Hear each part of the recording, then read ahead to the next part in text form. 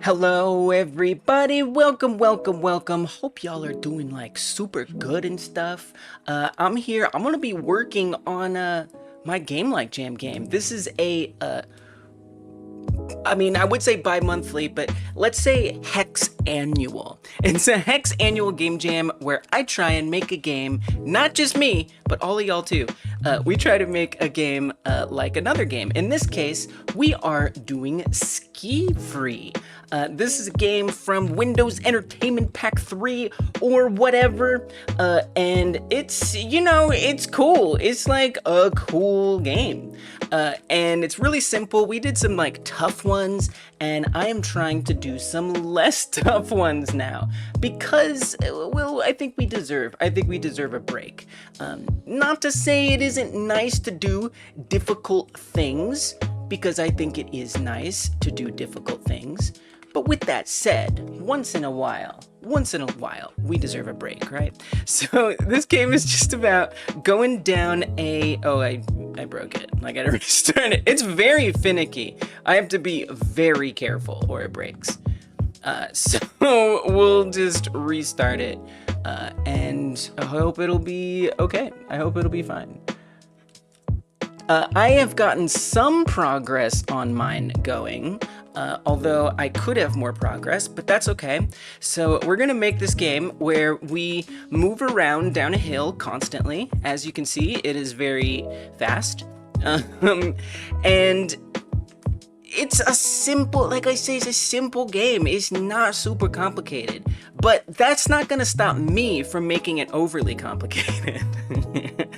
So my concept for this is going to be that you are a person who is falling down a hill. You're not nicely skiing, you're actually constantly tumbling until you hopefully get rescued at the end. Maybe there's gonna be some like, you know, firefighters with a trampoline for you to land on or something. I'm not sure. Welcome, Pawn. Happy 4th to you as well. Thank you for being here. I appreciate you. We also have Frank in the house. Free ski. Yes, it is. This ski is totally free. And yeah, so I'll show you some progress that I've got on mine. We also have like an extra like wild card harder challenge available, which is technically it's Let's Surf, but apparently it remembered that I switched it to the ski theme. But this is actually a Microsoft Edge browser game that is actually very, very similar to SkiFree. It just has like a few extra things added to it, like hit points and pickups, and maybe it's cleaned up some of the gameplay and UI a little bit. So that's an extra bonus challenge. Now, for me, I've added extra bonus challenges. I've decided that mine is going to be,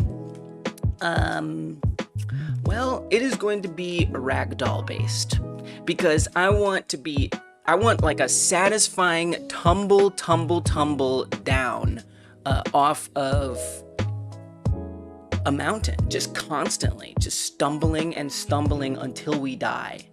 That's my hope, that's my goal for it. It's pretty obnoxious, but I'm okay with that. All right, here we go. You see?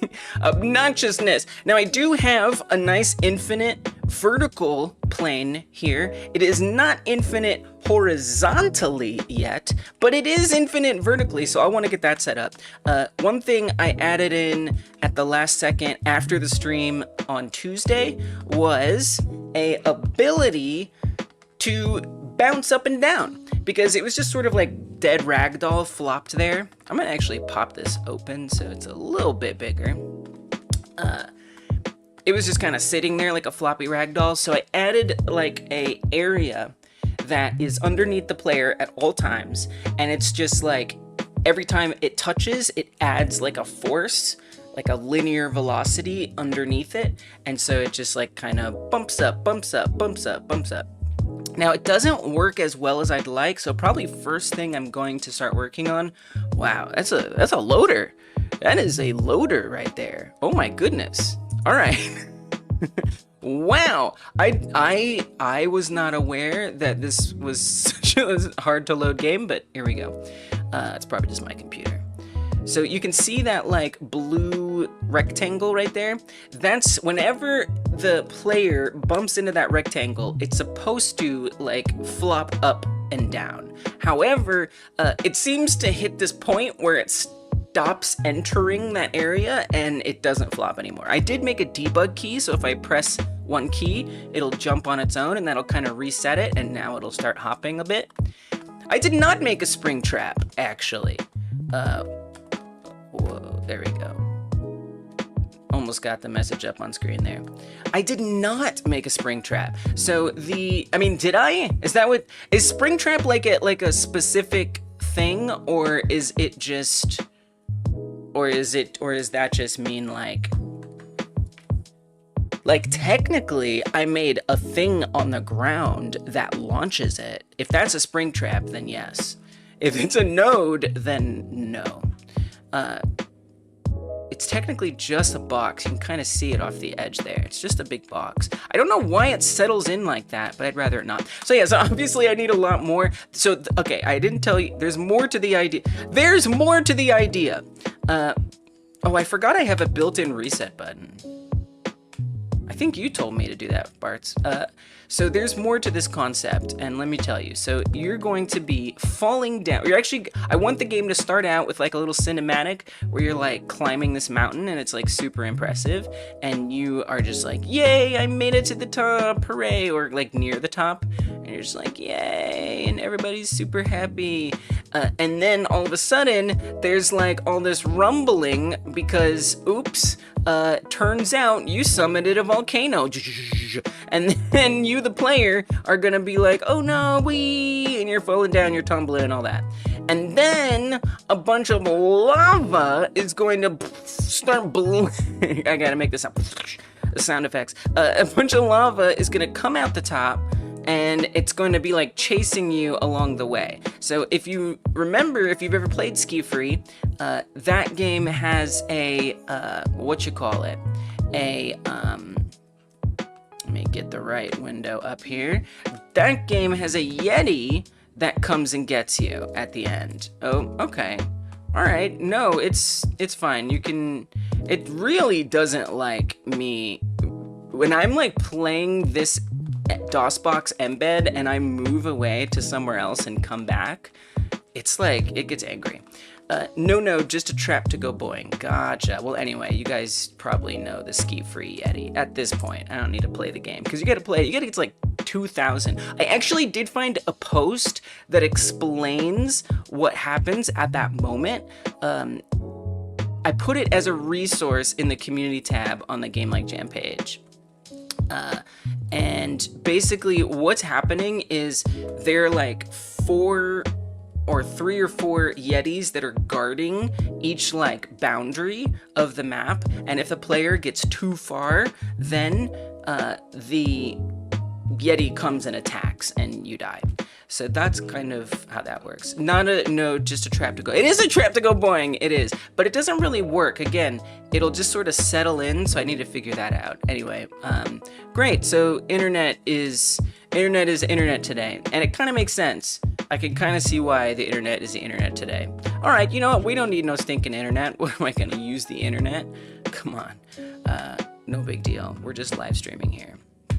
All right, so I guess I'll just start working on that. I do want to get the horizontal looping working so we can just keep going left and right infinitely.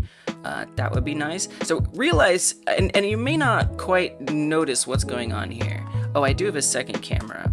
You may not quite notice well, you kind of see it here. But what's happening, let me stop this. I made all these debug keys that do all this awesome stuff. I need to do this more often. Usually I'll do like debug keys, or not even keys, I'll make like buttons on screen, but not today. Today, we're going beyond the button. So let's actually pull this back a lot more, just so you can see what's happening in case you're like, not sure. But I think it's pretty obvious what's happening. Let's pull this back. So we're not actually moving in space here, right? Like, the player is that obvious? I don't know if that's super obvious. Pull it back even further. Okay, now restart it. Switch the camera. Maybe I have to refresh it for it to be more obvious. the player is staying completely still. Instead, what's happening is the level is moving underneath the player. And then there's not really, like, the physics, again, we're kind of faking it. It's just like the player starts up high, and then when it hits the ground, it starts bouncing. Okay, there you can see it really well. It's actually a little frightening. It's like, oh no, you're gonna fall off, and then it catches. So there's an array of 2 ground tiles. You can see there's like a cross there, the top cross and the bottom cross, and those are 2 like tiles. And then what's happening is when one gets to a certain position, there, I moved them. That's something I need to deal with. But once it gets to a certain position, it moves it behind, and they just keep like switching. So they're both moving forward, and then once it hits a certain point, it starts clawing back. So that's sort of how that works. Now, the reason why those are separating there is because originally I was doing left and right movement by having each individual piece move left, or the one that it's currently under being the one that slides away. But now we want both of them controlled, so I need to fix that so that way I can't accidentally shift them. So yeah, I want to get horizontal infinity, and then the lava. I feel like that would be a good thing to work on next, would be after I get the bouncing working just right and the horizontal stuff. I think it would be nice to see the lava coming down on the sides. Now that's going to be kind of crazy, because, well, I don't know. It like has to be kind of procedural and almost a bit randomized to an extent. So I'm not exactly sure how that's gonna go. Oh, it does follow the mouse, by the way. So if I move my mouse left or right, that's kind of the main control right now. Although I would technically like you to be able to press like arrow keys and stuff. That would be good. All right, so with all of that in mind, is internet something that I have anymore? It is. Good, wonderful, excellent. So the thing I was talking about earlier, the resources. So to me, this is super interesting. So somebody on Reddit said they emailed the creator of the game, the internet's working, yay. And the developer said that the slope wraps around from 2048 to negative 2048 in any direction. And then there's, let's see, guarding, there you go. There are 4 monsters, each guarding one side of an imaginary rectangle, with boundaries at 2,000 meters down, 125 up. So you actually can't go as far left and right. You especially can't go very far up. That's interesting. You don't have to go up very far to hit the Yeti. So it's basically inevitable. And as I understand it, they did this because otherwise there was going to be like an overflow error if the player was able to go too far down. But, you know, we don't really need to like do anything like that because it's just infinitely moving. All right, so let me see if I can figure out this bouncing. So here's how my spring trap works. By the way, if you guys are making your own SkiFree like, let me know how it's going. I'm interested. I'm curious. You can join the jam and learn more about it. Link is in the chat if that's something that interests you. I will make sure you have that. But yeah. All right, so SkiFree. Yes, I'm gonna make this spring trap a little better. So the way that it works right now is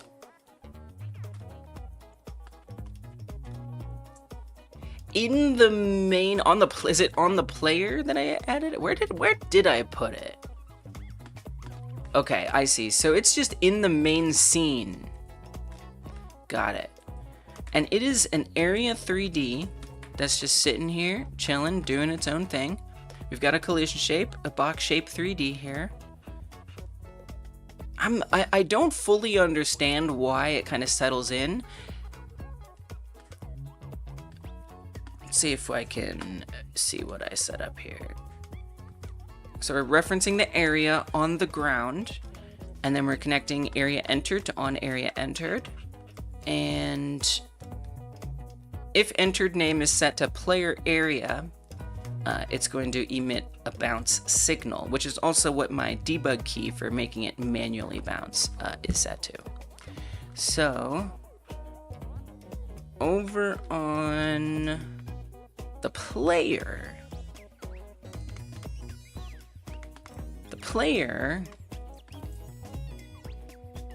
I guess it wouldn't be in the code. The player has an area right here called player area. Maybe it needs to be like bigger. Yeah, because maybe the body part, I don't know. It's surprising that it can settle in. Let me switch to overdraw mode so it's just a little more clear what's going on here. I'm a little surprised that that's, I'm just gonna make it like super large. Just to like overcompensate a bit.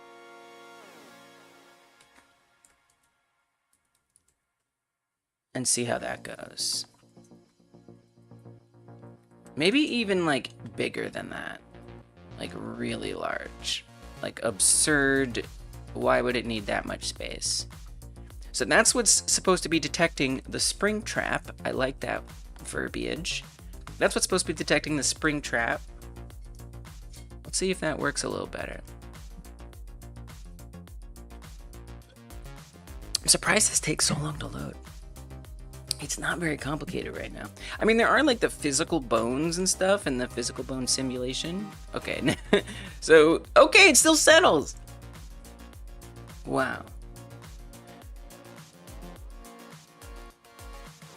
I mean, I would have to think that if we're doing area entered, like it's already entered, right? And so because it's not like it's detecting an overlap. The physical bones are like bodies, so I wonder if we could do an overlapping bodies kind of thing. Because, you know, the entered, it's fallible, right? Because it just might not enter all the time. Let me see what we can find. Overlapping bodies, so that is an area 3D. Now we can get overlapping areas? Oh, dude, obviously do that. Okay, let's actually try that. So that is but that's a function, right? That's not a signal. So that's, you would have to be checking that constantly. I think it's worth it. It's like gonna be a main thing, is that you're bouncing along the entire time. So I think if that's not working, we have a bit of a problem. So yeah, let's do it. Screw it, let's do it. So where do I have physics process or any processes set up at? Because I want to make sure I'm not adding extra processes that I don't need. Ground. Okay, let's do it on the ground. These, I'm not sure. I don't think this is a real thing I'm using anymore. The camera doesn't make sense. Mouse doesn't make sense. This is something I'm not using anymore. So I think ground is the way to go. Should really delete things I'm not using anymore. I think that would be a good idea. Later. We'll clean it up later. Okay, so let's use this process. Ground movement, check for new ground, check for bounce. So then I wouldn't even need any of this. We would probably... Well, that's the... Right, we want to make sure that the overlapping thing is that. So, let's create func. Oh, and then we do have to get rid of the signal connection here. So I'm going to say func check for bounce, returning nothing. If area, get overlapping areas. And what does that return? An array 3D. Okay, so then we'll probably want to say for area in, for, we'll just say overlap in area, overlap, which is going to be an area 3D, of course. For overlap area 3D, an area get overlapping areas. If overlap name is set to player area, emit that. Now, I could see that having some unintended consequences where it over bounces, but that's okay. Let's just see if it works. So I'm iterating through all of the overlapping areas that the ground sees. Okay, yeah, it's a lot. That's a lot. But it's bouncing. It's very sensitive. This is much better. I think we could lower the amount. It's interesting that that same amount is doing so much more, but it's probably because it's overlapping multiple times, right? And so because it's overlapping multiple times, it's probably launching it extra. Whoa, the spinning is crazy on his head. I do need to put some axis locking on his head. But it's pretty good though. Awesome, easy. So with that in mind, let's lower the force that it's gonna launch it up at. I'm not sure where that is defined, but I'm sure it is somewhere. Oh, I guess I was gonna set up, yeah, you don't really need to do left and right velocity movement anymore. I think that's old news. I think you could probably put that in the trash. Okay, so when the bounce happens, it's actually bumping it up to 100. So let's make a constant, and I'm gonna call it bounce height. And that is gonna be a float, and instead of 100, let's make it like 30. Something a bit lower. And then I'm gonna make sure that I set this up to 30. And let's see what we got. I gotta remember to leave the runtime up. It's gotta be the physics simulation, the ragdoll, right? That's making it load so slow. It's gotta be. It's the only explanation, right? Right? Okay, we bouncing. Much more tame. I even think it's still a little much. But, again, I also made that extra big area around the player. I'd probably want to make that a little smaller so it just looks like it's hitting the ground more. But we got it. That's pretty much what I want. Let's go. Oh man, seeing that area spin around is terrifying. Oh yeah, we've fallen down a volcano, baby. I'm not sure how I feel about the camera angle. I think I like it. I think what I feel is liking towards it, right? Uh-oh. Yeah, this is like fine. Alright, cool. I am gonna end it though, I'm sorry. So we're gonna make that area around the player a lot smaller.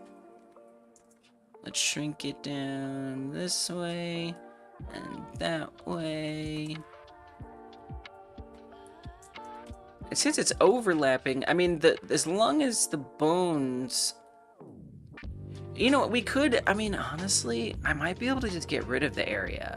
Like, just out of curiosity, what if we just do the bones? You know? It just might be better. Let's try it. Now that we have this overlapping thing. So I'm actually gonna comment this out. And I'm gonna say, instead, what is the bone type exactly? The bone type is collision object 3D, physics body 3D. I don't know if it can detect that. I'm not sure that that counts as a body. I mean, I guess. Get overlapping bodies. I genuinely just don't know. Returns elicit intersecting physics body? Yeah, physics bodies. Okay, alright. Great. I didn't know. I'm usually looking for like static bodies or rigid bodies or something. So. Great. Alright, so we'll type it as a physics body 3D. Then...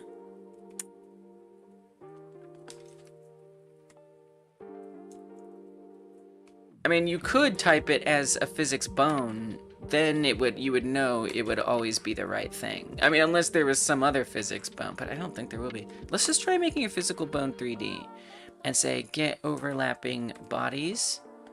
And then if overlap, we don't even care about any if. Like literally, if it's a bone and it hits that area, bounce it. I don't know if it's gonna work.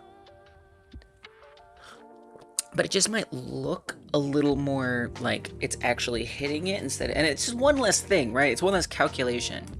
Uh-oh, didn't like that. Trying to assign a value of CSG box 3D to a variable type of physical bone 3D. Oh, because that is overlapping.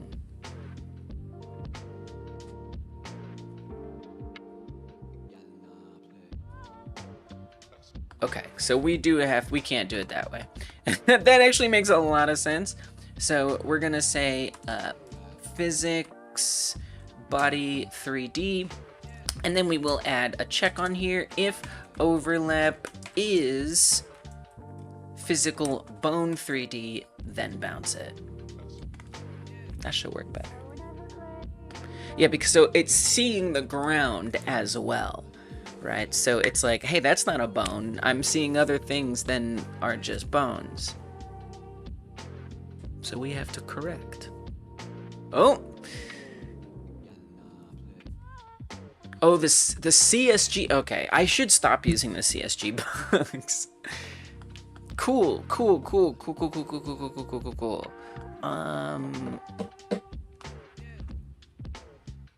I mean, that's shocking. What is a CSG box then, if not a physics body? How does that even work?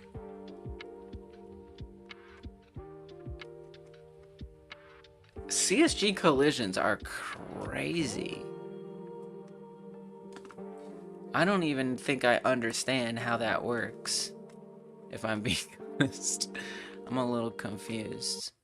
See if I can find it in here. Was that it? No, that's something else.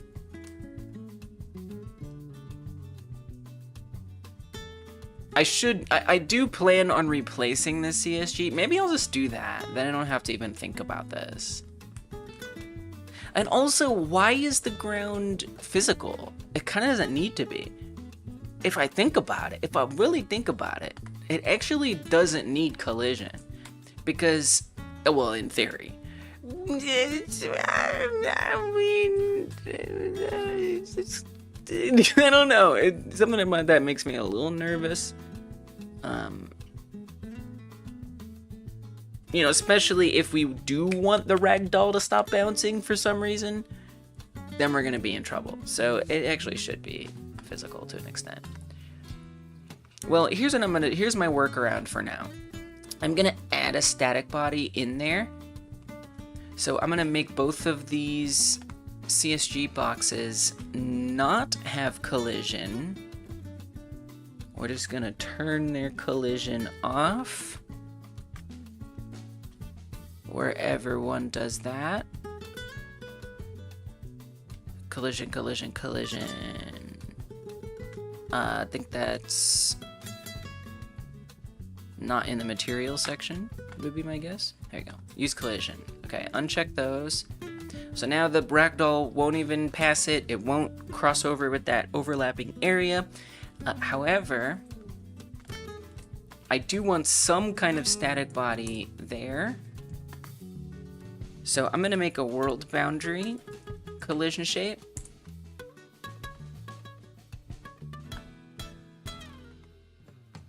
It might even just already be in kind of a good enough spot.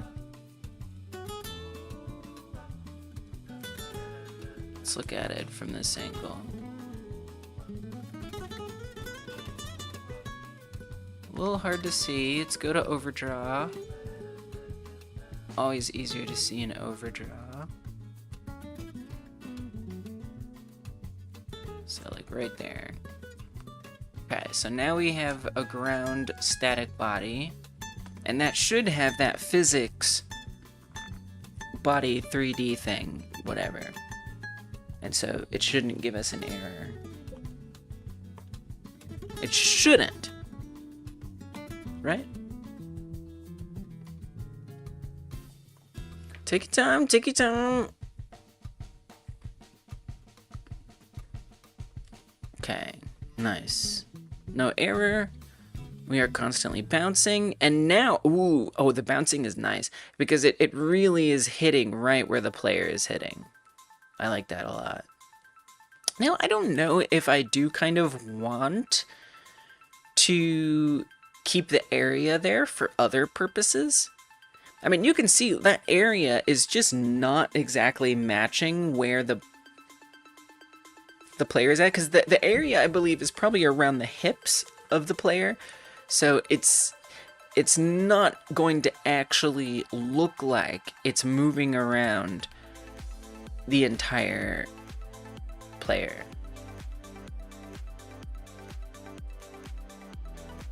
I don't know that I would want to really move it anywhere else, though. I think that makes the most sense. Okay, hold on. Let me... Oops. I tried to... There we go. Oh! Oh! Okay, so I think that static body might not be on the right collision layer or something. So we are now gone. I could have just pressed restart, but I always forget. So I think the player is on a special collision layer here. I'm pretty sure. No. Okay. Collision layer 1. I wonder why we fell through. What about the hip bone?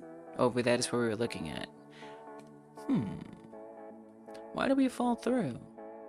I wonder if I stopped it while the player was, like, in the ground. I don't know how that would happen, though. I'm a little surprised that we didn't collide with it. I'm gonna turn off bouncing, apparently, is something that I want to be able to do. So I think instead of, I'm gonna remap my debug key to not force a bounce, but instead toggle whether bouncing is even happening.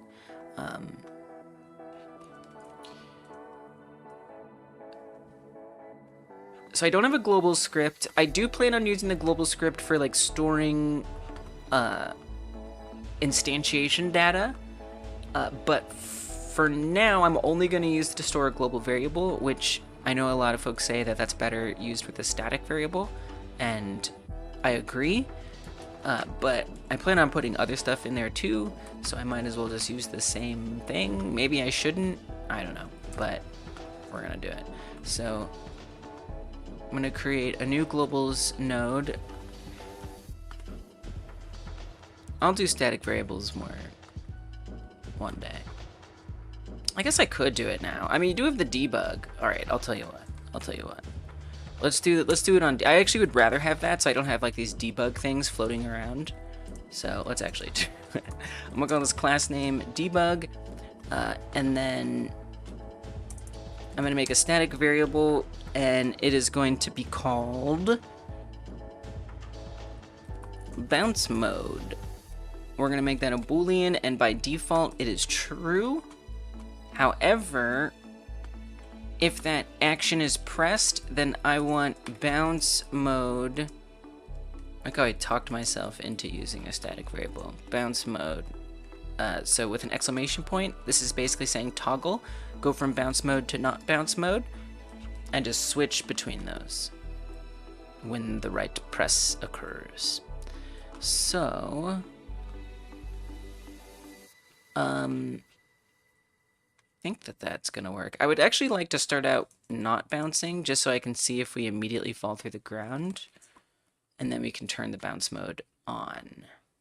But you also have to make bounce mode matter, right? So let's go back to the ground, and we're gonna say that check for bounce only runs if debug bounce mode.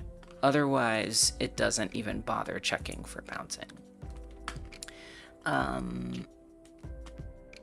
Okay. I think that that is something. Wasn't there something else? I mean, let me make sure that the player is actually like above the ground to start with. I think would be good to know. It's like right on the ground. I say we just push the player up just a tiny little bit here. Okay, a little more than that.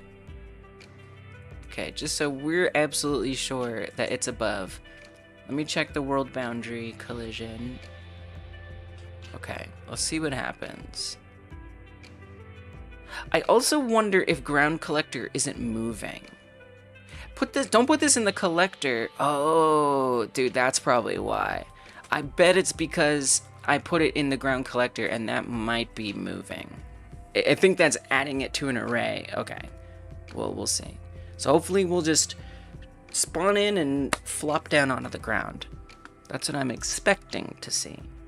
What I actually see, we'll see. Nice. Okay, we didn't actually do any flopping onto the ground, but it's because it takes a second for it to, because it's actually balancing exceptionally well. There we go. Flop. So if I turn bounce mode on, now we're bouncing. Excellent. We are game devs. Cool. I feel like it's still bouncing a little high for what I want there. I mean, I do want that to affect like the player a little bit, like, you know, in terms of avoiding obstacles. Maybe you'll bounce above the obstacle. I'm kind of excited to see what that does. Ooh, I should do an obstacle soon. Okay, well, anyway, let's make the bounce height just a little lower. And yeah, this is good. I'm gonna make sure that we're starting out in bounce mode this time. And great, good, awesome. Let me make a GitHub commit. I'm happy with how the bouncing is going down the volcano slope. I want to get that infinite horizontality. So how are you gonna do that? Well, you're gonna use the other chat is what you're gonna do. You're gonna go to the other chat. You know which chat I'm talking about. And we're going to make sure that it helps me do it gooder. Like, I would imagine I would want to just write, let's look at the code. We'll look at the code too and see if it, I'm gonna look at the code, I'm gonna come up with an idea, and I'm gonna talk to the other chat about it and see if it can figure out the vector math that I am just not gonna excel at. Okay. Fall bouncing is peak. Commit it. That's a description. That's like a description. Okay. So now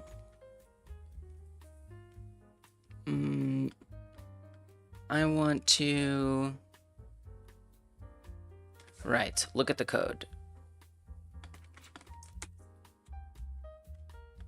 So we have a array called ground array, and it contains ground 1 and ground 2 in it.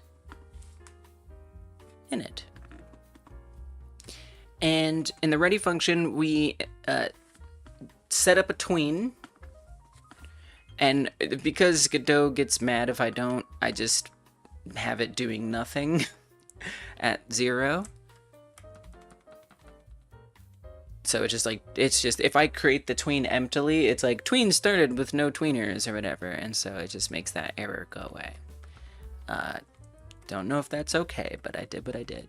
And then we set up where the ground positions are at the beginning, right? So the first ground position is just at the center, and the second one is offset by the length of each ground piece, which is set in a constant here.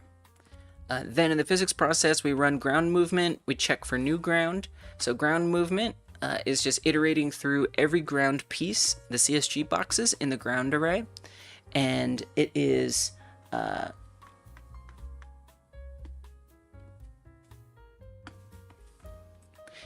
constantly moving it a little bit forward. All right, Speed vertical. So by vertical, I mean like the way it's moving down constantly. I think this is going to be tough. I think this is going to be tough, right? Because is it at least? I mean, well, what if... Okay, I do have this tween in here that is currently only tweening one, but that's... It is doing it in the array. I'm actually a little surprised that it currently is tweening them separately, considering maybe the tweens are overriding each other. Would it be weird? I don't think you can do parallel if there isn't a property already, but on some level I kind of would like to do that. Because technically in the for loop, there are two tweens. What is that like? I'm actually surprised it's not already working. But that tween, when I press left and right, so that's very different than moving the mouse left and right. So there's that problem to begin with. But, okay, I'm gonna pull the camera out a little here. So if I start pressing left and right, yeah, it's only moving one at a time. It's not moving them both. I mean, there it is moving them both, but it's moving them both oppositely.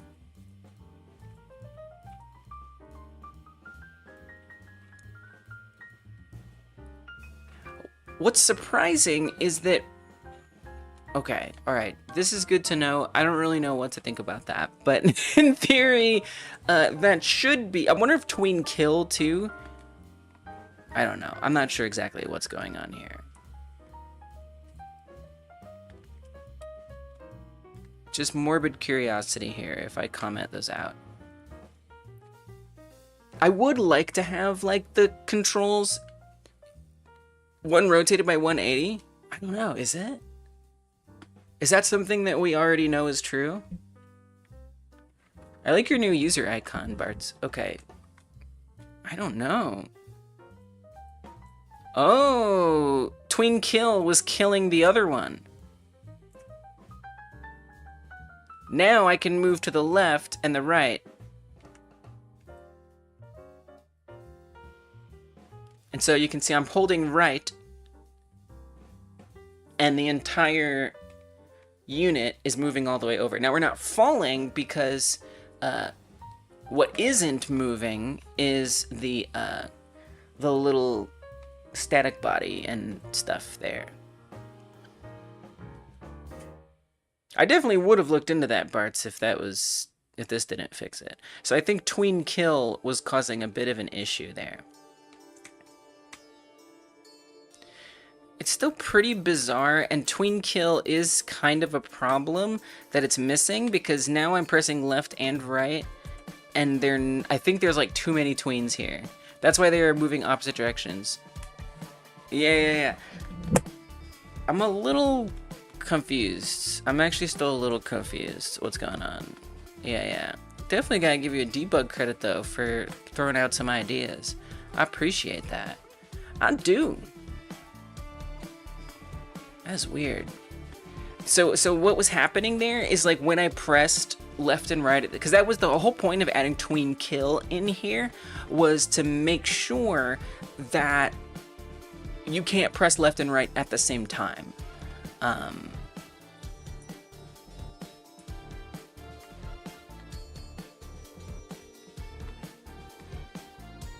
guess we could do an elif. Maybe that would keep them from running at the same time? Possibly. So that way it's like, just pick one of these two, whichever one is happening. And let me show you my keyboard too, so just for like some clarity as to what I'm pressing and what the results are or aren't. Okay. Take your time, keyboard. I know you need a second to show up. Me too. Me too. Okay. I'm gonna press the button again. Okay. Well, I'm gonna manually load it up then. Oh, there it is. Okay. So, if I press D,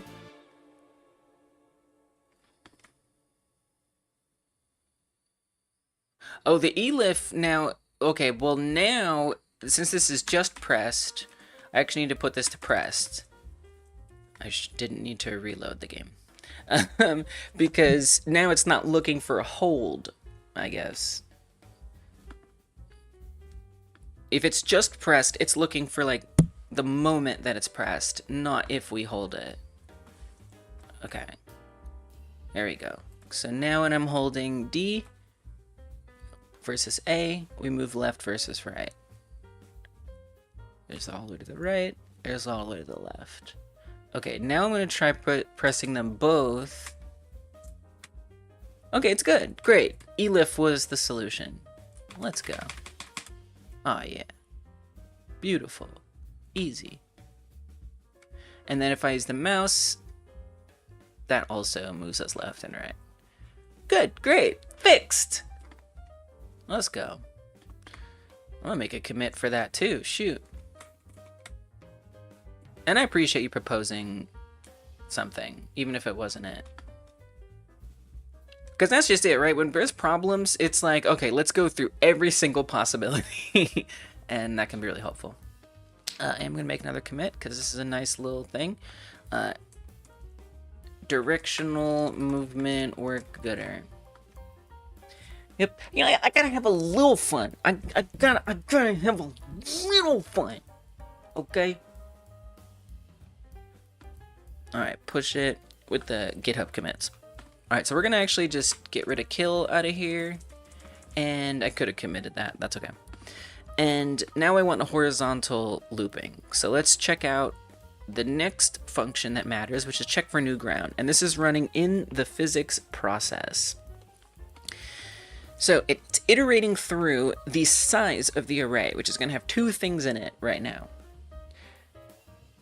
Maybe I want to put, I think I would probably want to put a piece, at least one more piece, right? One that's, I don't know, do I want one on each side? Probably only need it on one side, and then like depending on how far over to the left versus right you are, is like when it will add it in there. At least off the top of my head, that's what I would think about to do it. Maybe when I get into the other chat will have a better idea. Okay, so it's iterating through. Now it's doing it through the size, right? That way we have an iteration number, or like an integer to work with. So it's iterating through the size of the ground array. It's assigning that a variable called ground to the current iteration in the ground array.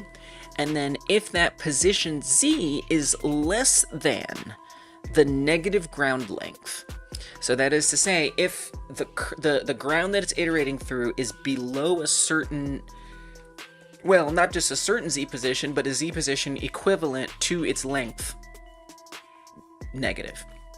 If that's true, it's then going to move it into the front of the next ground. Right? Because the next index is assigning an integer. This is where I need the other chat's help. It's for things like this. So we're using a modulo. Basically, I think this is just keeping it, it's just making sure that it keeps re-adding it to the end and like the number loops around. That's what this is doing. It's looking at its current iteration position, it's increasing it by 1, looping it around based on the array size. So like the remainder of this divided by that, I think is what this is doing. And that tells us what the next one is going to be. It assigns the next ground, and then based on what that next index ended up being, and then it's going to move that next ground z position to the front. Okay, so if that's what it's doing for the vertical, if I were to imagine what it was doing for the horizontal, Because remember, it's the ground that's moving, not the player. Use the modulo too, and it loops. I know that the modulo does that, but I'm always like, when I go to like type how to use it, my brain is just like, my brain is like please.exe stops working. It does look very programmy. Agreed.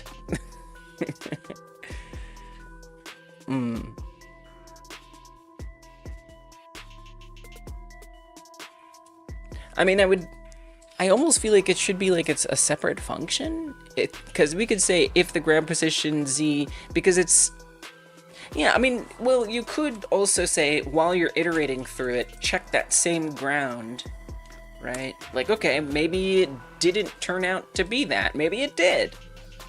Well, that's, yeah, then it'd run both, which is good. Wait, if it moves the, I don't know. This seems like this is gonna cause problems. I just have a feeling. But sometimes I like to like make it cause problems and like see what the problem is and be like, I see what I have to do to fix that. So in theory, we'd want to see on the x-axis if the ground position x is less, so it is a square, so the ground length should be the same. But here's the problem, right? This is only looking for one direction, negative, which is down. Whereas with the X, I need to be able to look left and right. So it has to go either way. So if it's less than the ground, which, I don't know. This is definitely not gonna work. Absolute, true. Like, I'm gonna need another ground piece, right? Because what if you're moving perfectly diagonally? I am very curious. I'm kind of curious just to see what happens. Before I consult the other chat, I like to make as much a mess of it as possible. You know, I like that a lot better rather than going to the other chat and being like, fix this script so that way, or add code into this script so that way it does this. You know, I'd rather be like, I tried to do this, it didn't work, tell me what I'm doing wrong and what you would do to fix it.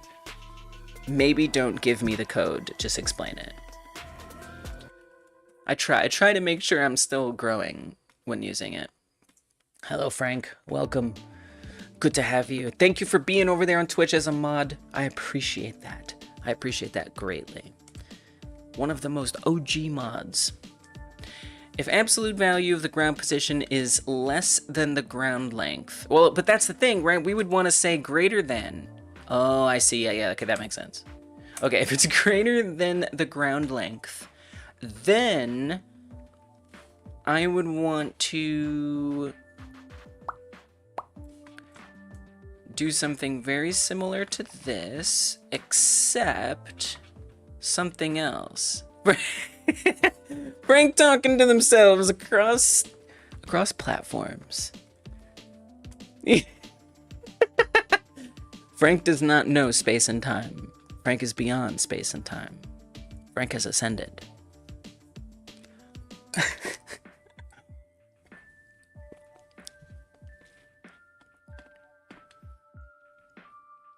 So I would create a next index. I feel like if you don't do an elif, this is gonna be chaos. Because this also isn't, I don't know, this is gonna leave gaps. I don't care, I'm curious. I just wanna know what happens. So then set the x.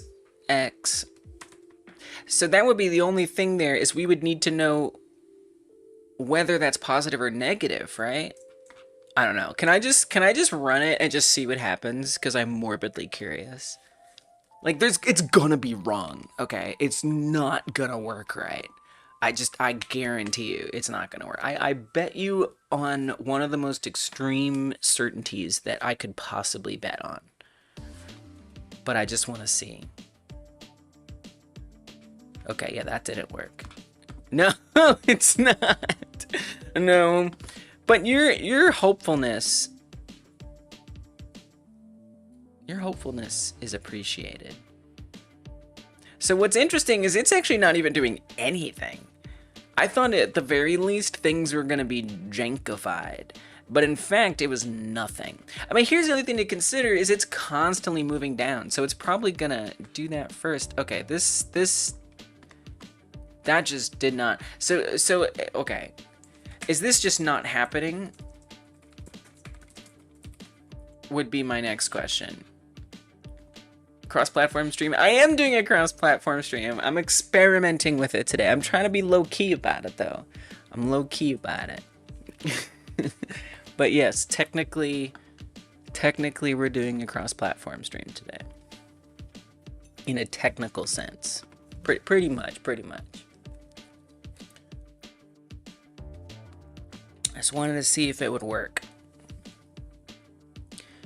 Okay, so if I come over here, no, nothing is, oh, it is happening. Oh, I wasn't going far enough, and it has yeeted itself. Okay, interesting. Okay, let's restart it. So if I go this way, oh. So that's where I need to have like a positive negative check, right? And you can see why I need a third one. It actually worked better than I expected. But also, it kind of worked, best case scenario, how I expected it wouldn't. Where it's missing a third one. So what if we start going down? Then it kind of catches right, well, it doesn't quite catch right back up. Because now that X position is shifted and it never goes back. So I would think we need like a special separate array for horizontal. And that's kind of tricky though, right? Because it really needs to be adding it to the right or left, right? In theory, it's supposed to be spawning in the direction of the character. Currently, it only works to the right. It's kind of tripping my brain up a little. Like, I think the code actually makes perfect sense why what's happening is happening, but that doesn't mean my brain is like wrapping around it right now. So once we get below the length of a full piece of ground, it adds a new piece of ground beneath it, right? And once we get past, on the right, a full length of ground, it moves them both over. But is it moving them both? It seems like it's only moving one over, which makes sense, which actually makes a lot of sense that only one is moving over, right? Because, yeah, so it's taking one, it's a little confusing. So there's the one that's left behind gets moved vertically forward. The one that is being moved to the right is moved to the right.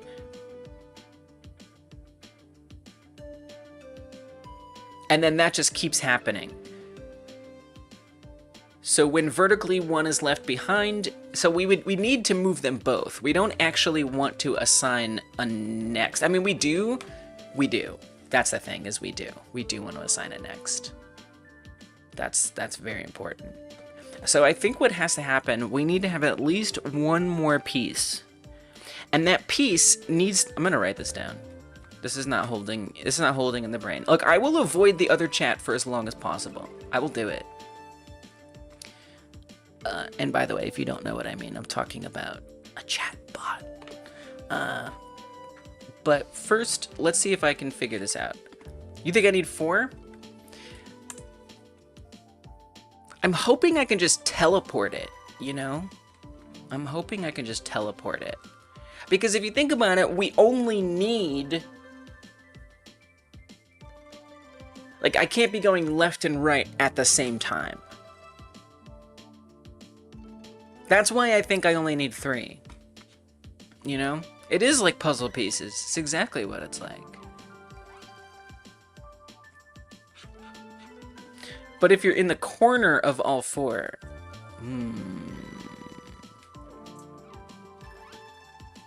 Oh... That's a great point. Yeah, you're right. Good call.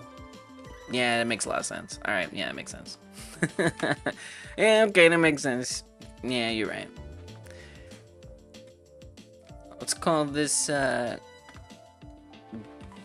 ground infinite plane design. Yeah, I think you're absolutely correct on that one. Yeah, okay, that makes sense. So then it's almost like I want like a separate array. Groundbreaking. That's a fun credit name. Doesn't tell you a lot, but it's fun. Well, it's kind of trippy in the middle there. Okay, anyway. So if you, the player, are normally right here, and that's fine, all is good, no issues, just moving along as you do, sitting in the center. I guess we kind of need to be in the center at all times, because the player never actually moves. Maybe that makes the most sense. The player's sitting right in the middle. Meanwhile, the ground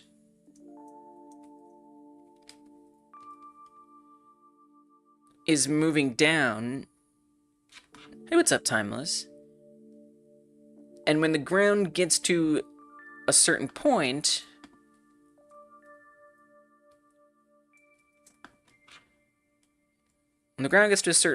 these two go up there, right?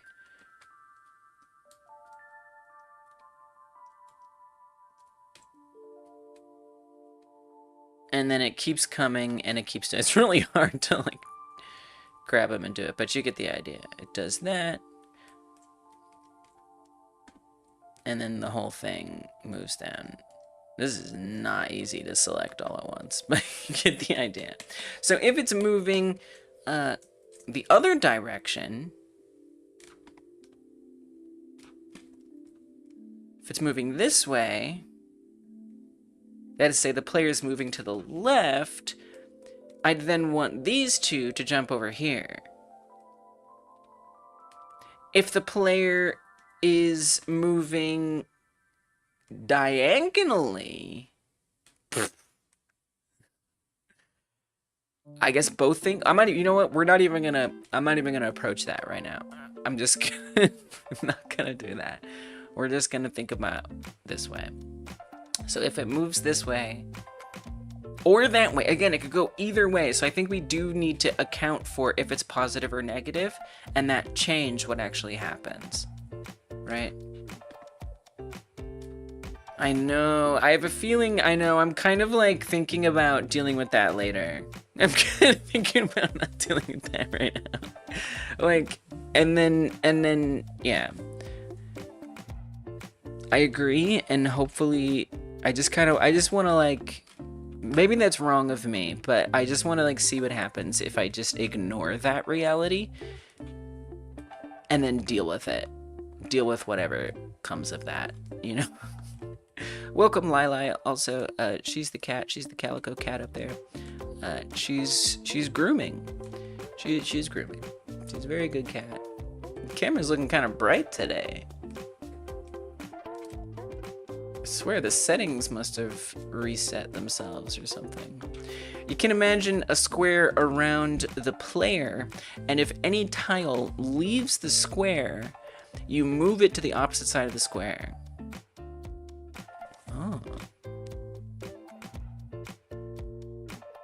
Yeah. I don't know if that helped me. So when you say square, because there's 4 squares. Right? There's not like a single square. Those settings definitely got reset. She looks so overexposed.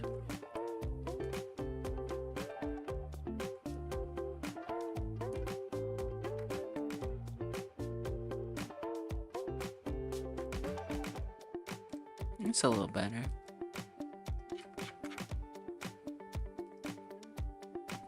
Like camera view. So the square is the camera view. Like, are you talking about all 4 of these equal the square?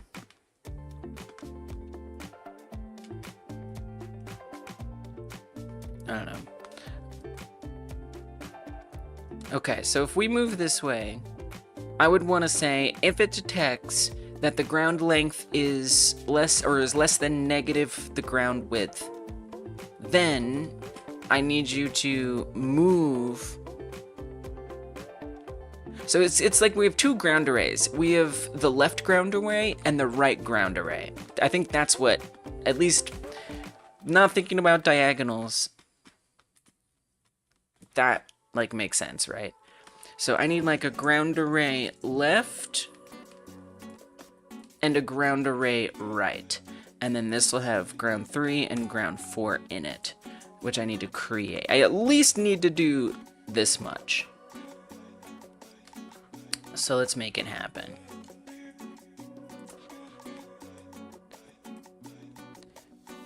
Do I need the arrays though?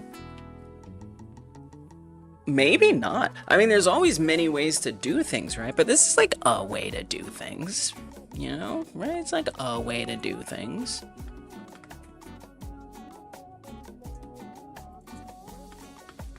I'm not terribly interested in completely reimagining how I do this, of course.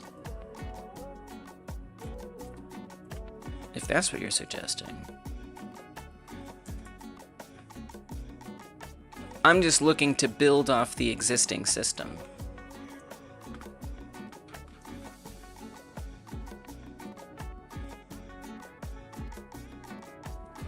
Okay, so I think we should center it all now, which I'm a little afraid of the implications. But a little fear is good. I'm afraid about how right Bart's probably is about so much of what's going on here.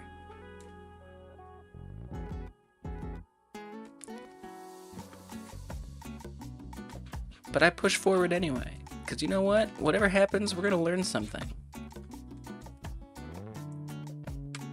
Okay, and then I need to create some more grounds here.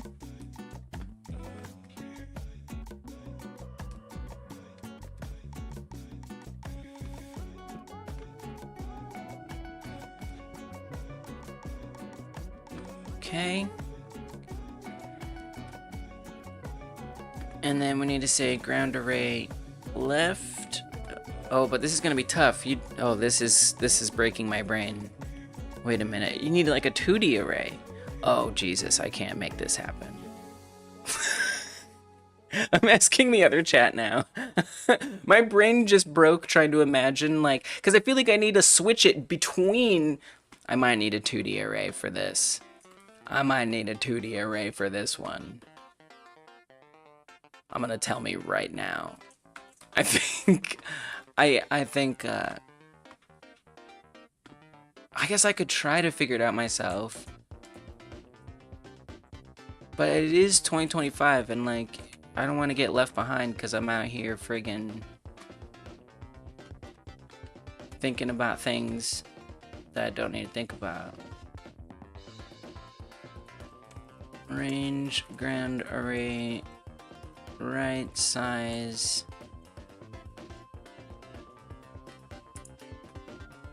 Like, in theory, I'd want to think about it like this.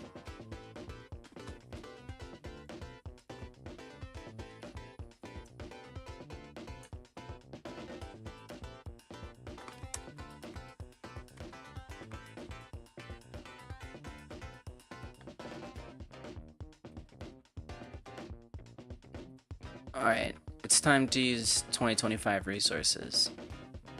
Now, I do still have the other chat window. Alright, other chat. Help my brain wrap around this. I need it to go left and right as well. The ground is a square. I'm thinking a 2D array that has ground pieces swap between them. Or is there a better way? Explain how you would do it, break it down.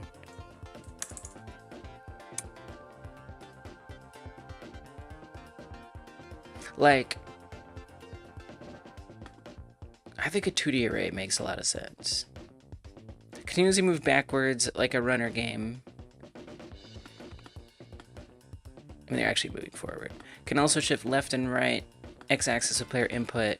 Recycle ground pieces when they go off screen in any direction. Instead of separate arrays for left or right, we'll use a 2D grid approach. Right. That's what I was saying. Exactly. An array of arrays. Exactly. That's what I'm saying. Can you just explain it though with words instead of just giving me the code? You know what? I'll just look at the code. So it's making a 2D array, setting up the positions. It's checking Z and X in separate functions.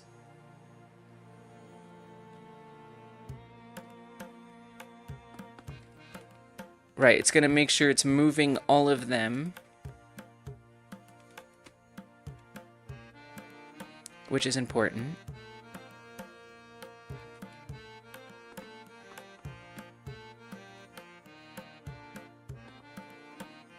Not backward. I don't know why you're changing my direction, but it's okay.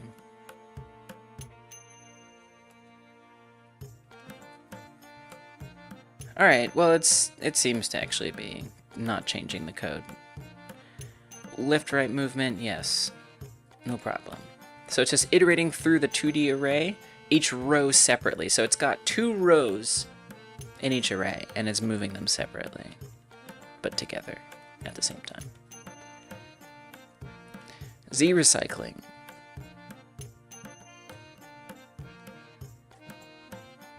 Oh, it's kind of doing it differently. The ground position Z is less than negative ground size, move it to the front. That's simpler than what it was doing before. Why is this so much simpler?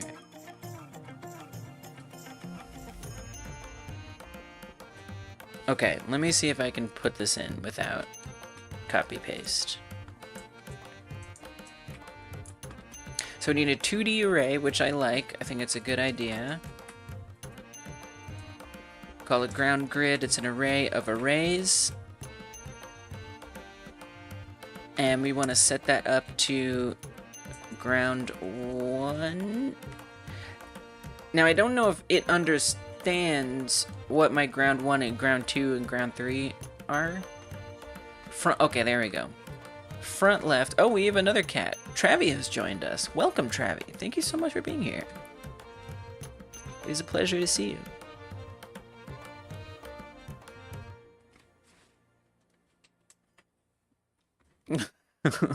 What a sweet boy. They just want to lie down.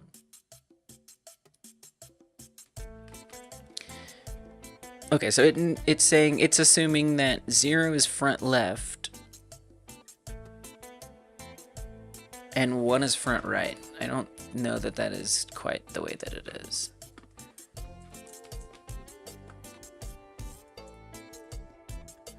No, it is not. 3 is front right in this case.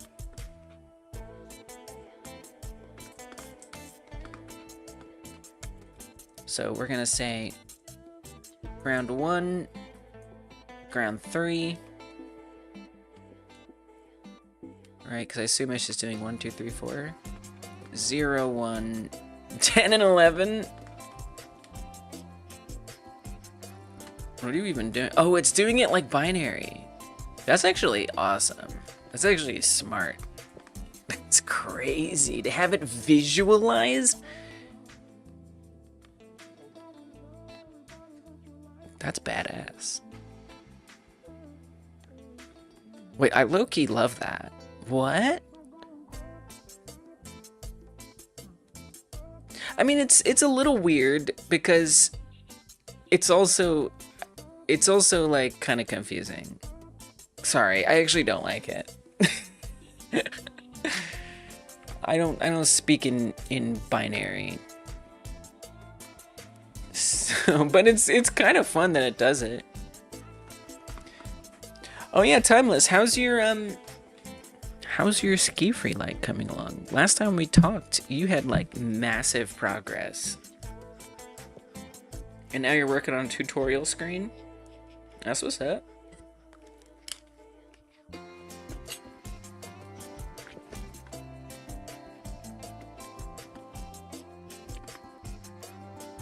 Okay.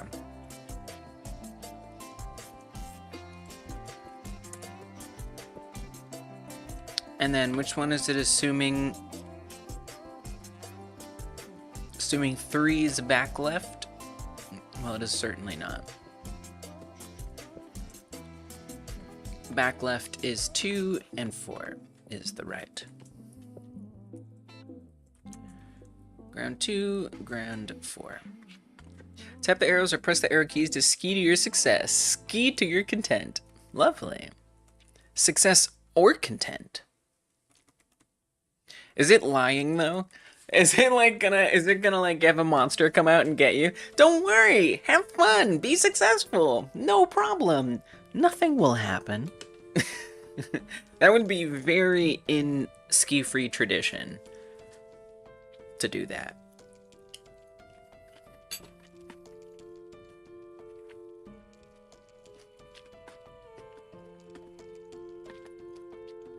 Lulling the player into a false sense of security. Okay. So then we're gonna create 2 different. Check for new Z grounds. Check for new X grounds.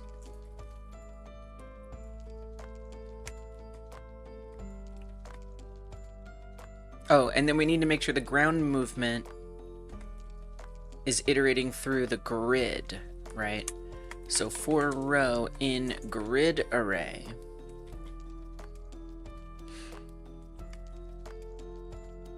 Well, we want to make sure it's actually going through all of those. And then each ground within the row. Yeah. So foreground in row. I think we'd probably want to say grid array. We want to do size here. Arrow yourself to victory. Oh no, we can just say row. Probably could do it a more complicated way if I really wanted to. But I don't.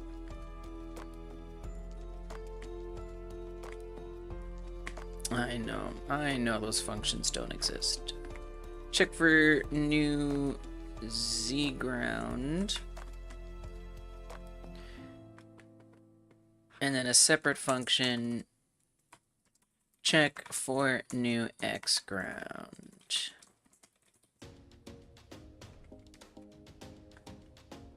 Oh, grounds. Oh, excuse me.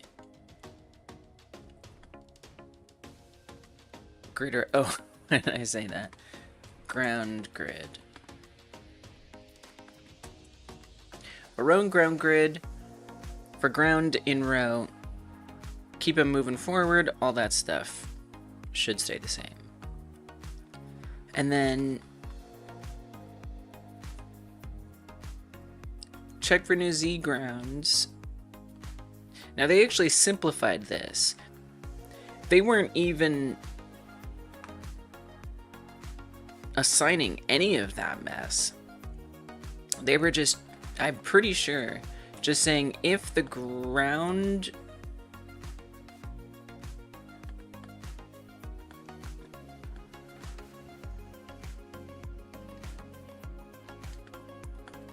I'll add, I've played this before. Why?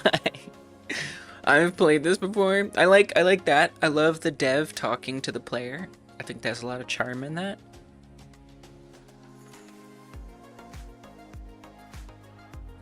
Wow, right. So the 2D axis is just going to move whatever is in the row.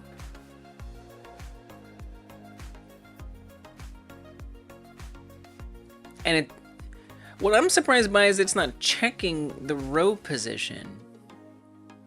It's checking each, wow, so it's moving the grounds individually.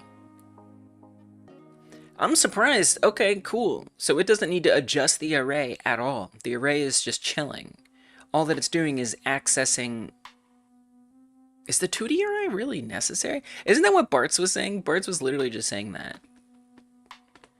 It doesn't look like the 2D array is being used. Is the 2D array actually necessary? Like, maybe I'm missing something. But it kind of doesn't look like it.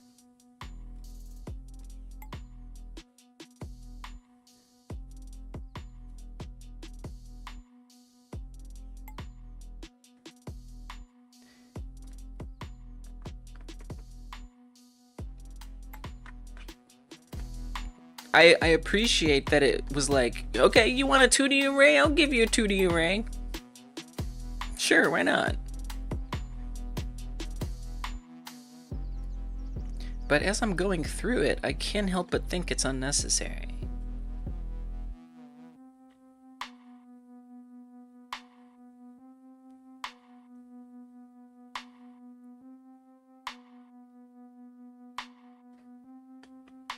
So as it's moving, it'll iterate through all of the grounds, move them forward, and then just, depending on that position of that ground, recycle it as needed. Now there's some math in here that I friggin' never would have guessed on my own. Times 1.5? Like, I don't know. Okay. 2 times, like, I don't know. Alright. But it sounds like the 2D array is just like... So, look, if I had just gone down that path on my own, that would have been sad. So we could just say grounds... CSG box 3D. Make that empty. Get rid of these 2 ground arrays.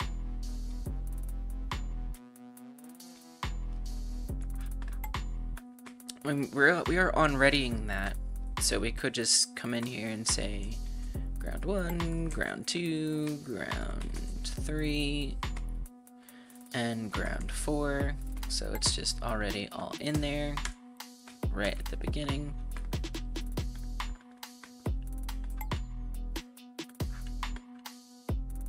And then in the ground movement, we just say for ground and grounds, all that same movement stuff, except I love that recycle grounds. That's a great name for it. So after the movement check,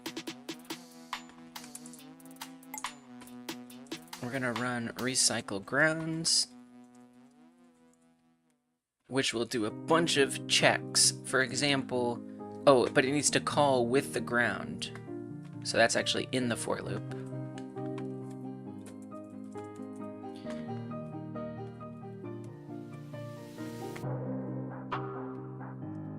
And then we would say if the ground position Z less than the ground length,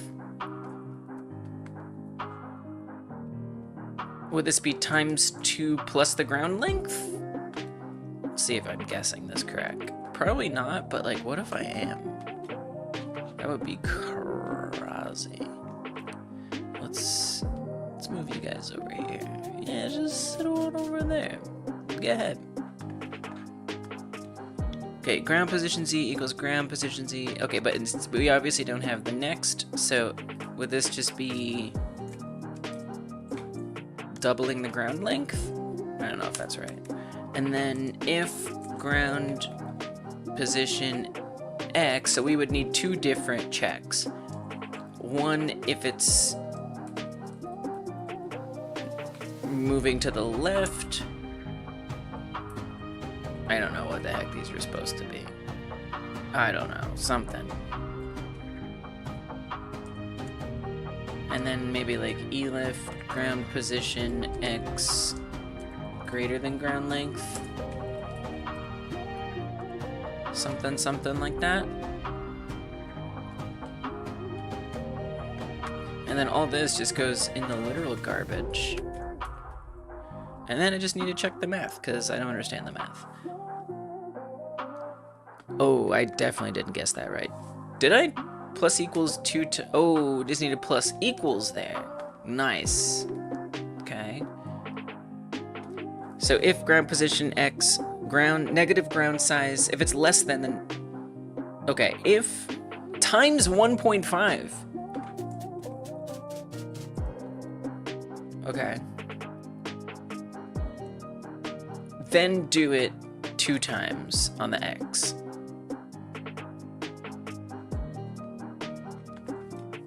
Okay.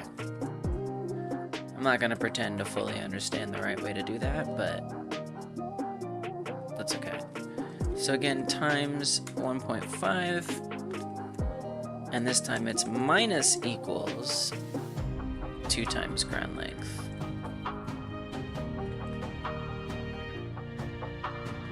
What is that like? Does that resemble functionality? Are we in a world of chaos? Or are we in a world of order? So much cat hair in this microphone. I gotta run a lint roller on it. Oh yeah, we don't need those anymore. Okay, let's try to continue. I know. Okay. Nope. It didn't like that. No continue for me, that's alright. I can't always get what I want. You know what? I don't need what I want. I want what I need.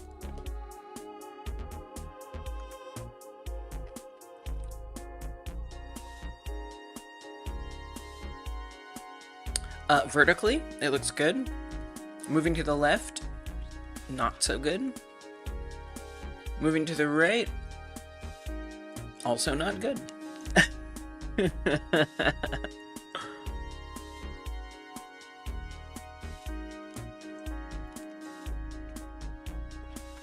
It does work eventually. It actually does eventually catch up. So it's looking too far to the left or right. It needs to not, like look like half of the ground length or something horizontally instead of the full ground length. And then obviously the weird overlapping. And it's not even quite putting it at the right Z position, which is interesting. I wonder if I skipped, I think I skipped a step. I'm certain I did. I skipped, in the ready function, initializing their positions. Yeah, we only do one. We only do 1 and 2. We need to do the same for 3 and 4.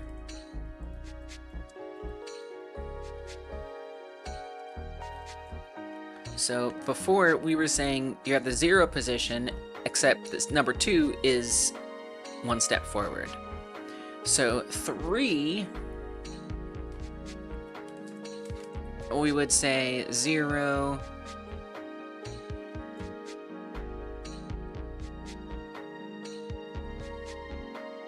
I don't know, it's just ground length, 0, and then like another one, except this one's ground length, and then I'm guessing that we just need to check it sooner. So,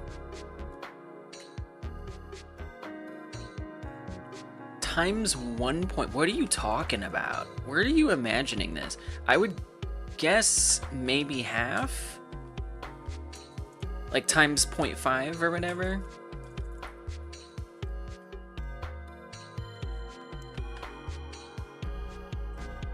Something, maybe kind of like that, kind of like that.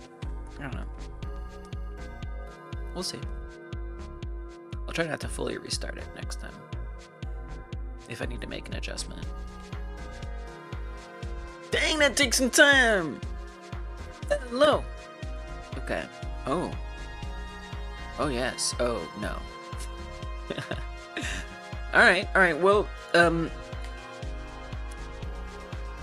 I put them on the y-axis. They're above. Number 1, I made them floating up in the air. That was the wrong axis right there. That's what that was. At the very, I do have to restart it this time. What's up, Dreams Anime? How you doing? How you been? Welcome back. It's been a while.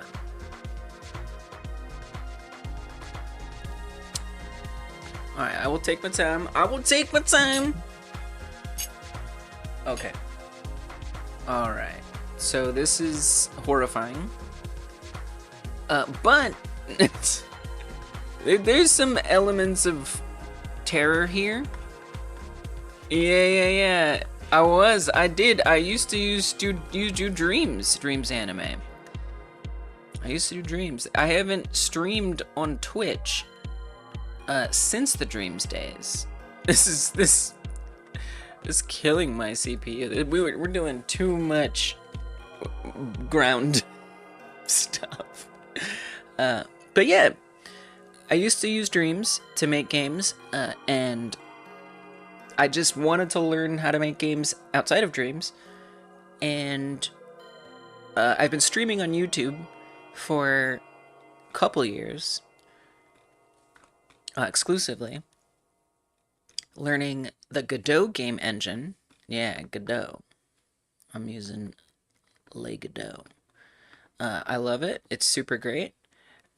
It feels intuitive. It feels like something. It's crazy. I can't.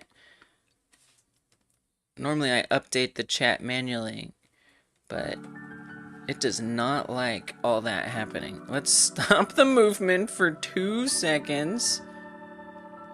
Take a pause.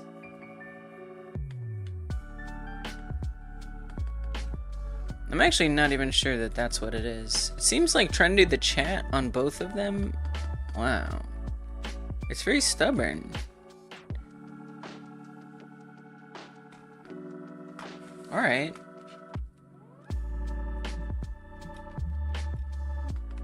Wow. It's not even updating. Let's see if I can update it.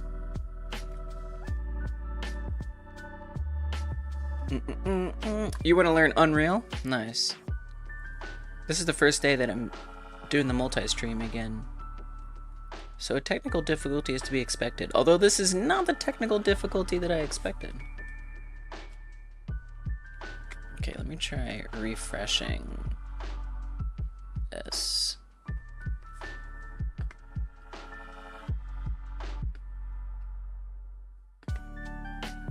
That didn't help much at all, did it?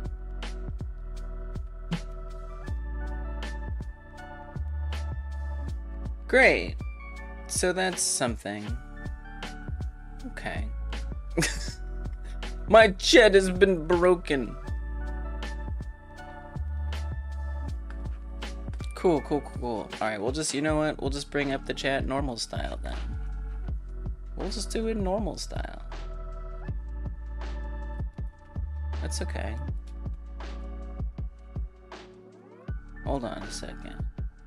Hold up, everybody. Wait a minute. Let's do this the old-fashioned way then. I'm surprised that it's, this is what's struggling. Not the stream. Not the computer.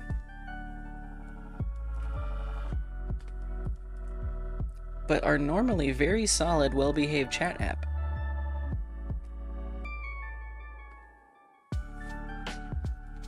Still on Dreams for fun, but also retiring soon. Yeah, Dreams is fun, especially for playing games. Dreams is so awesome. Let me try resetting this whole thing. Oh! Now it's like, hey, oh, you're putting the other chat up there? No, I work. What are you talking about? You don't gotta do all that. I function just fine. Weird. Whoa. Wow. I guess the chat app just works like extra hard or something. Oh, it works over here. Okay. Alright, I can live with this. Okay, wait a minute. We have a solution. An unexpected solution, but one nonetheless. Now we're getting it. Alright, this'll do. Anyway. So Dreams Anime says, I want to learn Unreal Engine. Still on Dreams. You know, so I started with Unreal Engine when I was... As soon as I stopped Dreams. Or I was doing Dreams... So by the way, for those who don't know what Dreams is a PlayStation game that lets you make games within it. And it's a really awesome like tool set, and I really enjoyed using it, but I started to feel the limitation of knowing that I couldn't like share my game with anyone unless they also had the engine. And so like not just the engine, but they would have to have a PlayStation, they would have to own the game, and then they'd have to go find it within there, which was just like so many layers of abstraction to actually get to what I was making. And Unreal Engine was what I always wanted because it's like some of my favorite games are made in Unreal Engine. Unreal Engine is so beautiful. Like, of course, I want a visually stunning thing. So I started out in Unreal Engine and I was doing live streams in Unreal Engine, learning Unreal. Which you can still find on this channel in the playlists section. And Unreal was awesome, right? Like super gorgeous. The physics simulations were wild. It's loading so slow. The physics simulations were just super awesome. And what I didn't like about it though, was it just felt like very clunky and unintuitive. Now what's nice about about Unreal are the blueprints, right? My internet's been so slow today. The fact that you can just, you know, at least there's something there. There you go, PlayStation. The fact that you can use a visual scripting system to make your games, which coming from Dreams, which is all visual scripting, that's really, really nice. With that said, I started to, because I guess there's just so many more complicated things going on in an engine like Unreal than there ever was in Dreams. I started to feel a little frustrated, and like it was like unnecessarily powerful.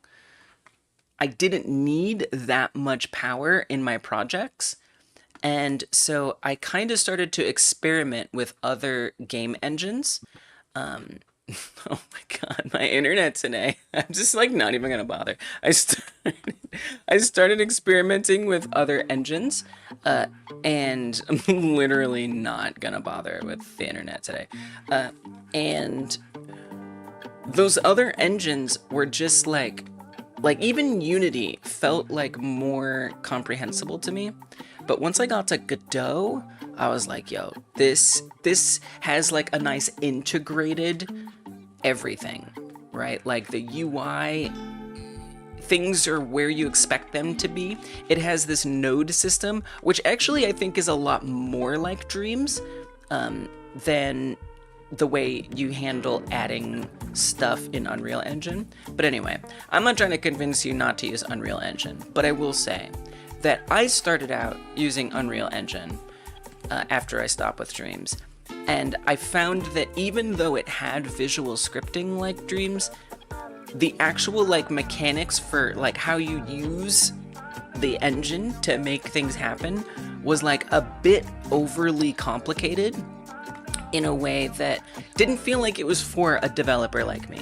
Like maybe it was for like a giant team or someone who could afford an advisor to help them figure out Unreal Engine.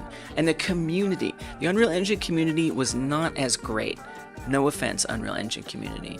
I didn't like it as much as Godot, but I hope you enjoy. You should try it. Don't let that scare you away from Unreal Engine, but I think coming from Dreams, Godot is one of the more familiar ones. Now you do have to learn text coding. That's the big downside. Although there is something called Orchestrator for Godot that will help you do a visual scripting type of thing. It's like a plugin that you can use. So that's something you could always consider as well. But good luck. I love that you're like going outside of Dreams, because I feel like we deserve to have our games be exported, to be checked out by people other than people on Dreams. Okay, so this is the orchestrator. At least something is loading. This is the orchestrator. You can see it's got like nodes. It looks just like blueprints. So if you really still want to stick with visual scripting, there is an option for that in Godot.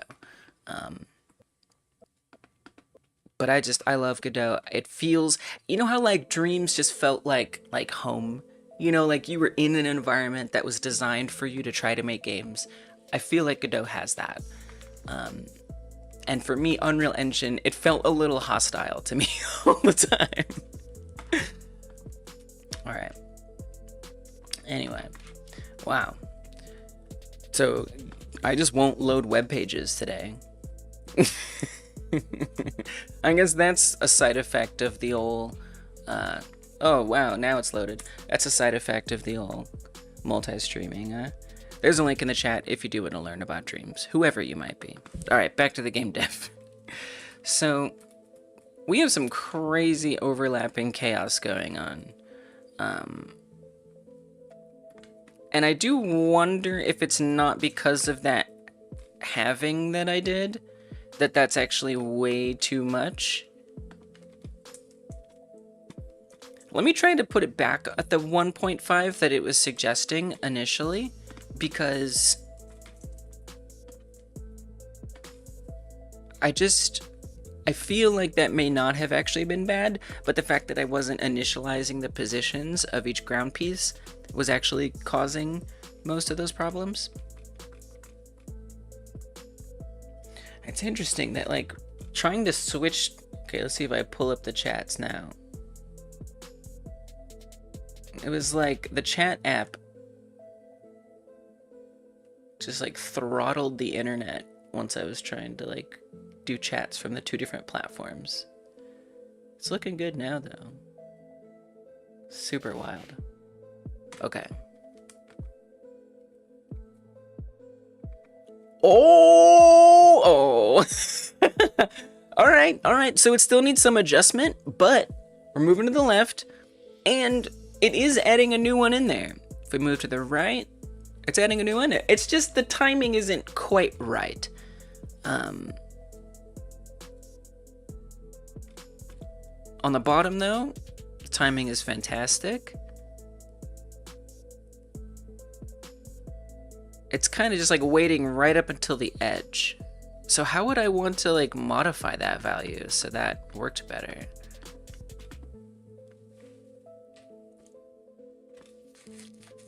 Because is this the same as like dividing by 0.15 or wait. Would I want to do like 1.1 or something?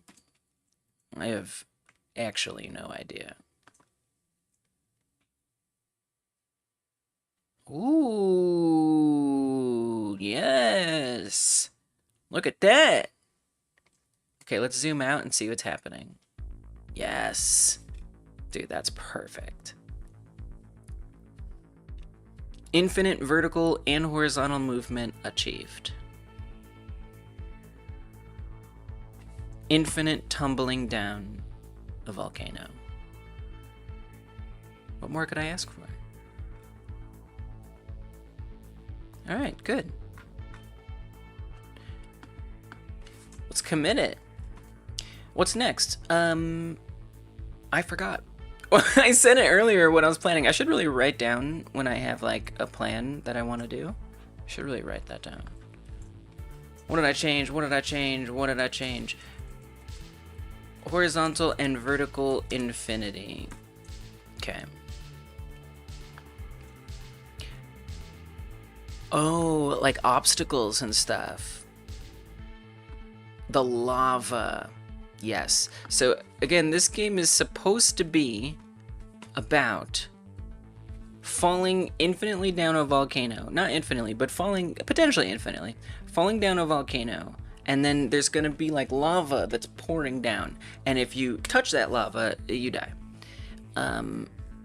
If you hit an obstacle, it could like slow you down. I'd even love like the lava to be kind of like chasing you or something. And so something that I'm starting to like think about, is UI and stuff, because there's not really a lot of space between the character here and the top of the screen. So it's like, what kind of information do I want to be giving to the player? I mean, if we look at SkiFree, you have, I mean, I'll be honest, I think I prefer Microsoft Surf setup. I'm also not sure why we fall through the ground there.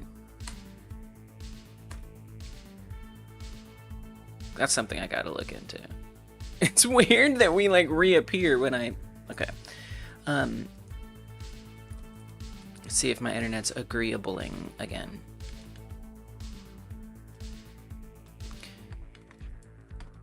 This is all on the Game Like Jam page, by the way.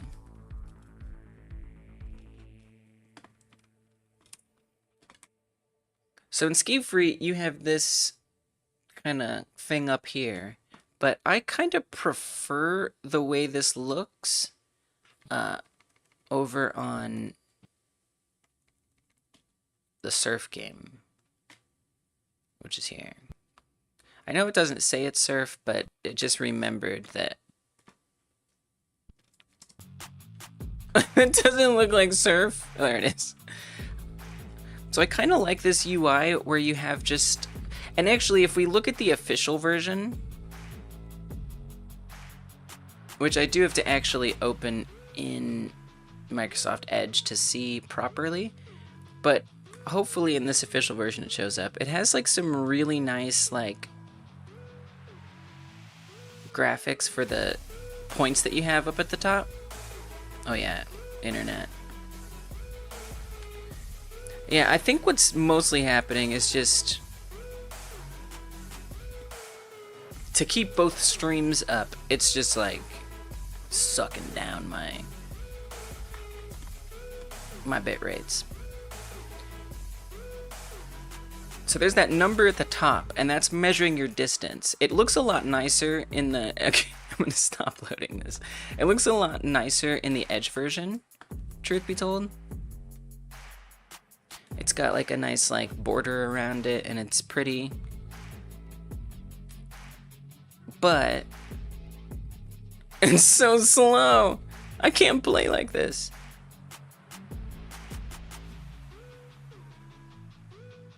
I'm not gonna have lives. I don't think I'm gonna add lives. I don't know. Maybe there are gonna be lives.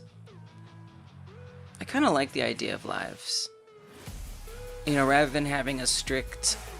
But you know what I don't like? I feel like the lives are like kind of hard to keep track of in this version of the game, and there's something kind of unenjoyable about that. So I don't know if that's something I really want to add. But it doesn't really use a lot of UI space. Okay, I'm just trying to brainstorm here, like how I want to manage space. And if I'm gonna have lava chasing you from behind, is it gonna be tailing you right up to the edge of the character? I think I need to move the camera down.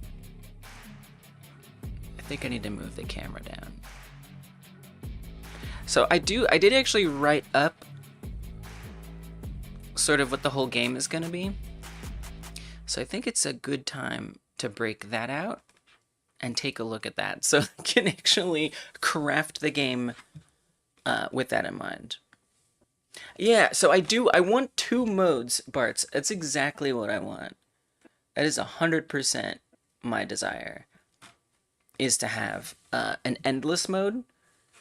But I see what you're saying, like one mode where you get reset. And I think that's going to be like the time trial mode. But wait, that's not what I was going to do. Because endless doesn't necessarily mean you don't die. I mean, that's kind of fun, right? Like giving the player the power to like control what their experience is like. So if the player wants to have the ability to play it with no lives, why not give them that ability? Why lock them into it? You know, I find that like accessibility stuff is like really nice, like generous to do, and not giving players options for like their difficulty can be unfortunate.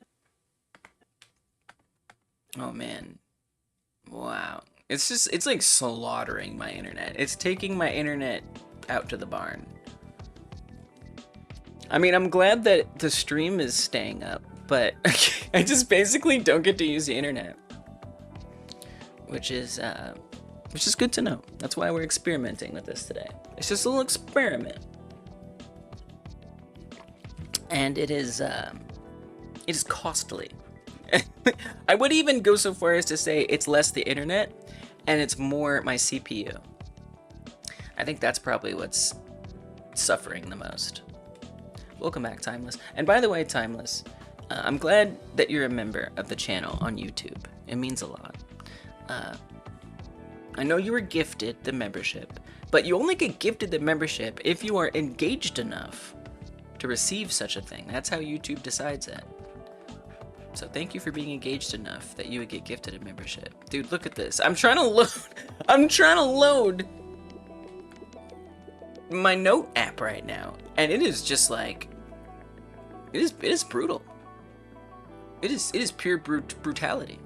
It's just like I don't know, man. I don't know about that loading. I don't know nothing about load. You said load? What's a load? Well, the reason why I want to pull this up is because I planned out the entire game. I'll tell you what I'm gonna do. I'm just gonna move this over here and let that load. In the meantime, let's adjust the camera. Let's assume I'm going to want some UI at the top, and I'm actually gonna move the camera down so the player is more in the center. Thanks for bearing with me through the technical difficulties. If you're watching on YouTube, hit that like button. Hit that like button. Say that you still like the stream, even though there's tech issues. Okay, thank you for pressing that like button. Helps a lot. I'm going to look at the camera. You can see pretty clearly how it's, well, it's gone now. But you could momentarily see pretty clearly how it's set up. And I want it to be a little bit more centered there for now. Just anticipating the likelihood that we're gonna have some UI up there. And then as far as the lava chasing the player,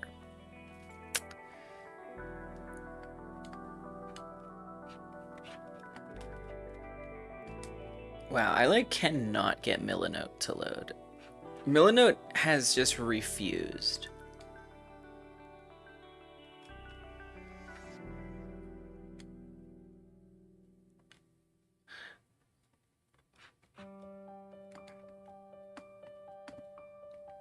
It said, absolutely not. That is a shame, because that's the only place I have all that loaded up at. I could get creative here and load it up on my other computer and then copy and paste it somewhere else. Maybe I'll do that. That's my only hope at this point. Yeah, it's my CPU. It's not my internet. It's all the CPU. That's what's causing all these issues. Wow. Wow. I do, guys, I have a bad CPU.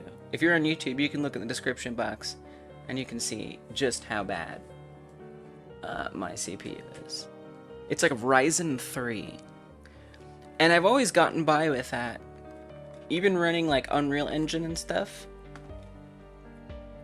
But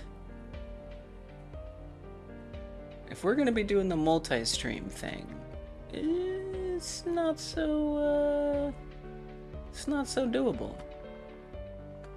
So maybe I'll be buying a new CPU. That membership money's gotta go somewhere. Yeah, dude, wow, it's loading right away elsewhere. It's good to know. Okay. So I think this camera view will be a little better. We'll get some progress. We'll get some progress. All in good time. I think I'd rather do obstacles first, things that we bump into, because it's going to be easier, and just, like, begin to, like... Because the obstacles, they have to, like, procedurally spawn in. Right? They can't just...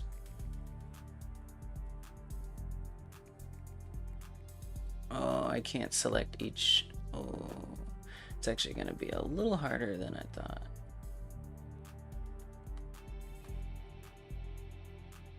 To copy, unfortunately.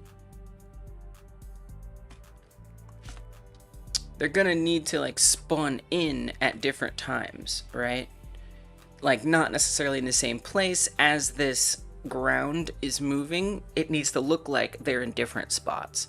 I think that's going to be an easier thing to start with. I'm not going to worry about all the other stuff. Yeah, let's not worry about all the other stuff, I've decided. Okay, let's do that.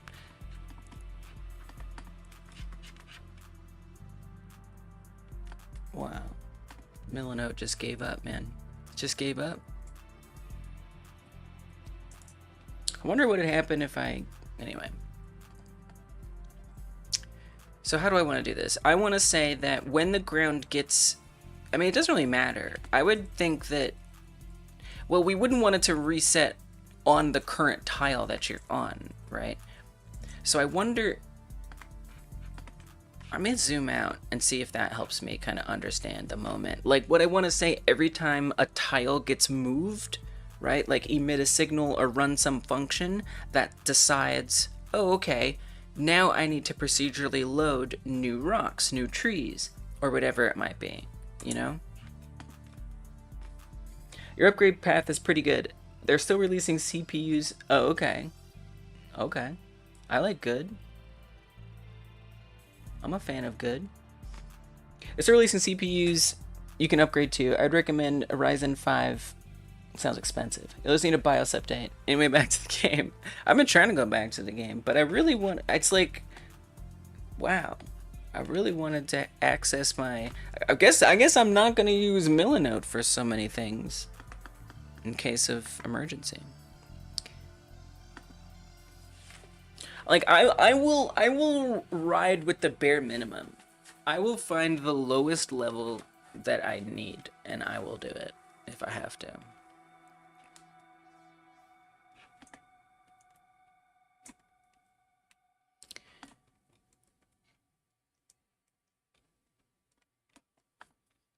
Okay, let me zoom out here. Just to kind of get... But alright, I'll look into that. I'll look into that. I don't have the greatest motherboard either. Yeah, alright, we're just not doing Milanote today. Understood. Heard.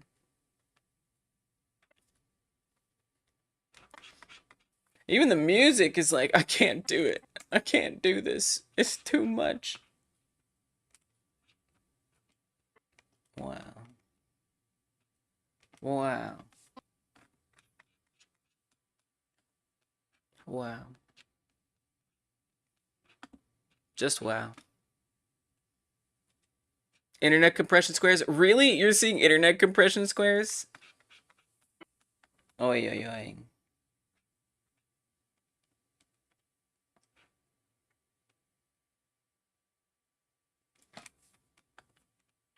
Whoops. Wait, is the stream frozen? Oh, Jesus Christ.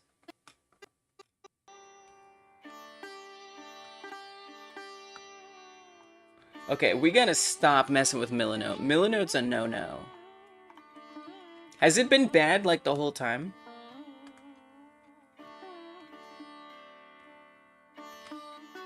It isn't frozen. Okay, this is my computer can't show it all at once. Gotcha. Okay, that's really helpful. Thank you. Millinote! Exactly. Yeah, I don't enjoy this struggle. This struggle doesn't bring me joy. A lot of things bring me joy in this life. This struggle is not one of them. But it's okay. We gotta try new things once in a while. Sometimes those things are difficult. Whoa.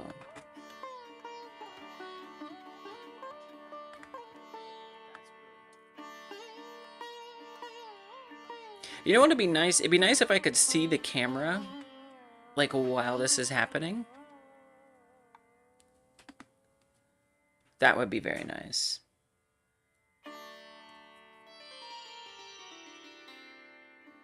Like the boundaries of the camera. So we're dead in the center.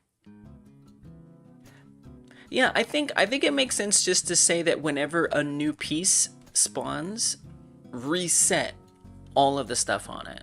So like, how do I want to do that? Do I want to say that there's like, I would like to do like object pooling, right? Like stuff is just like existing in a collector somewhere and it like teleports. But do I want like a minimum number, a maximum number? I don't want to instantiate things. I definitely want to object pool things. So let's just experiment with stuff. All right, for real, back to the game dev. For super real. Right?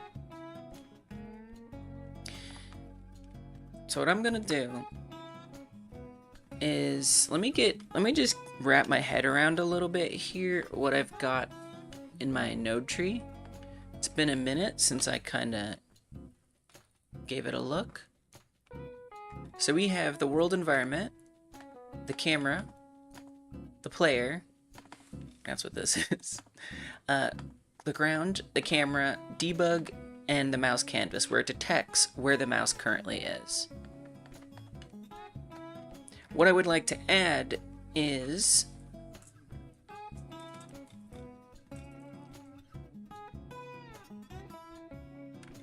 a node 3D that I'm going to call obstacle collector.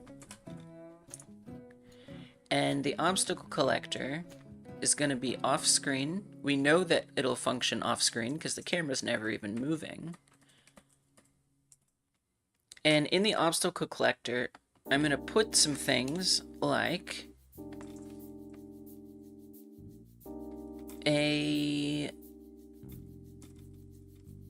mesh. I'm not even going to make it have collision yet. Let's just keep it simple. I'm going to make it a box mesh.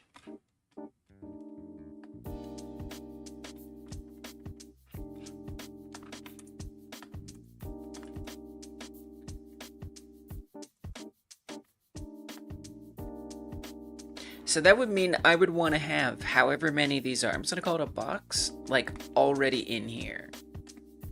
Right. I don't think I'd particularly want that in the editor, but I'd want it to instantiate them all.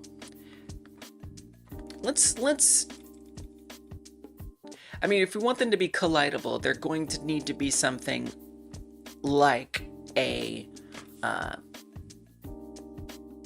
static body. Let's actually make it a static body at the top level.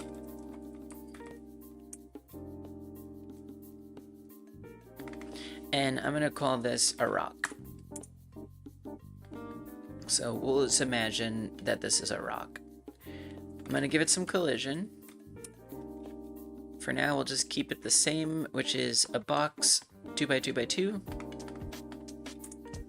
And I'm gonna save this as a scene in obstacles.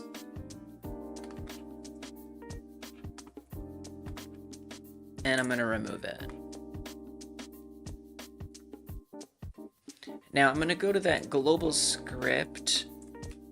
Oh, but you don't really want to instantiate it. I don't think you need to put this in the global script. Let's put this on obstacles for now. And if I change my mind on that, we'll deal with it.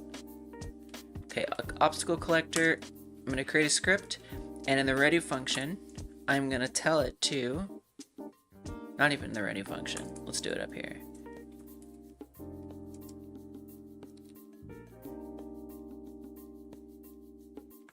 Let's just make an obstacle array.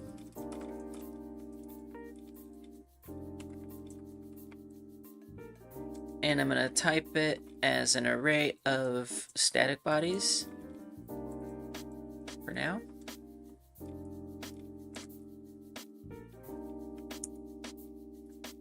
And we're gonna add one thing in there, which is that path to that rock. Hell, you could even just have it like instantiate everything that's just in that folder. Maybe I'll just do that. I don't know if I need that array like that. I just need to remember how to load a folder up. I have done it before. Oh dear, it's the internet. I need to go on the internet. I did close something that was possibly using up some resources, so let's see. Maybe we'll be good now. Oh! Wait, does Milanote load now? I think I know what the problem was. Are we in a good zone?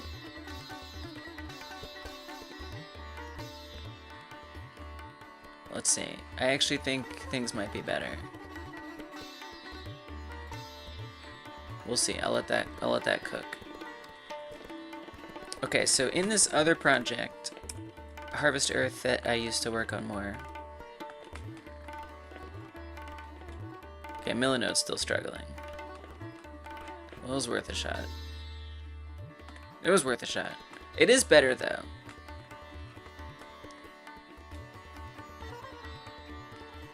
That's like, dude, that's gotta just be like Milanote, too. Like, Milanote uses a lot of resources. On my other project, it was like an endless runner game, and it would load a bunch of folders, and every asset within that folder. And I would like to replicate that logic. So I'm gonna try to see where that happens so I can do that, because I don't remember how that code works exactly. Okay, so we set up the paths to directories. Just type it as a string name.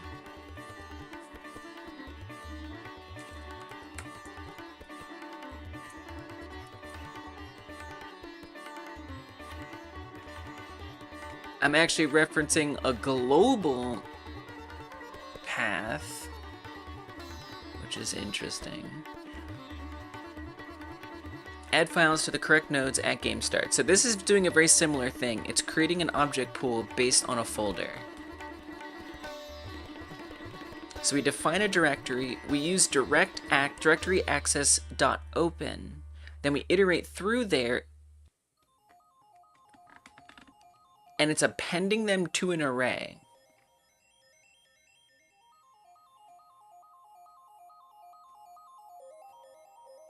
Interesting. And then it instantiates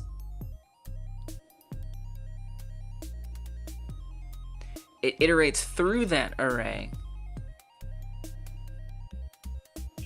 instantiating each one.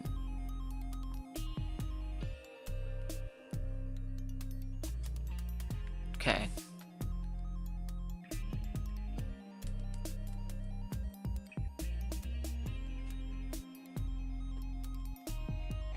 And I'm guessing we've made that other array. Yeah, so there's the array. Okay, let me try to piece all this code together here.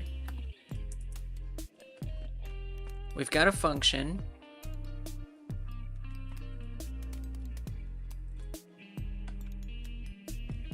Let's not use a code region here.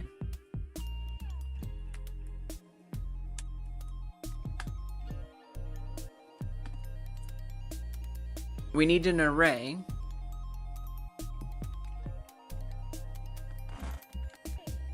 Which is what this is. And then we also need the directory. Okay. So in this case, the array is going to be obstacles. And this is going to be obstacles path. That string name I will set to this. And then we're opening that path.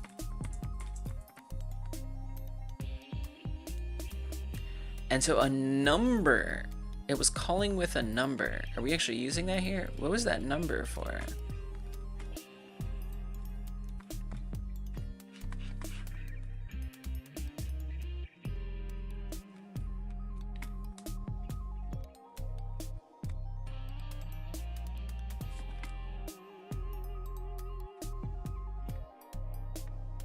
I don't remember.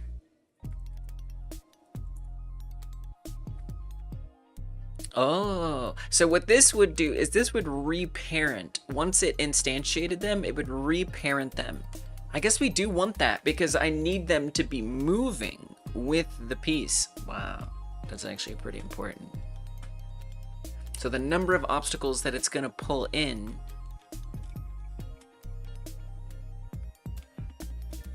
The first starting ones, I don't know if we're going to need that. We might. This is quite a different situation. But so what this was doing is this would scale up based on the level, like what level it was. It would, these lists would, like on a curve, make more or less things spawn, basically. So I might actually want to reuse that. So that way I could say if the difficulty is increased, more obstacles are spawning more often. I don't know if we'll need that to set it up that way. I think we could probably just do this and be fine. But okay, we actually do want that as well. So I add some as a child, this reparents them. And I see that this is nested. If that, okay, that's just based on some if statements. That's not like within a for loop or something. Okay.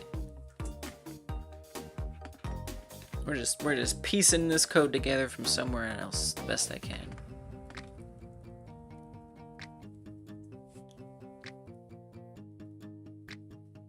Okay.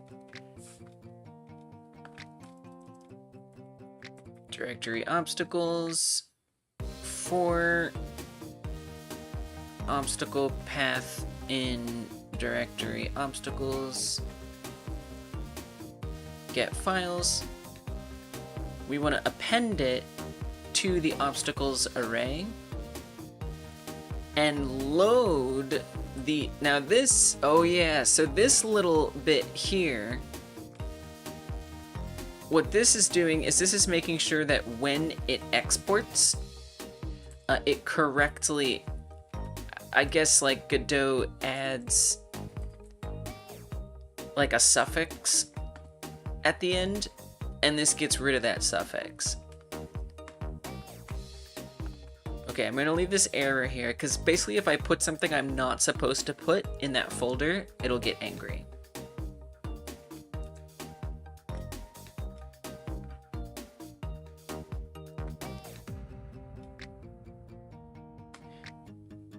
Now, where is it typing it that it would even only be looking for scenes? Well, because it can't instantiate something that's not a scene. That's why. Okay. So for, and we could type these as well.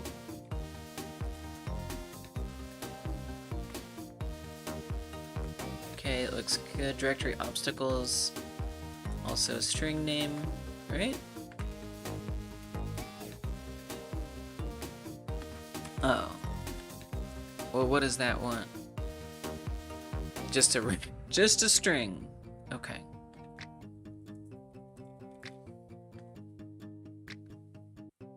Wait. No, that's not the right place. Creates a new direct access and opens an existing. The path argument can be within. Wait, what is this? It returns a direct. Oh, I guess we type. Wow, that is the type? Wow. Didn't know that. Okay, iterate through all that, blah, blah, blah. Okay, so for obstacle. Timeless added the Yeti. Nice. Yes, Yeti. So indeed, the player will not be having a content time.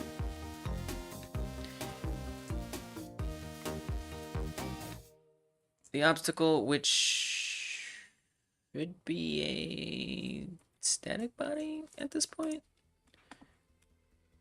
For static body in obstacles,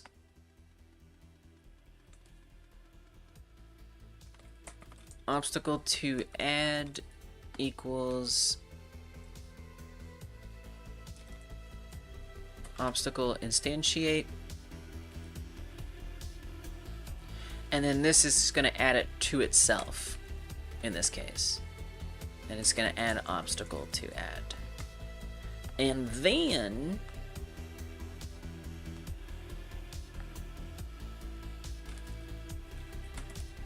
number of obstacles or obstacle amount, obstacle count.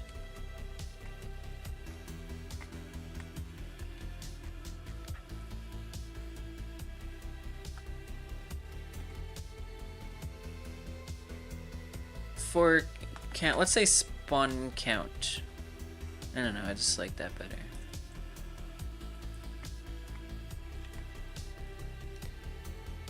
Elise is on Twitch. That is right, Pierogi. Welcome. I'm experimenting with the multi-stream today. My CPU is not happy, but at least the internet is okay with it. For count, integer, in range, spawn count. I want to say that the variable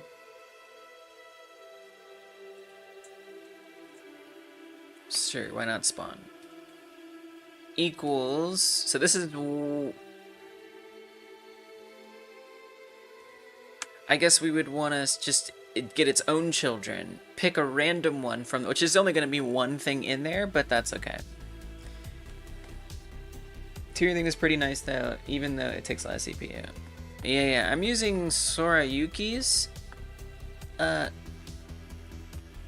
plugin. That one is rough. Yeah, that one's, I don't like that one. That one's too much. That one does the absolute most. This one does a bit too.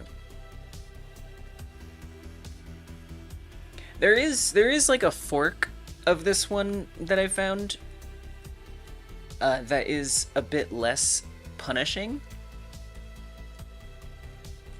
But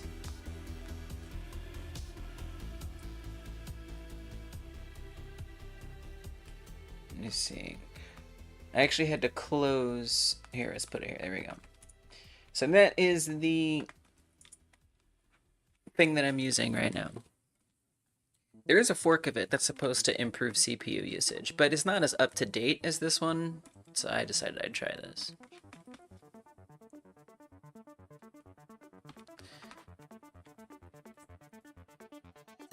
Okay, so this is going to pick a random one. There's only one in there, so that's all that matters. And then, now the reparenting, this is actually going to be pretty important. Because when this gets called, so we're not called as chunks update, but add obstacles, we'll call it. We need to know what is calling this function. So that way, when like the ground piece is being moved to act infinitely, I want it to make sure that that's the one that the obstacles get added to. Now this is obviously doing instantiation, which I don't love.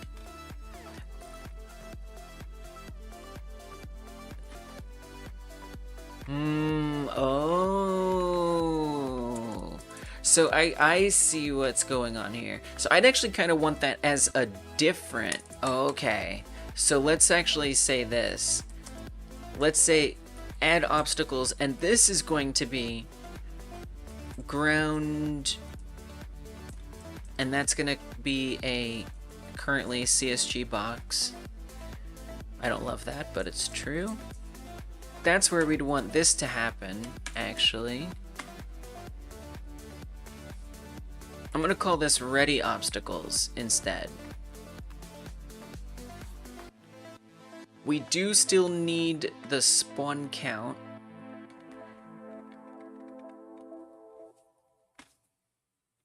I'm gonna actually call this obstacle count. Spawning's gonna be when we actually move them to the ground, I've decided.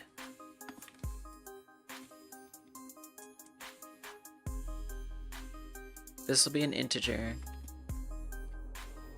Readying the obstacles is when we're gonna pull them from here. So that's only going to add one of them in here, right? But I actually wanted to add many of them. Like, what's the maximum amount of obstacles I could imagine needing for each obstacle? I don't know. 30, 20, it's kind of a lot, but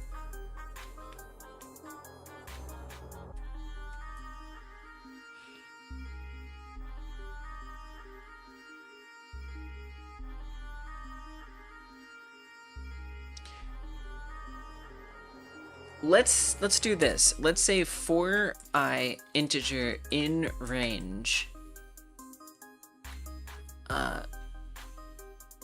30, which is kind of insane.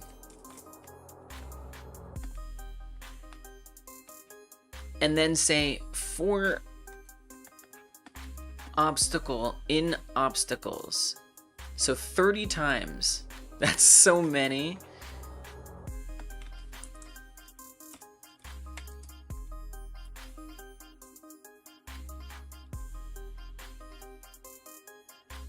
We're just experimenting though. All obstacle count. So what this would do in theory is this would add 30 of every obstacle.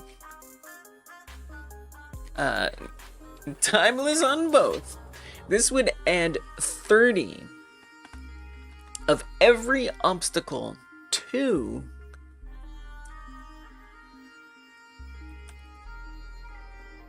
the collector, transcending both time and space.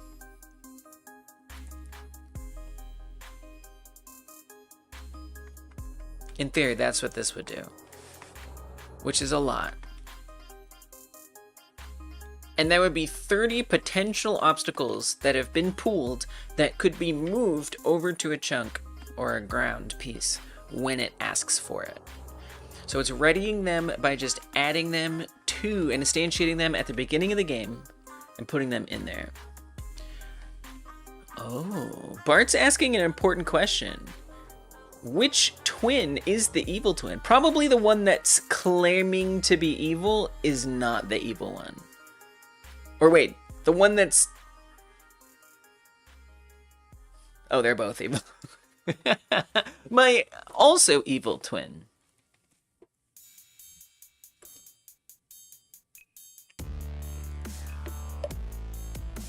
I don't know, like, for whatever reason, Timeless, you got a red username. I guess everybody has a red username from Twitch for some reason. I don't know.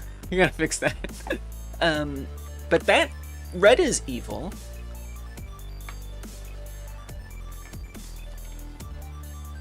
So I'm convinced.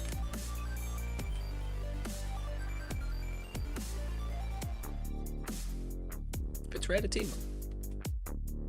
I'm a simple one. Obstacles 30, so it'll make sure that it readies. Oops. So we don't actually need this obstacle count integer here.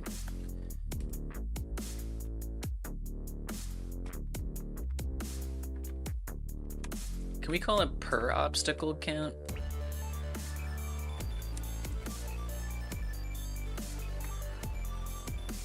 And then when we add the obstacle,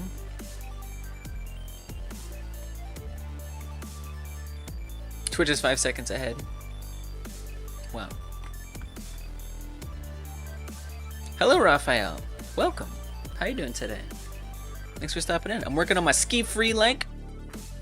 I'm trying to get obstacles spawning in. I've got infinite movement working quite well. Raphael's starting on their SkiFree like. Let's go. Whoever you are, who might be here watching this live stream, link is in the chat right now. Almost.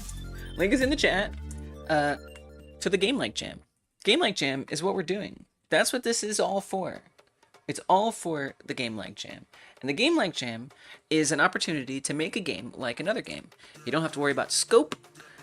You're just, all you gotta do, all you gotta think about is, how do I make a game that is similar to this game? All the mechanics are already figured out for you. It's a nice way to practice game dev.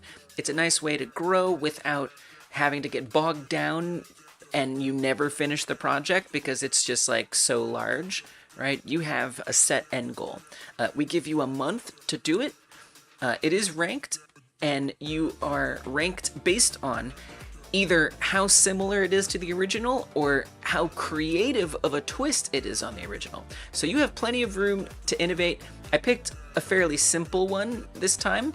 You do have to figure out the infinite level and the spawning items, right? Like, that's something.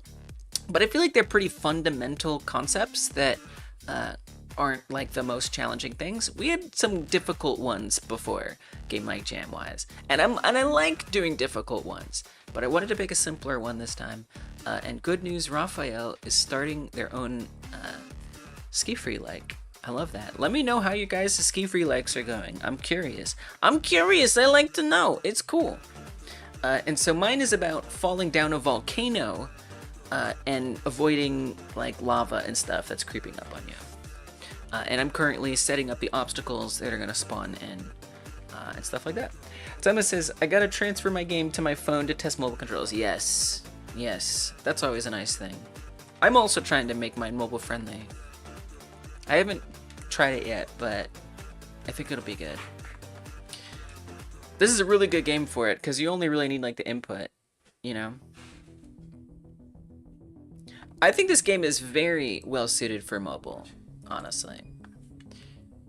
So the add obstacles would be called, so let's actually even make a class name. Can you call static functions from other scripts? If I call this class name obstacles. Yeah, but it has to be a static function, right? And so this cannot use self inside a static function. Yeah, we can't make this. It doesn't. Even if I could, I can't make it. It's too hard. So we're just gonna make a reference to itself. Static variable ref. Type it as a node 3D, and then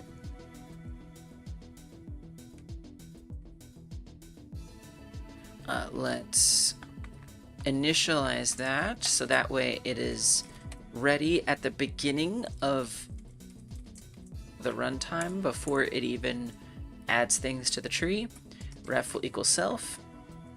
So then I can reference this anywhere, and that can call this add obstacles function. The ground can say, I am who I am, and I need you to spawn this many obstacles of the 30 that are available.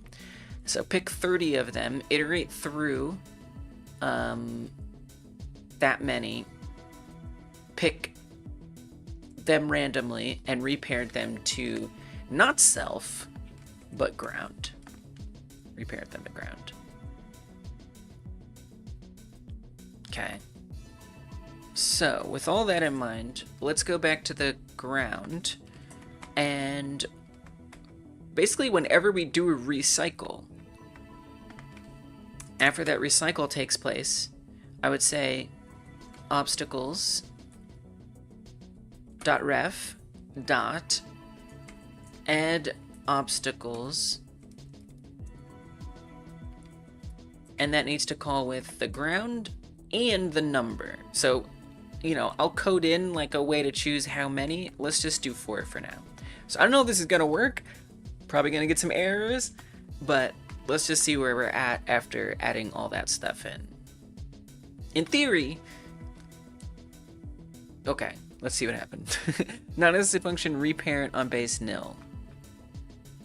Spawn get children, pick random. So there just are no children, or there maybe aren't 4. Okay, let's look at the remote tab. Let's see what happened. This will be informative. So in my, oh, there's nothing in the obstacle collector. Okay, oh, I forgot to run ready obstacles. That's important. Yeah, we're gonna need that. Okay, ready obstacles. All right, let's try. You couldn't see because I had the zoom up there. I forgot to close the zoom. So let me show you. So we have the ready obstacles function, which adds all of the obstacles in the obstacle path directory. It adds them into the collector. So that way they can be spawned in. But I didn't have that in the ready function, so nothing happened. Why didn't my code work? Didn't call the function. That is honestly one of my favorite bugs. My favorite bugs are the ones that are just like, easy. I could fix that in 2 seconds, no problem. Those are the best bugs. Also, welcome Dungeon Martian. Thank you for being a great member and supporter of the channel and being a mod. An excellent mod at that. I'm trying to add obstacle spawning.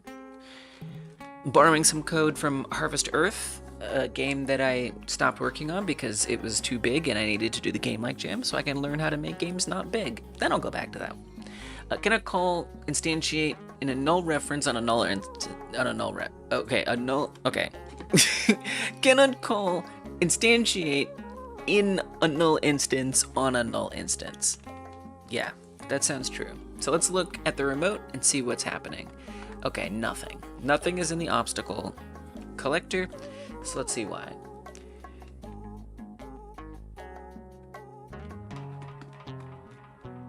I don't know. Let's have a look at the,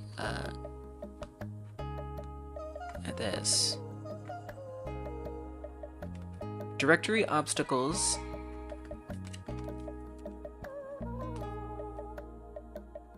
I assume it's opening the right place. I'm not really sure how to confirm. I is 0. Obstacle is null.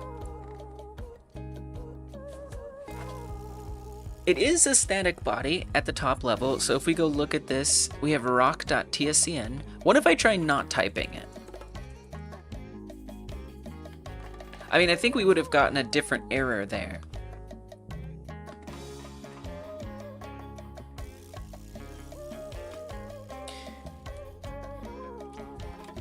At least I'll have early builds on my phone so I can overlook an old version. Oh, that is nice. What I want to know, okay, what I want to know is it finding the directory in the first place? So before you even run that, could you print directory obstacles for me? What does that do?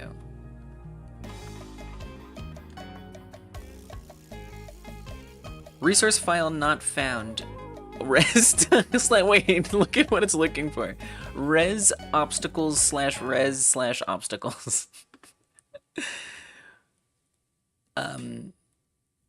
Yeah, don't do that.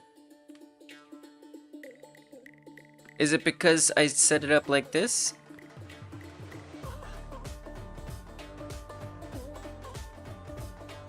But isn't that the way we had it before? Evidently not.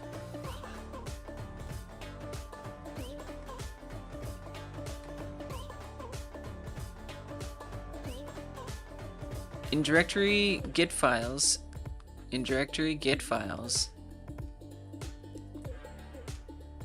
load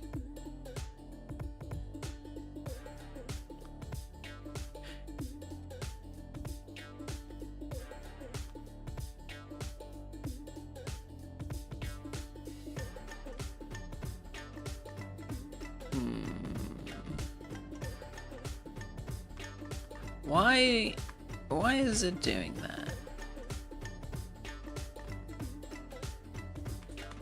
I mean, that seems like the most likely place.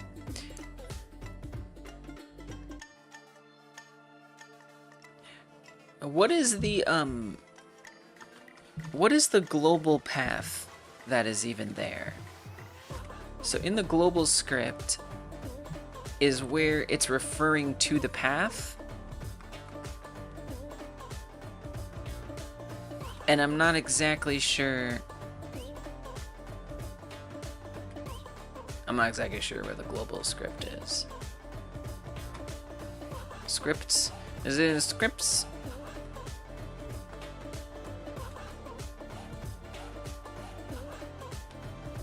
There it is. What is the path even?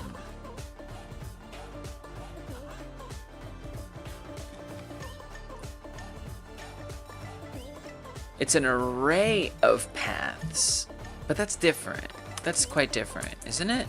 Here. Oh, wait, it's just... Oh...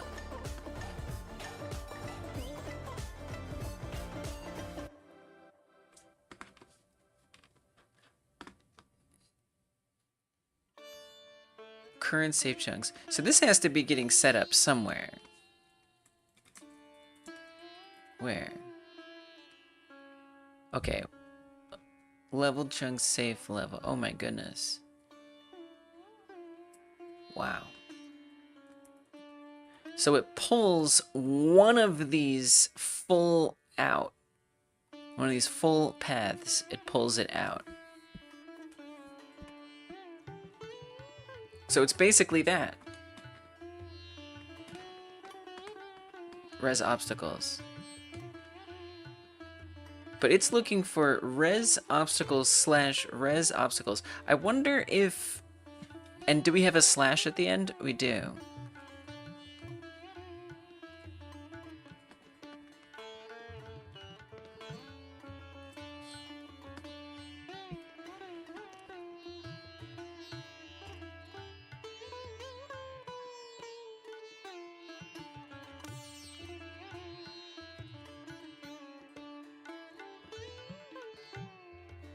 I'm a little confused,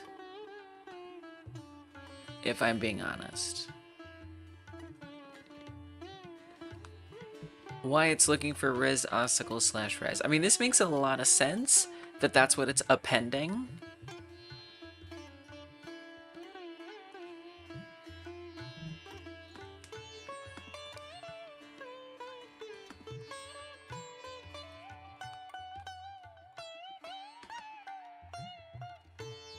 But I need this, to some extent, on there.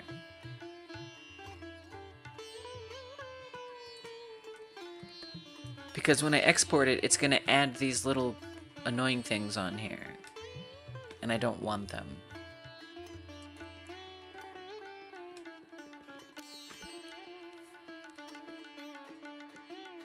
At least it used to. You know, maybe on this version that's somehow different. Your phone's reporting as a Mac. Whoops. Oh, you're not using Godot?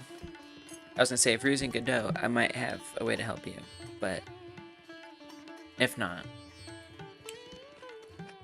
good luck. You got this.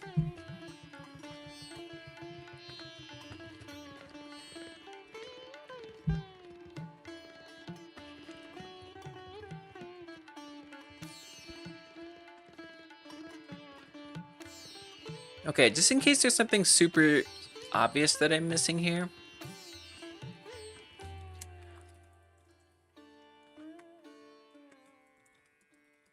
I'm gonna ask the other chat.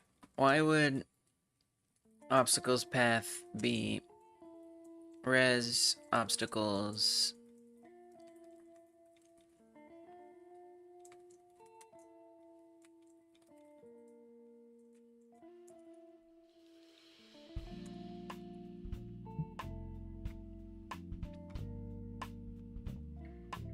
just like, where's a typo that it sees easier than me?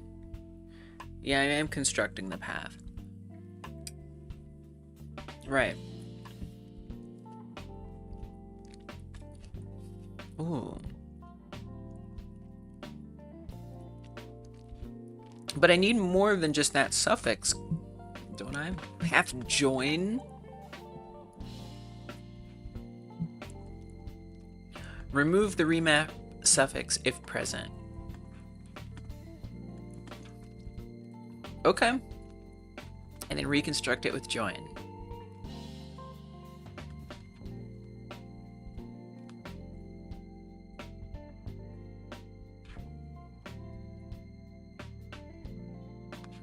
I mean, okay. I mean, I believe you that makes it different.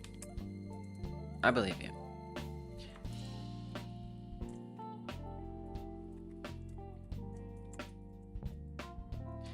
So it's instructing me to create a clean name that has the obstacles path, trim suffix, remap, if it exists.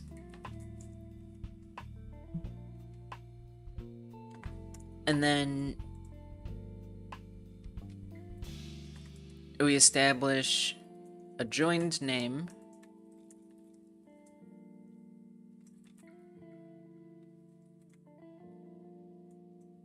I'm not sure how path join works. Obstacles path join, clean name, append load full path. Oh, that is crazy. I am copying and pasting that chaos. Because I love myself.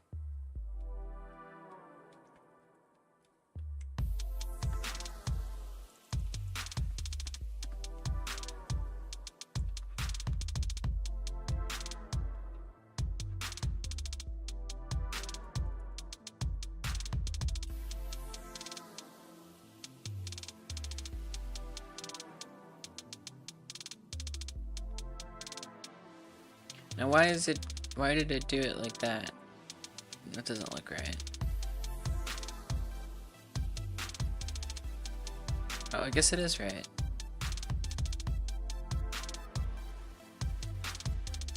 And what is obstacles? I don't even remember what obstacles is. An array. Got it. Okay. Alright. I was just doing it wrong. Apparently. As long as it's removing the .remap suffix, we're good. Okay, it's been a while, but we're gonna. Okay, all right, we're back to the same problem. Back to here. It did the same thing. I knew it. I was like, what are you doing that's different? I knew it. So there must be something else that I'm missing here. Obviously. It literally just did extra things we didn't need to do. The plus sign will do it just fine. Obstacles path is being modified. The path files from get files already contain full paths.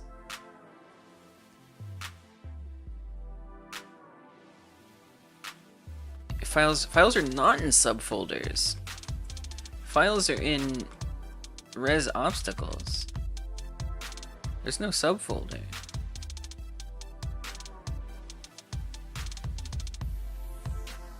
Yeah, print the file list.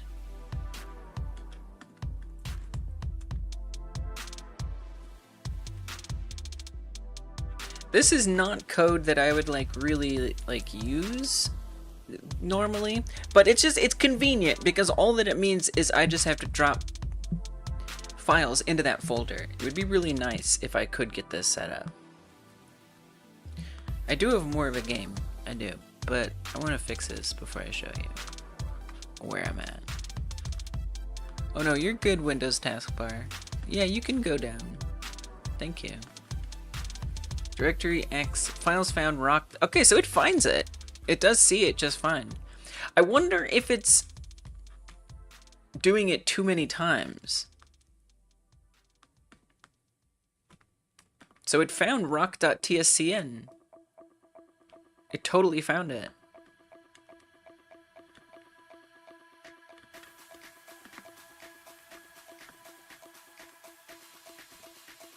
Let's add in a breakpoint.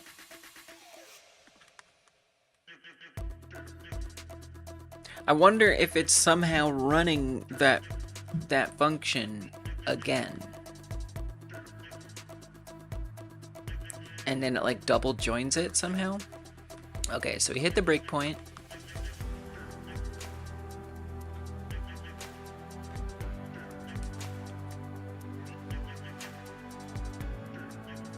But we've already hit the error.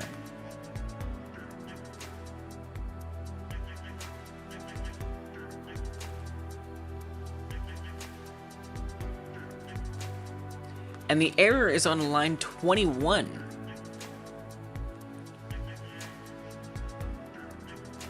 When I'm trying to load append the join's name.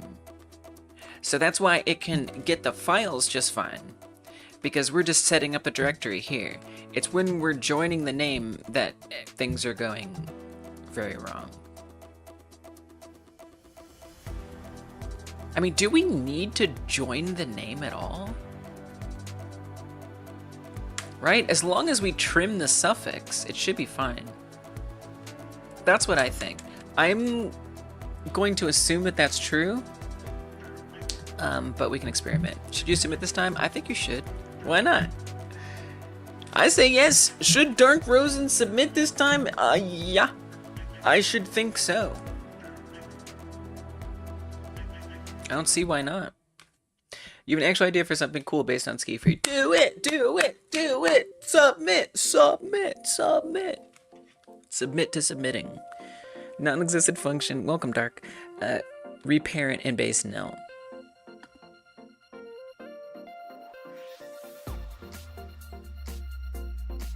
Are you saying spawn is nil?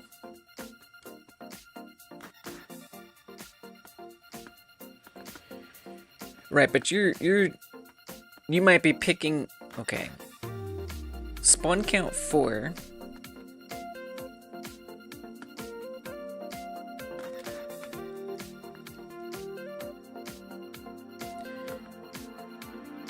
It didn't assign anything to spawn. Bart says yes! Raphael, I just had an idea. Can I just use my other Game Like Jam game, but just reskin it? I mean, that's up to you. You know, I mean, look, I feel like that's what we do often in development, is we look at past systems that we've made and we try to, like, use them for future projects. So, yeah. I mean, look, if you just reskin it, like, that's up to you. If you, like, what's your ambition? Is your ambition just to participate and move on? Or is your ambition to get something out of it? There's things being moved. I would say things are... I see what you're saying. Oh, good question. Yeah. Okay, let's see. Remote ground. Yes. Oh, wait. Ground collector.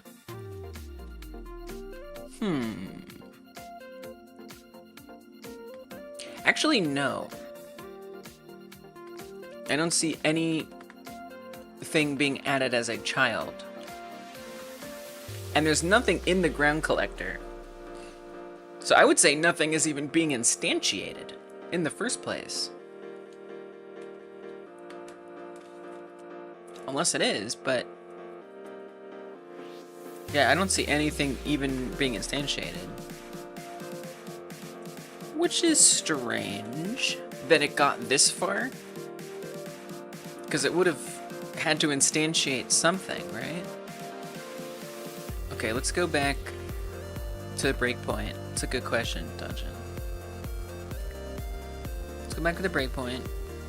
I mean, look, this feels like a bit complex, like a bit unnecessarily, but it would just be such a nice system if I could get it set up. More convenient for me than what is absolutely necessary to make everything work. Okay, so at this point, no errors. We're gonna keep going. It's iterating through the per obstacle count. It checks to see for every static body obstacle in obstacles. So in obstacles, there's an array size 0. Well, that's interesting. Oh. Well, no, because we're adding stuff. Oh. Wait. Wait. This doesn't make any sense.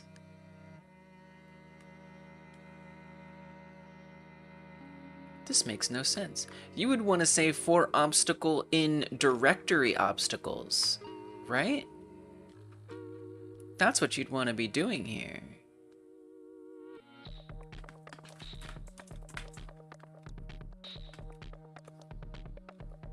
Let's get rid of the breakpoint. It's iterating through an empty array. So yeah, it's not going to add anything because there's nothing in there. No, we want to iterate through the directory. Nice. Okay. There's an error calling iteration next on iterator object of type direct access. Oh, okay. Maybe that's still wrong. My bad. I'm sorry. I'm sorry for what I've done.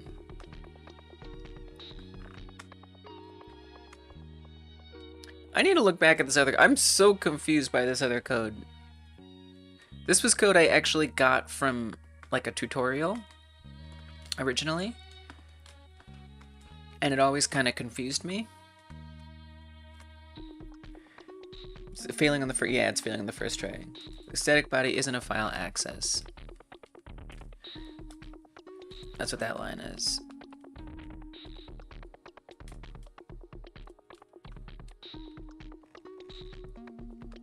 I mean, I could just not type it. Thank you. I gotta give you some debug credits for real.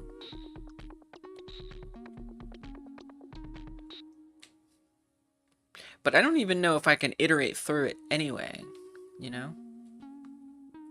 Yeah, it's even if I don't type it, I think I just can't iterate through there, actually.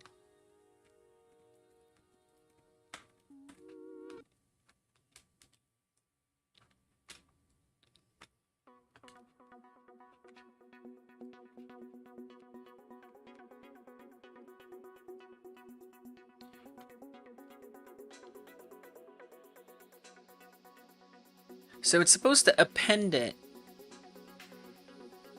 over here.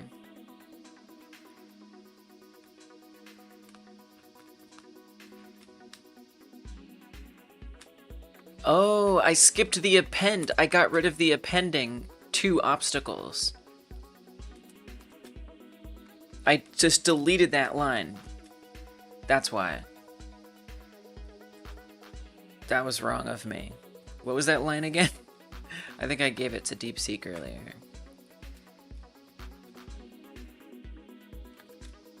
That was wrong of me. I shouldn't have done that. Obstacles append, load. Yeah, we're not doing that. I completely didn't do that. That's why the array is empty, because I didn't put anything inside of it. Can we call it clean path? That will do it. Okay, now that the array isn't empty, so we're not going to go through the direct access, but instead we're taking the files from there and actually, you know, adding them to the array, and then seeing what happens. What new errors we have to contend with. Instantiate in a base null instance on a null instance.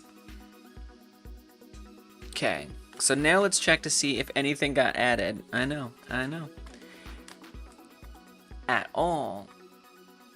Nothing got added at all. Okay, breakpoint time. I think at some point I have to submit myself to the other chat and just be like, alright, here's what I'm trying to do. Here's what's supposed to be doing. Why is it not doing it? Fix it for me. Excuse me.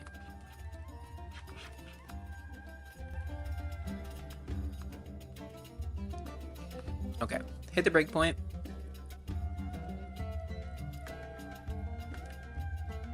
It finds a directory, but it's not actually printing any files, which is concerning.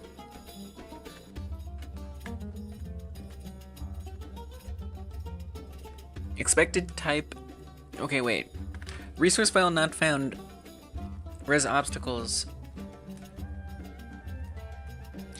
Do we need to... Oh, because we do need to join. We do need to join, because there's no slash now. String name equals obstacles path plus slash. Okay, what about that? So that would be another reason why there's nothing in there. Yeah. So we certainly need a slash.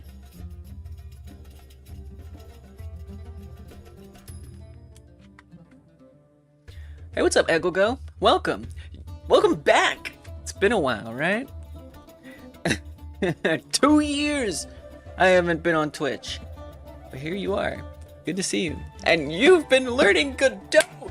Let's freaking go, baby. Yes. I tried Unreal. I tried Unity. I tried a couple others. But when I got to Godot, I was like, this is home. This is it. This feel good. And I've been learning text coding. You can see I struggle, but that's okay. We bring it together. We bring it together. You started your second game. Let's go. I'm on my 4th, and it's all because of the Game Like Jam, which is the thing that I'm doing right now. The Game Like Jam is my response to not finishing games that are too big. If you remember from the Dreams days, friggin' Survive Escape, right? And so, yeah, so I'm doing this Game Like Jam, and it is about making games like other games. So roguelikes, souls-likes, in this case, SkiFree likes. We've done 3 others, and it's the way that I've gotten things done, the way I've actually made projects and been like, all right, we're good, move on. So the last one we did was Puyo Puyo, which was actually a pretty difficult one.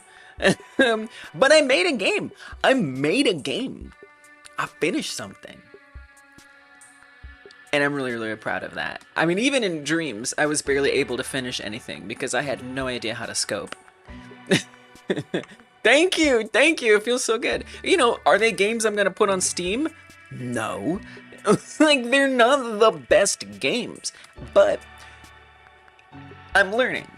You know, I'm growing. I'm getting somewhere. And I'm able to see that process from start to finish and practice that process so I actually get the experience of what it's like to plan a game and see what it's like to tie a bow at the end and say, you are done. So that's something I'm super, super, super proud of. And yeah, so this one's going to be like SkiFree, the old Windows game. And it's, I mean, it's, you know, it's a simple game. I didn't want to do a hard one this time. So yeah, check it out if you're interested. No pressure, obviously. Of course, but this is going to run hex annually, which means every other month, specifically the odd months. So January, March, January, February, March. January, March, May, July, which is now, September, November. So all those months we do the Game Like Jam. And I'm doing it. I'm getting my SkiFree like. In Dreams, that's the exact reason why I did game jams. Only thing that gave me motivation to actually make a game. Totally. Otherwise, what's the point? I mean, look, I started working on a game, on a bigger game, about because I just wanted to make games, right? I wanted to make games. And it was actually kind of based on Survive Escape, but like just pulling out one specific mechanic from that survival game and trying to make a game around it. But I didn't know how to scope. You know, the game felt like it was just going on for so long and I couldn't finish it. Which, what's the point of that? You know, just like endlessly doing it.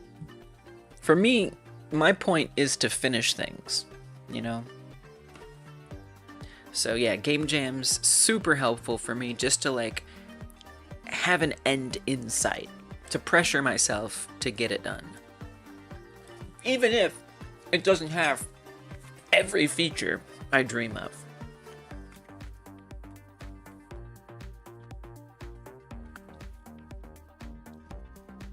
Biggest thing I'm struggling with is I don't want to make the art, but I also want to start programming it. I mean, nice thing, of course, is we can always find free asset packs, work with an artist, placehold some programmer art in there to get by. I feel you. Like I'm definitely, I've been learning art stuff on my own, specifically 3D modeling. I'm not a big 2D art fan. Like I like looking at 2D art, but I don't really like making it. But I found that like 3D art I'm more interested in. Yeah, just temporary ones to get by. Exactly.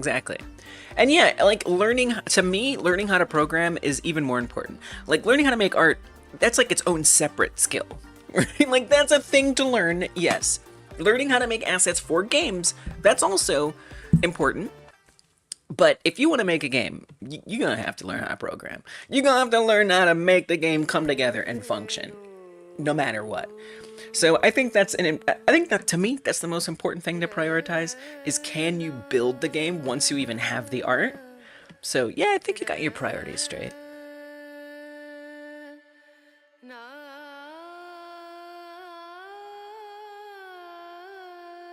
You've been using placeholders and it looks terrible.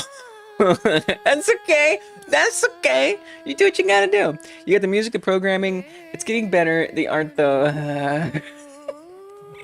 Yeah. That's okay. That's all right. You know? Because, again, you learn that basis. You can always find an artist to work with. You can always find asset packs, right? That are CC0 or similar. And you'll be all right. I hear you though, because I mean, at least in terms of selling a game, yeah, the art has to be good. Like it has to be nice to look at. If it's not nice to look at, ain't nobody gonna want to buy it. So it is important. But you know, if you're not trying to put food on the table with your game dev, urgently you need to put food on the table with your game dev, then you know, take it at the pace you need to take it at. You like the idea of an asset pack, so you'll contact some artists, I think. Nice. Yeah, that's a good way to go. Yeah, I feel you. I haven't really used asset packs myself. Not that I'm against it, I just like haven't. But it could be a fun challenge to try. Yeah, hobby. For me, same. It's a hobby. And for me, part of that hobby is learning how to make money with my game dev. Dungeon says, I don't know if that's always true. Thomas Was Alone is pretty basic, and I wouldn't describe Bennett Foddy's games as beautiful. I think it's always true. I think Thomas Was Alone, A, is an exception, right? And B, the gameplay and the art still work together. Right? It doesn't feel like it's missing the art. It's just like, it suits the game. So like the game so when I say like the art has to look good, or no one's gonna buy it, what I mean is it has to look good for the game that it is. So yeah, totally possible to make a game that doesn't have super intricate art. But does that less intricate art or low fidelity art suit the gameplay?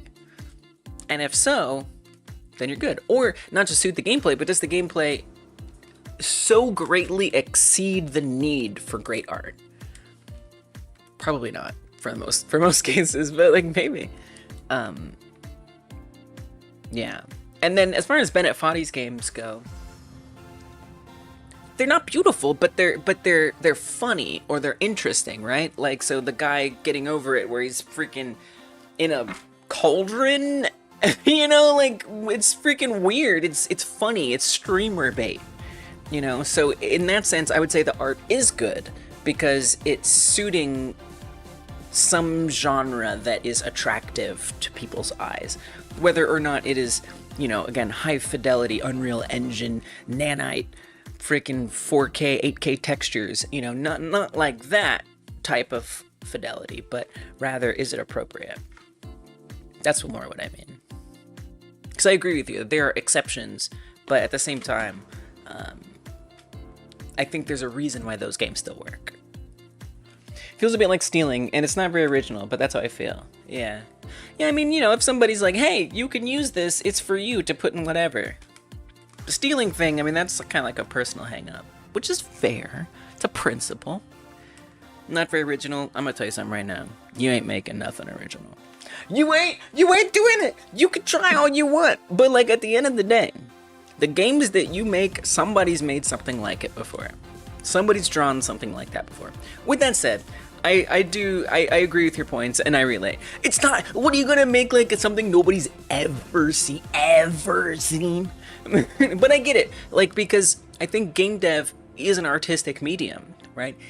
Obviously, visual art is art, but the whole process of bringing something together, saying like, I'm gonna make a game, right? That's an artistic expression. And so wanting to have like artistic control over everything, it makes sense. So that way you're expressing yourself in this way that is like true to a vision that may not be completely unique, but it makes it more you know, that it was something that you constructed without assets. I mean, I get that. I do get that. It's like trying to think of something no one has thought before. Yeah, right. Exactly. It's not gonna happen. Looking for filler art, I couldn't find anything that was exactly, yeah. Sometimes, one thing that's kind of fun is to try making a game, like, around an asset pack. Now, that may not be, you know, what you want to do, but, yeah, that is a super annoying thing, right? It's just, like suffering through, like, scrolling and looking for asset packs. Nothing's quite right. That's true, because you want everything to fit together, and if you're bringing together, a friggin' dungeon delve, and then you're mixing that with like a, I don't know, outer space, outer space, and then like a classic medieval dungeon delve. Like, it's gonna be hard to find an asset pack that encompasses both of those things, or an artist who has made both of those things. So, like, that's super legit. And so then you end up getting two different asset packs, one for the space, one for the delve, and now they don't match. So it's, yeah, definitely it's tough. Dungeon says, I made a truly original game, but I made it in my sleep. And when I woke up, I never looked at it. Then I hid in the woods with a blindfold and oven mitts so it could remain pure. Wow. Oven mitts!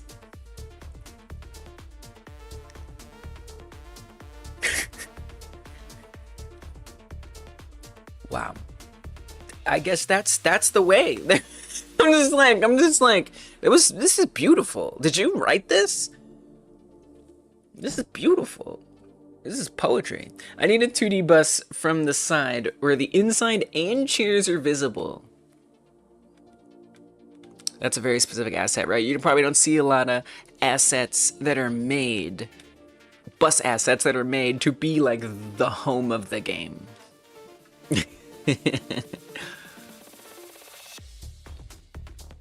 Probably explains why I couldn't find it. Yeah. I mean, look. Are you making 3D or 2D? He's a good cat. That's Travi. He's a very, very good cat. He's a very sweet boy. This is not a still image. He is actually there. I'm very lucky that he hangs out with us. while we game dev. Yes, it's can't. It is can't. I show you can't. Yeah, good enough for 3D. You know, for me, 3D is like easy. I really enjoy making stuff in 3D. I mean, it's work, right? It's work. And then maybe you mean like code-wise. I also don't mind code in 3D either. I love 3D art. Cat ping activated. Exactly. I remind you of Sauceless? Wow. What makes you say that? Thank you. Sauceless is still a Dreams streamer. Music stuff, right? 3D is definitely easier. I think 3D is easier, but that's just me. That's just me. All your game ideas are 2D. Well, that's fair. Although I do make, okay, so I do like, I mean, this is a topic. Like I will talk about this. I do make basically 2D games, but I use like a, let's see if this will load with the multi-streaming. I make 2D games in like a 3D world personally. More technical, yeah. Yeah, I mean, I don't know, like for me, like versus mechanical, right? Like for me, like drawing and like doing 2D, it feels like I need more mechanical skills. But with 3D, you know, I can like model things or whatever, and I just have like more technical access to everything. But yeah, I mean, I make 2D games basically. I just use 3D assets for it. We'll see if this loads. It might. Just placing things in the scene is a nightmare in 3D. Dude, I love it. I mean, I think it's preference, right? Some people just function better in 3D versus 2D. Yeah, it's like isometric visually, but functionally, it's still 2 dimensions. Like, you know, you don't walk around on in 3 dimensions. It's the game is still on like a 2D axis. Yeah, I don't know if we're gonna get this to load with the multi-streaming. Oh, it loaded! Yes, yes, my games will run on potatoes. 3D has more technical skills needed, but rendering is definitely easier. Okay, so like this was my Puyo Puyo like game, right? I mean, this is a 2D game. This is a 2D game. Like, we have, okay, if the chat can just excuse me, thank you. Like, the board is 2 dimensions, you've got up and down and left and right, and that's it. But I've used 3D assets because artistically, I just prefer to work in 3D myself. But it's still a 2D game. Thank you, Egg. I appreciate it.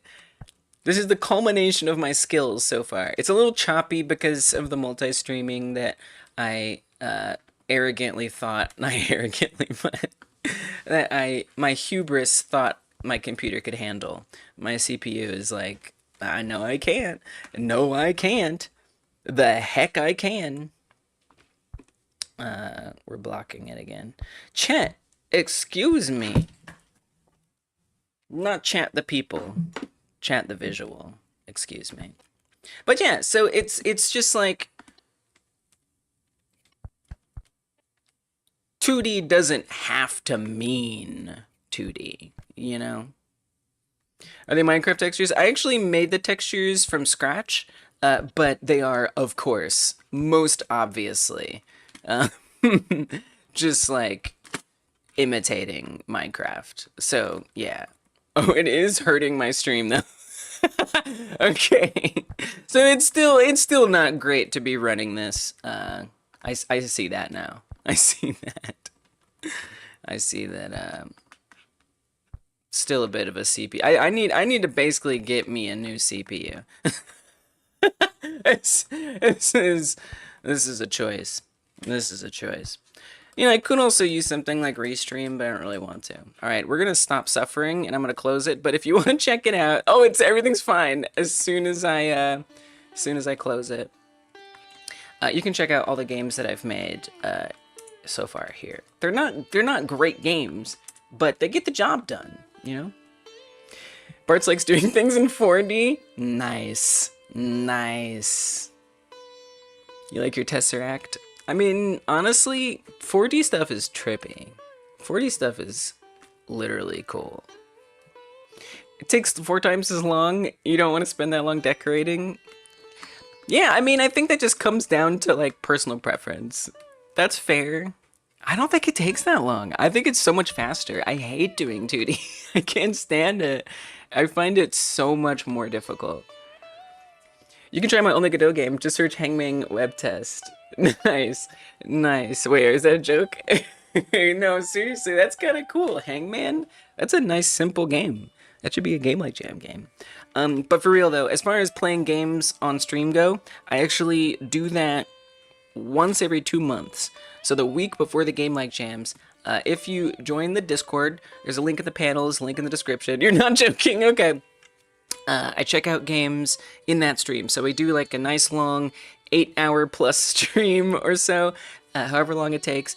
There's a queue. You can actually head to hypergame.dev to learn everything that you need to know about it. This is really the best place to learn about it. I'll put a link in the chat, just so you know.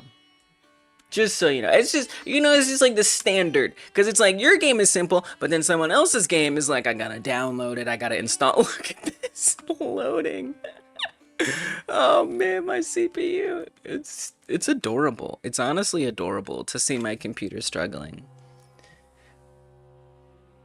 Gotta create gameplay footage of the background of the title screen, for the background of the title screen. Nice. Yo, that'd be sick.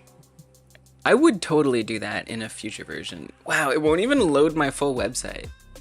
That's wild. Anyway, link is in the chat if you're curious, Egglego, to sign up for that. But yeah, it happens every week before the Game Like Jam. So stream on YouTube regularly? I'm on YouTube right now. I'm on YouTube, yeah. So I haven't streamed on Twitch in 2 years, approximately, maybe longer. And today I decided to try something different and multi-stream to Twitch. But I've been streaming on YouTube every week, multiple times a week, consistently since then. So I never stopped. I just stopped being on Twitch. So yeah, youtube.com/@hypergamedev. Link again is down in the panels if you're on Twitch. Yeah, of course. Thank you for being here. It's so great to check in with all the old Dreams folks. They're not old anymore. We're new. Can't wait to put new complex volcano instaniosis in my Hangman. Oh, is it a word? Wait, that's not a real word. It's a beautiful word, even if it's not real. You have more control. By rendering, you mean drawing. Yeah. Unless it's abstract. I love 3D. I mean, I feel like it just kind of comes down to personal preference. But I will say this, if you're like, it's real, and it has the word volcano in it, I'm making a game about a volcano. If like you have only ever done 2D, I say try it. Try 3D. See what you think. It might not be as bad as you think. Or you're like dungeon and you're like, I can't get things just where I want them. So like, that's fair. You know, my Hangman was so advanced, it even had 2 difficulties. Nice, Echogo. I want to say something. You should be proud. Like, you are making stuff in a game engine. You're putting it on the web, right? You've got a web build for it. Like, you're doing excellent stuff. It's a thing that you can say it began and it ended. I can share it. It's in the world. Like, that is an accomplishment. That is an awesome accomplishment. Spelling Bee Enthusiast agrees on those plans. It doesn't have to be the best, but it doesn't have to be the best Hangman game. It's about you learning at the end of the day. And that's the big valuable win. Alright, I obviously have to ask the other chat how to fix this right now, because we're catching up with old friends. Okay, so this is when we use the resources available to us in the modern times.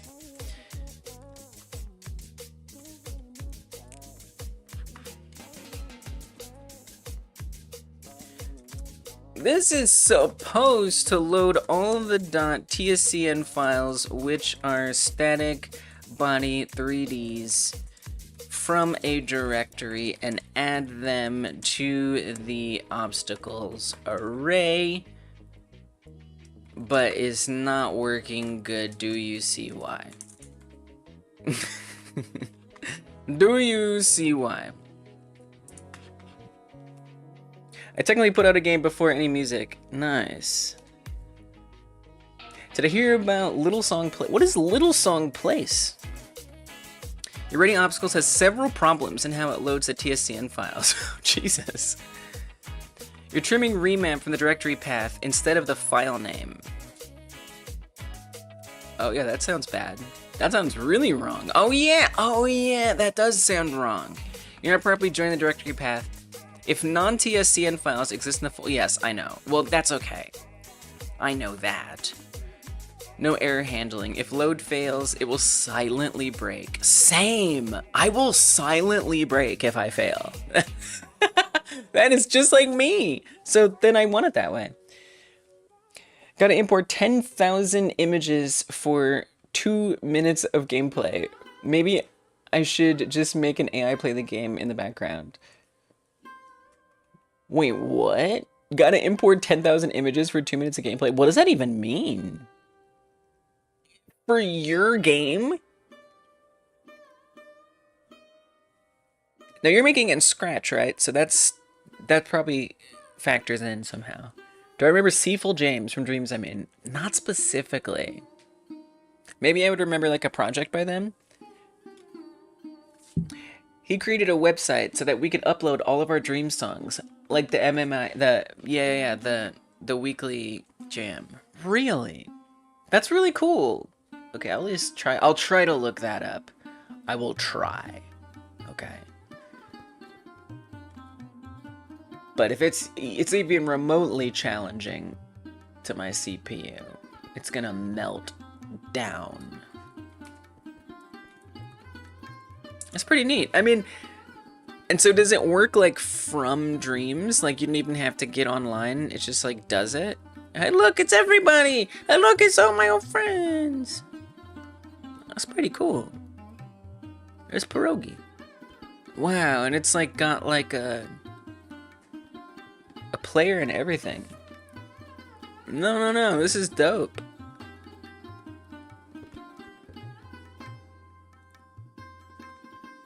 So it's just, it's like, you don't even have to have Dreams. You could just upload any music that you want to this, right? Yeah. That's sweet. That's sweet that someone did that for everybody. It's so nice.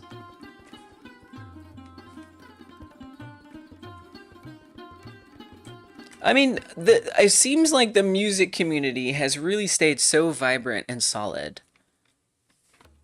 Because you could make some awesome music in Dreams.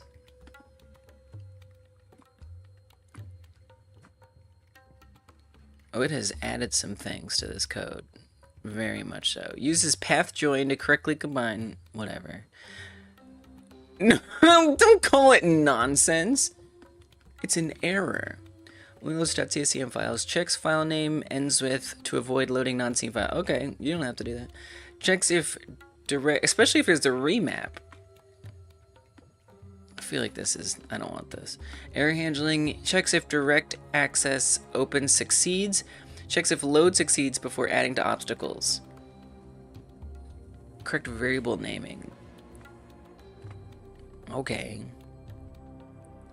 Jeez, it's starting to feel personal. It's starting to feel really personal. The way you're making these changes, man.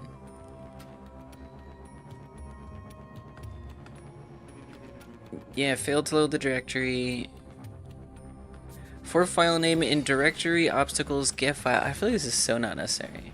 They've even added comments to jam page, user pages, and music player that doesn't skip or stop when you change page on the website. Nice. Yeah, it seems like a nice site. It's freaking dope. It's freaking cool. DeepSeek is tired of vibe coding. Good for it. Honestly, good for it. Bless its heart. File name and directory GIF files, which is pretty similar, right? It really did the most. It did the absolute most.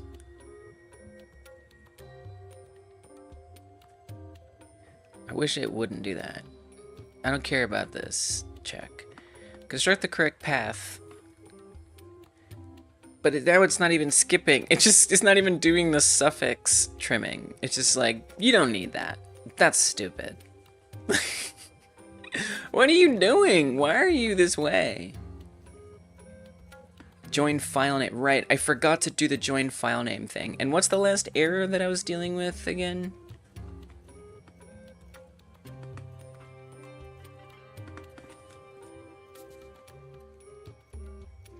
Right, so we want to append the scene with the full path joined.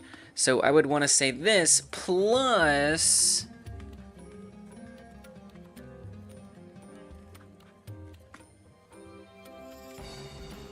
Actually, file name, that is kind of a smart refactor on its part. I see why it was confusing me.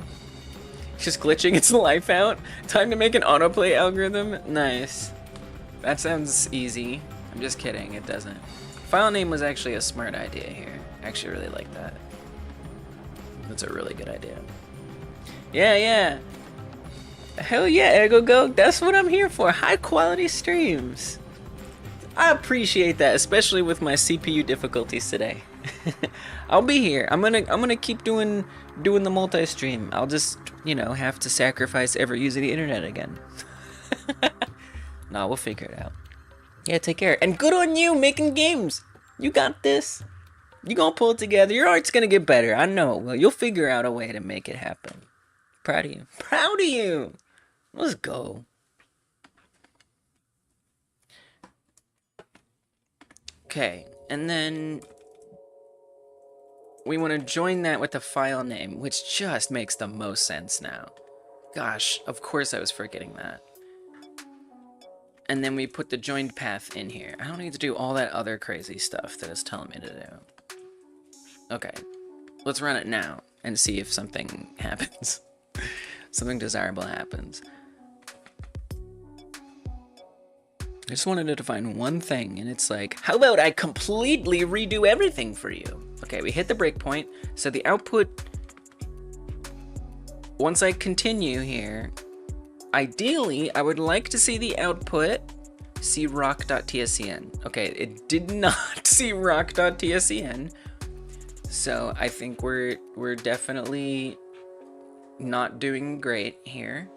But let's go to the error. Trying to assign a value of pack scene to a variable of type static body. Okay, great. Let's retype it and then continue, or let's untype it. Okay, now it's nil. Now in obstacles, it's actually not empty. Look, there's something in there. This is good. And it's got the rock. The rock is in the array, baby. This is very good news.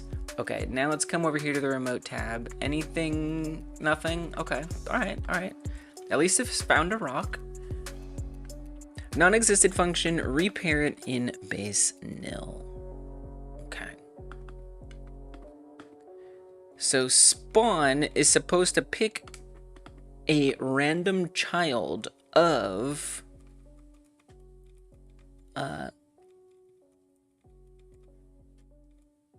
so wait, let me restart this. I'm a little confused. Where is it getting added to?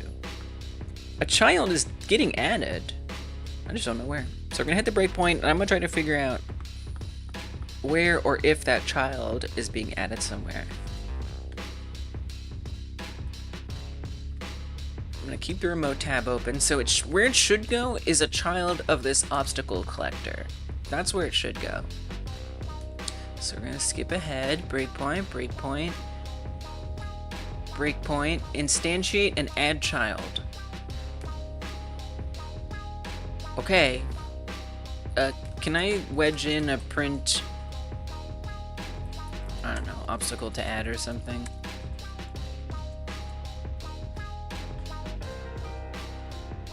just so that way there's something here as we move to the next step. Oh, they went a little further. Oh, look! Bam! A rock is a child. We got a rock child right there in the obstacle collector. This is a very good sign. This is excellent. Rock is in. Okay, good. We're getting there little by little.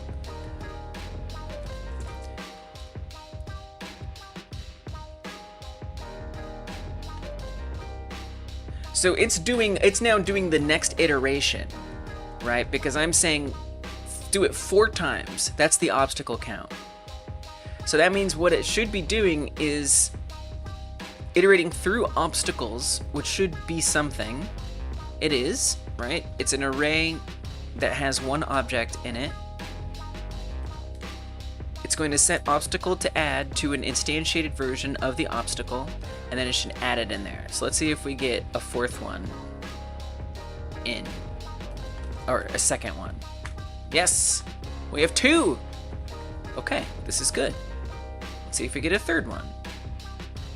We do, and a 4th one. Yes, we have 4 rocks per the instruction. Now I do see it's going through again for a 5th time, which is interesting. Okay, there's 5. All right. Oh, I said 30. I told it to make 30, not 4. So actually this is gonna run 30 times. So let me just skip. I forgot about that. 1, 2, 3, 4, 5, 6, 7, 8, 9, 10, 11, 12, 13, 14, 15, 16, 17, 18, 19, 20, 21, 22, 23, 24, 25. I should make it smaller for now. 26, 27, 28, 29. Okay, this will be the 30th one, probably. 30. Okay, alright, so we've got 30 rocks, all spawned in as they should be. This is good. This is what we want. Now I want a little more than that, please. So we are now looking at a position. Physics process, okay, yeah, right. The camera doesn't need to move, but that's okay. Okay, ground movement. So now the ground is gonna start moving. So, I mean, this should be like kind of a game. Where is it? So it's loading right now, right? It's in the middle of loading up the game. Because we're just breakpoint stepping over each and every single step of the way. So ground movement, it's moving the ground. It's checking for stuff. It's recycling. Okay, so this is where we're probably gonna hit the error, is once we get to this.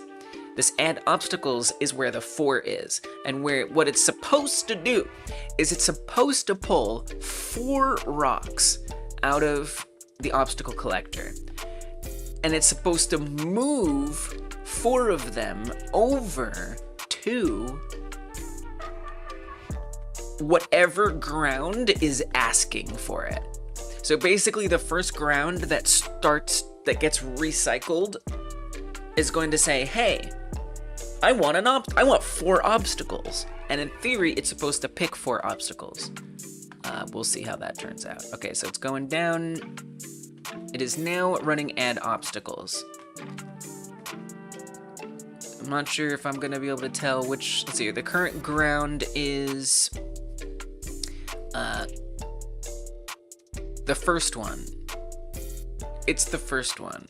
So this one right here is requesting 4 obstacles. Okay, let's see what happens. I think we're gonna hit an error. Okay, so it's going to the function. Good. Let's see what the function has. The function knows that it's supposed to find 4. It knows that the ground is the first ground there. In the obstacles array, there's one thing. So let's look at what this is supposed to do. So it's supposed to go through the spawn count. So it should do 0, 1, 2, 3 times. It'll run this stuff. So it'll create a variable called spawn, and it's gonna get the children of itself, which should be the spawn collector. Or the obstacle collector. Obstacle collector, that's what we're on. And as you can see, there are 30 children in here. And all I'm asking it to do is pick one random one out of all 30 of those. And do that 4 times. And then once you have picked one, now I haven't typed this or anything, but that in theory would be a static body, is what we'd want to type that as. So it should find a static body, and then we wanted to reparent it to the thing that asked for it. Alright, let's see what happens. So all 30 are still in there. Here we go. It's in the for loop. It's assigning the variable to spawn. And it has assigned the variable to spawn. It picked one. It randomly picked one. This is good. Okay. Next. Hey, there's an obstacle on there. Okay. Great. Let's keep going. Now I wonder if what I'm just gonna continue. Let's just run it and see what happens. Okay. All right. So I think I see what's happening here. So now we hit the error, non-existent function, reparent, and base nil.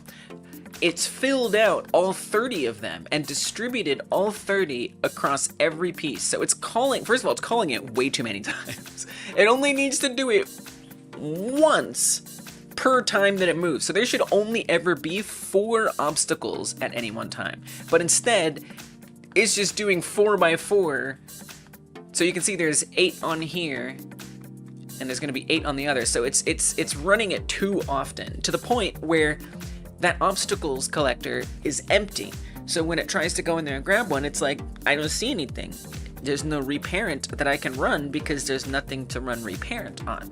So what I need to do is make sure that that limit is enforced, particularly on the ground script where we add the obstacles, because this is going to be running too often.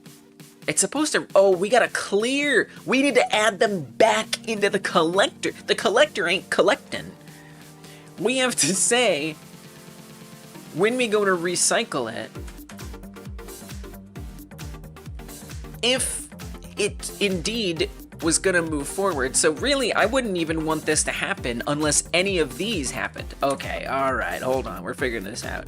I'm gonna say add obstacles. This is gonna be a function here on this script. I see what's going on. Collector is more like a dealer. Ooh. Right now, yes, that's right. It's just like, you want some? You want some? Here you go, no problem. Boop, boop, boop, boop, boop. Right. Don't give me those cards back. Those are all yours. I've given them. We want to add obstacles, and this will call with the ground, right? Which is going to be typed to CSG box. Returning nothing. So we make sure we pass the ground along. We're going to pop this out of here. Now, I need to make sure I run this. This is only if the if statement. So that is to say, did we actually do a recycle? Because really what this is doing is check for recycle. We're really checking to see, do I need to recycle? When this is running, it doesn't mean that a recycle is occurring. Rather, it's checking to see, should a recycle occur? And so if it should, then add the obstacles. And we first want to make sure that whatever obstacles it had get sent back to the collector. So we want to say get children, all of them. We actually want to do all of them. So for obstacle in get children, obstacle reparent to obstacles.ref. That's the obstacles collector. Okay, so first of all, it's gonna empty itself out. After it empties itself out, I would like it to...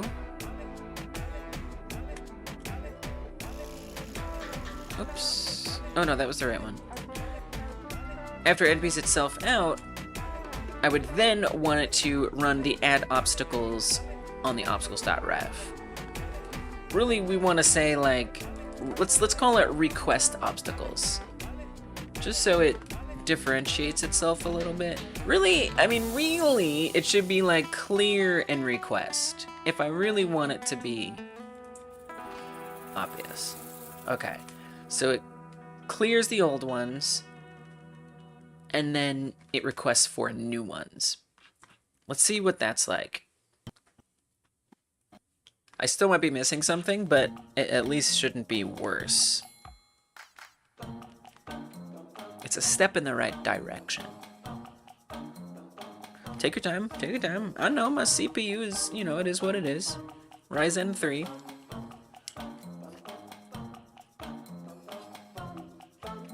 I know. If I used a service like Restream, we wouldn't have this issue. But, oh, forget the breakpoint. I don't really want to use Restream. But if I don't want to use Restream, then I better get my CPU upgraded. Okay, we'll get by. It'll be all right. Okay, continue. Oh. Okay. Oh.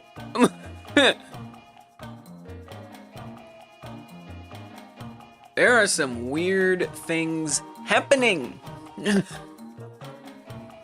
Something that I'm wondering. I'm wondering if the obstacles are conflicting with the ground. I feel like there's, even though the ground, yeah, I don't know. Things were really messed up, but at least it was running. And then we ran into an issue where it emptied itself out still? I'm a little confused. So yeah, we still have some problems here. All the grounds are deleted. They all got destroyed.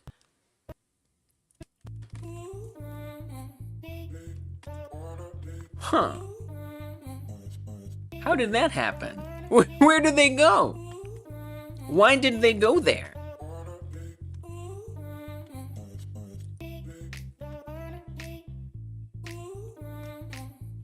That is a surprising outcome.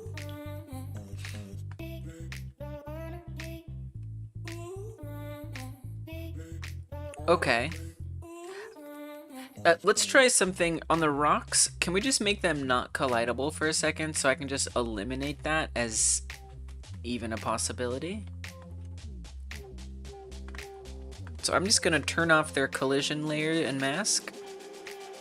Just so that way there is no, I mean, they wouldn't. The ground is a static body. And so are the rocks. So one weird thing is I'm drifting to the right. Oh, because of the mouse. I knew that. Okay, first of all, that was my mistake. We're drifting to the right because of the mouse. Okay, let's zoom out a bit here once it loads again.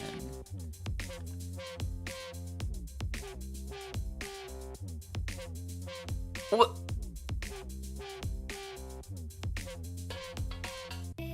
What is happening? Why would the ground pieces be? I don't even know. That's scary. They're just like disappearing. They're just giving up. And actually, you can see. You see what happens right there? There's a lot of things happening. That blue area gets left behind for some reason. It's like the movement suddenly stops.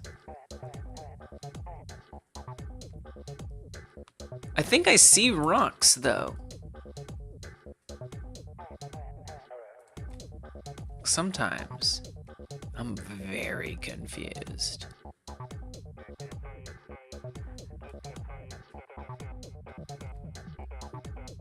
why would the movement... And then the player... What the hell is going on? What's going on right now?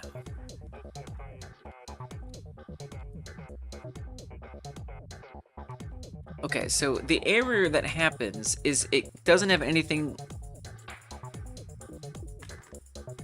It can't reparent the spawns because spawns don't exist. It also can't reparent to the ground because the grounds stop existing.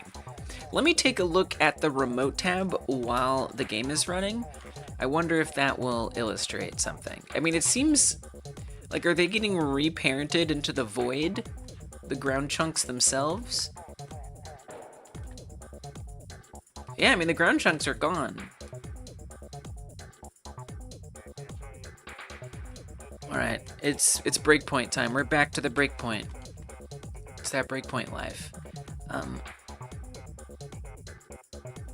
This time, let's put the breakpoint on the ground itself, and let's check right before we print recycle.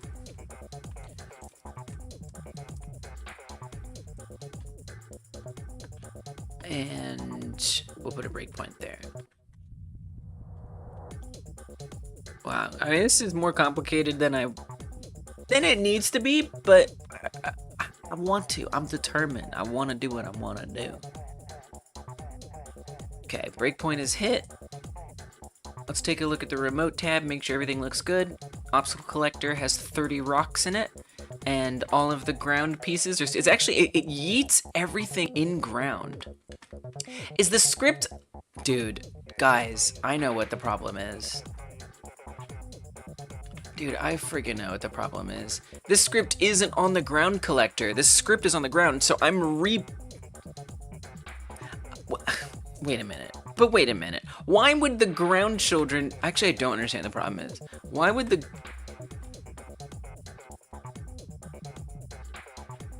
Oh, so it's clearing its own children. Oh my god. No. Incorrect. It's supposed to be clearing the children of the ground collector. That was my mistake. I made that terrible, terrible mistake. So let's on-ready a ground collector. So that is to say, what was happening is, it was taking the collector itself and reparenting the entire collector. And I guess in so doing, it exploded and destroyed itself. I kept like reparenting back and forth to itself. I don't know. But that is incorrect. That is not the desired functionality. Welcome back, Liline. Thank you for being here despite the chaos. I appreciate you. You're a very good cat. You really are. Oh yeah, just go ahead and get comfy. Right, so Ground Collector is a node 3D, and it is going to be set to this, if it wouldn't mind. Okay, and then down here, we make sure to specify, get the children from the Ground Collector, please. All right. Now let's see what we get. Now the rocks probably won't look very good, but at least they'll be in the right place. And the entire game won't crumble into itself. Now I did remove the collision from the rocks, but it shouldn't really matter. One way or the other. We just gotta add it back in. Take your time, take your time. I know, because I did it the way I did it. I understand. Do your best. Keep it up. I'll wait. Breakpoint. Oh no, we're good on the breakpoint. Thank you though. Okay. All right. I'll wait again. It's fine. I don't mind. I'm a very patient person. Most of the time. I mean, I would imagine, you know, with all 30 of those rocks, that's also going to slow it down. But that's part of the point is of the object pooling, is to make sure that all of that loading is in the front of the game and not like throughout the gameplay. Again, it's loading so slowly because I decided to push my computer beyond what it can really handle. Oh! Okay.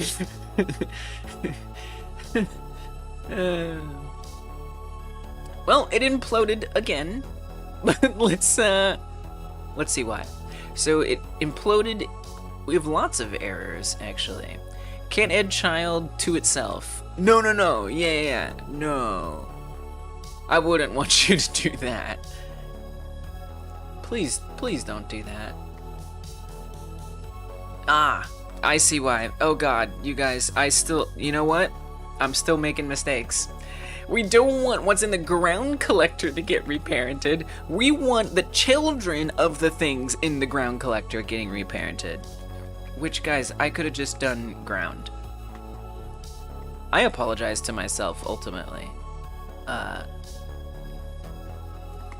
Dude, all you gotta say is ground. Get children. I don't even think I needed to set up this ground collector. Totally unnecessary. Run it again. And again. And again. Do I have something else asking for CPU? These websites? Get them out of here. I don't want them. Scaladron, get out of here. Don't want it. Oh yeah, I was gonna give Dungeon a debug credit like hours ago.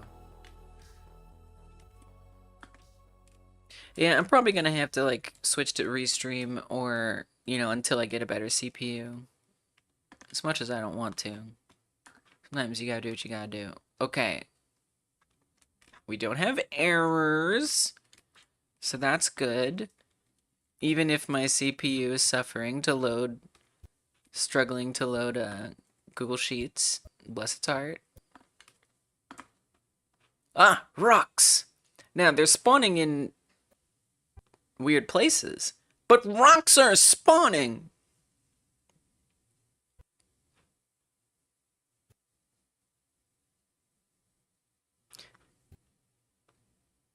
Definitely strangely, they're spawning, like, alongside the player. Which is weird and wild to see. But that could be worse. And my poor music is struggling. Bless my CPU's heart. And there's like rocks like way out in the distance.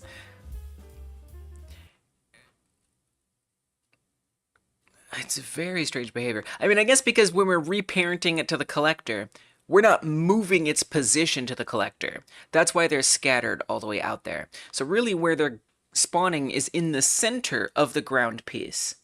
They're just appearing right there in the center of the ground piece. And if I move, or once that gets removed, it lags behind. What's a little surprising, here, let me stop this. What's a little surprising to me is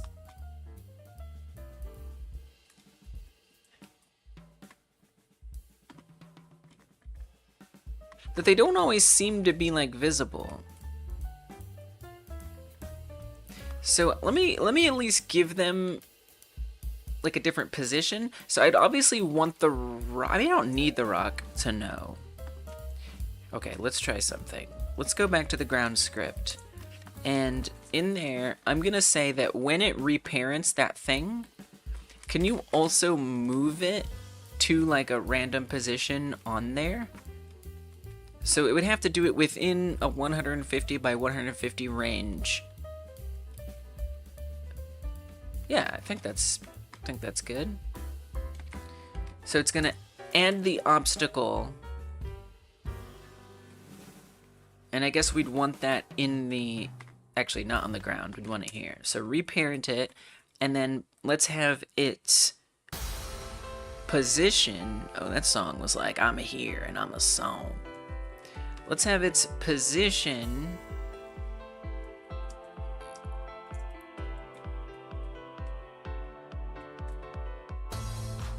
It'd be dope if you could do like a rand vector 3. That would be sick.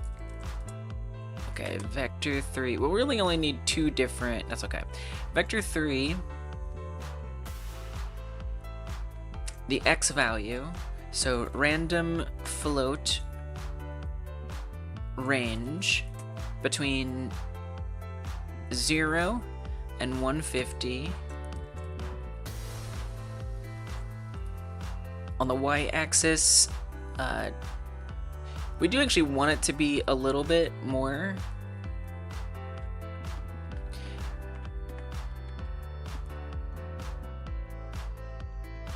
So you know what? Let's only set. Let's just do x. Let's actually just do x.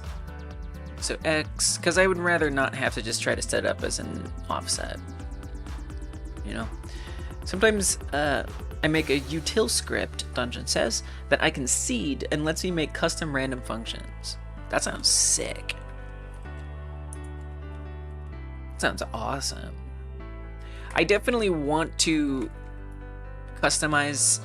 I mean, I don't know if I care about the randomness. Maybe I do.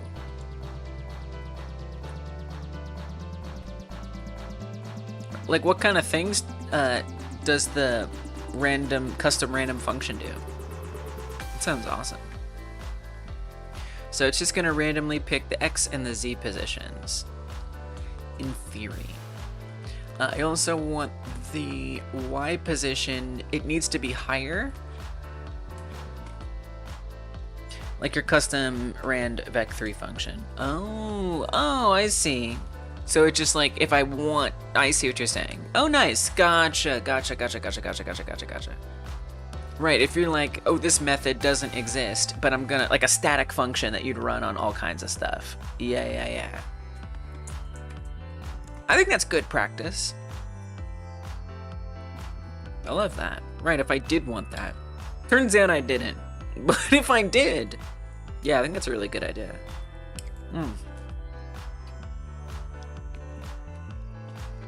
Your credit, madam? I don't know what that was.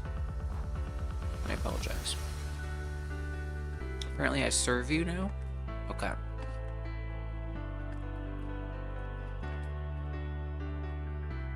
I'm gonna add a rock in here so we can kind of see where it would appear. So it appears in the center like that. I want it to be a little higher.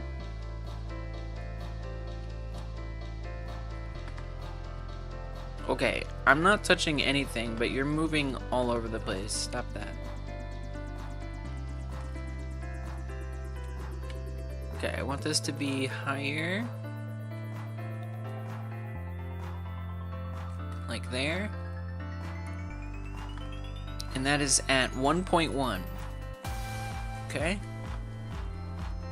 So I'm gonna delete this. Go back to the rock scene. And I'm gonna take its children and we're gonna put it at position 1.1. Okay.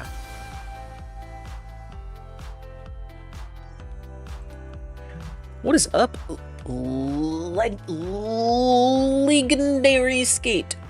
Legendary Skate. Welcome. How you doing on this day? I'm working on a game for a Game Like Jam, which is a game jam that I host, where we make games like other games. Roguelikes, Souls-likes. In this case, SkiFree likes. And this is the 4th one that we've done. We've done games like Frogger, games like Bloons, and games like Puyo Puyo. But this time we're doing SkiFree.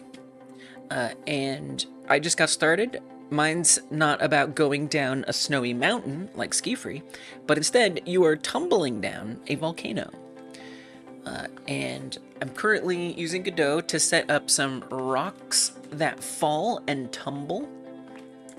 They don't actually tumble. I guess they could. Oh, that'd be kind of cool. Anyway, the rocks will appear and I want them to be in like random positions and stuff, so I'm kind of just trying to start getting that set up. Very early stages, the jam just started, so there's still like 27 days left, plenty of time. Well, it sounds like plenty of time, but sometimes it's not. Okay, so they're up in the sky, but they're you know, they are there. Okay, so maybe not up in the sky would be good. How did they get up so high? I don't know. I'm not sure exactly what they're doing up there.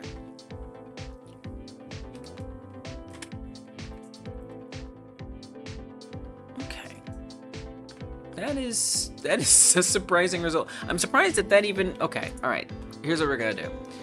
So that was not what we wanted. Let's reset the transform over here, and instead, I am going to just tell it. Let's just make like a variable for obstacles. So I'm gonna come back to my obstacle script, obstacle collector script. Actually, just call it obstacle script. And then we're gonna set up a static variable here. And this is going to be for the height. Yes, they're placeholders. Very much so. Again, this jam just started on Tuesday. So I'm working on coding the game together and using placeholders to help me know once I make the art asset where things will go. And I tend to make my art assets in the YouTube member stream.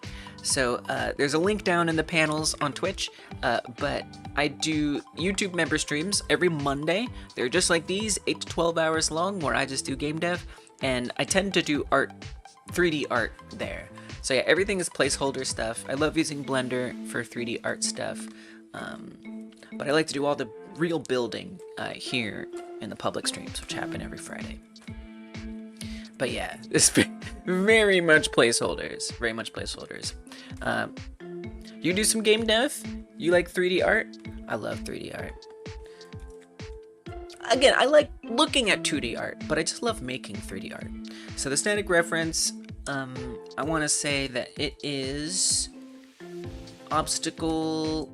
Can I even make it can you make static a constant? I've never tried. Obstacle Y pause. It should be 1.1. Expected func or var. Okay, you can't, because I guess it just like fundamentally is constant or something. I don't know. I don't really know. I don't know. Should I be capitalizing these static reference things? For static variables, I can't make it a constant. Usually for constants, the variable name is capitalized.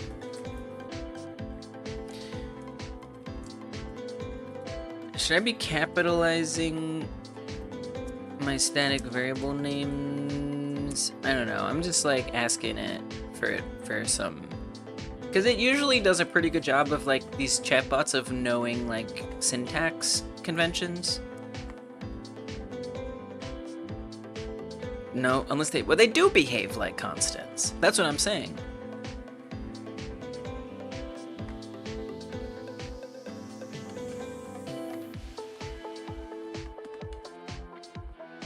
Static variable can still be modified. Why can't constants be static variables? I'm just trying to learn right now.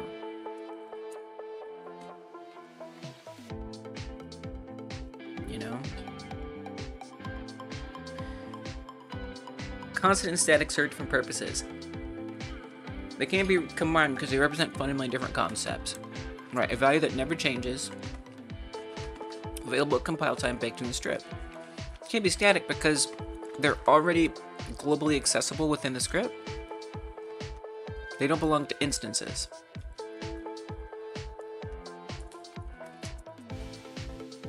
Oh, so I don't need to make it static. I can just make it constant.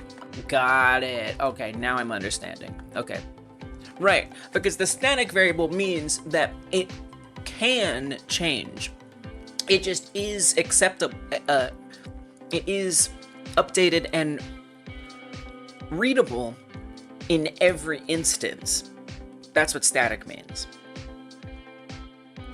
Constant means that no matter what, it never changes, which means I don't need to make it static because it never changes anyway. So it's not like I need to keep it the same value across every instance. It's never going to change anyway. Got it. Okay, so we'll say that, and then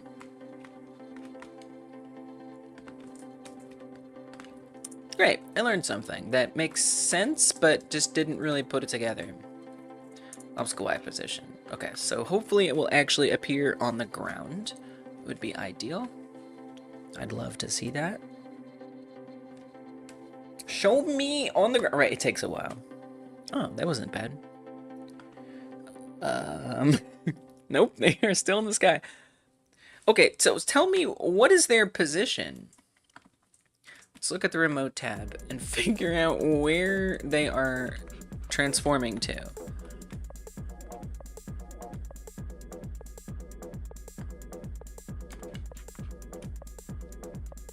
.1 on the y-axis. That's where they are. There we go. 1.1. Really? That's 1.1 on the y-axis.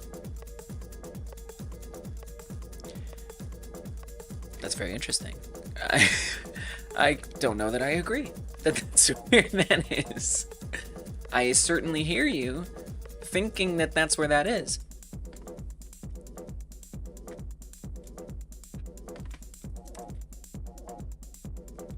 Okay, well, I mean, if I make it 0, right?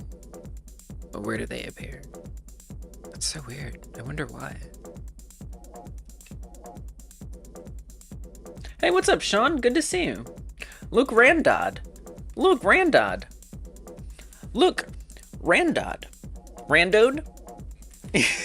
Welcome, Sean. Thank you for supporting Hyper Game Dev over on YouTube. I appreciate that. That means so much that you're a member. Thank you. You're a real one. Hello. How you been? They're actually still appearing a little high, but they're lower. Wait, they're all over the place. Wait a minute. I'm randomizing the y-axis. Is that what you're saying? Is that what you're saying?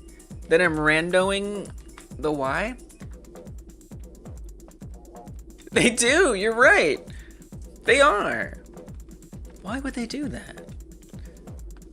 I said make their X position and their Z position be randomized. I did not say make their Y position random. So why would you do that? What makes you think that that's something I could ever want?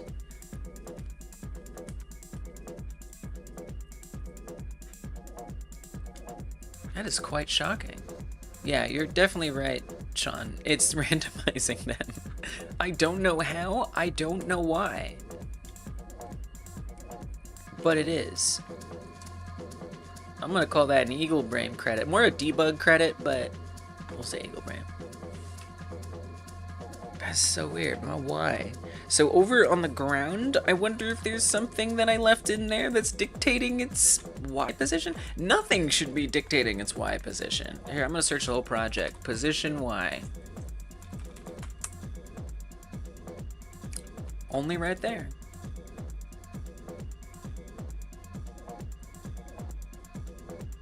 I'm confused. I'm very confused. Okay, but then what's also weird is that it says their position. So like if two were definitely at different positions, why is it saying it's 1.1?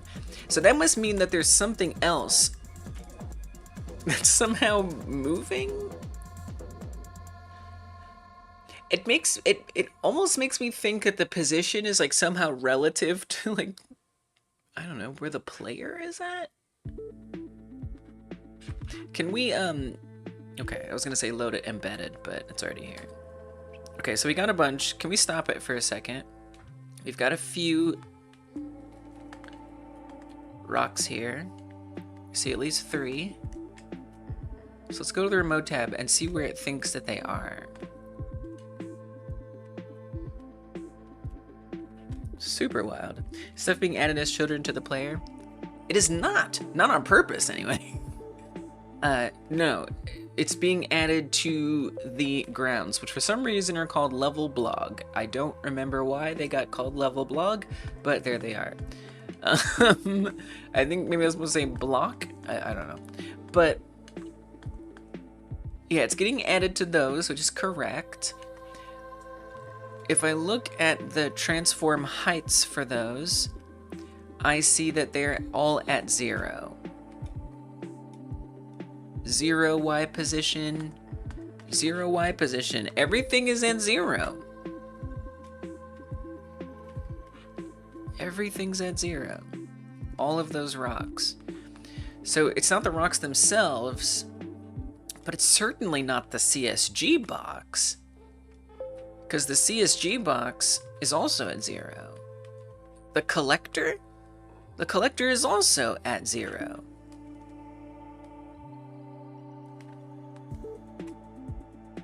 The ground node is also at 0. Everything is at 0.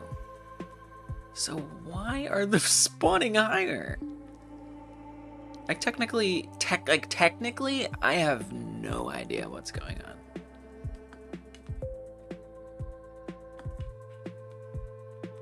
Everything on the y-axis is at 0.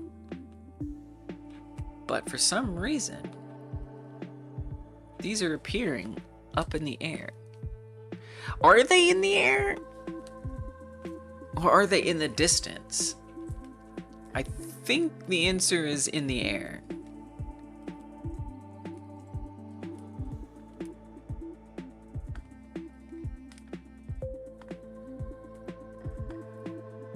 Yeah, because you can see the little shadows. And those appeared on the ground. It definitely looks random to me. Is there Z-axis? But it's... Maybe their Z-axis is not... Or their X-axis isn't the Y-axis or something. They're not rotated. Maybe they are. Let's see. They're not rotated as far as I can tell. It's very odd. You don't need to have a skeleton. Don't do that. Very strange.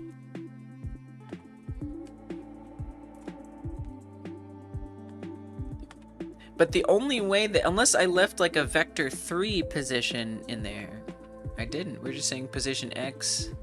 Okay, so, I mean, what if I say position Y instead of X? What does that do? I would be disappointed because I don't understand why the Y-axis is its X-axis. It's very strange. It's spooking me out, you know? Like, just to look at the code and then the reality, and for them to be so different. Okay, so now I don't see anything. Oh, there's some... I mean, that's definitely going... It's like it's additive.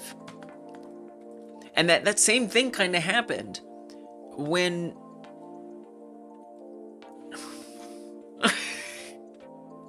I don't understand. Oh, I'm confused. Technically, I'm not typing the spawn as static body. I don't know why that would matter, but maybe it does. Maybe it's moving something else somehow, and that's making it go higher. I don't know. I think I kind of go back to the other chat. I think that's the only thing that's gonna save me here. I think that's the only thing that's gonna save me. I mean, it might just be like, oh yeah, duh. Okay, so I'm gonna give it a couple scripts to work with, and I need to be very clear with it. Do not change anything. Do not worry about anything that is not related to my question. These two scripts work in tandem to move the ground and manage obstacles, respectively. Help me understand why the spawned obstacles are appearing at random Y positions when I have coded them to only appear at random X and Z positions. Let me why the spawn obstacles seem to be appearing at random Y positions. Although via debug, I can confirm their Y isn't changing. I mean, I'm starting to think maybe I should try, okay, I'm gonna try one thing before I ask this question. I wonder if this position being set to 0 when it gets represented and then you reparent it back, it ends up in a strange place. Try when you move it to the collector, setting the position to vector 3, 0. Okay. Oh. I hate that that would even be necessary, but I love that idea. Also, oh my god. That's a lot of prints. Could you not print all that, though? By the way, what if you just didn't? Yeah, thank you. No, thank you. Yeah, we can do that. So that would be over here on the, it's a good idea. I love that dungeon. Over on the obstacles script. So before we move it, after we reparent it, set its position to vector 3, 0. Love that idea. It's a really good idea. Let's see what happens.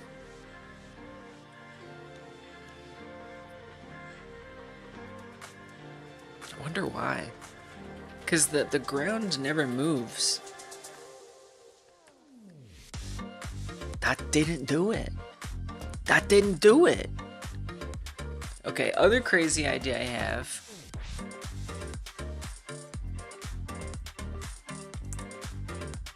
Here, comment that out. Other crazy idea I have, which I didn't technically try, is switching this as well.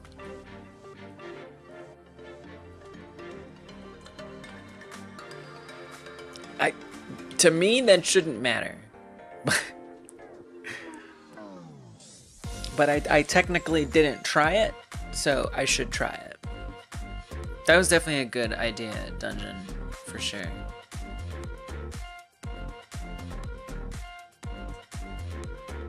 Oh yeah, we can't just load that sheet nicely. It has to struggle. It must. It is its prerogative. It's no millinode, though.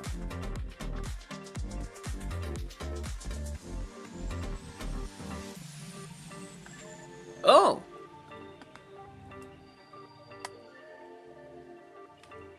So the Z and the Y-axis are flipped. We've got rocks. It's also sometimes parenting them to the player, which is weird. Not to the player, but to the same node that the player is on, which is incorrect. But apparently the Y and the Z axes are flipped, which is disturbing. Also, where are these parenting to?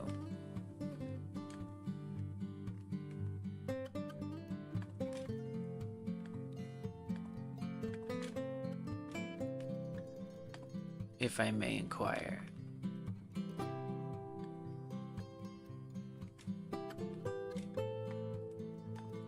I feel a lot of confusion at the moment.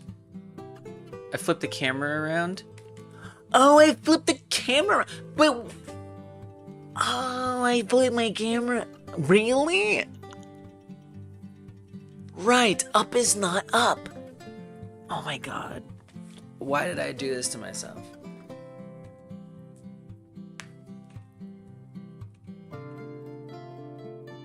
Wait, no, but I did?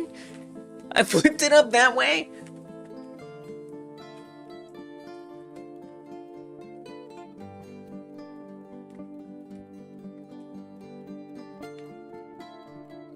This doesn't look that flipped around though.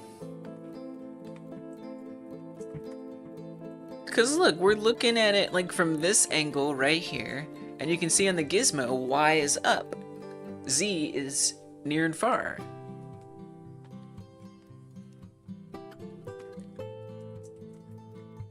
It should actually be Y determines that axis. It's so weird. Am I using AI to help me? Of course. Of course. If I wasn't using AI, I'd be using Google search. I'd be looking at Godot forums or Stack Exchange, or asking you lovely folks what you think. But you know what understands the full context that I give it a lot better than Google search? AI. Is your node 3D rotated? Oh, maybe. I don't know.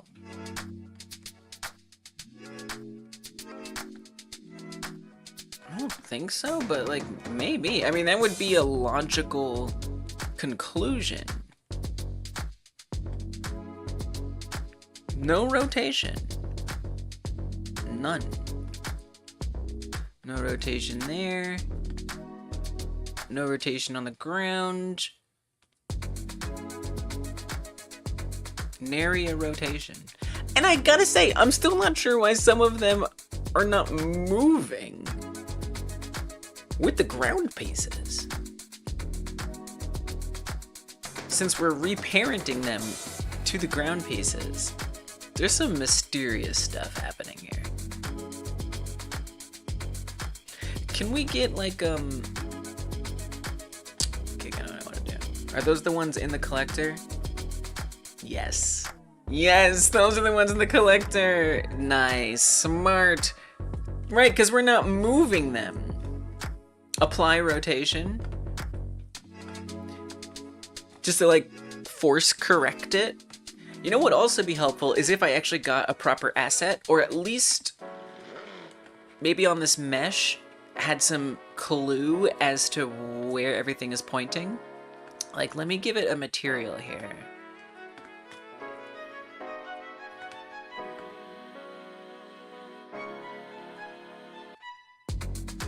Oh, in Blender! I see what you're saying. Apply the transforms. Get that Control A on point. Yeah, you're right. No, that would definitely be something to look at. But this isn't even a Blender file yet. It will be, but it's not. I am curious to know if it's rotating around, so I'm gonna add some texture to it. Crappily, but certainly. You wish there was applying scale in Godot though? Oh, so you could just like scale it however you want and then it would just like normalize it? That would be nice.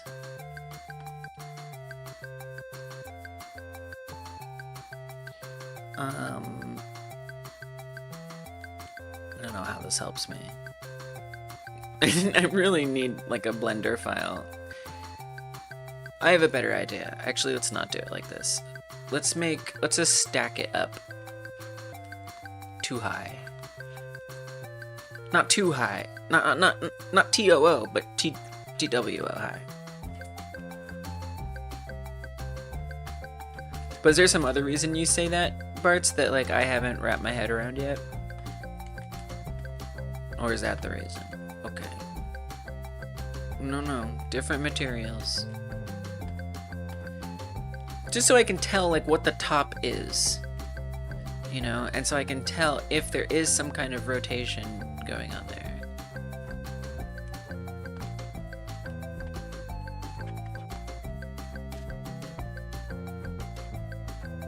Can we just make it a little different shape? It's a little hat. It's a little yellow hat. Okay, yellow hat. So we'll see which side the yellow hat ends up being on.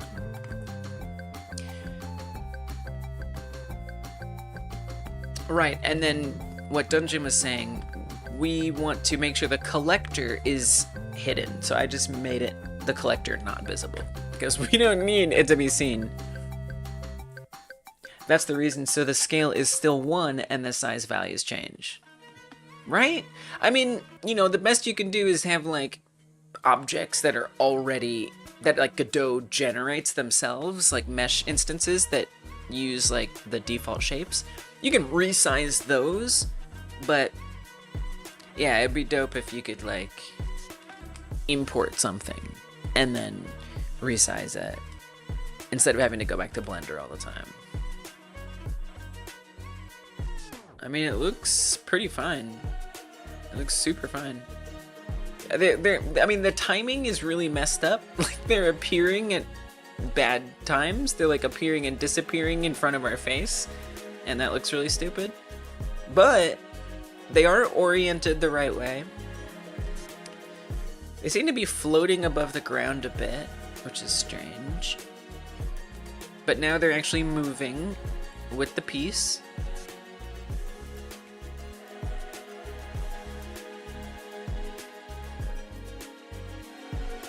Yeah, we'll have to adjust like the reset timing a little bit. Oh, you can see the leftover shapes of the old ones, which is not good. We actually do need to change their position or else we're gonna be running over things that aren't supposed to be there. I could also have their collision go off, which I certainly probably should, but that's not necessarily the biggest problem I have here. Yeah, the way that they're appearing in front of our face is not good.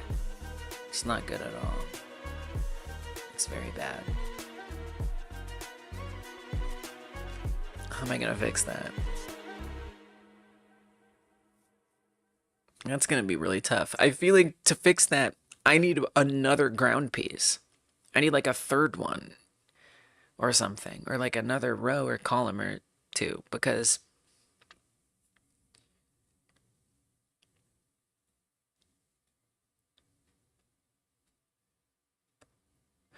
I mean, we could... It's a little tough. It's a little tricky.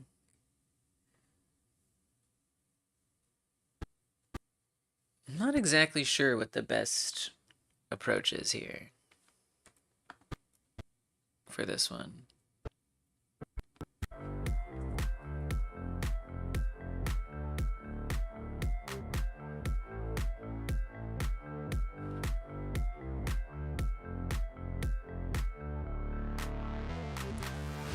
So in random positions, which is good. It's loading them in at the moment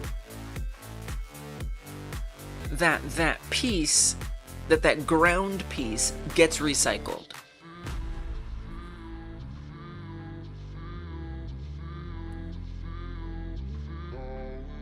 But what that leads to is them popping in visibly.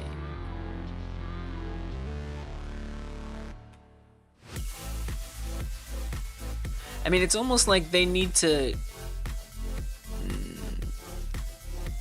I don't know that there is a time where they're not going to be visible at the way that it's currently set up.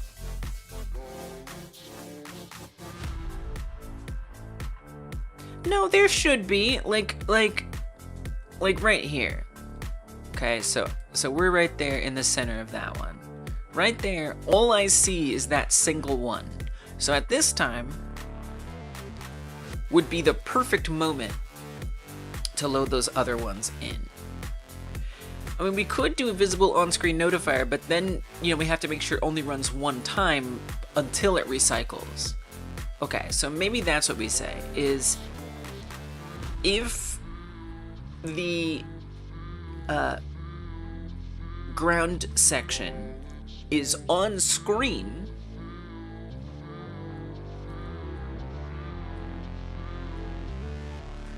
if the ground section is not on screen,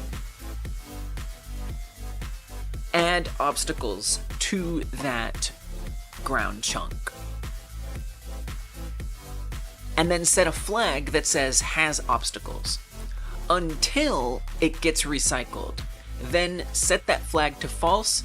Do not remove the obstacles until it goes off screen again.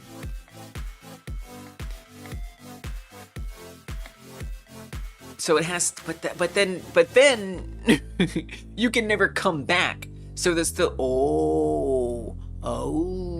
we're not actually generating a level at this point.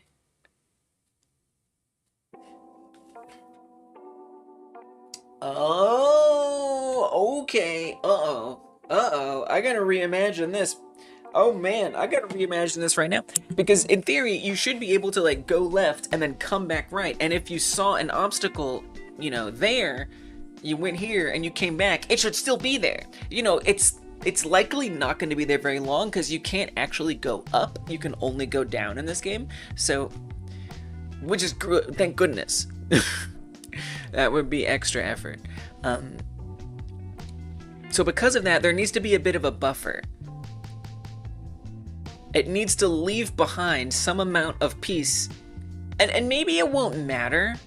Like, maybe it moves fast enough that you won't actually be able to come back and see. So I'm going to set it up this way, but I'm setting it up with caution. I'm setting it up concerned that it might not work quite the way that I envision. But I'm going to set it up that way anyway. We're also going to call this vert position instead. And then down here, we're going to set this to obstacle vert position. And okay, so what I want to do is set up that flag situation, which is going to be a lot. This is going to be a lot of work today. Okay, so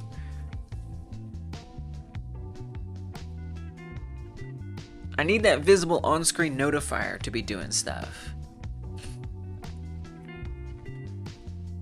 So I'll actually want to put that on each of these ground chunks or tiles or whatever.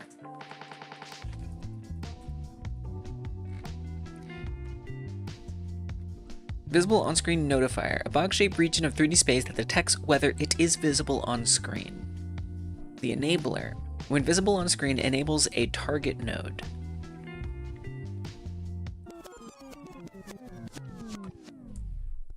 Let's just do the notifier. And what kind of signals does it come with? Screen enter, screen exit. Okay, perfect.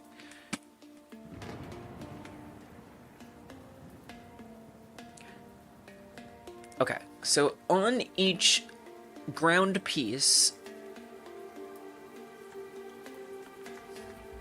I kind of would, yeah, I guess I'd rather make this a separate script. So we're just gonna call this ground chunk.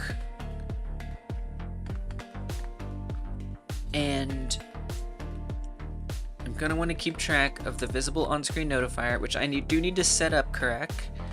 All right. Do we need to put like a collision area in here? We stretch it. Okay.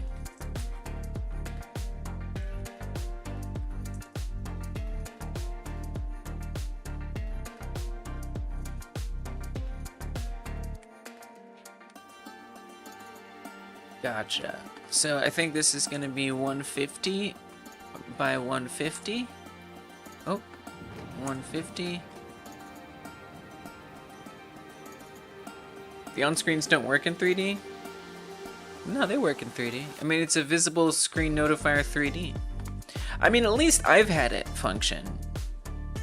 Back in Harvest Earth, I had it working. I'm gonna take what you're saying to heart. But in my experience, they have worked.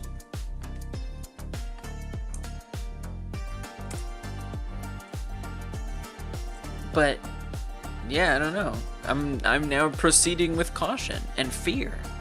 Thank you for making me fearful. I needed to feel that way, perhaps. Okay, that's definitely too large. Some specific issue you're having with them? Okay. Yeah, let's go with that. Is it 100 by 100? I guess it's 100 by 100. There's something up with them in your block shooter game. Oh. Well, I hope that issue doesn't happen to me. I don't want that to happen. I don't want issues. Alright, we're proceeding with caution.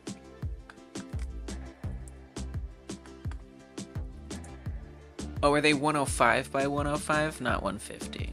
Gotcha. That was close.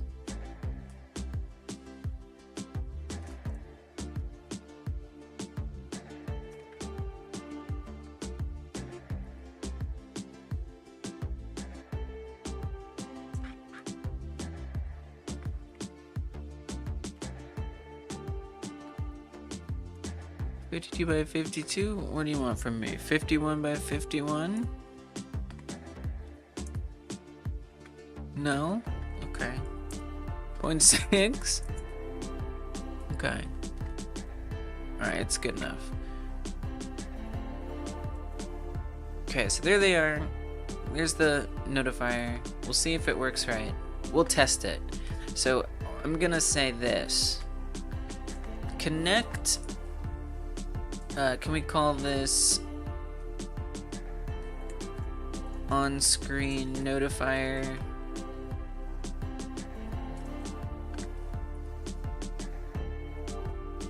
On-screen notifier.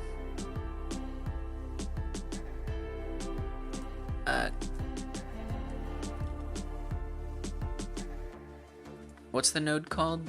Or the signal called? Screen entered. Okay. Screen entered, connect on screen entered.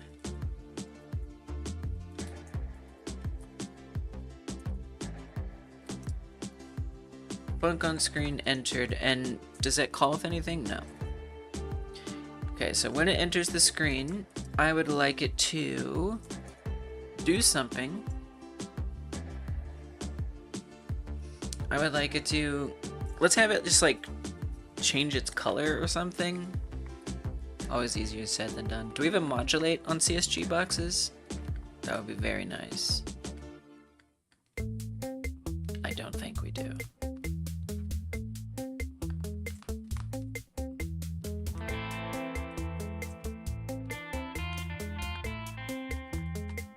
Can CSG box 3Ds be modulated color-wise? Again, I could look it up on Google, but yeah, the colors can be modified. Material override.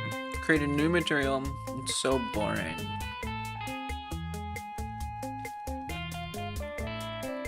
Fine. Fine. If I must. It's just for debug purposes. Unready variable. Then you need like the standard material. Ugh, it's so annoying. Okay, this is debug material.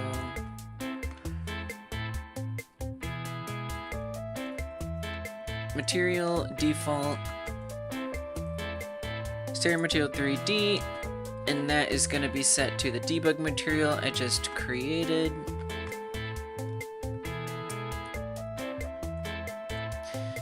And then we want an empty one. I mean, you might as well just make a debug material at this point. I think it's going to be simpler. So the debug material, let's make this unique, or to let us know that something has happened. We're gonna have it become that. Very bright, very obvious. We're gonna save this as debug material 2.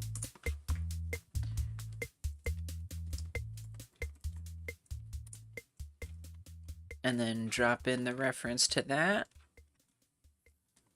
Okay.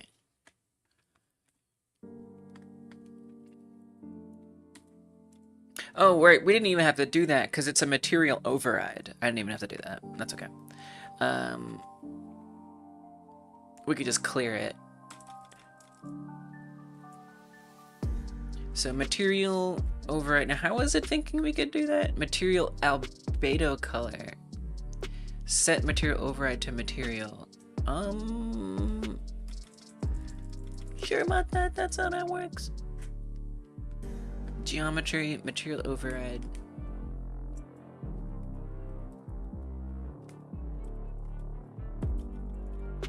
Let me check this out here. Material override. Do we have that in a CSG box? I do not see that, but that's a geometry instance. Which this is a geometry instance, so it should have it. It's just not giving me, oh, well, it's extending a node 3D for one thing. That would explain that. CSG box 3D. Can I assign a value type string to variable material default? Oh, load. Pardon me for not loading that material. You'll forgive me, I trust. Okay. Connect, typed connect wrong. Okay, material. There we go. Material override equals. So if it is entered, I then wanted to take on the material debug. I have a typo? Is it fixed now, or is it still, what do I do? Material default, material debug. Oh, you're right. Wait, but actually the typo's in the file name itself. In fact. Good catch. Okay, let's rename it. Material. Material. What you gonna do is you gonna put that material right there. Yeah, technically all good. But it bothers me. That was a good catch. That's eagle eyes for real. Fro. Oh, that's not eagle eyes. There we go. Okay. Thank you. Material override equals material debug. And then we could also connect an exited. Could be nice. Felt cute, made a screen exited.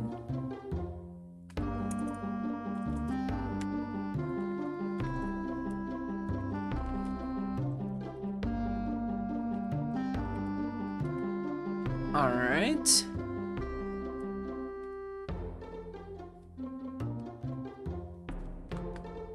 And then we'll just set it to null. All right, so I'm curious if this does anything. So in theory, when that ground is on screen, it should be brown. And when it's off screen, it should change to blue. Try to assign visible, wait, why would you do that? Why would you assign... Why would there be on-screen notifiers in the collector? They're children, but they're not at the top level. Oh God. What are they doing at the top level? Why would you be there?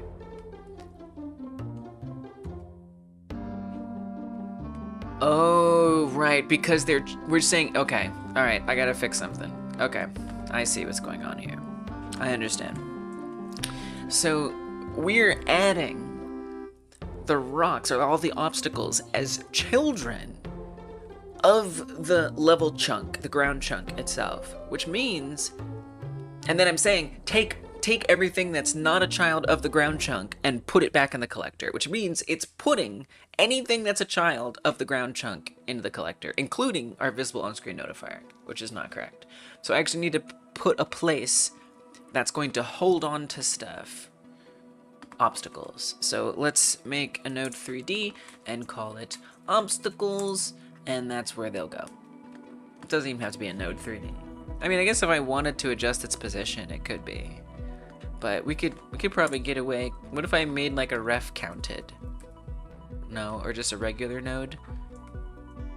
What if I just did like a regular node? If child is not an on-screen notifier. That's true. I could also do that. Yeah, that would be fast. That would be faster. I could do that.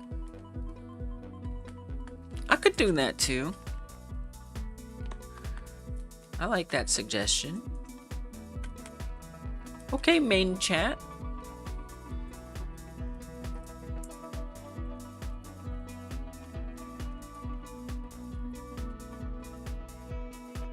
If obstacle is...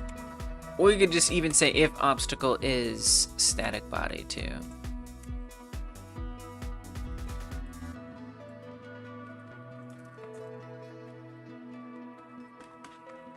Assuming I put some other kind of static body inside of there. Hopefully not. We do see that everything is just turning blue, which is not correct. So there's that. Nothing is ever not blue. In theory, once it exits, it should go back to normal. I think I mixed them up. Wait, I think I mixed them up. I just realized. I think I did. Let me go back. Other way around there. We want to say that when it enters, it's null. When it exits, that's when it goes to material debug. And then can we also get a print and say,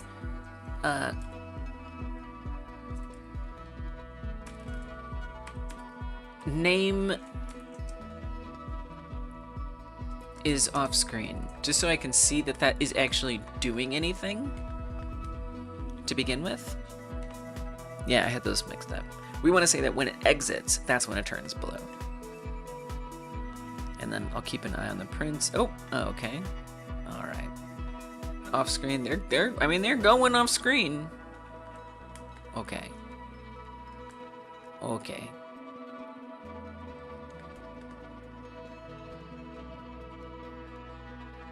That didn't work. Print. Name is on screen. We might have to come up with something else here.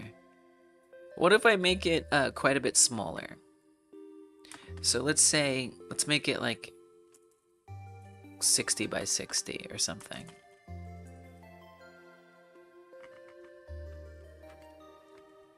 And I'm not gonna get... Wait, it's already blue. Wait, why is it already blue? Oh, okay. I feel a little silly, but I forgot to change its default material back to brown. So when it goes to null... Okay, alright. I apologize to myself for that, and I forgive myself. Okay, now let's run it. Okay, very good. Good. Well, I mean, it is detecting when things go on and off screen, and I'm never seeing blue. I have no way to really know. I don't know. I can't see. I can't see. But that was kind of what I was hoping, was that I wouldn't notice if it turned bright blue. And I don't. So I'm gonna assume that it's working.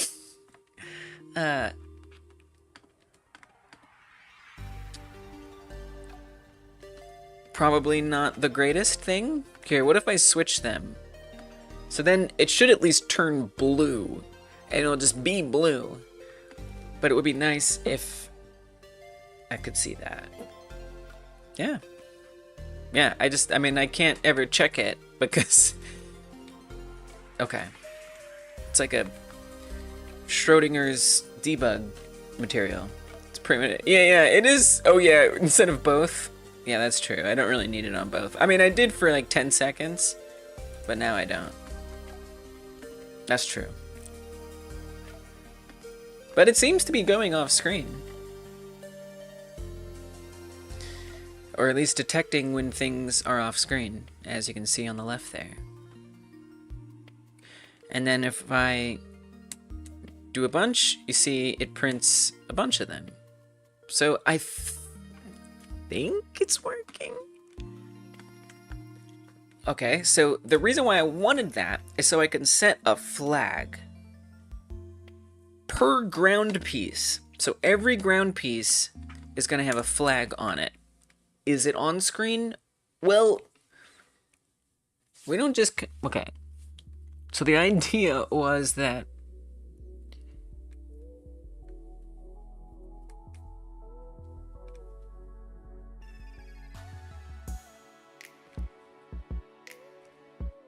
As soon as it's on screen, it's going to request... No, as soon as it's off screen, it's going to request obstacles. That's when it's going to request them, right? Off screen, give me obstacles. But we don't want it to keep requesting them. It needs to request it one time until it recycles.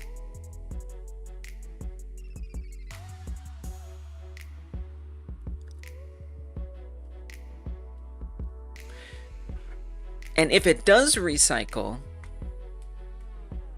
it's now allowed to do it again. So variable can have or request obstacles boolean true. So we want it at first to do it. So if it exits and if request obstacles, let's say can request obstacles. If it can request obstacles, we don't actually want to do the material debug. We want to say, let's go back to the ground script. We want it to do this. Back to the ground chunk.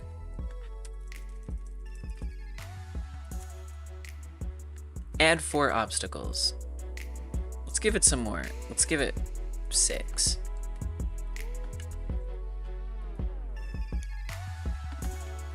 And that's just itself that's looking for it. So itself is going to ask for 6 obstacles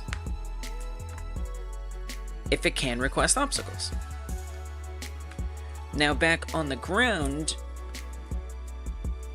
we want to say every time it recycles or it clears obstacles, so it's going to... Well, yeah, we don't even want it to clear them. I mean, it will. Once it... No, that's what we want it to clear them. Okay. So then, well, you need 2 things. You need to have it go back to true. Well, yeah, you can do that. Okay, so we're going to say ground can request obstacles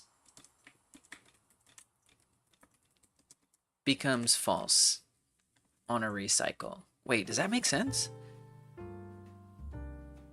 It's off screen. It asks for obstacles. When it gets recycled, it clears all of its obstacles. No, I would want it to...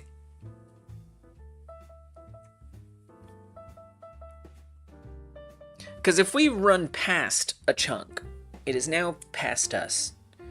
Then it gets obstacles. Now, when it's recycled, I don't want it to clear them. So, off screen, I get obstacles, I get moved up here, I keep obstacles until I'm off screen again.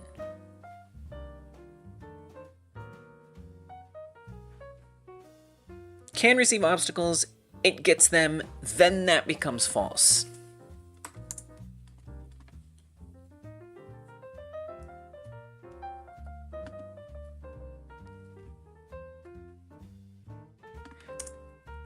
Can request obstacles becomes false. Request them, false.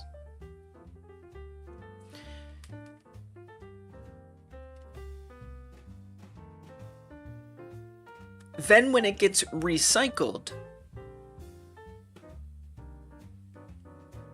that flag becomes true? I have no idea if I'm making sense.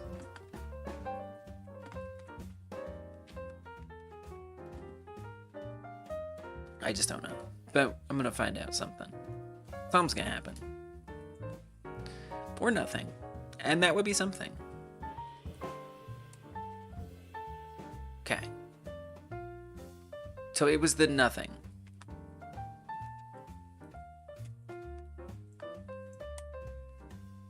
Oh wait. What? Oh, that was because I like left and came back. Where's all the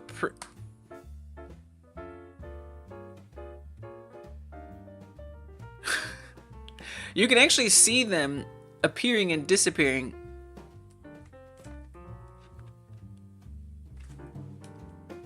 You don't think I need on-screen for this? Just remove it when it gets above a certain height and populate it when it gets added to the scene. You mean recycled?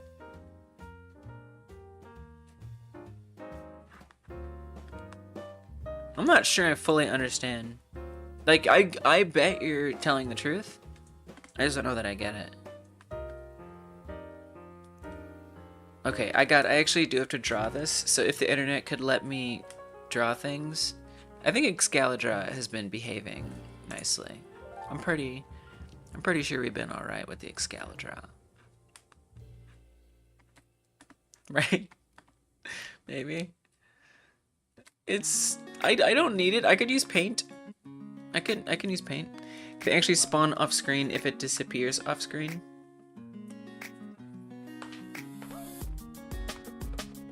Are you asking if that's possible or are you suggesting it? Okay, unfortunately I'm gonna have to use paint. So asking.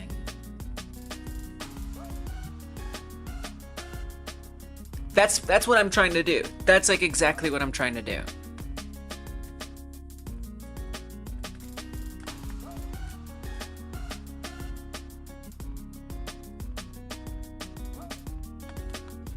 That's what I'm trying to do. I think, right? That's what I'm trying to do, right? So like we got two pieces. And they move past the player. Doesn't it disappear before appearing? So the way that it happens is these go underneath. So once the player gets past a certain point, the one in the back is gonna move to the front. And then it just keeps doing that. Over and over and over again. And this is only vertical direction, obviously. This one goes here. It keeps moving forward, which we just did backward for the sake of illustration. This one goes here, right? Or is it the other way around? Wait, I think it has to be the other way around. I don't think that makes sense. Because if it's moving this way, right? The one in the front would have to go in the back. Okay, I actually think that's what's happening. Sorry.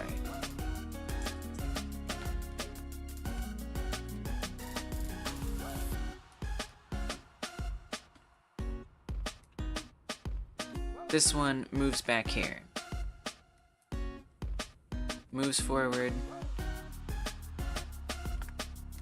This one moves back here. So if we imagine that the screen is only seeing part of everything, while it's off screen, I want to say request obstacles. So it requests obstacles when it's off screen.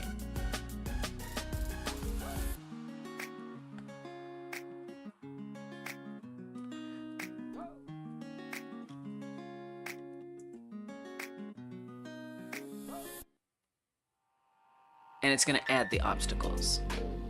And then it's going to say, also,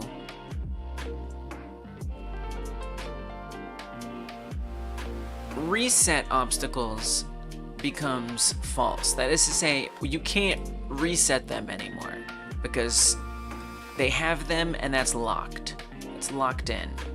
No more resetting the obstacles. Until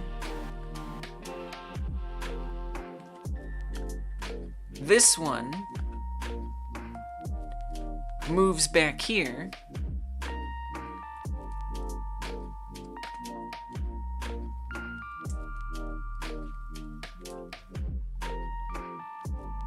Until this one moves back here. And then both of these move forward.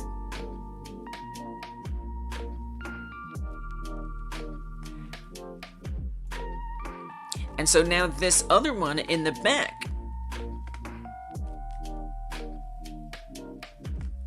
is going to request obstacles. And its reset is going to be false. So I guess I'd want to say that when it's visible, the reset becomes true. Not on recycle. Maybe?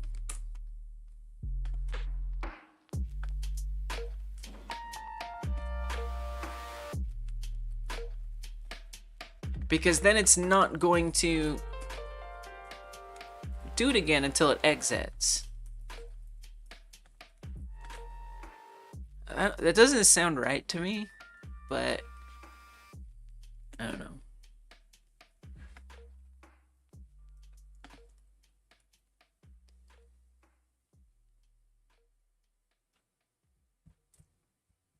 Okay, here's what's wild to me. I wanna know what you think. So you tried to explain it, but I didn't understand.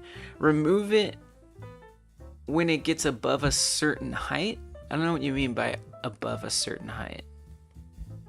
And populate it when it gets added to the scene. They're already in the scene, so they're not getting added. That's what I'm confused about. Using position for disappearing obstacles? Yeah, I could use position. Well, that's part of what the recycling runs based on position. But that position is not great. Yeah, I mean, I could do that. It's just, it feels like this is simpler in theory. Populate the obstacles when they get added to the environment. They're in the environment. This adding. Everything is added at the beginning, and then we're just object pooling. Then remove them all at once when they get above the height that they aren't needed anymore. Gotcha. Then you are doing redundant checks. That makes sense. That actually makes some sense. Like when the tile is placed in its slot.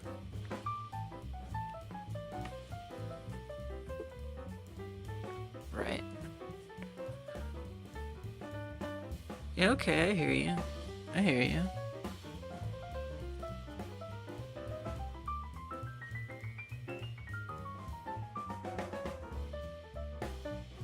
I mean, the tile...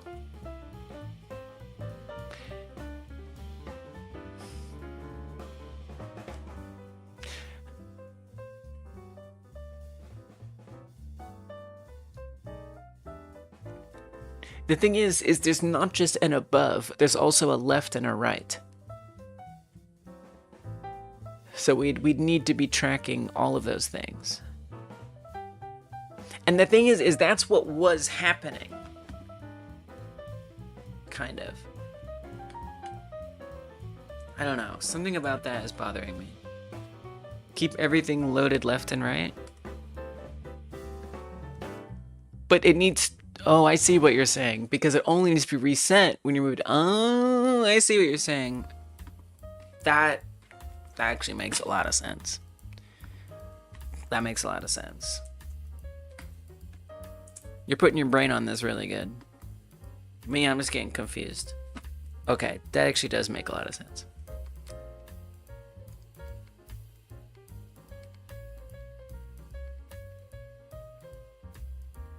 I mean, I still think this should be working fine. Even if I don't need the visible on-screen notifier, it should work.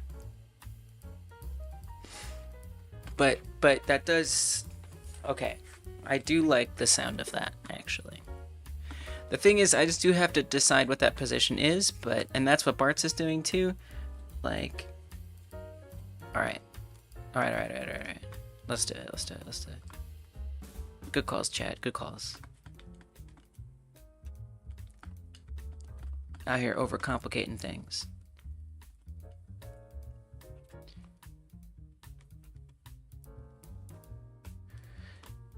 So the thing is, I just have to figure out what that position is.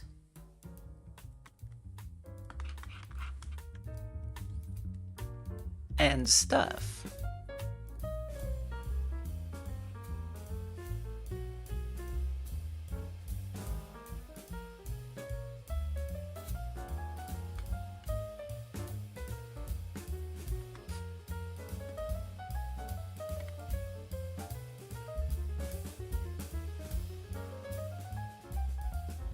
So probably like right there or so.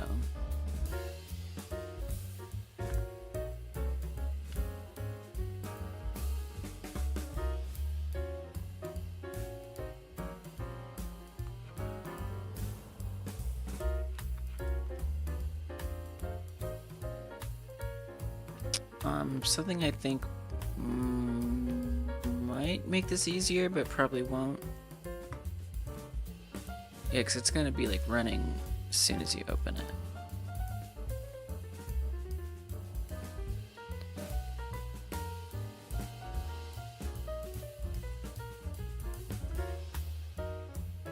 Okay, if we just stop us like in the middle, approximately. Alright, approximately the middle. Oh, I didn't embed it. Whoops. Well, I could always try it this way.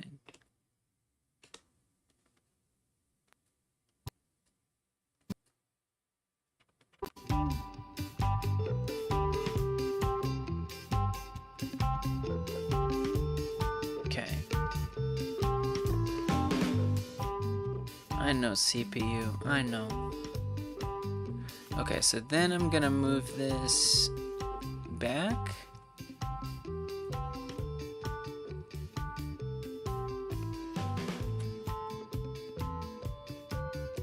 Here, get me back in the camera over here.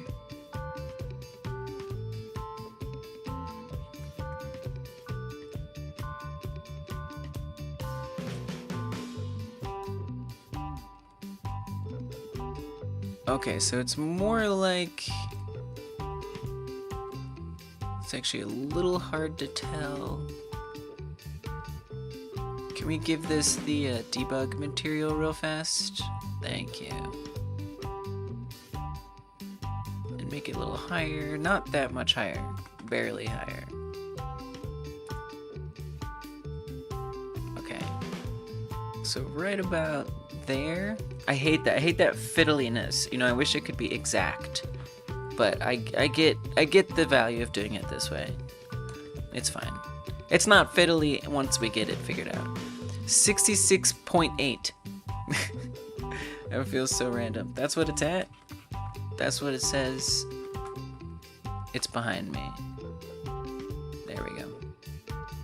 66.8. We could even be a little generous. We'll say 67. And then, no, what I don't, here's what I don't like about this, is what if I want to change the camera position? Now this is all messed up, and I have to come in here and choose something else. That's why I hate this, is it magic number locks me in to a certain value. It hard codes in, I should say, a certain value. And I don't like that. Which is, to me, what is great about the visible on-screen notifier, is it gives me a really specific thing that can, not really specific, sorry. It allows it to vary. Make it an arbitrary position above the camera, like much more than you need. Yeah, but if it's too far, I don't think it's going, I don't know that. I don't think that that's a great idea either, because it might be too far for it to happen, you know? I don't know. And to me, that isn't great.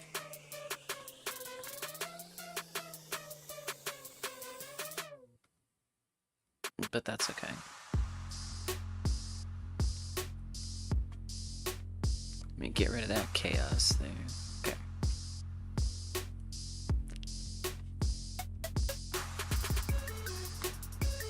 Okay, put this back. So we just have to check. But if what? Here's the thing, is like, yeah, I guess we only have to check one of them. I dislike this. I feel opposed to it because I think that it's sloppy. But it'll work. What if you move the obstacles at the same time you move the tile? That was the first thing I did. But the problem is the tiles are currently not moving. The tiles move while we're looking at it. Do you know what I mean? So like, even while they're on screen, they're moving. So I could try to set it up so that's not the case.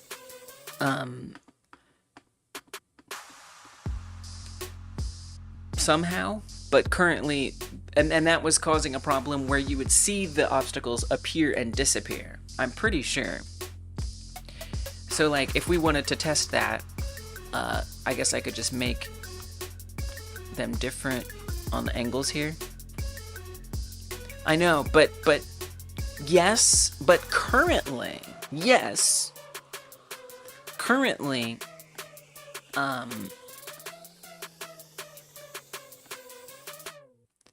they're not moving based on that.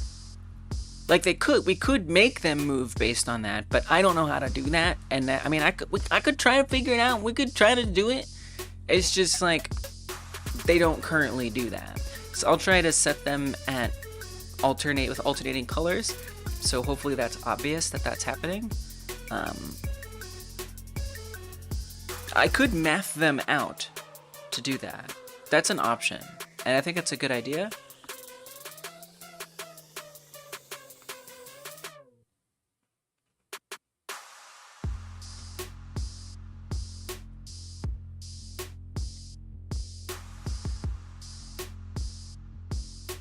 I mean, it does appear to be waiting until they're not on camera, actually. Which points to it might have been some other reason why they were popping in and out. I mean, you can see them popping in and out. But that makes sense because that's on the collector. So that's actually not, that doesn't matter. I'm actually not sure. Because I'm not seeing them, I'm not seeing the ground tiles suddenly change. It actually looks fine this way. All right, well then let me put it back this way and see if I can figure it. Maybe, okay. It is kind of a nice floor, isn't it? Okay, let's try something. I appreciate you saying that, Bart, because I think this is worth investigating. So what I would want to then say, hey Dormouse, what's up? Dormouse has started planning their SkiFree leg.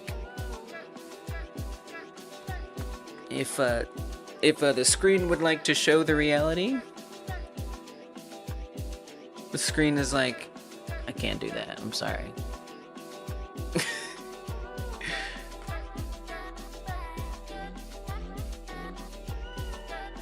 This has been happening.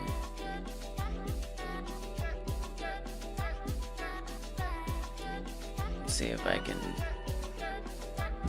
knock some sense into it. Hey, listen up. Too many caps for on-screen chat? Caps like bottle caps? I don't know what its deal is. I mean, it's most things today have been CPU related. Let's just try refreshing it. Refresh.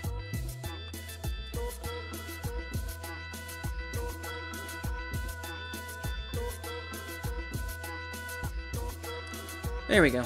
Okay. Dormouse says, hello, Dormouse.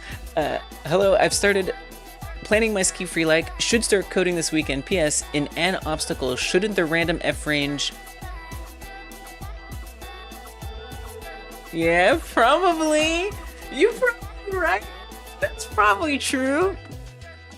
Dormouse, you might be right about that. Wait a minute. Maybe you're right about that.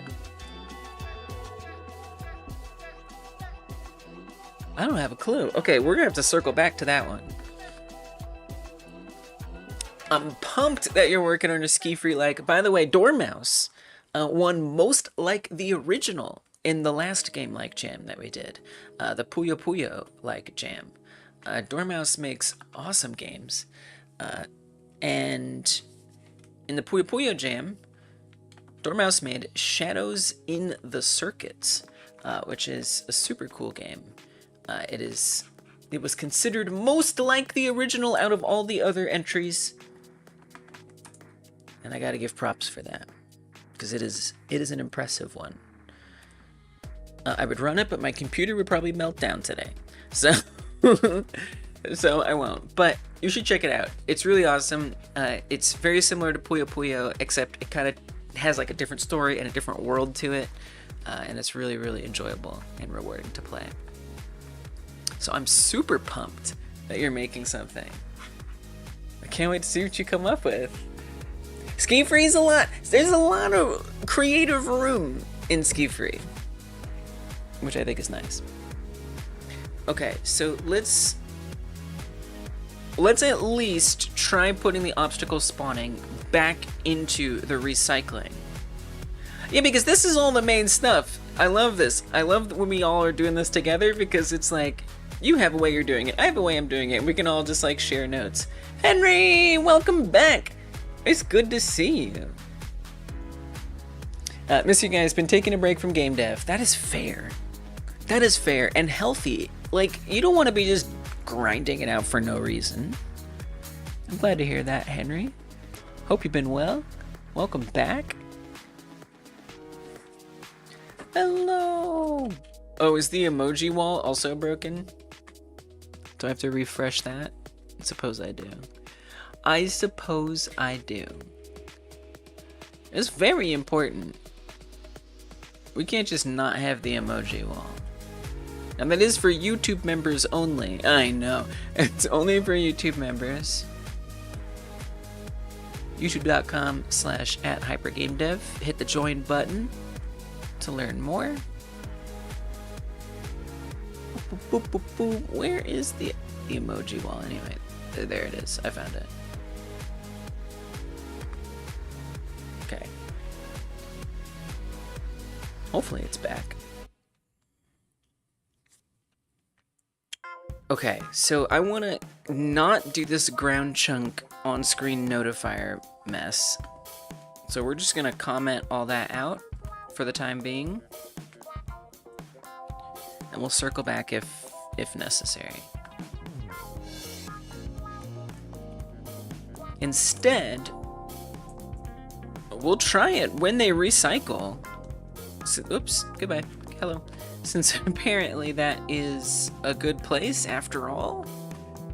So whenever we don't want to say when it clears them, Wait, do we want to say what it clears it? So what the recycling means.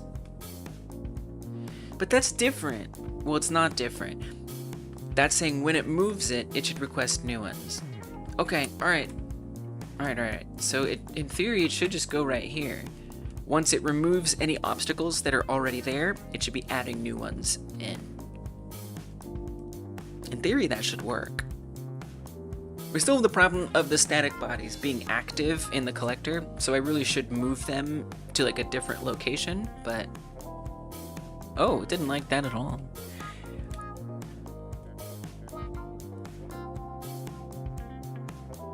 Oh, my bad.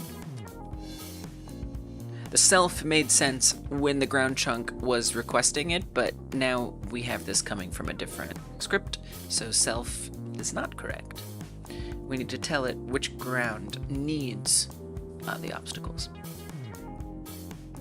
Okay. Repair on a null value. We want to repair it.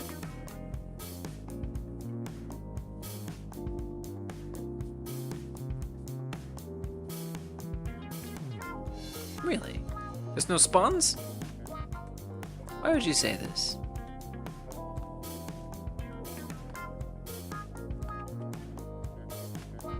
Oh, it's dumping them all in there? 1, 2, 3, 4, 5, 6. Is that too many? Is 6 too many? Oh, it's adding visual on-screen notifiers in there. Oh, it's adding a crap ton.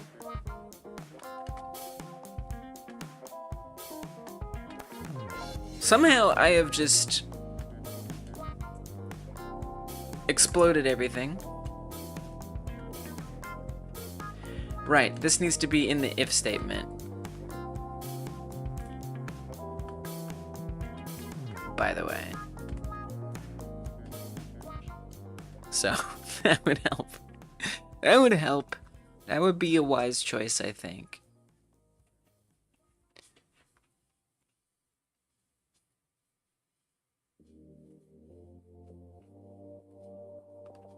Probably.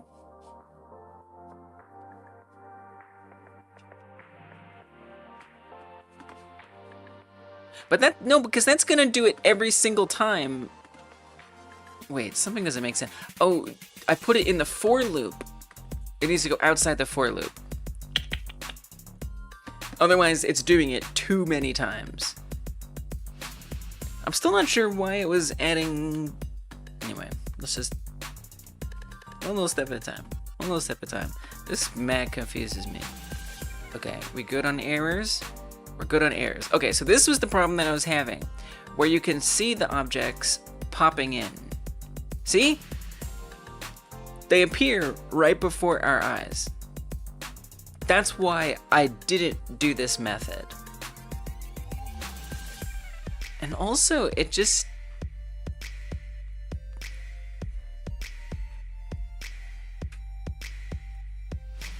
It sure doesn't look like it's adding 6 in there.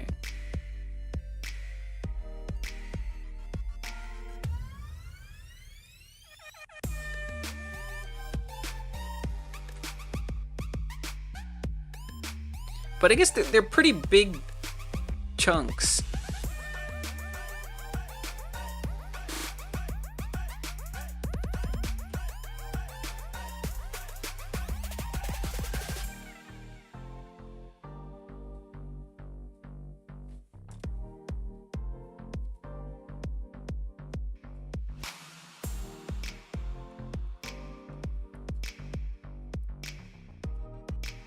So it looks pretty good, but then you see once in a while, they pop in.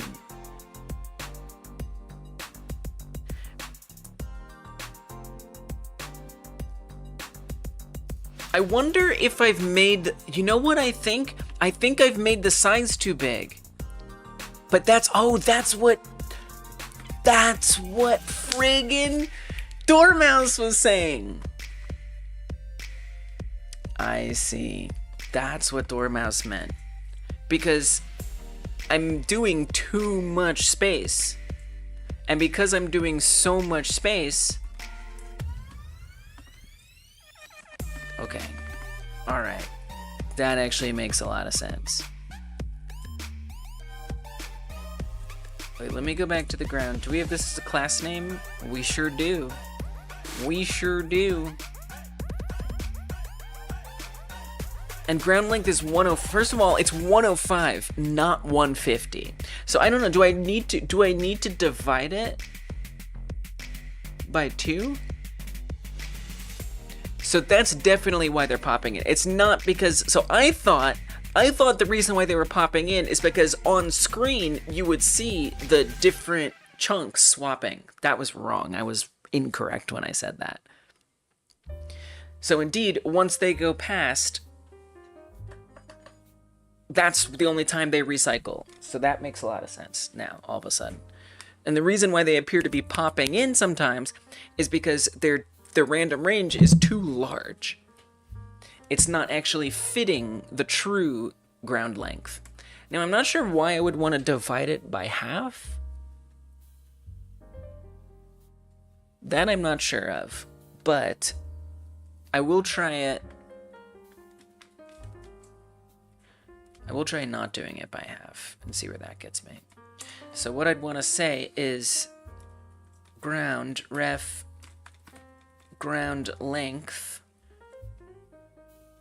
would be this. The center of the ground is at 0, 0.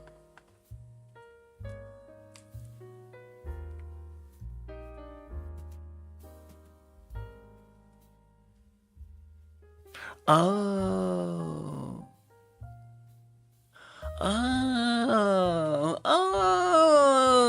man, vector math. I don't succeed at that. I'm not succeeding at that right now. Okay. Divided by half so they don't spawn, yeah. Genius. Brilliant. Well said. Wow. Yeah, that makes a lot of sense. That makes a tremendous amount of sense. Like exceedingly sensible. Really a lot of logic in what you're saying. Thank you. Thank you very much. Thank you a whole lot. All right. Lots of credits to give around here. We're just gonna give him like candy. Sean, you get 1. Bartz, you get 2. Dungeon, you get 2.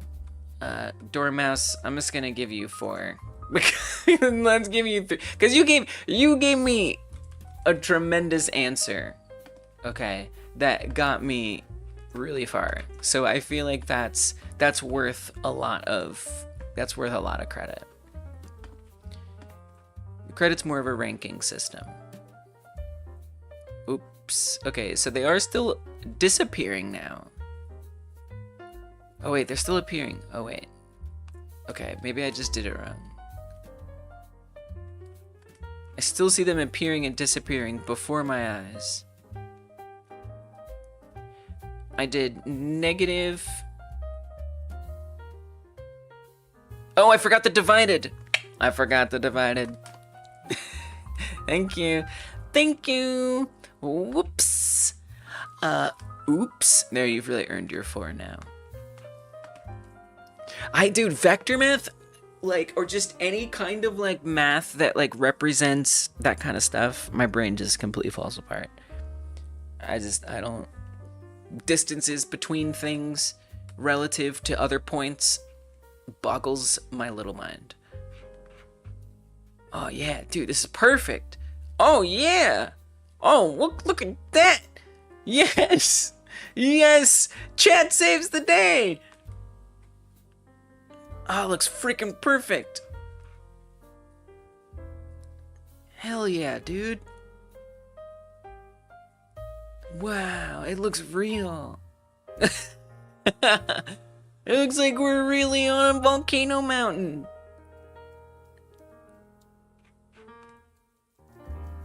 Even diagonal?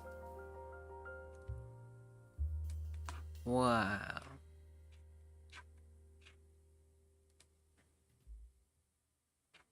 This is neat. I just like looking at it.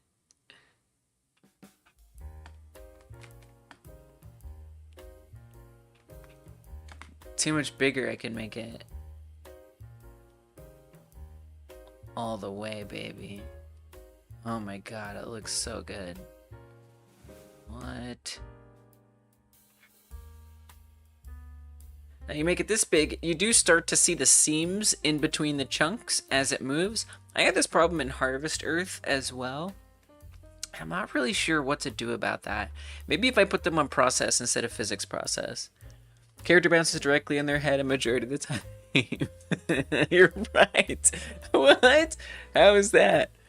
Poor thing. Poor thing. I guess that would be the heaviest. I know. It's like concussion on concussion on concussion. It's so many concussions. You're right. Oh my god. It is usually the head. That's so weird.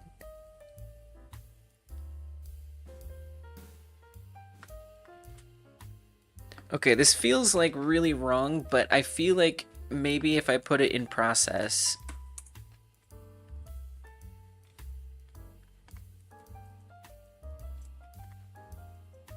Probably should look at all the other places I have physics process happening.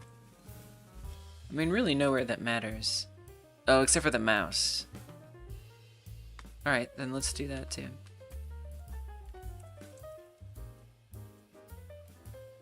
We also have unnecessarily some stuff happening in the camera. We don't need none of that. I'm pretty darn sure we don't need that. I think that was old.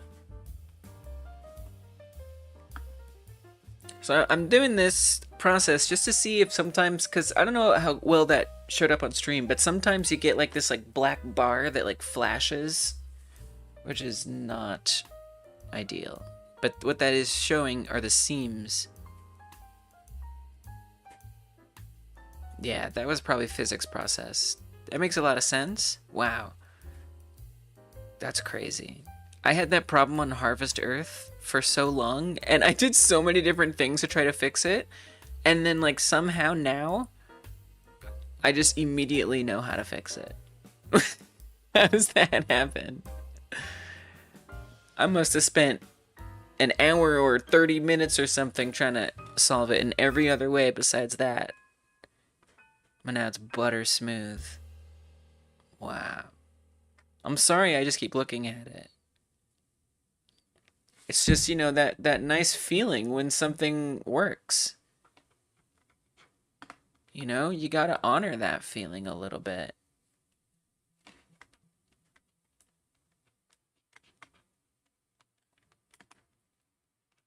Now, I will say, this is murdering my CPU. My CPU is not happy. At all. Look at that. I don't know if you can even see what the heck is going on here. Oh, okay. Weird stuff. Angry CPU. It's because I'm multi-streaming. I tried multi-streaming today. And I'm pushing my computer to its absolute limits. Alright, let's stop the game for a second. I'm gonna stop the game for a second. It's the only way I'm gonna get things back. There's no other way. Yes, it's cool, right, Henry? We're doing SkiFree for this game like jam. And it's about snowboarding down a mountain, skiing down a mountain. In my case, we're tumbling down a mountain. The obstacles spawn, they look good. Alright, so I guess something I'd like to try now is commit, of course. And then I want to I want to try to get these obstacles actually bump intoable. Now, it doesn't matter a whole lot, right? Because we're pretty much bouncing over them the entire time. I mean, it's like actually quite difficult to try to hit one, if not impossible. So I think if obstacles are going to meaningfully get in our way, they need to be quite a bit taller. They need to be like as tall as the highest jump height. I mean, I literally can't even bump into it. Try as I might. I just can't. I can't hit them. It's almost impossible.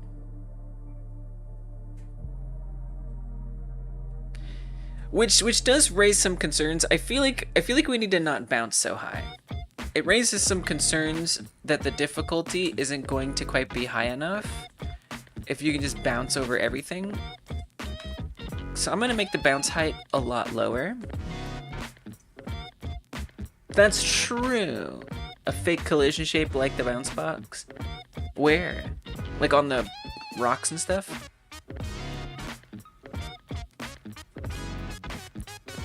Or do you mean like, I'm not sure what you mean. I'm all for faking things.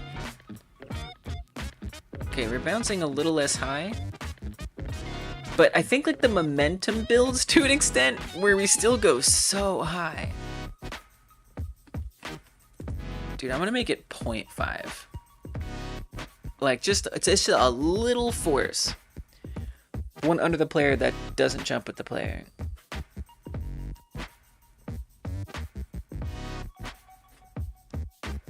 At a fake collision shape, like the bounce box.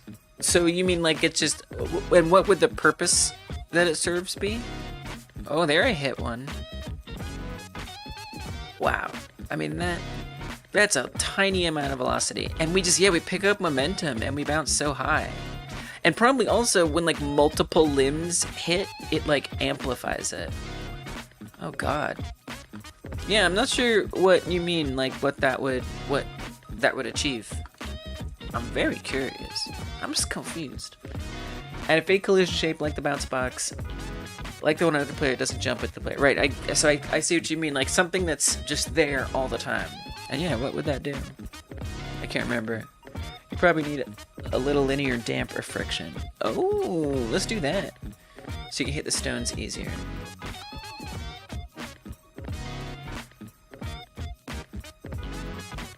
Okay. And not make the jump lower. So are you saying like a ceiling? So that way it kind of like hits it and, okay. That's intriguing. I worry that could have like a physics consequence.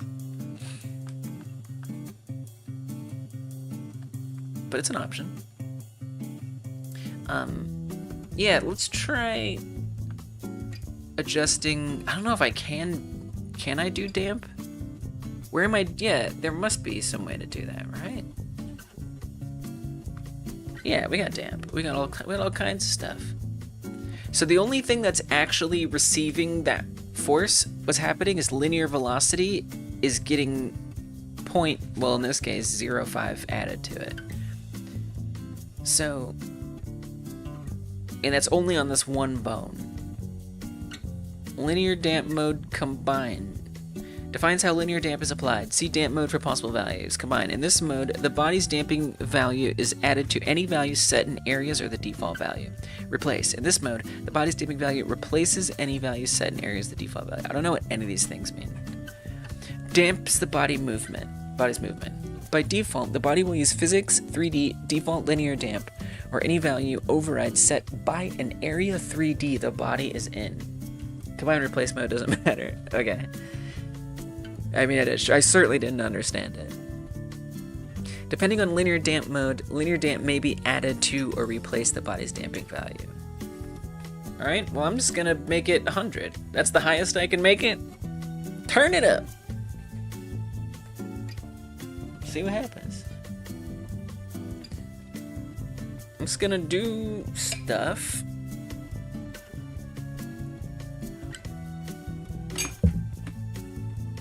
Oh. Well. That looks damped. Let's make it 50. Okay. Alright. Yeah. Oh. It is dangling. It is dangling. Okay. Let's try 10. Okay, now we bouncing. 15. Nice.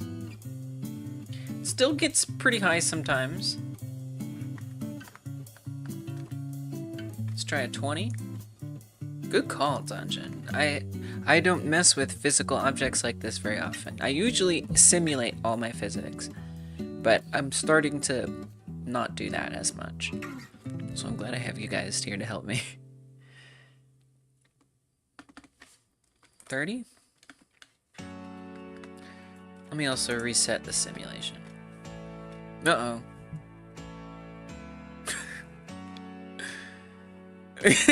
What?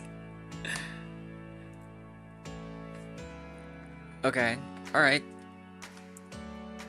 20. It looks like you were only changing the hip stamp. Yeah. Well, because the hips are the only one we apply the linear velocity to. But you're saying I need to do it to all of them? Also, it doesn't actually start it off with anything.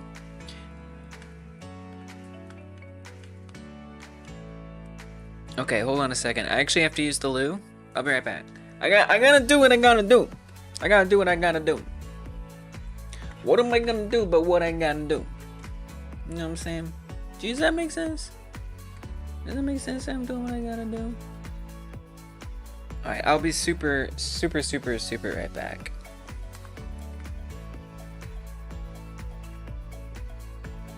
Let me get the BRB scroll. Let me get the BRB scroll.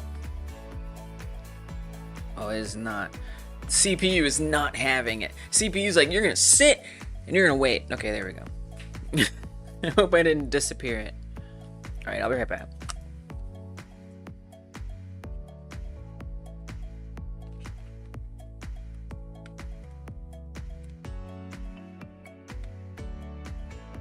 No, but the music can't stop. Okay, hold on a second. The music is playing. Okay, good. As long as we got music. Alright, we good. Be right back.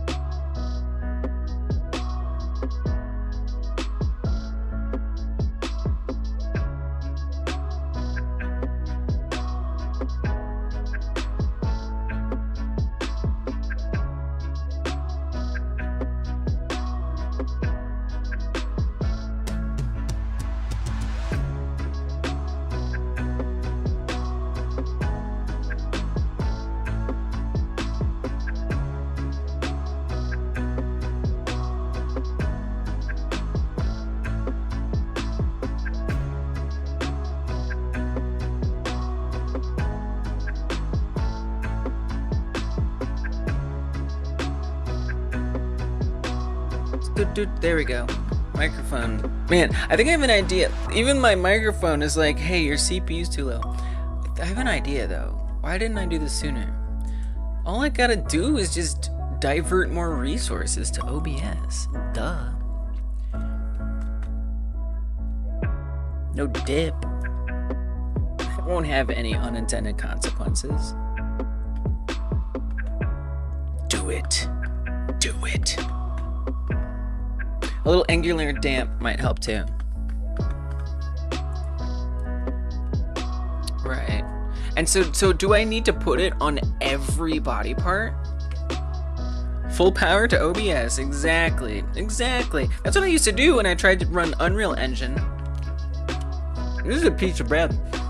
That's what I used to do when I ran Unreal Engine. Because otherwise, the stream would suffer. But if I put OBS to higher priority, no problem.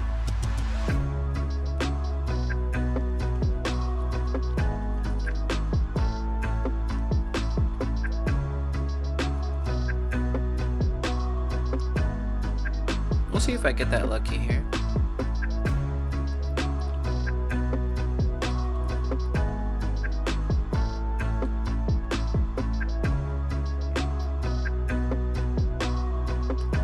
It is not helping.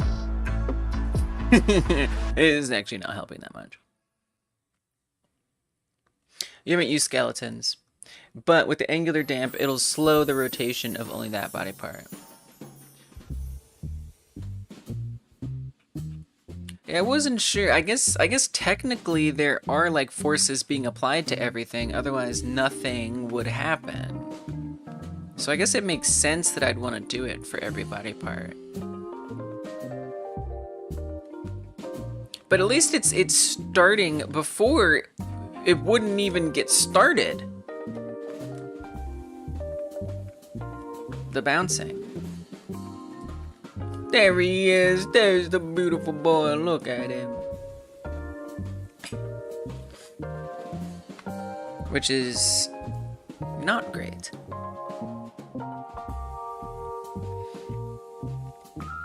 What's up, Ash? Welcome. Ash? Ashe? Is that Ashe? Let me know if I'm pronouncing it wrong. If you told me already, I apologize. Maybe I should say Lucia. I don't even know if I'm saying that right. I just want to be correct. Hello, welcome, Ashe. Let's start with Ashe. Yes, I wanted to pick something easier. After Puyo Puyo and Bloons, it was like time. It was time to not suffer. And obviously this has its challenges, right? But ultimately, it's, you know, once you get over the hurdle of getting those initial systems in place, I feel like there's a lot of freedom to just overscope to your heart's desire. So yeah, I've got infinite moving ground. We've got obstacles that spawn in and reload themselves. We got bouncing up and down. I still feel like the bouncing is quite a bit. Sometimes the damping makes it look like it's like being held by like a string or something, you know? Ash or Ashy? Got it. All right, Ash. Ash, I probably should have assumed Ash. I don't really mind though, everyone says it different, that's fair. Thanks, Henry. Yeah, it's looking cool, right? So my concept is that you're actually falling down a volcano. So like, it's gonna start out where the player is like summiting a mountain triumphantly. Oh gosh, paint. There we go. Where the player is summiting a mountain triumphantly, and then it explodes. And lava starts pouring down. And, you know, it starts getting to you and you're gonna burn to death otherwise. And so there'll be like obstacles and things along the way. Yeah, the rocks, I mean, even with a low bounce, the rocks are not doing a lot of damage. I also have to say, I feel like the movement to the left and right is not normalized super well. It is technically normalized, but a diagonal movement feels really fast. It feels way too fast. So I think that it's technically not actually normalized or something. So I do need to deal with that, though. The ethos, everything. I mean, that makes sense.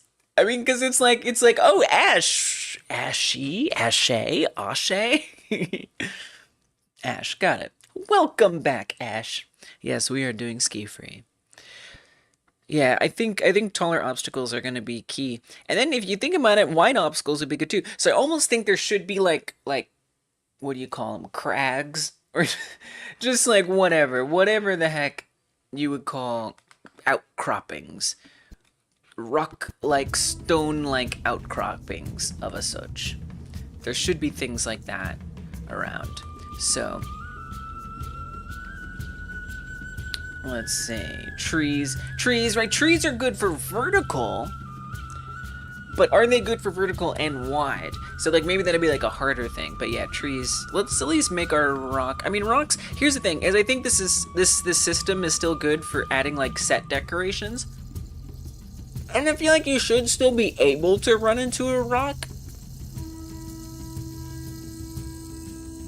What happens if you run into a rock? I don't even know.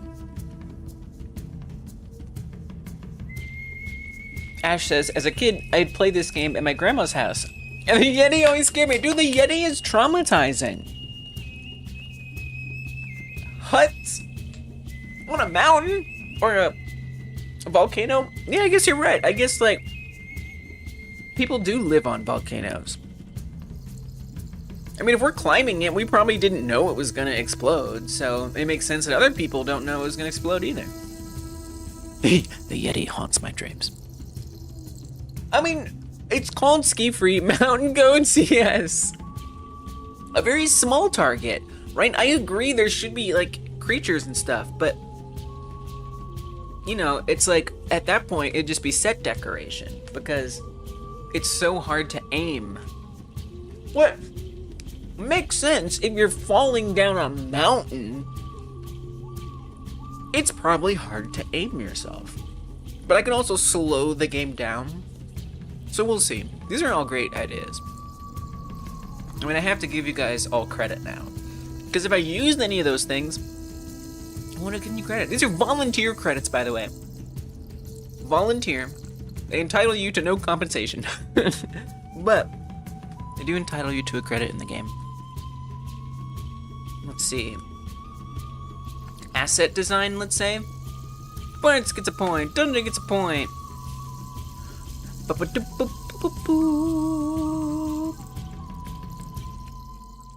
Oh, I think that's who gets points. The goats could be running like the skateboarders. Oh, true. See, that's gonna be fun, right? It's just like adding in different stuff and seeing like what happens. I love that. Okay, we obviously need more stuff. We need a lot more stuff. But yeah, that's super fair, Ash. Like, the game is called SkiFree. It doesn't tell you anything about the fact that, well, what's coming is coming. And you think you're just, oh wow, I'm free playing, I'm freestyling. This is great, it's so cool, I'm moving fast. And then just, yeah, your trauma is legit. When I was a kid, games that were objectively not scary scared me. There's this game I had called Mario is Missing, and it wasn't even like a Mario game. It was just like, I don't know, it's kind of like those Carmen Sandiego games where like you would just have to, you basically would, it was like a point and click game, and you'd interview people. Free to ski. You'd interview people, and then you'd get clues to find like a murderer or something. And I was always so afraid. Like, what if this person I'm talking to is the criminal? They're not really murderers, it's Mario. But, you know, whatever it was, whatever crime they committed. And I was just so afraid every time I talked to somebody that, what if this is the bad guy? So, like, imagine a game where you actually just get eaten. Like, that's an order of magnitude scarier. And then the Yeti murders you. I know. Kai Guy, welcome. Thank you for being a member on YouTube. I appreciate you for that. I appreciate you for that. YouTube members make this channel stay alive. How you doing, Kai Guy? I hope you're doing all right. Is the free really free really ski? Whoa. It is not. The free is probably the cost.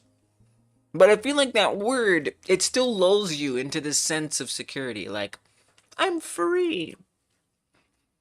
But you're right. Surely that's not what it means. Rockstar devs must have started playing SkiFree, adding a Yeti side story in all their games. Whoa. Do they have a Yeti side story in all their games?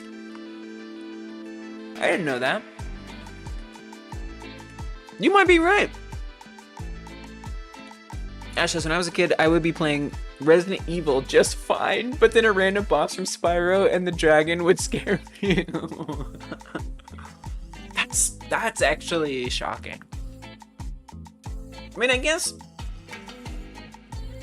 a Resident Evil game, you're at least going into it knowing that it's supposed to be scary. And you have a gun.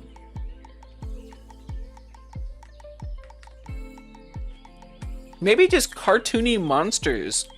Maybe you have some kind of like trauma with cartoony monsters. Is the Yeti your root trauma with cartoony monsters? The Fallout games used to scare me since it came out when I was like young. The Fallout games are pretty scary. They're like bleak and everything is like muted and the world has ended.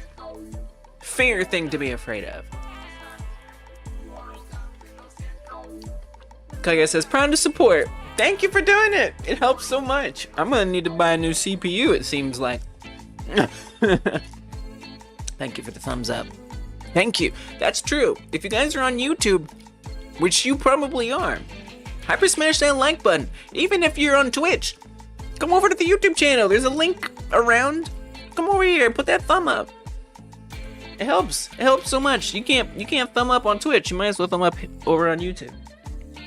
Appreciate it. It probably is your root, yeah. Finding Yetis in GTA 5 and Red Dead. I mean, that is two. That is two. I only watched anime as a kid, so that's probably the origin of its trauma. I guess it depends what anime you watched.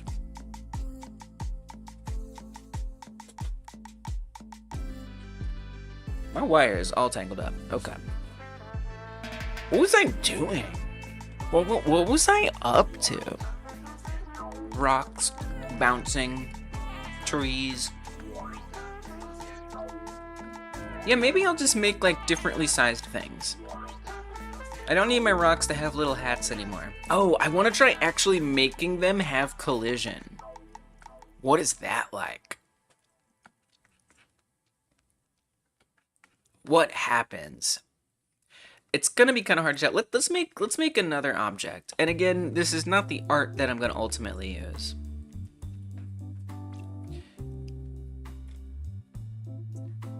Let's do like a rock large. And it's just gonna be a lot bigger.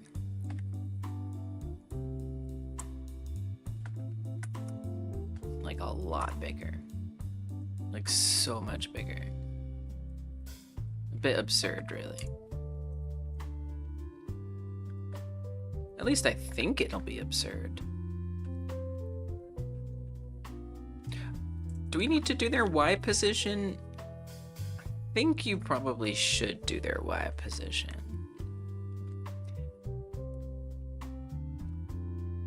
And as a matter of fact, whoa, you're dual streaming on Twitch too? Again? Streaming that CPU? Yeah, I haven't streamed on Twitch since like 2021. 2020, 2022? 2023? 2022? I don't know. A while ago. Long time ago. But yeah, I figured I'd try it. What the heck? You know, I figured I'd try it. And yeah, my CPU is struggling. But it's okay. It's okay. Let me just check something in the script real quick, on the obstacle script, where we set the height. Okay, I am setting that vertical position to 1.1, but that's only true for the rock, right? Like, for other things, that doesn't make any sense. So we're just gonna set it to 0, and then I'm just gonna make sure that these are generally on the ground in here. And hopefully that will be enough. And if it's not, then we'll deal.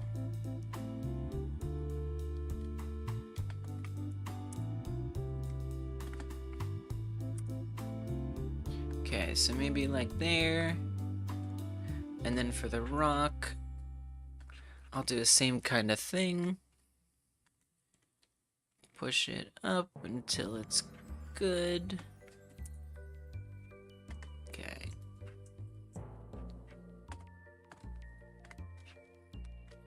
Let's make it be a bigger. These aren't connected, are they? Like, this isn't super large now, is it? Okay, it's not. I guess it just automatically is unique because it's a different scene. I don't know. Alright, we're just gonna make it a different color, kind of randomly.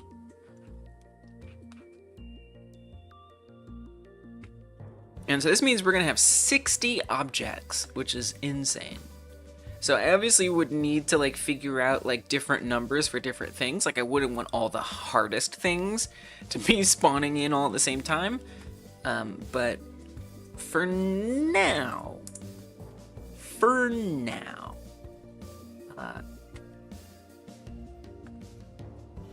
so we could do 10 of everything. Oh, right, and I'm actually making them be static bodies now. I only turned the layer on, not the mask, so we'll see. See if anything really happens. Oh, they are bigger. I just passed right through them. Okay, let's turn up their mask as well. Cool. Back to co-working. If you can call doing beginner Godot mini projects working. Yes, co-working, right? It's a holiday today. Let's go. Yes, Jam Rat Fam. Let's go. Yes. I love to hear it, Kai Guy.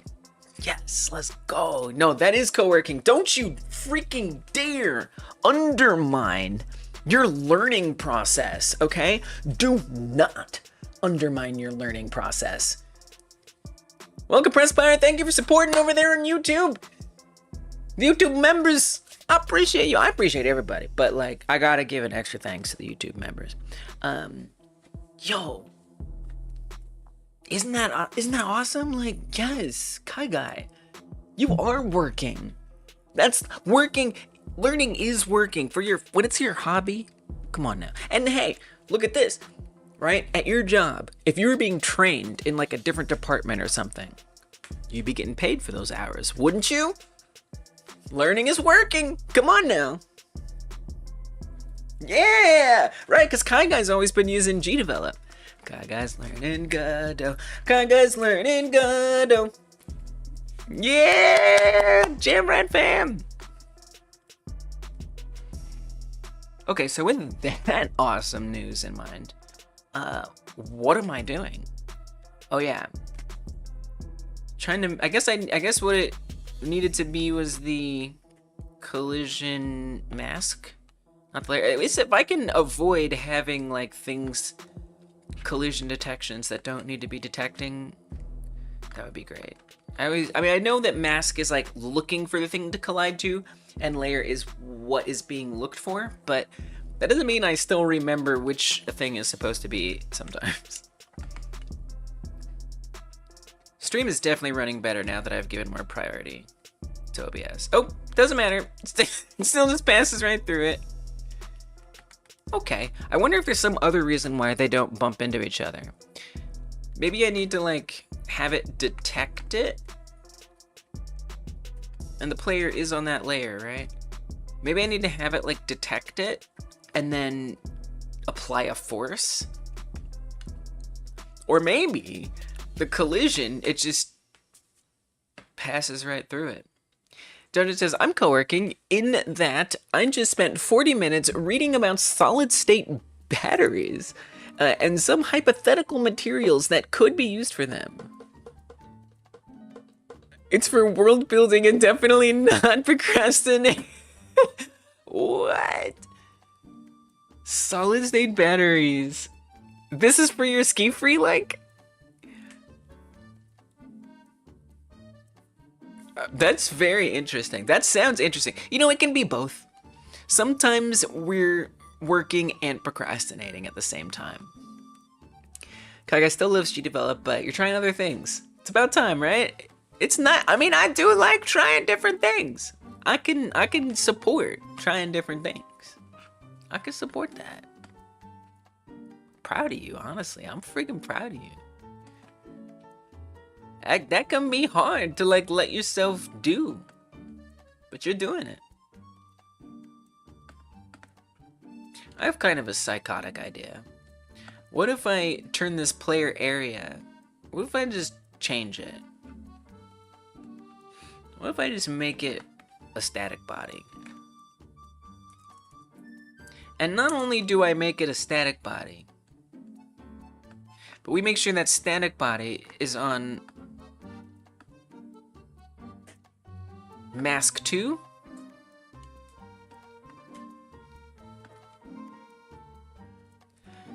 And then put all these objects on layer 2. What would that be like? Things might get messy. Or nothing will happen. I'd be very curious either way. Child static body wouldn't impact the physics. Oh. Oh yeah. I guess that makes sense. Dude, it's still so hard to hit them, even though they're so big. I feel like I should at least see the physics shape. I guess it wouldn't. I guess you're right, because it's parent. Static body can't collide with a static body. Oh, it has to be a rigid body. Gotcha. There, I finally actually hit one. That was hard to hit. Gotcha. Gotcha, gotcha, gotcha. Yeah, alright. Yeah, that's not a good idea. Okay. I see. Okay, never mind. I'll put it back. I'll put it back the way it was. I'm just gonna put it back the way it was. I'm disappointed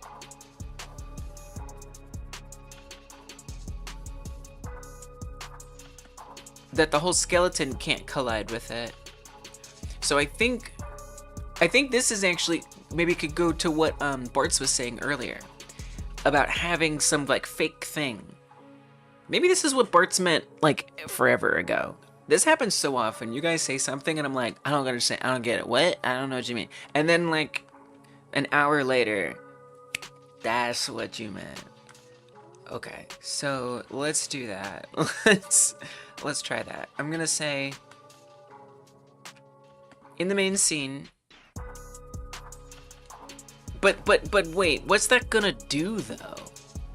But what's that gonna do? I almost feel like that almost doesn't make sense. Collision Shape 3D doesn't handle the collisions by itself. In this case,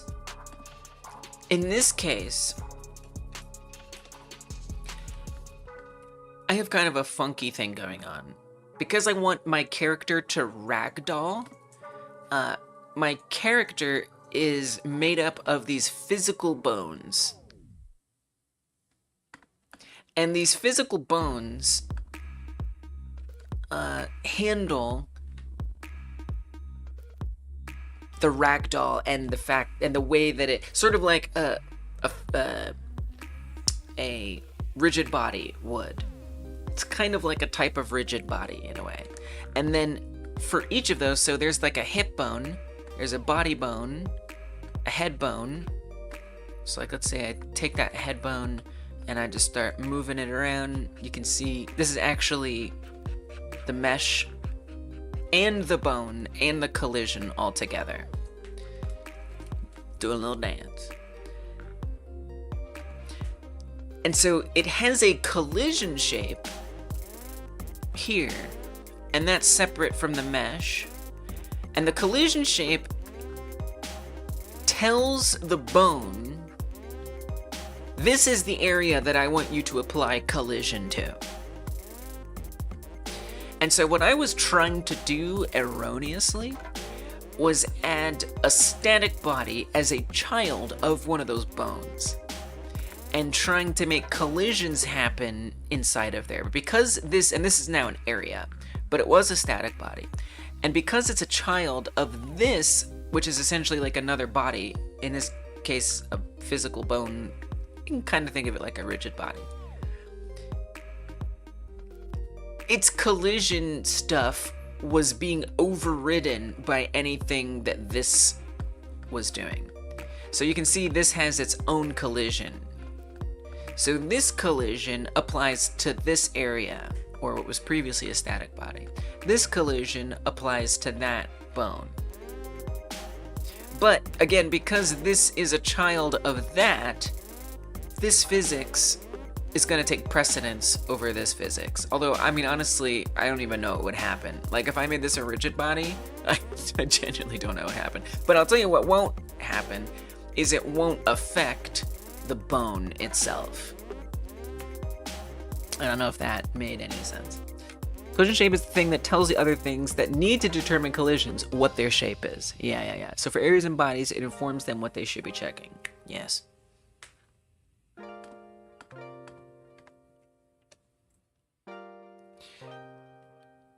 So what it could do, you could have a child rigid body or character body, and it would inform the physics simulation. Specifically, static bodies wouldn't work here. Oh. Okay, so if it was a rigid body, it would inform it poorly. Well, now I'm curious. This must be chaos. I can imagine little else than this being chaos.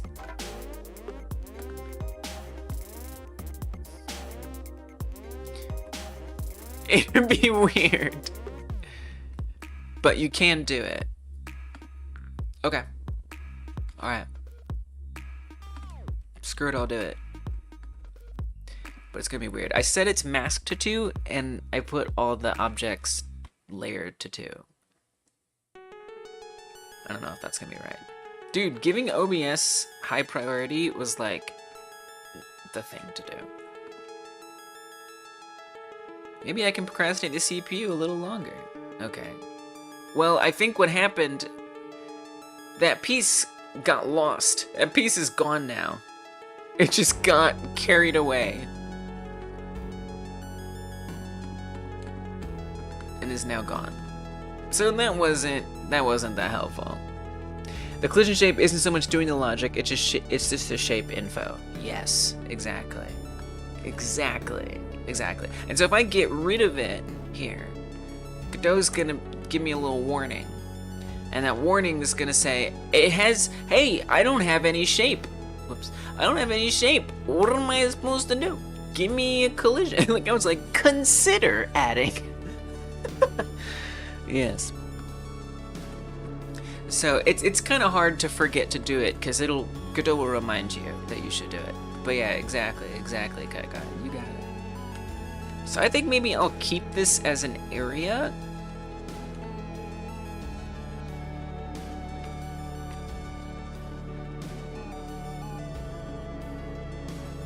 But I don't even know if this is where I want the area, truth be told.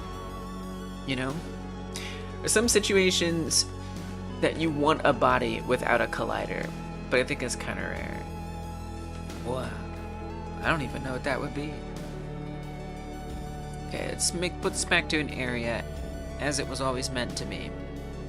Now it does kind of fly around a little wackily, so it's not gonna be perfect, but that's okay. And then these are kind of unnecessarily static bodies right now. but I'm gonna leave them as such in case there is something that becomes relevant for. I don't really need to put these on different layers. I mean, no, it'd be better that way. So why don't you even name it? I'm gonna call this obstacles. So now if I hover over this, I mean, this is kind of like ground. So 1 is ground, 2 is obstacles. If you like how the rigid body controls, but are using distance checks for game logic, you might not need a collider. Whoa. Just to like get the like inner workings of it. Weird. Alright, I'm gonna set the area up and connect it.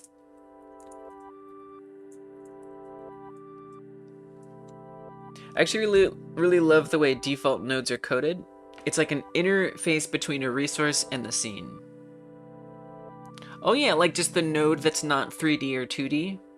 I don't know anything about how they are coded, but I find myself wishing I used plain nodes more. If for some reason you like the apply forces function stuff, but don't need collision data. Wow. I mean, I guess good to know.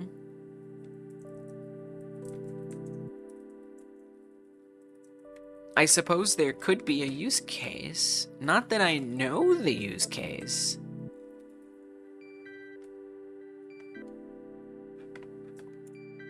Func on area entered. Oh, but we actually want to check for bodies. So we want to see if bodies enter the area. It'd be unusual, but it is a thing you can do.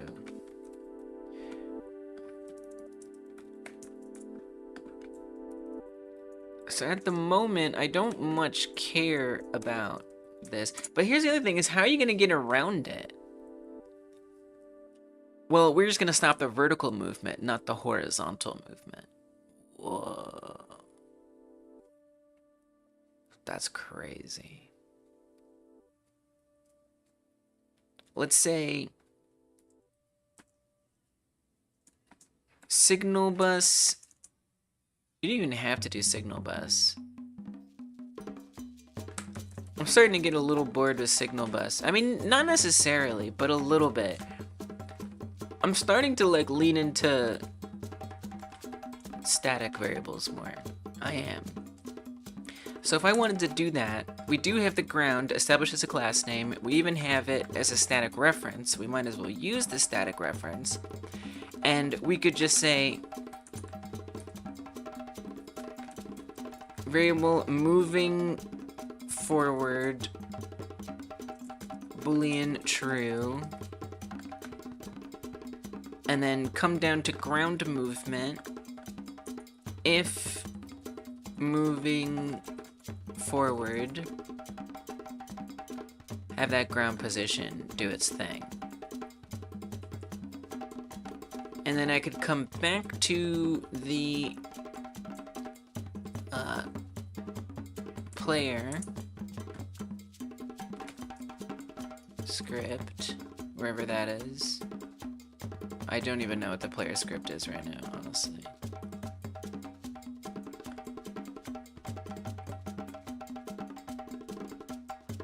What is the player script?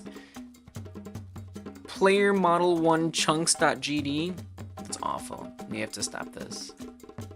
This has to be stopped immediately. Can we just call it player.gd, please? Thank you.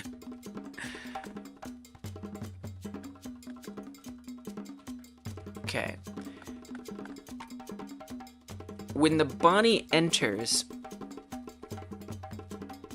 I want it to fetch ground ref moving forward and make it false. This is kind of wacky, but I think it just has to be a little wacky, right?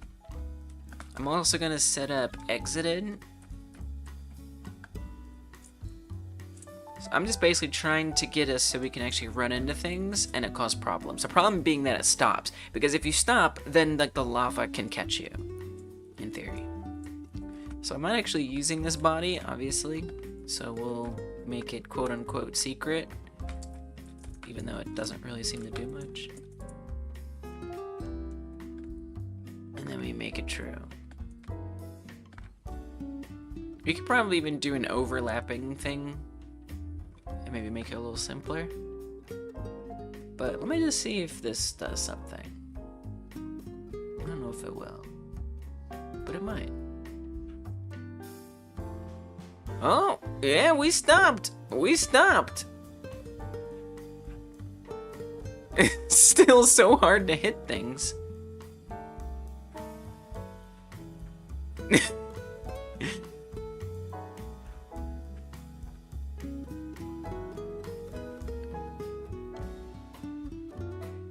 It's awfully short.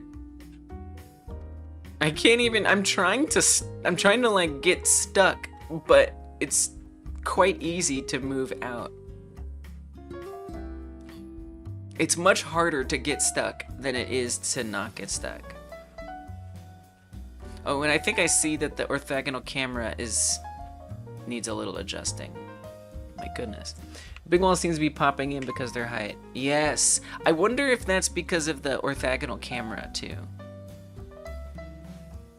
But maybe you're right. Maybe it's also that, which is not great. But we can just, I guess, make them spawn in a smaller range, which would in theory add like a perimeter.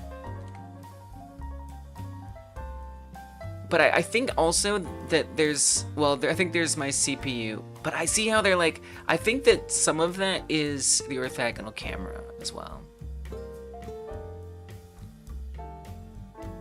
Here, let me see if I can stop it mid, there we go. That's definitely the orthogonal camera. I think it's the orthogonal camera at least. I'm trying to get it stopped at a good point where I can adjust it. Now that does mean the camera now changes, but it's okay. At least we have less hard-coded things in. There we go. Just wanted to get it stopped at a nice point where I could clearly see that it's not in the best spot. And this, I found just doing like 3D games with orthogonal camera, like this is just part of it, you know, is like figuring out how to adjust, yeah, exactly, how to adjust all those values. It's just like, just part of the struggle of orthogonal camera 3D.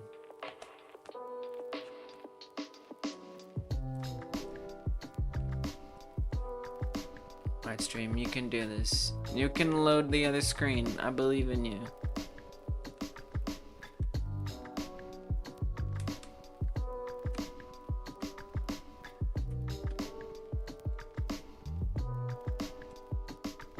Do you believe in yourself? Thank you. Okay. And then we're gonna adjust these values a little bit. I don't know if it's gonna be near and far. Sometimes I find that moving the position is more useful, whereas far doesn't really make a big difference. Nor size. What I find helps in these situations is just literally actually pulling it further away. Which then means, you know, I have to adjust it on other axes as well.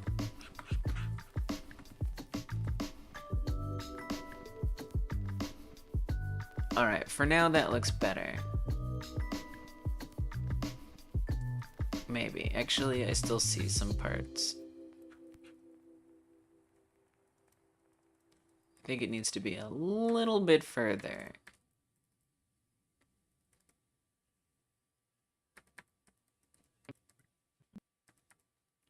You know, it's just kind of like this game going back and forth. You can use a perspective camera, put it far away, and use low FOV so you still get some of the orthogonal flatness, but still keep it 3D. Yeah? I don't know. I I feel like that's gonna look, I mean, like maybe, like theoretically that does make sense.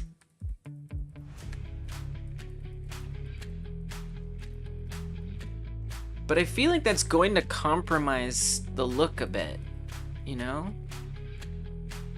I really, really like aesthetically like the way that orthogonal cameras just eliminate the spread of perspective.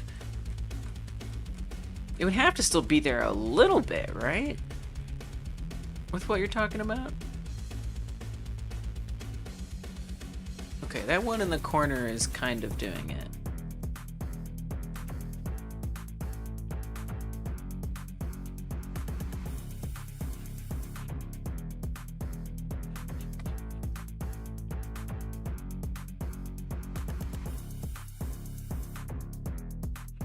.90° FOV. You think that would be comparable to orthogonal? Like exactly the same?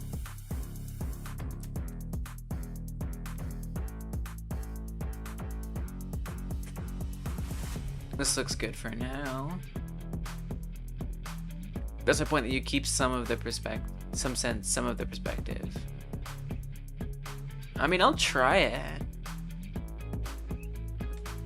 I'm dubious that it's going to be as significant an effect, but I'll try it. I will try it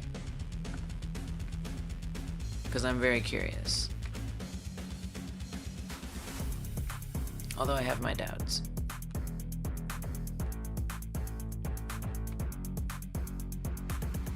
Let's try it. It'll be fun. Oh yeah, that's not exactly, yeah, so I need to make sure I adjust it so the character is centered as I want them to be, more or less. Not quite centered, but close. Godot can't do negative FOV. Whoa, ruler. 3D ruler, that's awesome. Anyway. Okay, let's just for fun, let's make a new camera. I don't think the camera script is doing anything. I actually think the camera script can go in the trash.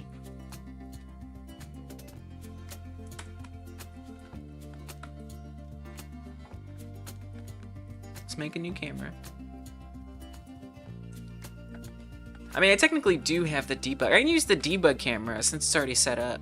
You know, I'll just use the debug camera. It's already here. And so you're saying make the camera far away and use a low FOV.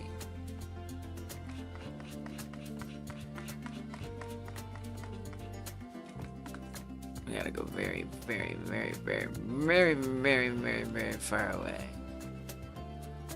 Oh my goodness.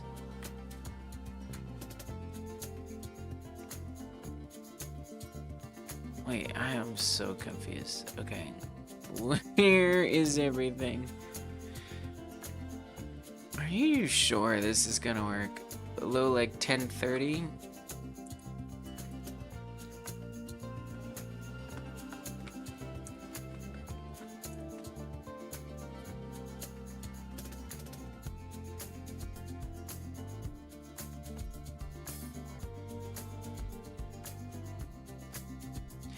Hey, what's up, Fun95? How you doing?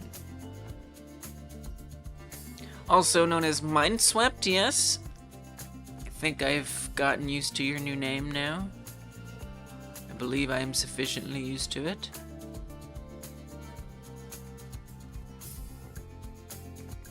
I made it 1. I got real silly with it.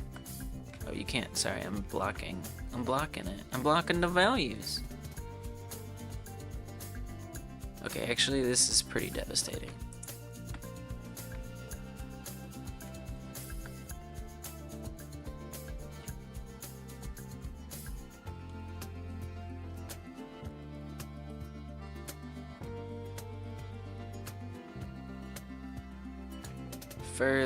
Further. A little bit further. Maybe like that. Alright, let's see what happens. I'm working on my SkiFree leg about falling down a volcano. Not the inside of the volcano, but the outside of the volcano. and trying to avoid lava and obstacles. We've got an infinite plane that we can bounce around on. Objects are spawning in different places. Experimenting with some different cameras. Whoa. So I am noticing that the shadows are going away, which is unfortunate. But I will say that the angle is not bad. The angle's not bad. It does kind of recreate it. Although I don't know if you noticed, but the seams in between tiles are somehow more noticeable. Reduce the near on the second camera. Okay. I'm quite surprised by that result. I didn't know there was near on a perspective camera. There super are. And I see, that'll make the shadows reappear. Gotcha. Okay, let me make sure this is embedded so I don't have to get weird with anything.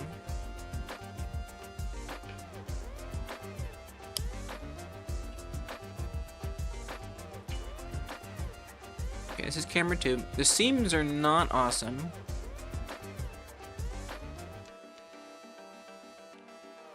Okay, reducing the near is not ideal. Increasing the near is making the flickering go away. I see.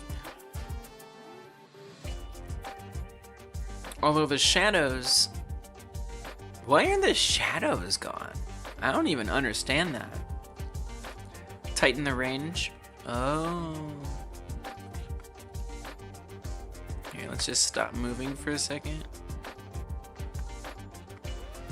It actually can't go above 10. Oh, it can. It just won't slide up above. Oh, it can. Okay, yeah, you're right. It can go above 10. You're right, you're right. Because Bart suggested it, and I was like, okay. But the reason why Bart suggested it is because, and again, I don't really find it to be a big deal, but shadows are limited to how far from the camera.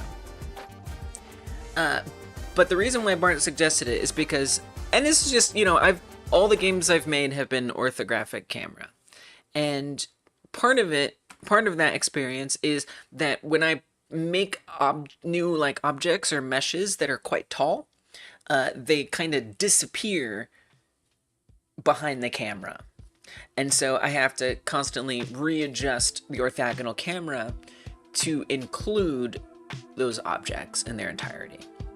And Bart's was just saying, oh, here's an alternative that would give you the effect of an orthogonal camera, and you wouldn't have to worry about adjusting it all the time.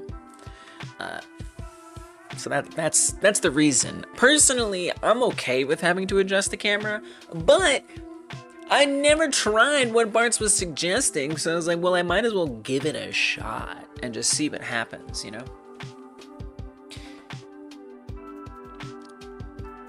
FOV 3 might be a bit too low. Fair. Then it'd be a property on either your light emitter or each mesh. Okay, so this is the fake ortho camera. Oh god. If I bring down the far, everything disappears. FOV is on 3, so what if we put it at 10? Still not seeing any shadows.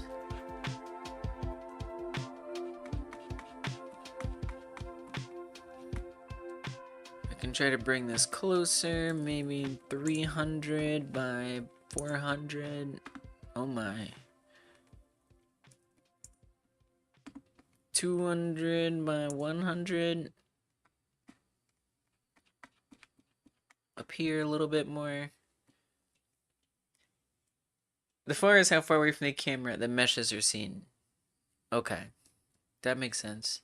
So yeah, so I guess if I wanted to do the shadows, I would have to fundamentally, change the way the lighting is? You can reduce the range that you need to get best results. Okay.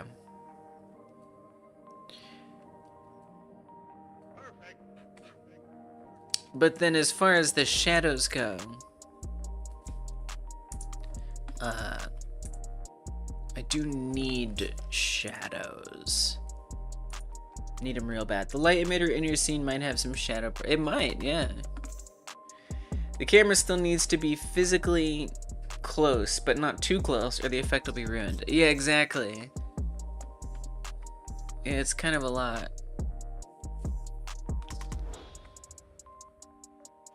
And then here's the other thing is that the seams appear a lot more for some reason, which is irritating. Oh, there we go. Increase the shadow distance. Now we got shadows. We got shadows. Okay, so that's fake ortho, real ortho.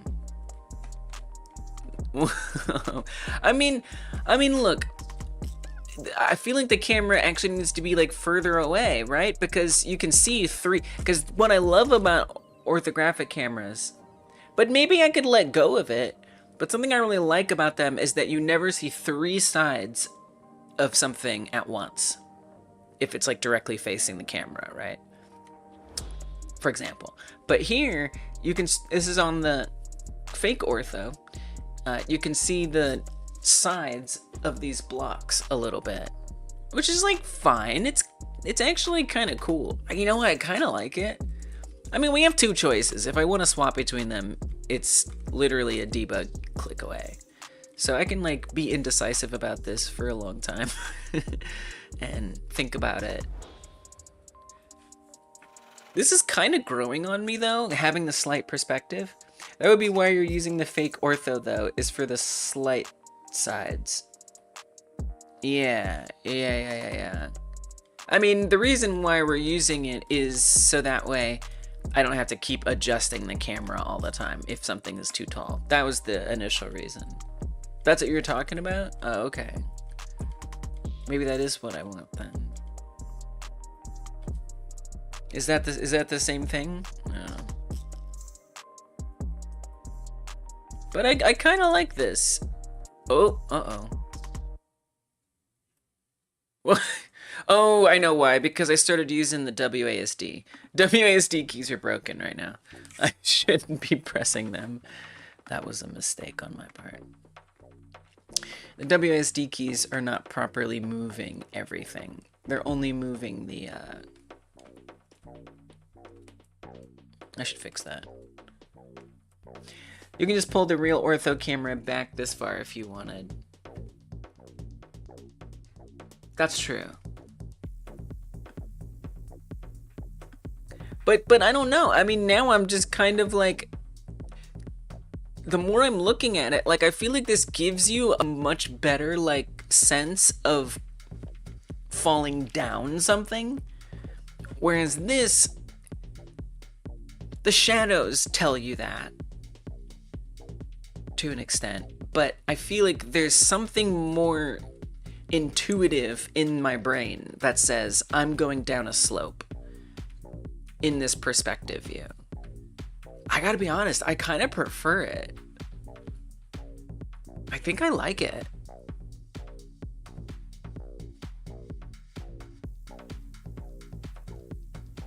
We're still not hitting the obstacles as hard as I'd like to be hitting them. And sometimes we just pass right through them. Oh, I finally got stuck on one.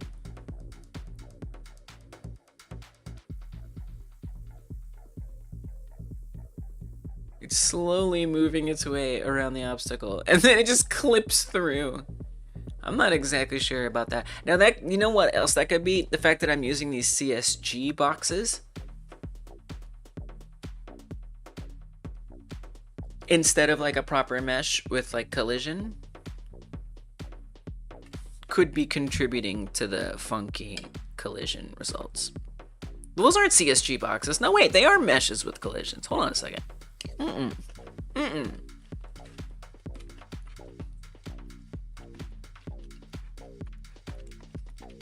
That's a static body with collision.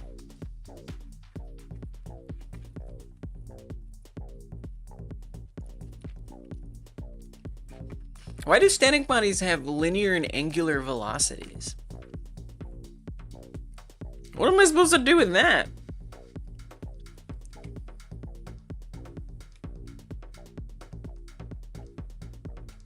I gotta give you props though, Bartz. I actually really like this a lot. This looks really good.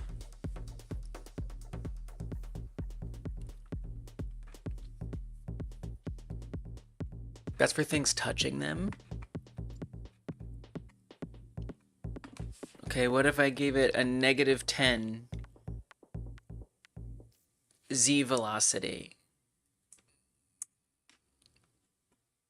Well, but the thing is that's an area that's bumping into it, so it's actually not gonna matter.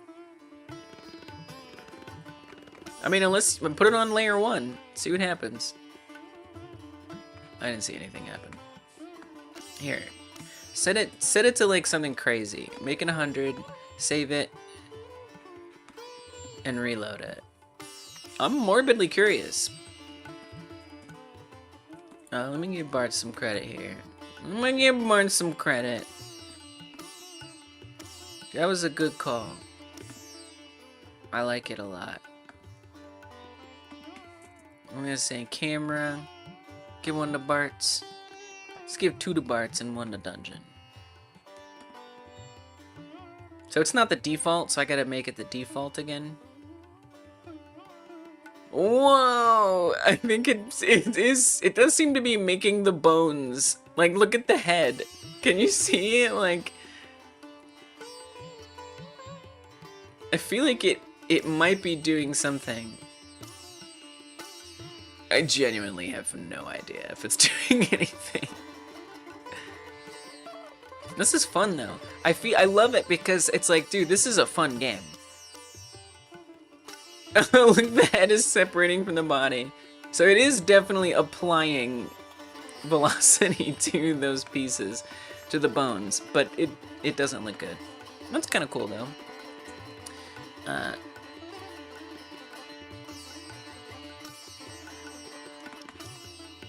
Let me switch the camera defaults real quick.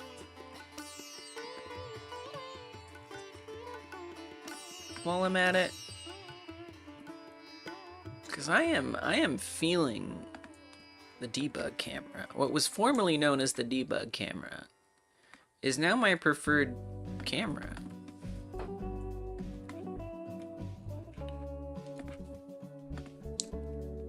Okay, so obviously I want these collisions to be truer. I don't want us clipping halfway through the friggin' rock. Now, one thing that I think is contributing to this, among others, I'm sure, is the fact that the area, and I don't know how easily I can zoom on it right now, but the area around the player, yeah, set it to equals truer, that's correct. The area around the player, I'm gonna see if I can try to stop it. I think if you stop it, it's gonna break, but the area around the player is not truly the size that the player's body is currently taking up. So something I could do, which I don't love, but I could do, is make that area like considerably larger. Oh, are these... Okay, let's make sure that's not on layer 1.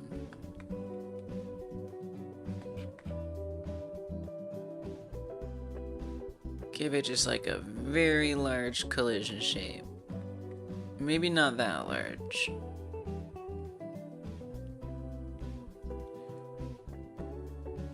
But just overcompensate a bit.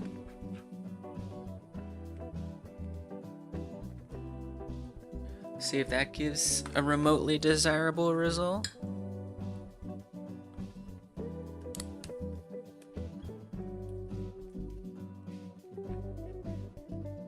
Nice.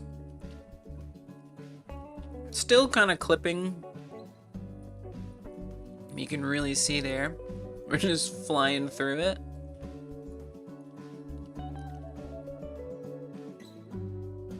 But that's because that area is linked to the hip bone.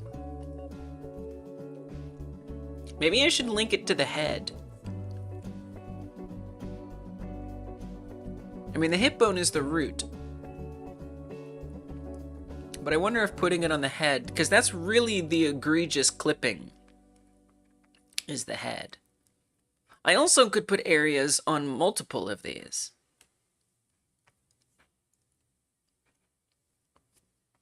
It's because it's not pushing the player out when it rotates.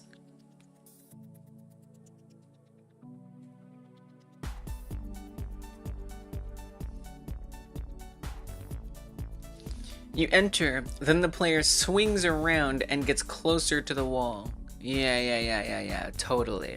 Right, the area isn't entering and exiting the wall, right?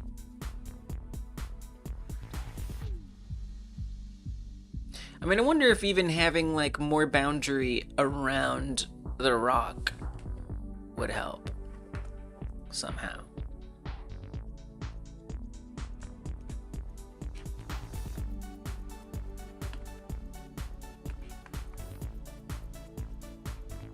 So the player can only actually get so close to it. Make the character bounce when they hit an object. Ooh. Set the velocity to reverse. Okay, I like that. I'm gonna also do this, but then I'm gonna also do that. Wait, oh, guys, oh my god. Do you see what I just see right here? Guys, the large rock's collision shape, look how small it is. It's that big. I forgot to make the large rock's collision shape be the size of the rock. It's actually amazing that it worked at all. I gotta say, with such a tiny collision shape. All right, that's my bad. But I love I love a bug like that, okay? I love a bug like that because that means I can fix it so easily. Real as it may be. Real as it may be.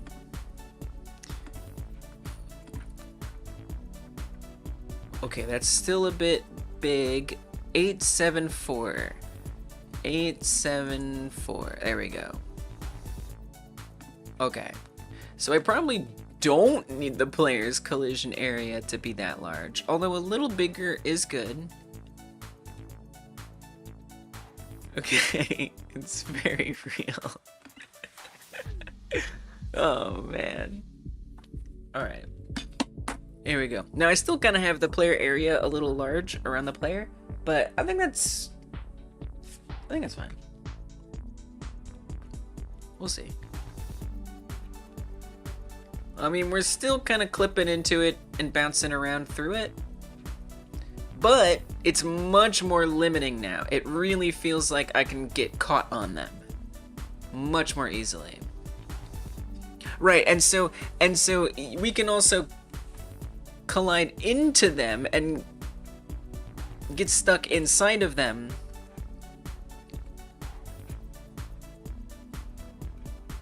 For no good reason, because it's going to stop us. If we approach it on the side, it's going to stop us. And that's going to be a little weird.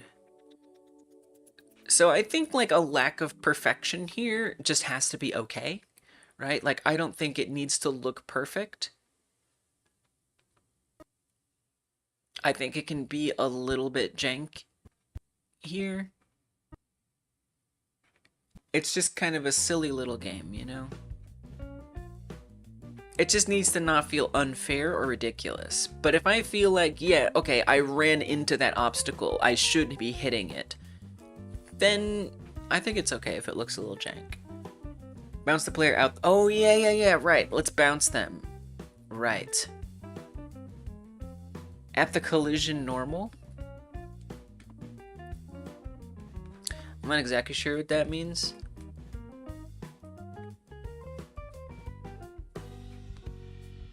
But what I can do, so right now I have this bounce that's... Where does bounce happen? On bounce. So when bounce happens, this is when we hit the ground, we bounce up.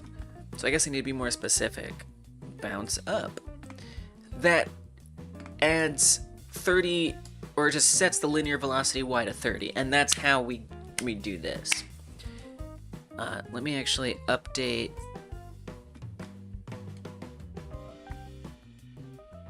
I don't know why I don't want to do signal bus as much anymore. I'm kind of bored with signal bus. I'm bored with signal bus. Here's what I'm gonna start doing. Static variable. Ref set to node 3D. I'm bored with signal bus.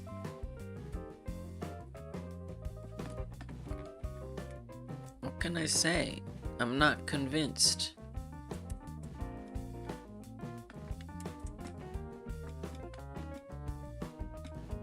Then we're gonna say on bounce up.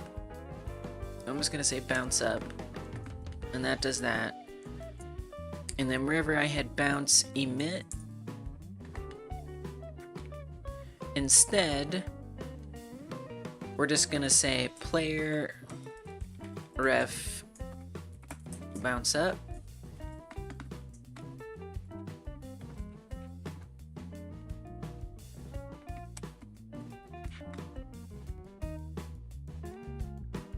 And when that wall gets hit,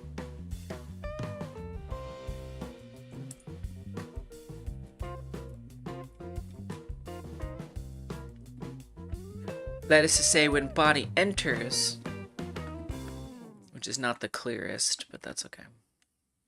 When body enters, we could set its Z. That's gonna be too much. Is that what you mean when you say, I don't know if that's what you mean when you say that, Dungeon, but this is certainly something. Oh wait. Why did I do this? Hold on. Oh yeah, we could do that. I was gonna say, here, make a function. Behave yourself. Say func bounce back. Come on now. We're better than this.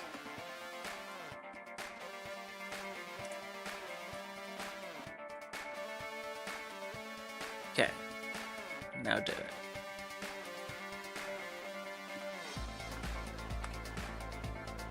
Have some sense of organization. Please.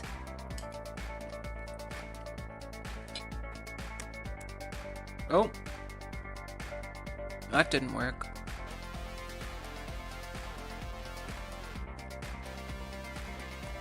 That didn't work at all. Oh, I forgot to initialize the player.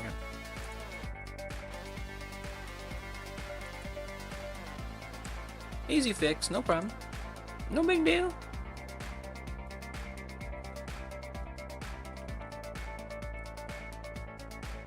Otherwise, it's not accessible. The bouncing must be accessible. It's very important. In null, do stuff. If there's nothing, could you do something? I gotta be honest, I'm not seeing a lot of back velocity being applied.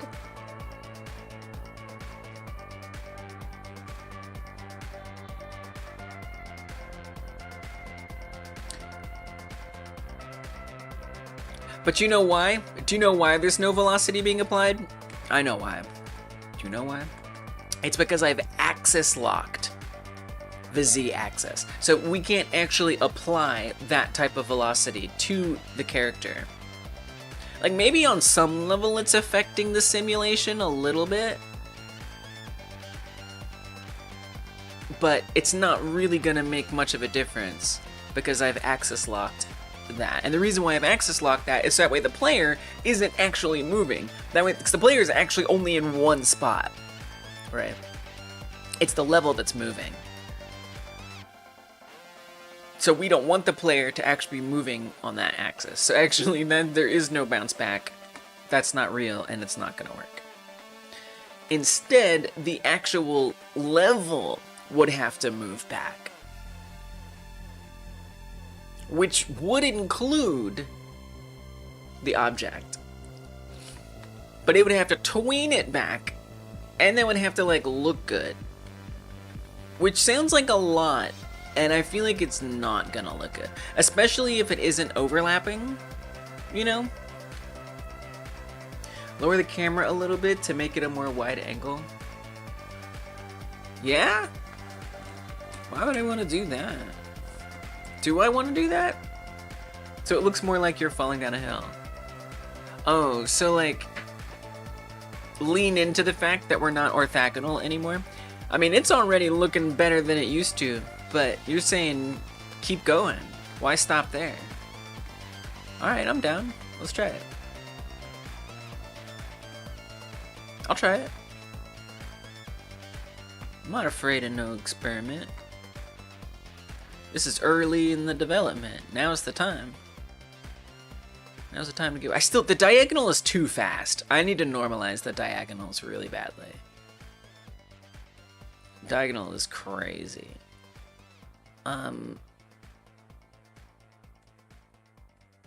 So I mean, we could adjust the rotation. And then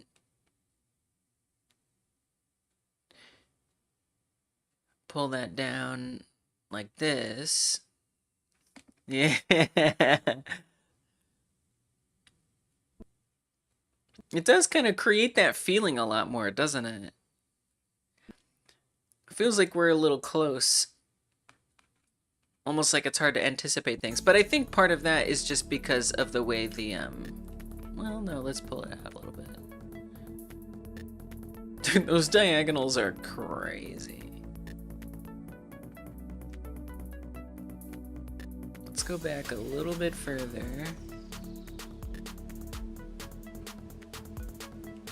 Because I want you, the player, to have some room to, like, see that something is coming. Oops, wrong way. Further, further, further, further, further, further. But that might also mean having to make the level ground larger, so we don't spoil the infinite effect. So we'll see. Yeah, I think that's one advantage the orthogonal camera has, is we can actually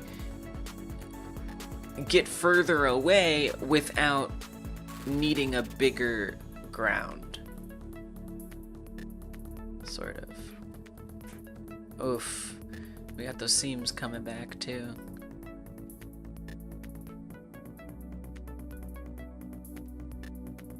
You know, it feels kind of unfair, like I don't have enough time to react to stuff. Which I don't love. I guess we could just adjust the FOV too.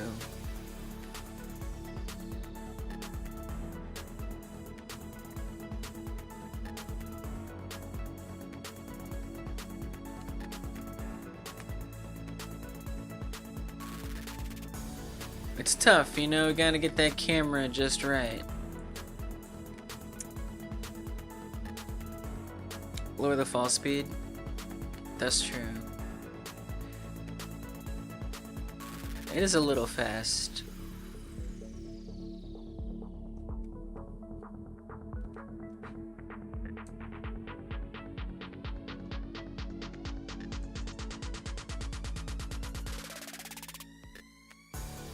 I don't love how... I feel like it does need to be bigger. Feels like a death cam in some game from the 2000s. Perfect.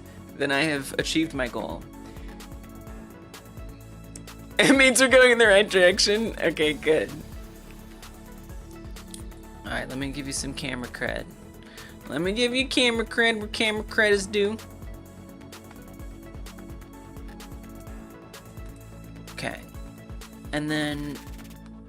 I do think the level needs to be larger. I think the blocks need to be bigger. Which luckily, since we haven't hard-coded any of the values except in the box itself, or the ground piece itself, this shouldn't be too bad to add in. Should be pretty doable. So let's actually make it 150 by 150, which is what I thought it was forever ago.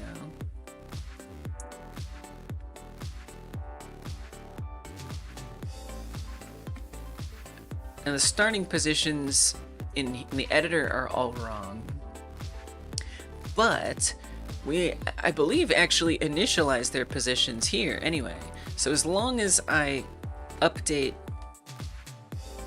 this, hell, I could probably even make it procedural and have this like set each ground piece. I could even say like for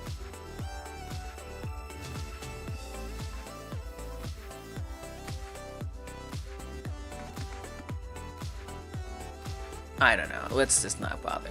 It's not a big deal. Okay, so that's now larger. So we should have more space. Okay, I do want to deal with the diagonal speed especially. I'm not happy with that. That is a mess.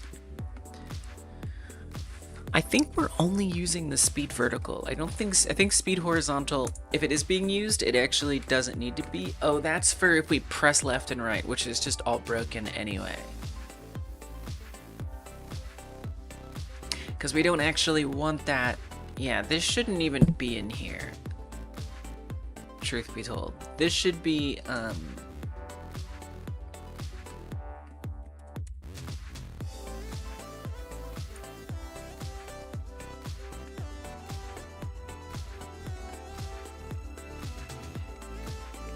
we actually should define the ground collector.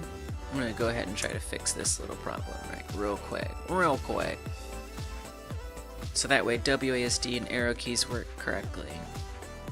We want to actually move the entire ground collector here.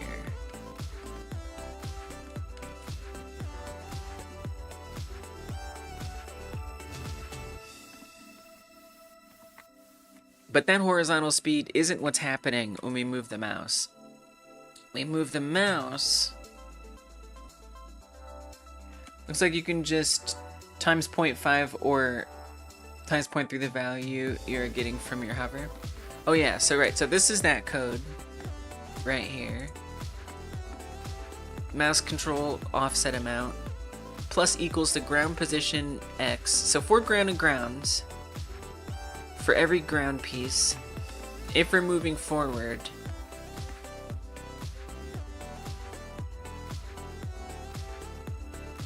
I think this is actually a bad idea, what I'm doing right here. I don't think this is correct.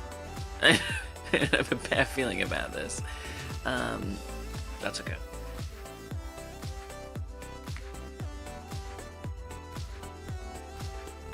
I guarantee you this is incorrect.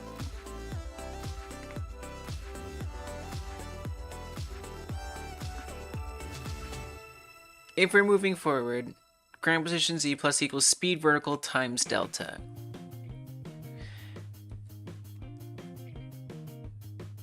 Ground position X is like it's its own speed. It's like literally its own speed. Speed vertical is -60. The mouse control offset. Right, we could multiply it. Yeah, that's like the value that it's getting. But that's not really normalizing. That's just like nerfing. You know, I wish it could be somehow relative in some way. Would be nice. And I guess I don't have to delta time that? Are we like taking delta risks? I mean, this is already delta timed. The offset amount itself. Because that's just coming from the mouse position directly. So I guess we don't have to delta time that. I don't know. I feel weird about this. You know, I wish that these speeds could be more mathematically tied to each other, but oh well.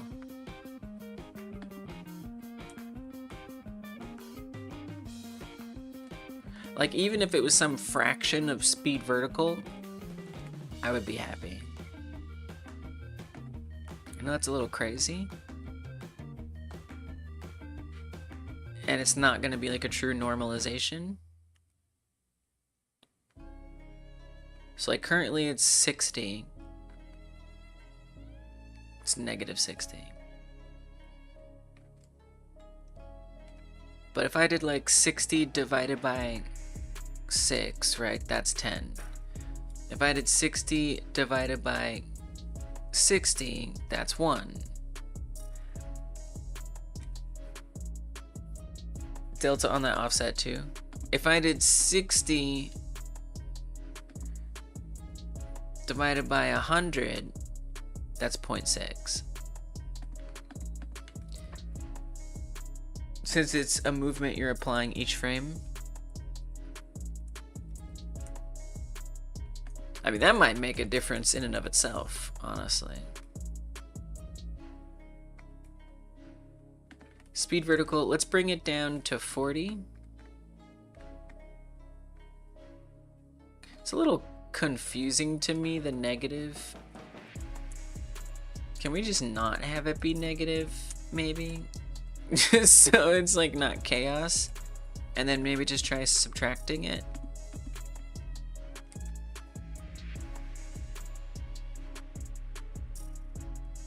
And then because I have no chill, well, here we'll try. Let's try the delta first on the X position movement and see where that gets us.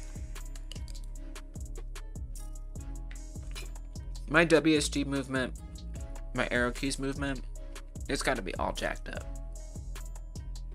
All types of jacked up.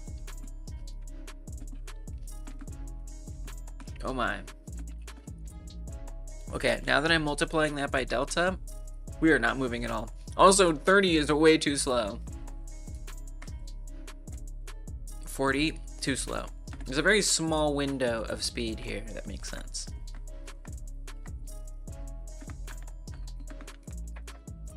But yeah, now the horizontal movement is nerfed severely. 60th. Cool. Great. So we need to multiply it. I don't know, speed vertical times 2. It's a lot of timesing. That's a lot of timesing. Good times. Good times. But it's a formula of a such. You can't say it's not such a formula. Because it kind of is. Of a such. Alright, we're moving. Oh god. Okay. This is terrible. Now, it's not centered. Oh dear god, make it stop. This is awful. Make it stop. This is devastating. This is terrible. When I moved to the left, it's not centered anymore. The movement. This is so much worse.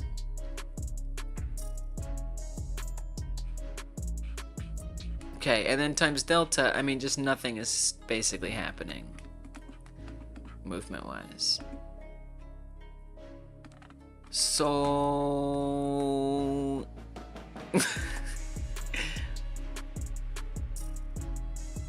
I don't know. Do I need delta for this? I mean, you made a case for it. You did. Oh yeah, left. I don't even know. Delta times 60 if you want it back. But there's still a problem. I think there's a fundamental problem that goes beyond that.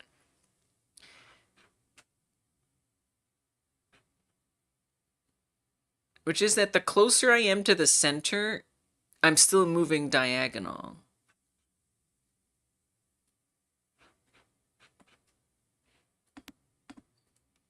There's still some serious problems here.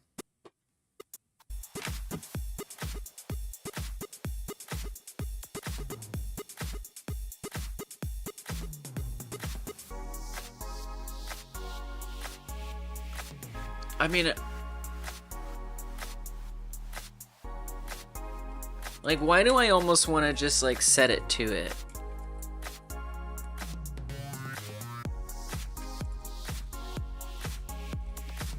Like, is that insane? To not be adding it as an offset? I don't think it's gonna work. I think it's a huge mistake, right? Is it? Because I want it to be at the center if I'm at the center. Oh yeah, this is bad. This is real bad. Oh wow.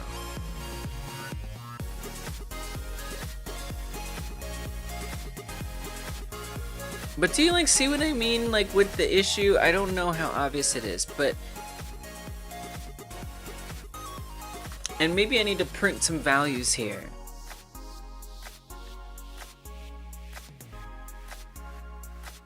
I mean, you can see right there, I'm starting off moving. Why do I start off moving to the bottom right? Okay, I think I might know what's going on here. Can't use an iframe. An iframe? Like, you mean like HTML iframe? Welcome, Coder Chess. I don't know that, maybe iframe means something else. I don't know. But the only iframe I know is a way to embed things in HTML. Oh, you mean for game submissions for the game like jam? I see. I'm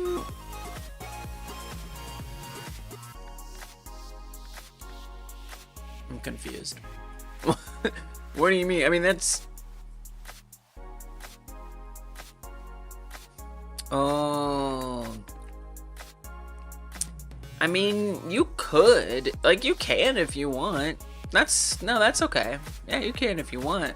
I think it's gonna inhibit the likelihood. I think it's gonna reduce the likelihood that people play your game.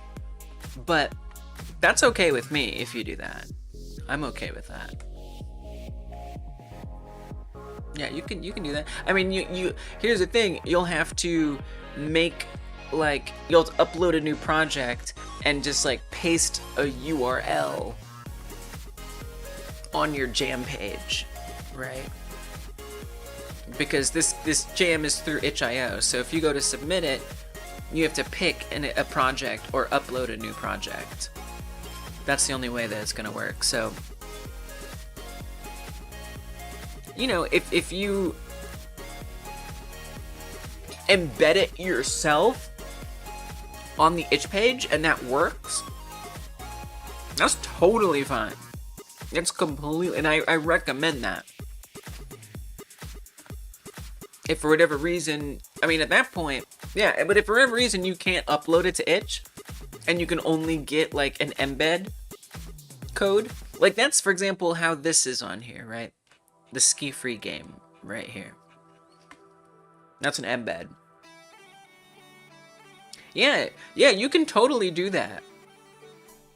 That is completely acceptable. Do it. Go for it. So like if I were to come find that iframe, yeah, no problem. And just like slap this in here.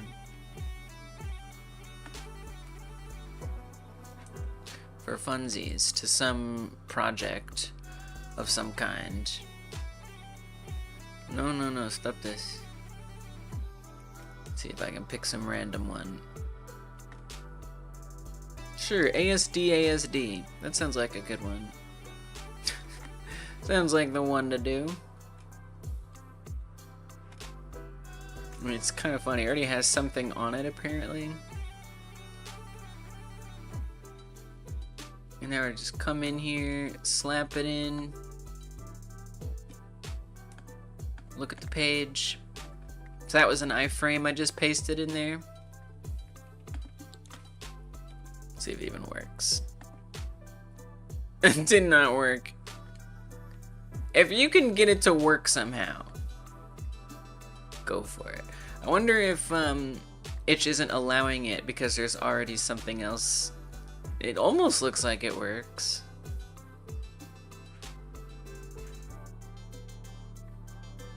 Alright, let's just remove whatever this is. Or here, let's uncheck play in the browser. It embedded it in the text box?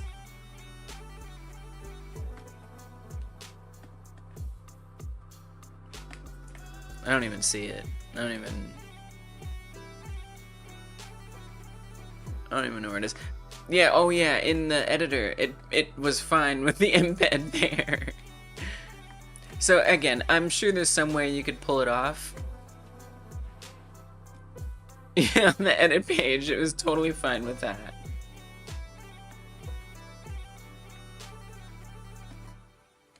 Or let's try setting this to downloadable. See if it allows that. Nope. Well, I'm not sure, but if you can make it work, by all means. Yeah. Alright, anyway. Good question.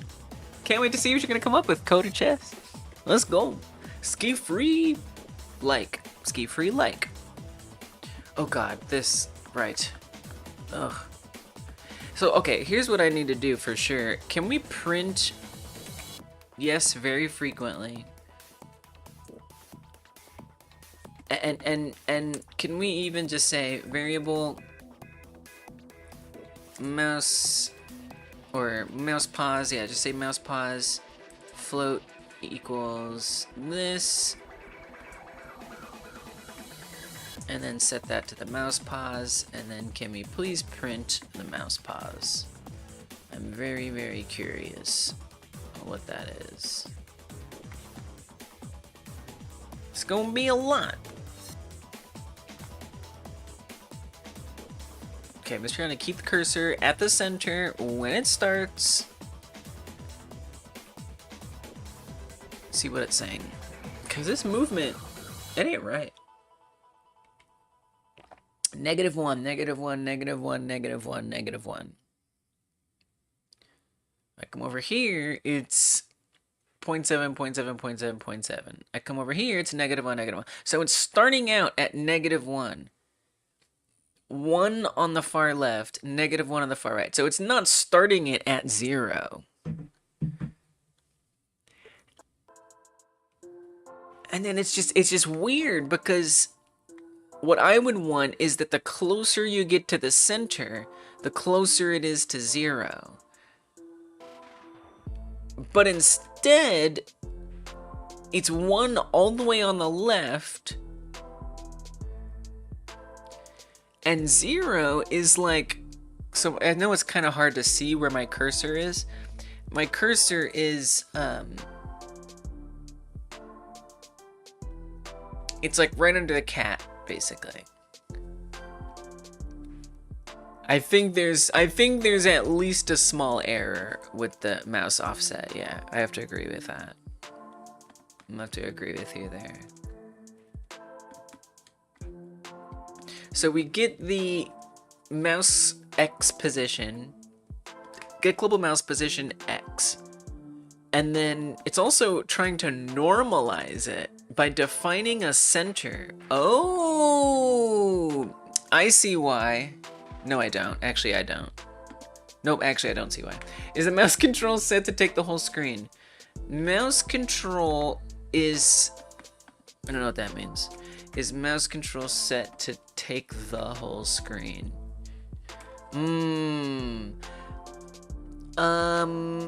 Mouse control is full rect.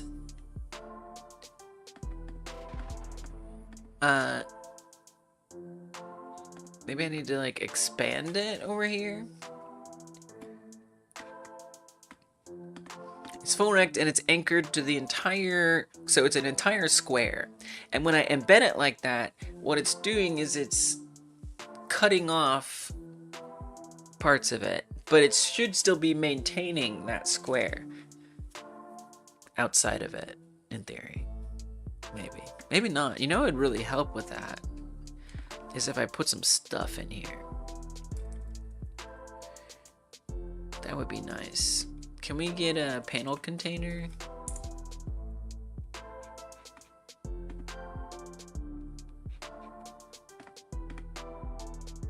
I think your offset isn't dynamic, but your screen size is. Yeah. Yeah, that's kind of what I was about to test here. I think you're right. Because it's being resized when you stretch it. Right. Yeah, maybe I need to just set up like a raycast or something, or...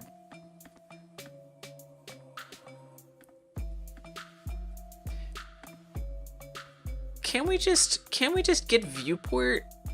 Can we just get the mouse through the viewport? You know? I think you can just get the screen resolution and divide by 2. Right, but I still have to find where the mouse is relative to that. Right?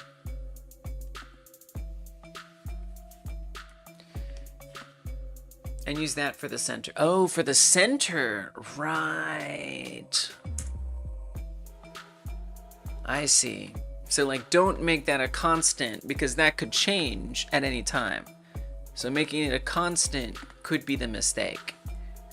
Interesting. Okay, so if I say that it's now a variable,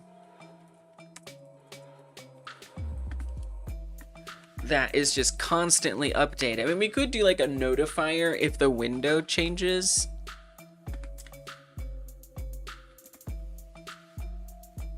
It's like totally a notifier. I don't know which one it is.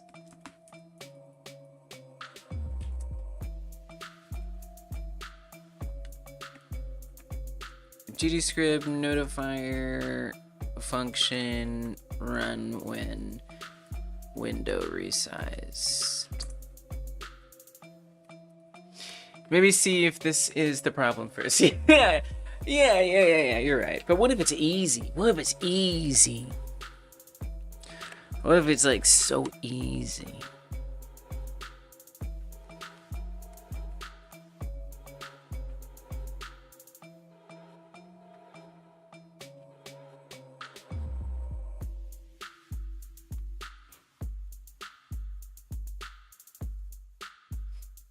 No, you don't have to resize it. That's okay. But thank you. Thank you so much. Thank you so much for assuming what I might want.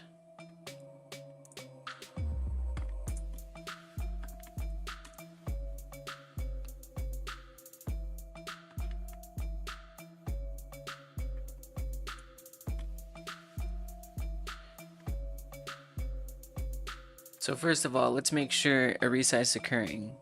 Displays over window size is what you're looking for too.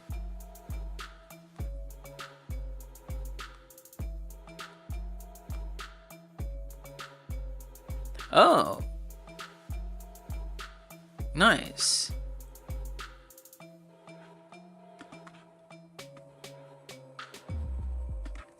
Center equals that divided by 2.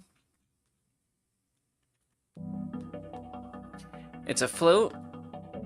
It's a vector 2? Oh yeah, duh. Center, oh.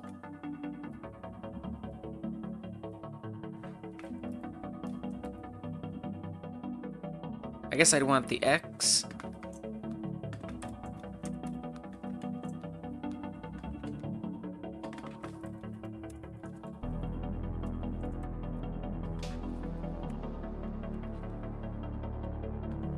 This is gonna be weird, right? This is definitely gonna be weird. Like, what are the chances it's not super weird? Like, pretty low.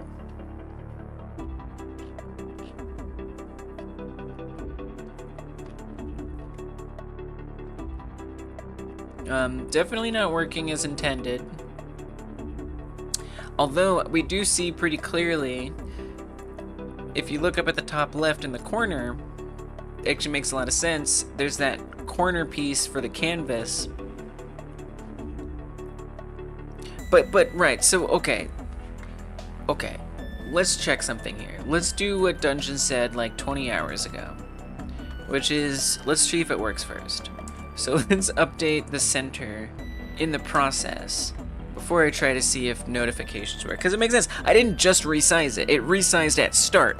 So I wouldn't even want it to be the notification. We'd have to also set it in the ready, because what is the window size it begins with? So I think it's kind of overall like a little risky to do it that way. Okay. Oh, this is better.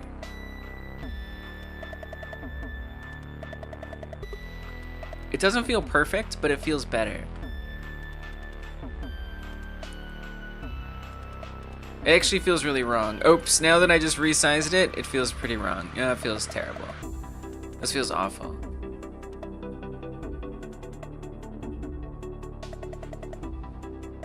Nope. You know, if I'm right here in line with the player, it should be moving straight down. That would be a correct situation. Also looks like I do need to make the levels a little larger, the ground. So I think what also would be interesting is if we included whatever the center is as well. So I'm gonna head back to the ground. We're printing this, and I'm gonna say, could you also print mouse control ref center?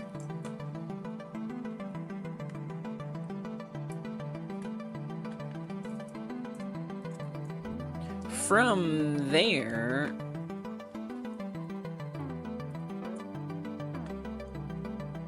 this is kind of ridiculous language I'm using here. From there, at there. Just so I can see what center it thinks it's working from. It's not the most exciting thing, but it's important. Okay, so I'm gonna keep adjusting this window here. See if that center is changing.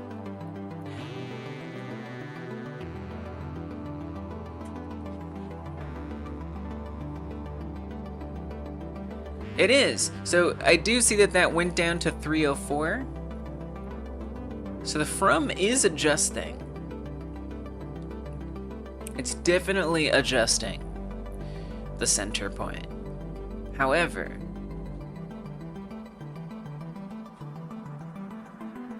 I'm not seeing any difference in functionality, unfortunately. So it might have, I think it might have already been doing that. I mean, I guess it wouldn't have been doing that because we weren't making it dynamic. So I gotta be honest, I do think it's time to ask for the other chat's help. I think it's time. I know nobody likes to hear it, but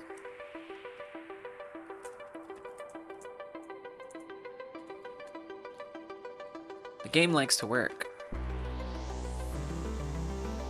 Part of this might be that the player isn't exactly centered in the camera.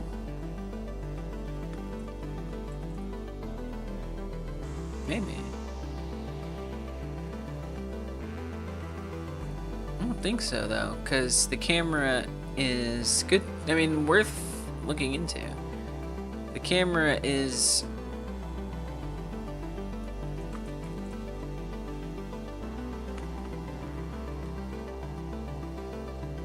well, actually the camera is at x.564. The hell is that about? Oh, because that was a debug camera. Right. Okay, Dungeon. I forgot. I switched from the original camera to the debug camera. And the debug camera just used to be something I would use to, like, move around. I didn't mean for it to be, like, the game camera until it became the game camera.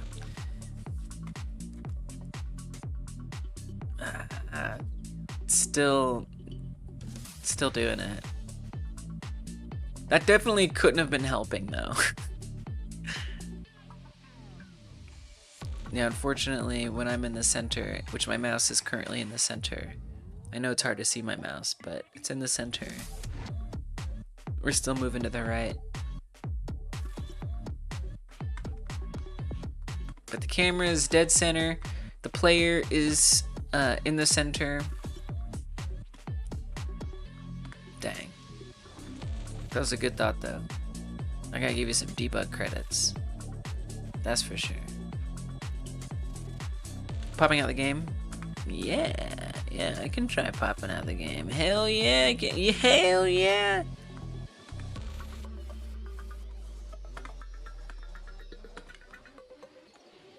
Returns the size of the window specified by window ID in pixels, excluding the borders drawn by the operating system. This is also called the client area. Okay.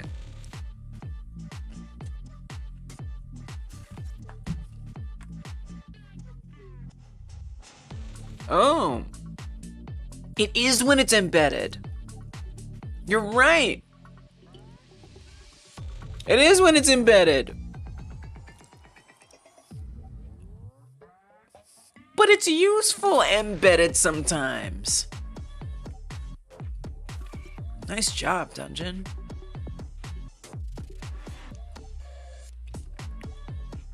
Wow.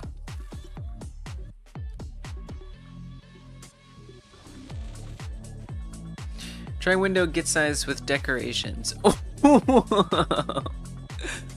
Okay.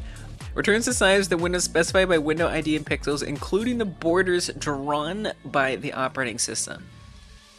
We don't need no stinking other chat. We got the regular chat right here.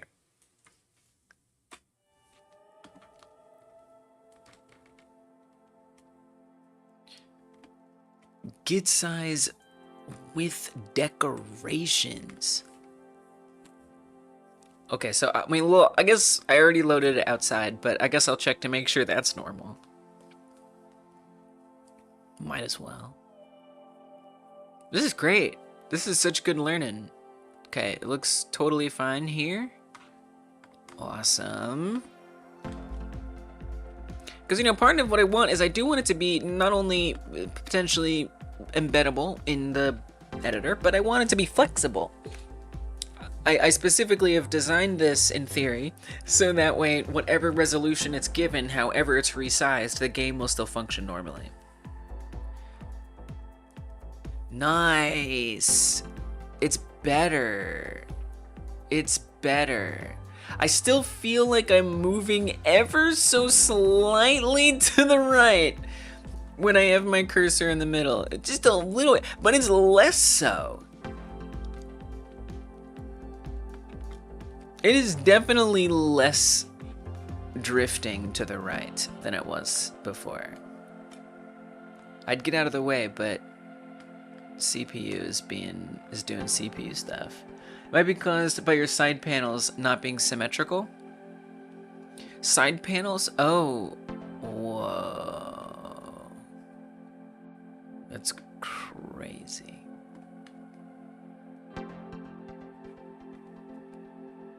So that actually somehow made it worse.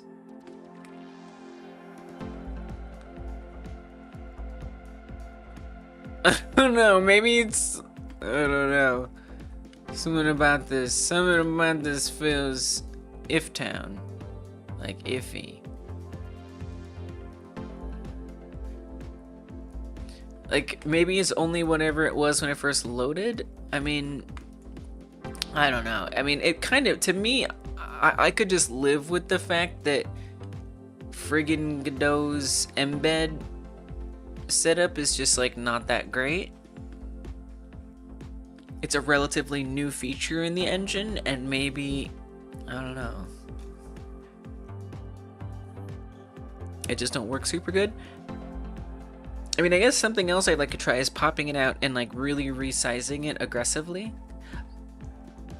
Yeah. Here, let's try doing the pop out.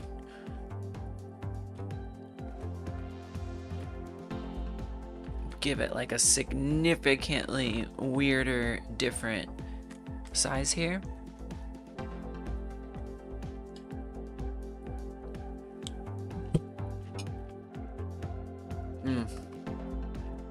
Actually, it's messed up there too.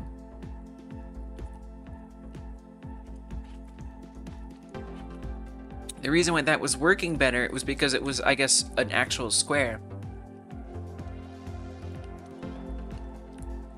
So if I get it to be a perfect square, 753 by 753, I mean, I'm still drifting. Okay, I officially have no idea what's happening anymore. I don't know what's going on. I'm confused.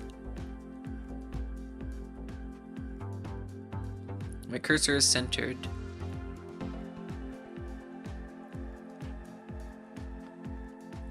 I wonder if the get global mouse isn't working right. I think that that's likely. I even think that that's likely, actually. That was kind of like what I assumed was the problem.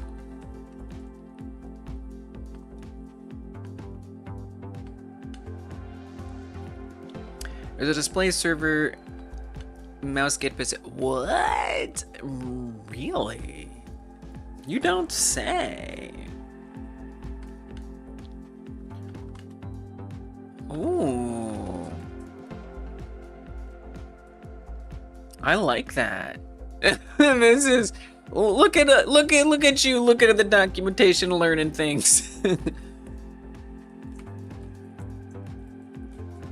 See, that's some good that the chatbots can do though, because it at least led you down that path. It obviously,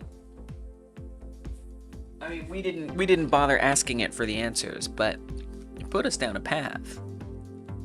There's something to be said about that. I'm not trying to defend these tools. I'm just defending their value. That's different. Display server mouse get position. Okay, let's see what happens. This is exciting. And then I don't have to worry about it having some hacky control scheme. I could move all of this to somewhere that makes more sense.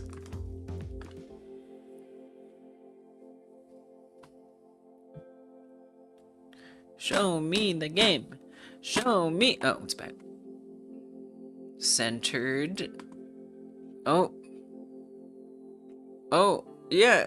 Yeah. It feels good. It feels good. Okay, but that's just in the square. No, it doesn't feel good. We're moving to the bottom right. We're drifting to the bottom right. There's a virtual keyboard in the display server. That's crazy. Virtual keyboard show.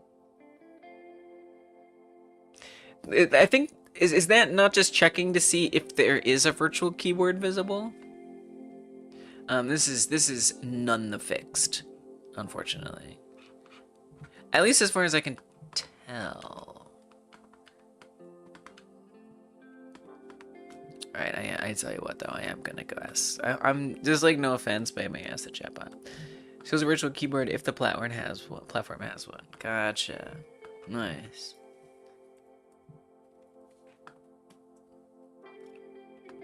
That's pretty cool.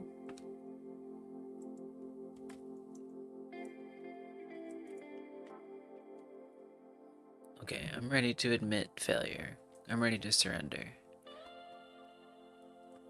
But debug credit.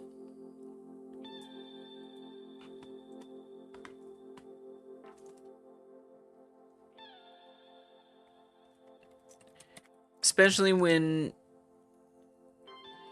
if the normalization function is wrong, it could be, yeah. Especially when the mouse is in the center, it's obvious the movement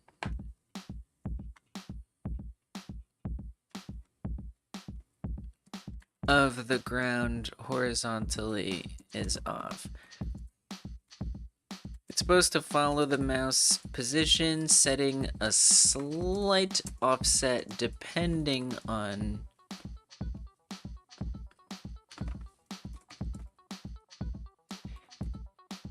if it's further to the left or right of the screen. If center, the offset should be 0, but currently it's indicating it's to the right a bit. Why is text-to-speech stuff in display server? It's text-to-speech and an utterance to the queue. I guess text is displayed, and so it's just like dealing with the sounds based on what's being displayed. If interrupt is true, the queue is cleared first. Interrupt's true, the queue is cleared first. Interesting.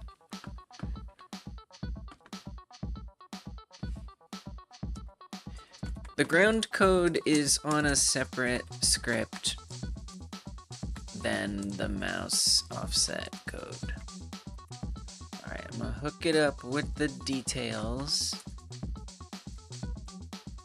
See if it catches a problem here.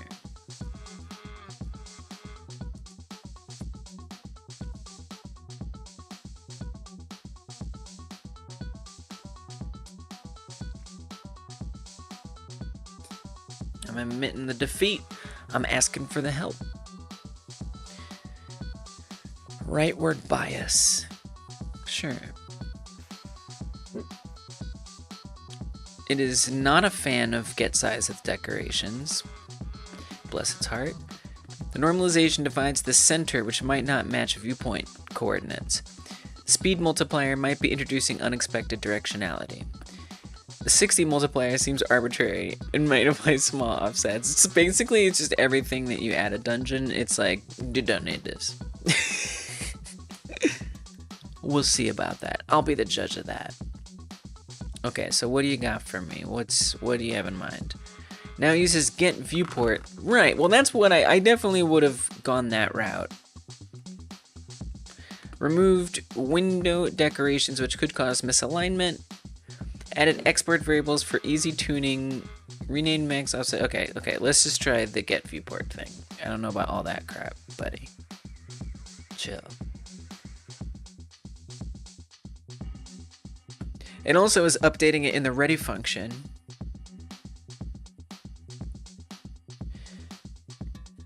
And it's not updating the viewport center anywhere else.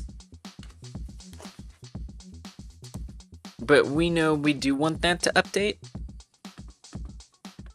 Right? Will the viewport center change if the window sizes change? I would like the game to adapt to that. It's currently set to stretch mode canvas with an expand type. I forget what it's called. The setting for expand.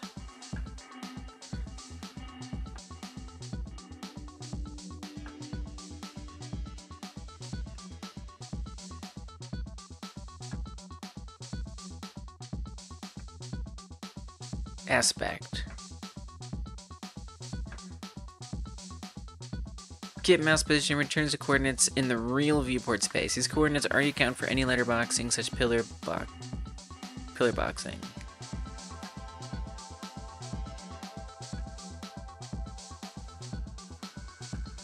Q redraw?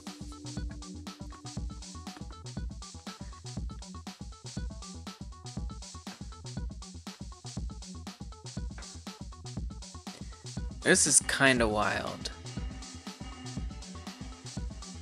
This is crazy. Dude, I would not even for 10. I'm literally gonna slap this code in there. Cause like, I don't even understand what you're talking about. Yeah, dude, it's making things up. It is over-engineered. It is like super making up things here. We're not doing any draw. Like that is bizarre. We don't, no thank you, but no thank you. I'm slapping the rest in though. Oh yeah, this is all different now. Sorry, that's all different. Right, it doesn't like the other stuff, but that's okay.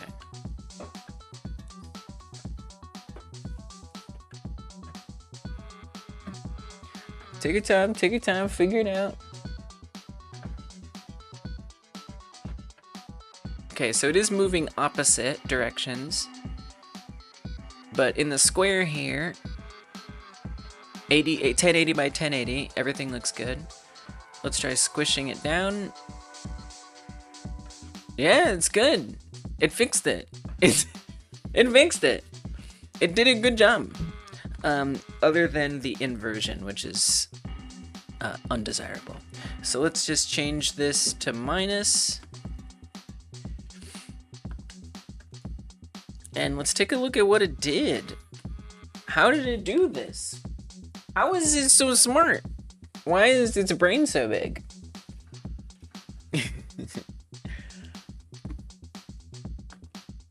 A lot of it's just that vector math stuff that just is over my head, man.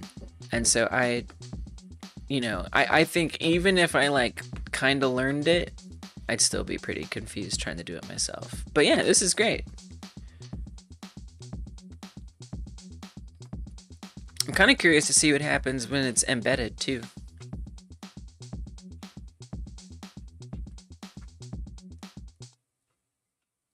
But yeah, no matter what size I make it, the center is the center. Let's see how embed works. Sometimes you just gotta surrender, you know?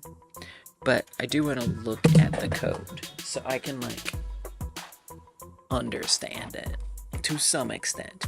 To some extent. There's a point. Nice. Embed works good. We're centered. What happens if I change it? Yeah. Yeah, we got success. Okay. A brief study period. Brief. So we have a sensitivity, a max offset. Something I'm kind of curious about. Let me put it back to the way it was. And just see if I can identify exactly what's different. So originally, we had a sensitivity. Pretty confident the display server function should have been the same as the get viewport stuff. Okay. Heard. I respect that opinion. I respect that opinion. We had a center, we had a speed, we had a sensitivity, and these were both constants, speed and sensitivity, and we had an offset amount declared.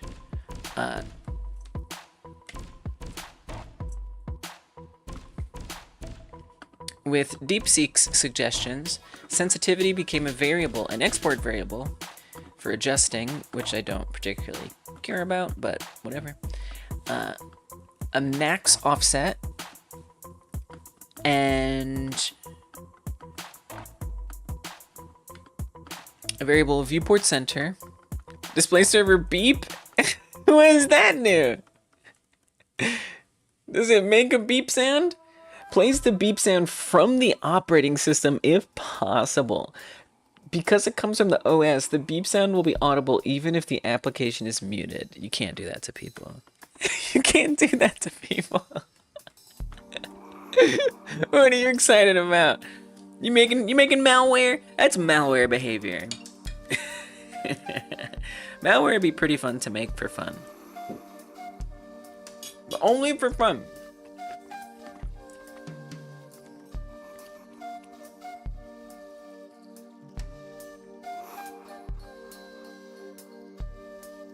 You want to hide beeps in your games? You can't do that! You can't do that! Do you know how upset people will be? What if sound makes their ears bleed? You don't know! I'm sorry, did I have to say that? No. But I said it.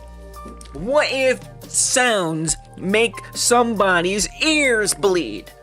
And you... It looks like you're saying words, but all I hear is beep.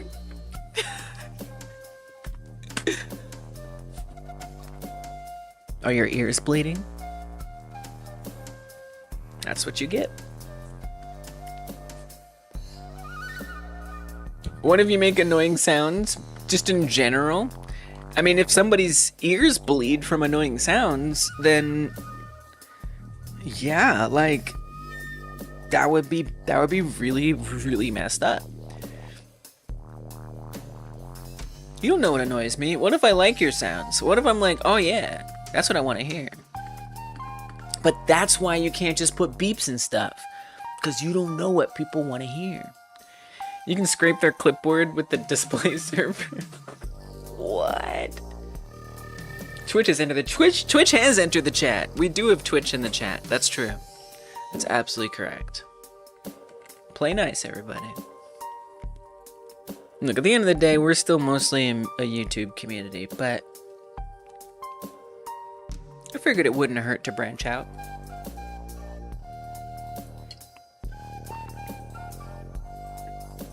Set the clipboard? Just like take control of the clipboard? I mean, that's kind of awesome for like creating accessibility tools, right? Okay, and the ready, wait. Stupid DeepSeek. It changed the way I set up my singleton. Not stupid. That's why you don't copy and paste code wholesale. That's why you don't do that. Because it does things that you don't want it to do. Legendary Skate, you got your player move working. Legendary Skate is making a SkiFree like. Let's go! Or in your own game or something. That's awesome. Let's go, Legendary Skate. Nice. Movement is important. Your clipboard now says, hello.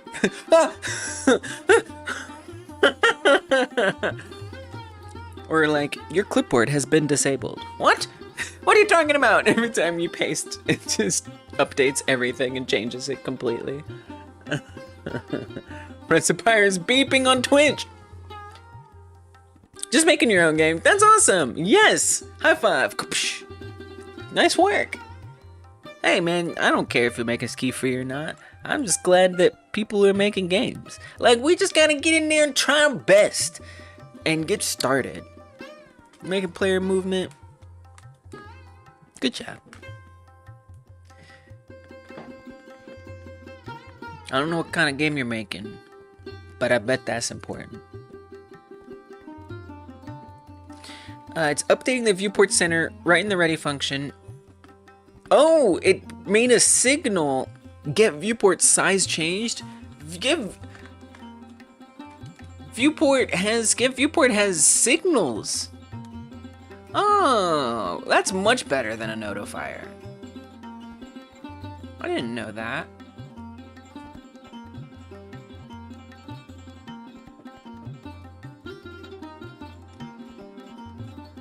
Wait, where is that signal?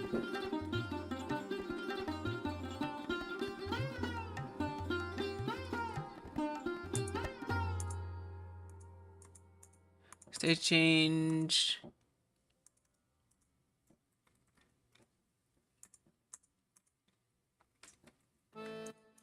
Wait, what is that? Is that real?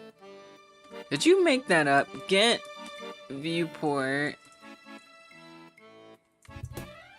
It is real. Wait, how do I find it?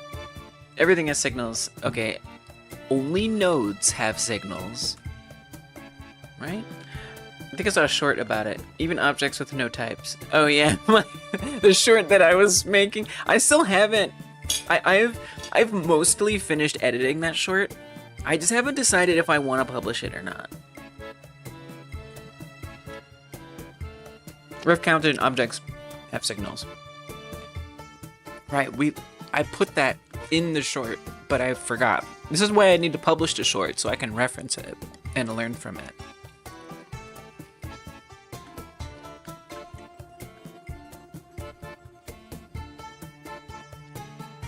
The thing is, I don't even know how to find this. Size changed. Maybe it's because it's a viewport signal. And when we get the viewport, that returns the viewport. Oh, okay, that makes sense, sorry. Sorry. Wow, it literally has two signals. GUI focus changed, emitted when a control node grabs keyboard focus. Awesome. Control node losing focus doesn't cause a signal to be emitted. Size changed, emitted when the size of the viewport is changed. Got it. A signal a day keeps observer coding patterns away. Love that, exactly. You can set if the screen should be kept on by the system's power saving measures. You can set orientation. Display server is OP. Legendary Skate says, by the way, when I was making the jump mechanic, it made the player levitate. Nice. Honestly, I feel like sometimes when I'm building games and components in games, I discover mechanics that I'm like, wait, should this be a game? Should this be a feature? Like, notice that, right? Like, was it cool when the player levitated? Did you kind of like it? Like, maybe there could be an item that makes the player levitate. Maybe it's an ability. It could cause a lot of problems. Don't overscope, okay? I'm not trying to encourage you to overscope, but I definitely sometimes get excited when things like that happen because it's like, yo, is this an idea? Forgot some gravity. Whoops. Forgot the gravity. Yes. Gravity. Just like, jump. Uh-oh. I'm still jumping. Who needs gravity?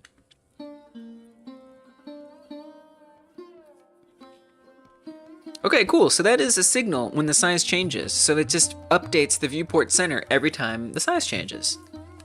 Fantastic. For visual debugging, set process true. What are you talking about? What does that even mean? For visual debugging, set process true? The Twitch stream is a good 10 seconds ahead of YouTube. Yeah. That I've noticed that with everybody's streams. Anyone who multi-streams, I've always noticed that the Twitch stream is always ahead. I've noticed that. YouTube just has like different ingest servers. You can set the max and min sizes for Windows other than Godot, if I'm reading this correctly.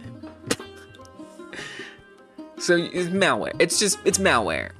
You can just do malware behavior.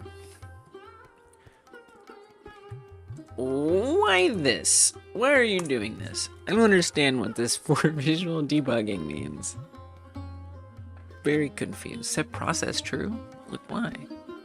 Line set process true in the ready function is used to ensure process method keeps running even when the node is not visible or when you're debugging. By default, man, people out here setting off fireworks. You can sometimes hear it.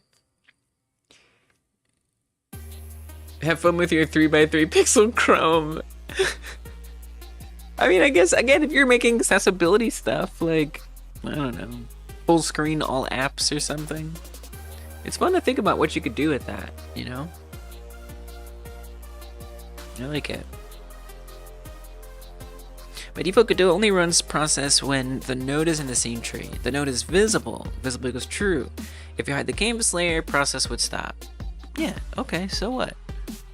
If you temporarily hide the mouse control node while testing, you might want the mouse offset calculations to keep working. The red debug circle draw to say visible. This is dumb. Stop this.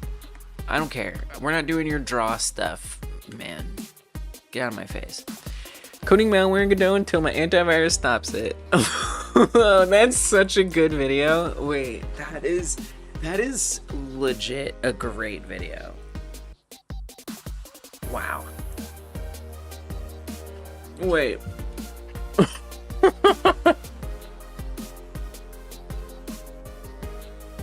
Excellent video idea. I love it.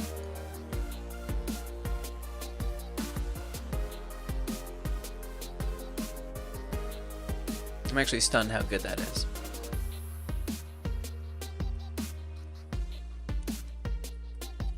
Let me make sure I'm keeping track of time correctly here. Yeah, okay.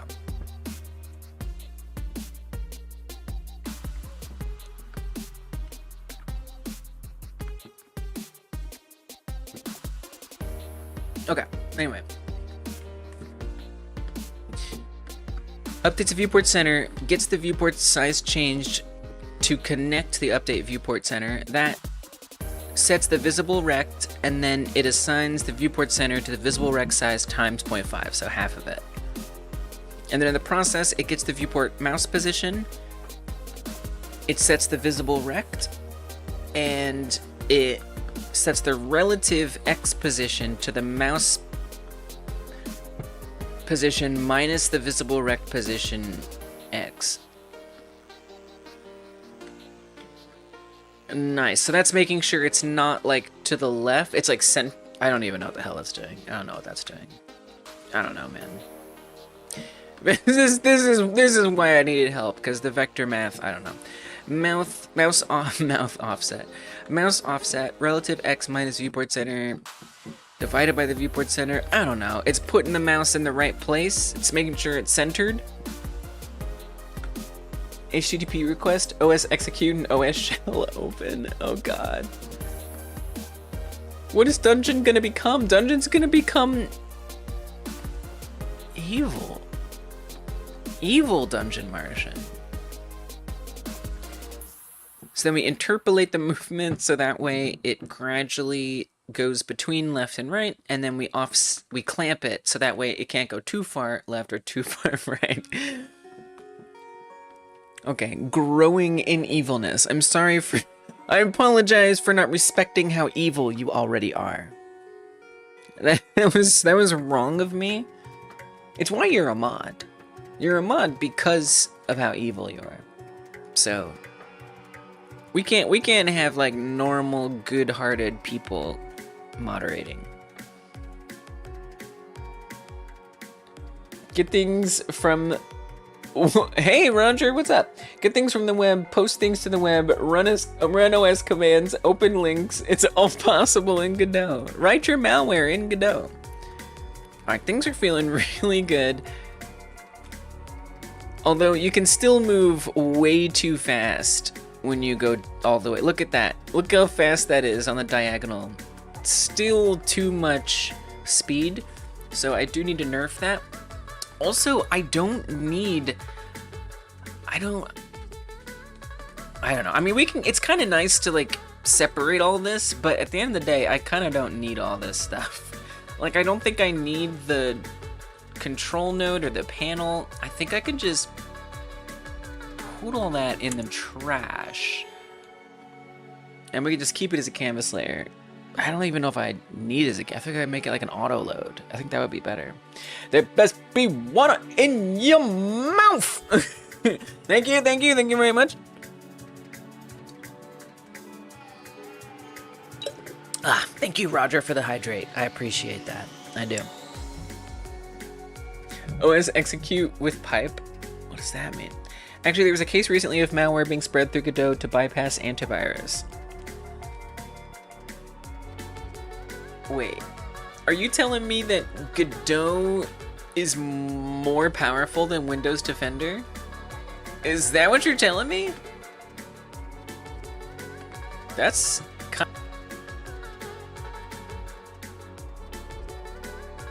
kind of amazing.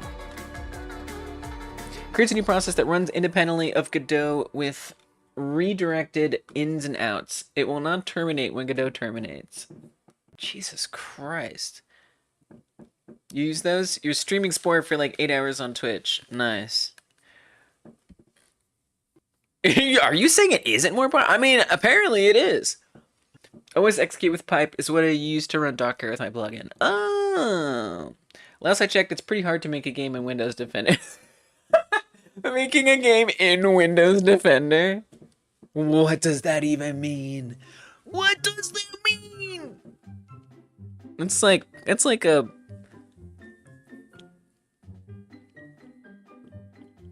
It's like a philosophical question. Game Dev Gauntlet Challenge, make a game in Windows Defender. Pretty hard is not set to impossible. Right. That's true. As they say, power is relative. Right. Make game in anti-malware service. Doesn't matter which one, the one that allows it.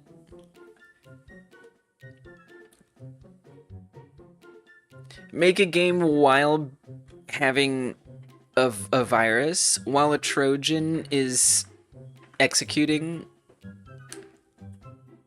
As I say, I got a bucket of chicken. What? What is chat? What is chat? What is chat right now? I'm just... Huh? Okay.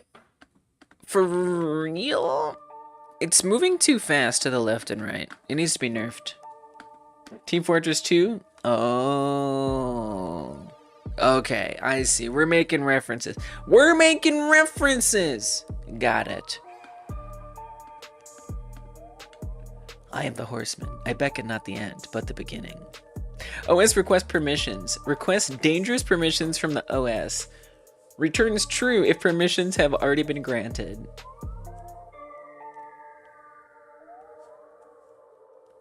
Wow. Request dangerous permit. The fact that it says dangerous is kind of wild, actually.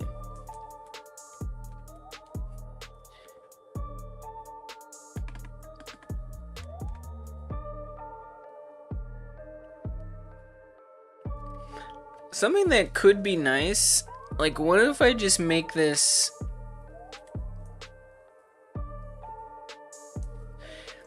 The thing is, if I wanted to like make this like a resource or like a ref, I wish you could like create like a ref counted instead of like a node.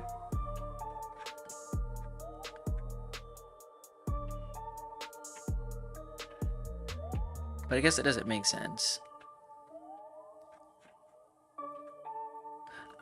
I think this is probably better if I make it a node and I make it an auto load.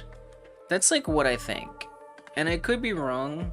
I'm gonna actually get rid of the mouse canvas. And I'm gonna create a new global script.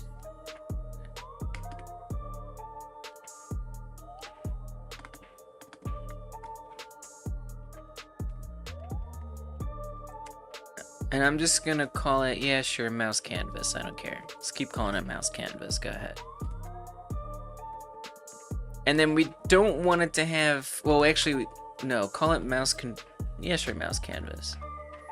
And that means I don't need to give it a static reference anymore. A rat is possible? Day 16. She hasn't noticed that my game was actually a Trojan in disguise. It removes 1 pixel from her stream every day. Dude, that would be so scary. I wonder how quickly I would notice that.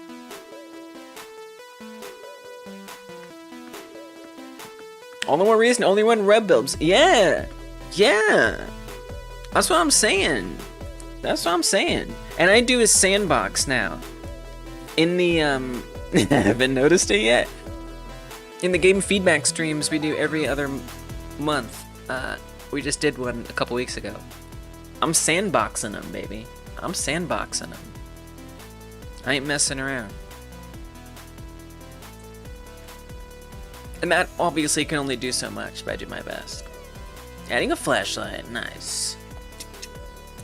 Flashlights are cool. Flashlights are a vibe. Does that mean I'm lying or that I'm being honest? Who knows? Well, but, I mean, what? How long will it take? 1920 by 1080 pixels? Probably within like a month, I should start noticing. The question is, where are the pixels? Where are the pixels being removed from? Because if they're all being removed in the same place, maybe I would notice. 3 years to be half done. But if they were like randomly, that might be harder. I think I would struggle with that a little bit.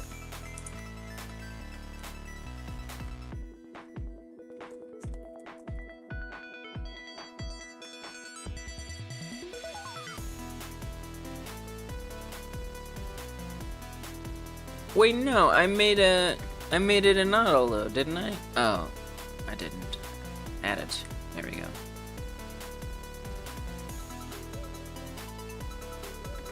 Okay, so let me make sure this still works. Which is why you put it over the center.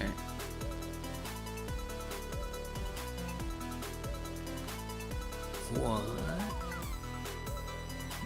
Okay, good. Still got functionality, no weird canvas, but I do need to nerf the horizontal movement. It's too much.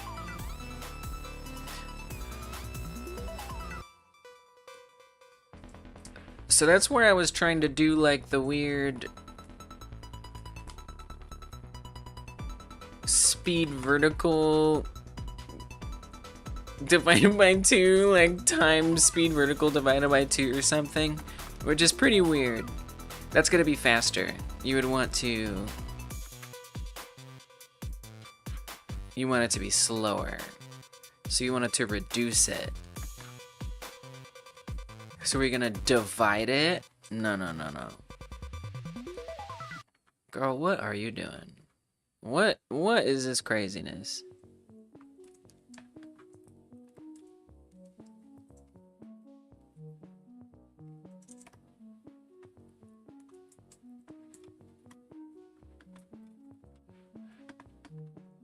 Like, this is nonsense, right? Maybe at some point I'll make a project that shows all of them off.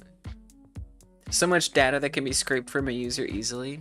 Oh, that's a good idea. Like, as like an make it educational, teaching people about the dangers of downloaded programs. Okay, yeah, that's less, but it's too much less.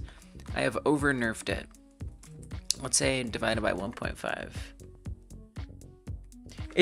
Itch support has ghosted you 3 times now instead of fixing my 2-factor to use your actual email.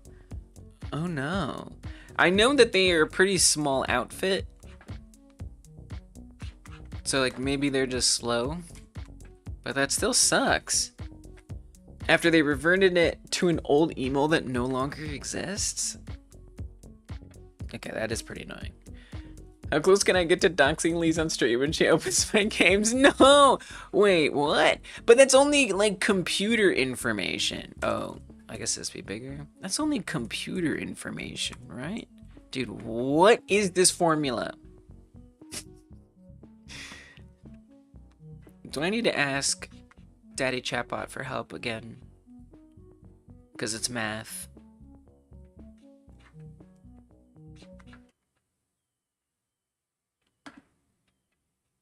I'm gonna ask Daddy Chatbot for help. It's 2025. I gotta do my best. Okay, what this is supposed to do is help nerf the horizontal movement while also accounting, typos and all, accounting for the delta change, hence 60. But this feels crazy. I need something better. I made the speed vertical be implemented so it's relative to the vertical speed. This is to help the diagonal movement not be too fast. Is that... Oops! I forgot to paste the code. I hate when that happens. Stop! Stop! I understand. You do not. Now you understand. I have led you to understanding. Yeah, right. A ratio. Speed vertical times horizontal ratio. New email to them in the most rage-induced wording ending with best regards. Oh no! Be nice to them! They're doing their best! Oh god. Clamp it? Yeah, I can see that. The actual diagonal speed will be... I don't want to know all this. So all that it's saying is just create a horizontal ratio. That's it. Just create a horizontal ratio. I can create a horizontal ratio. I can do that. I'm an adult. Constant I mean, wait, just use speed horizontal. Oh, but that's 5. Yeah, it's different. They said you have to use the old email to tell us. The old email. The deactivated school email. The email they were told in 3-part messages was inaccessible. I mean, they might also be... You know what they might also be telling you? Is that there's nothing you can do. They can do. I see how that is frustrating. That's really annoying. Like that they're not like acknowledging, hey, I see that you're saying you can't access that. Oh boy, we have a real problem. You know, instead they're just like, yeah, that's super annoying.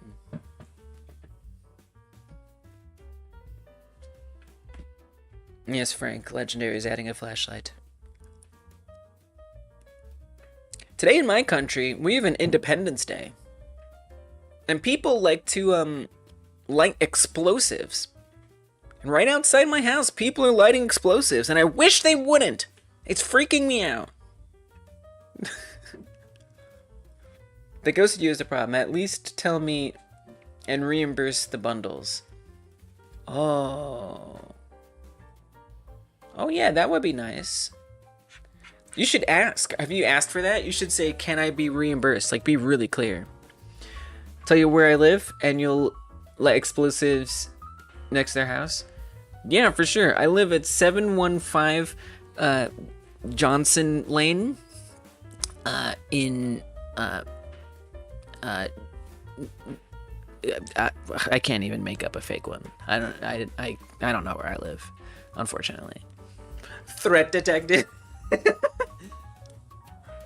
That's literally how I feel with the explosions happening outside. Like, it's literally how I feel. It's such a stupid tradition.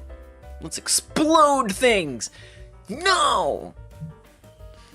Not in a neighborhood. I live second star to the right, no other right, my left, your right. Wait, no. Y'all are incorrigible tonight. I like it. Okay, just do it.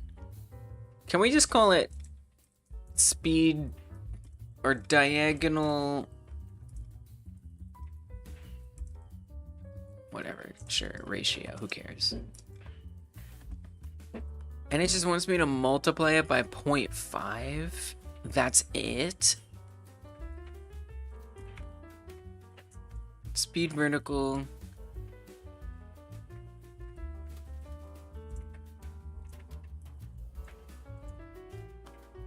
That's it? What channel is good to post about stuff that's not necessarily game dev related, but still cool? That sounds like a general thing, would be my guess. I feel like that's giving general, right? And then if it's a video, then videos. But maybe general is a bad place for that? I don't know. You made a mostly accurate... Oh, so it's still something you're sharing. I made a mostly accurate ASCII moon with phases. That's Games by You. Because in Games by... Which is... It actually doesn't make a lot of sense when I say it out loud. But in Games by You, there are tags. Which, I admit, is very unclear. Oh yeah, maybe Art by You. This is actually using Ragdoll. Godot has built-in, albeit deprecated, Ragdoll physics, if you can believe it. And it's via physical bone 3D nodes. Oh yeah, Discord. Yeah, I'm not gonna get Discord to load. Yeah, you could try Art by You, but you also have to take my word for it that in...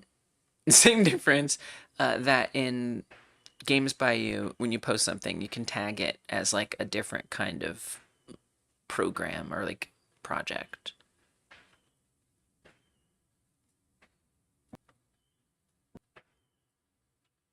The diagonal speed is still way too fast because we can go so much further. Clamping it is a good idea, but it's not a good enough idea. You know what I mean? Give me a 0.8.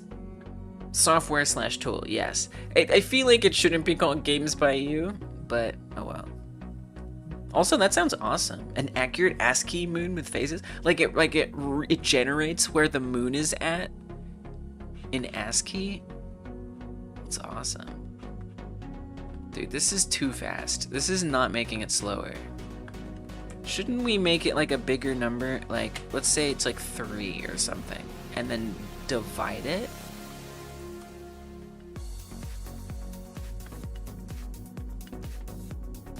It's too fast. I wish there was some way to truly normalize it. But since it's not like a vector, I can't normalize it. It's just like a single value. Instead, I just gotta kind of try things. This is better. We're getting there, little by little. Let's try 4. You give it a date and size, and it'll give you an ASCII version of the moon at that point in the sky. That's so cool! That's so witchy. Look at you tracking moon phases. Love that.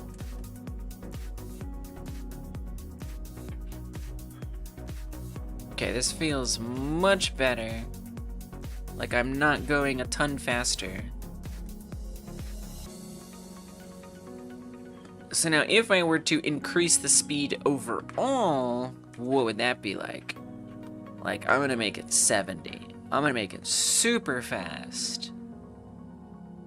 Blazing fast. That was blazing. Trust me. It's not that fast. I mean, the speed, like, we can pretty much increase the speed in general now.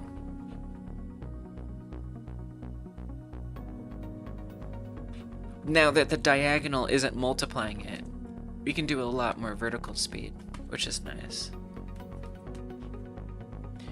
You made it because someone else made one and it was kind of bad, so I wanted to do it but better. And so now you're gonna go up to them and be like, I did it better than you. Look. Here. Put yours in the trash. Look at mine. That'll go over well. But I also, like, I totally understand that challenge. And they might, like, strangely appreciate it. Or you're gonna hoard it and just be like, I know mine's better.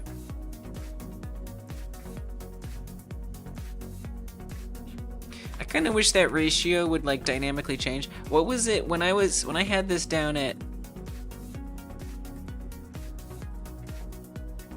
was 4? 4 was the good number. So I had that at 4 and the speed was at 50.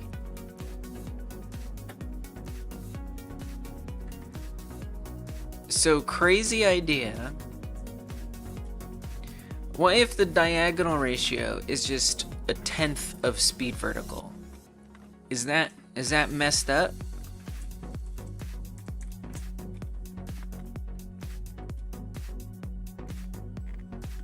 What if it's just that?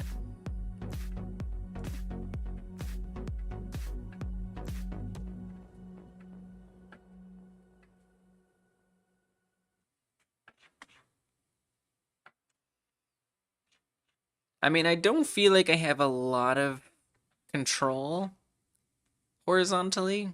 That's too much. Put the ratio back. Put it back. Put it back.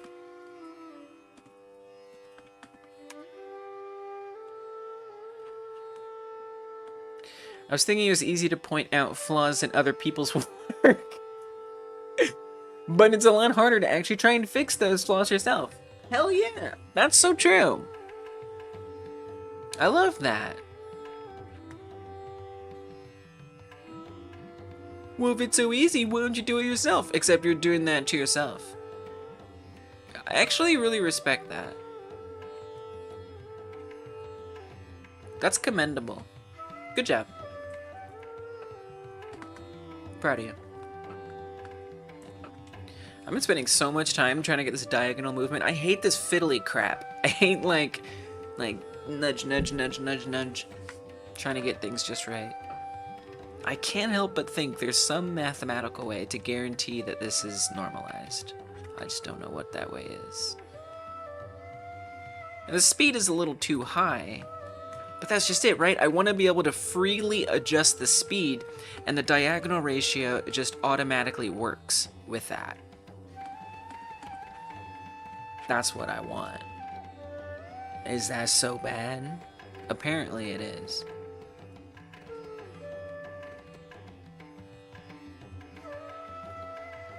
So what's the relationship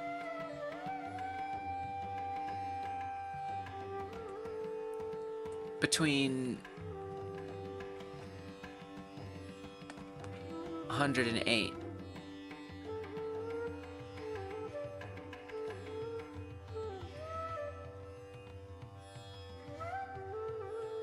$12.5? That's not helpful. 8 divided by 100? I don't know math. I don't know what I'm doing. I just want to find some value. 0.08? I would just love for this to dynamically adjust itself.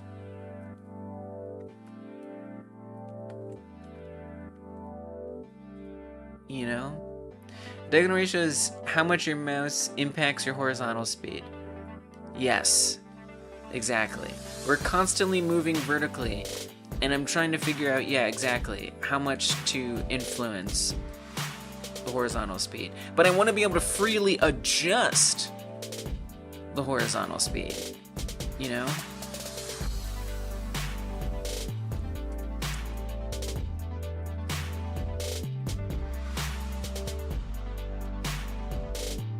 Or the vertical speed. Without needing to fine-tune the diagonal ratio. How can that automatically be calculated based on the ratio between 100 and 8 for this code?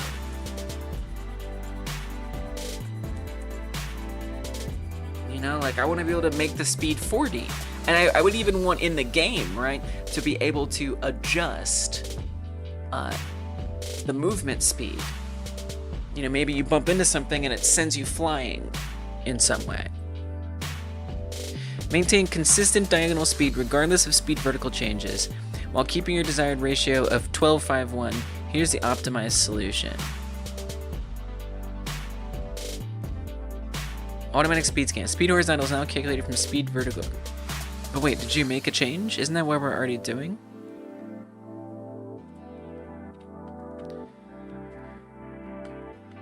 Perfectly balanced horizontal movement.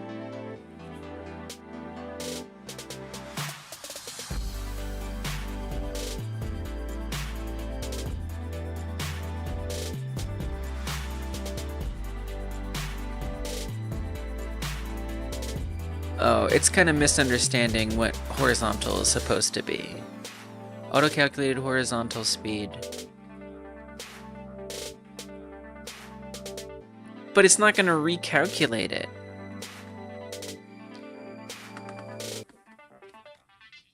But what if the speed changes? A Python add-on in Godot? There is? What does it do? What does a Godot Python add-on do?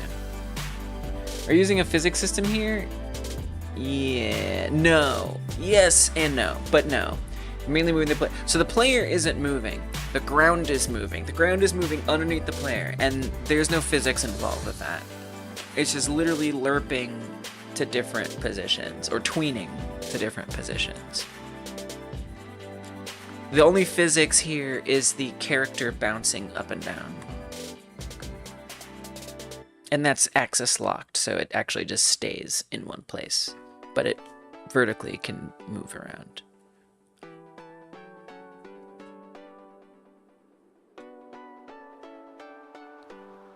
What the hell is it doing?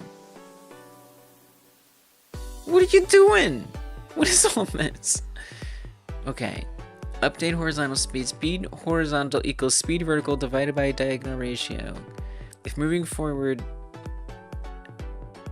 But this is not... Oh, it uses get set.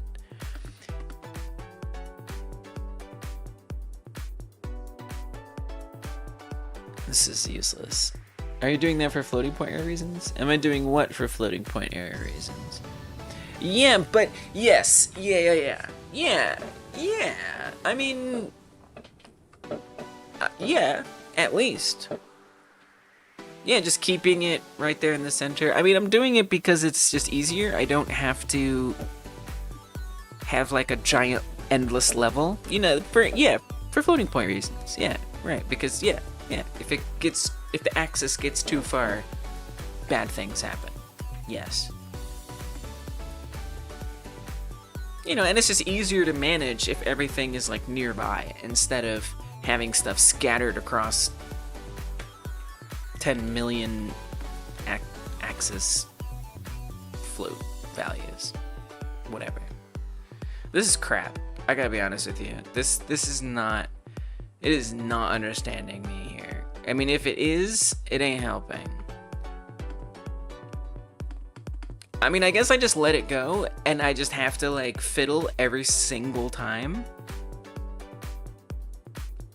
Which is super annoying.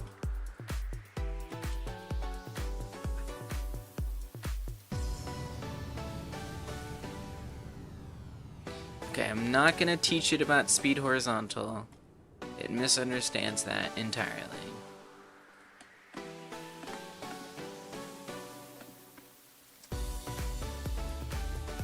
So suppose it's 40 vert speed,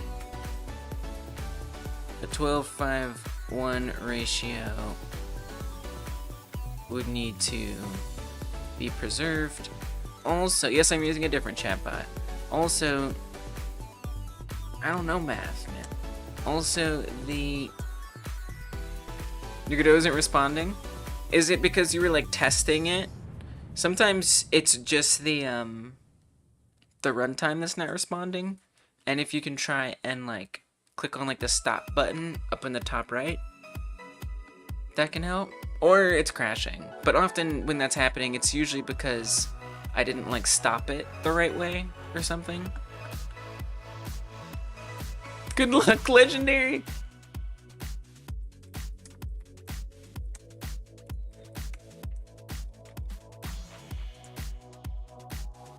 Alright, I promise I'll just let it go and fiddle if this doesn't give me any kind of helpful thing.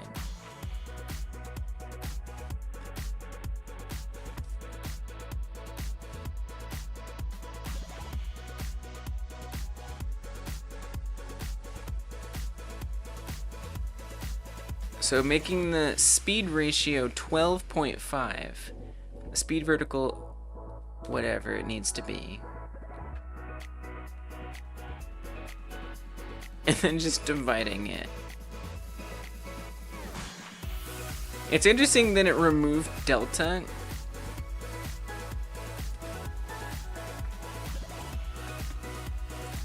Why did you remove delta? Because you're downloading the Python. Oh. Well, I wonder what the Python add-on does. Add-ons, man, I'll say this. I'm not a big add-on fan. I like making my own add-ons, but the reason why I try to avoid add-ons is because I just never know like what they're gonna do, and it might. I've had issues where add-ons make my engine unstable. So to me, that's just kind of a risk of using add-ons. I hope that risk goes away for you soon, but yeah, I always find it kind of hit or miss with the add-ons.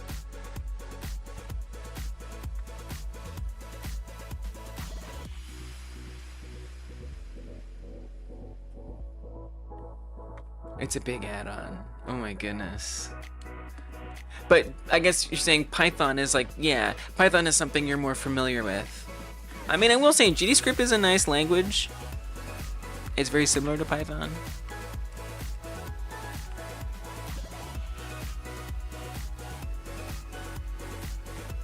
I don't understand what you're talking about.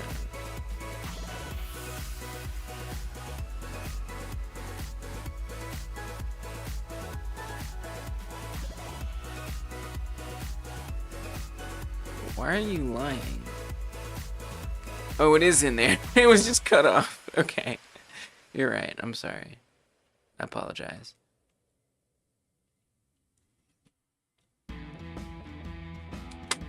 Okay, if you say so. So it's now calling this a speed ratio.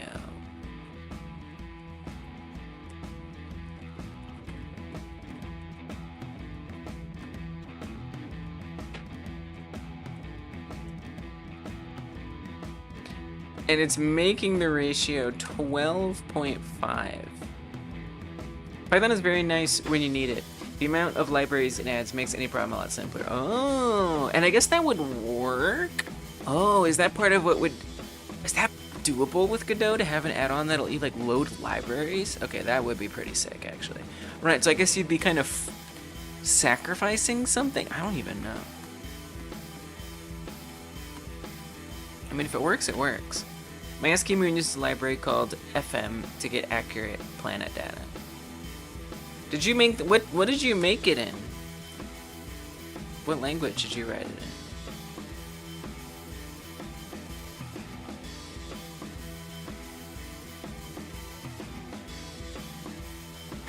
Okay, so that sound stays the same. We do in the offset amount, of course.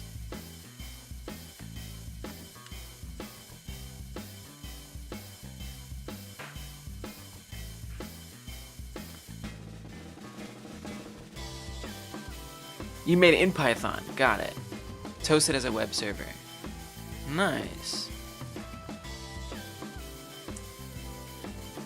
I feel like Python's a solid one to know because it's so flexible and well supported. GScript and HTML are like all I know right now. I'd like to learn more though.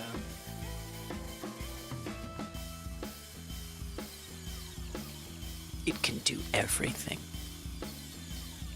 Run the world, even.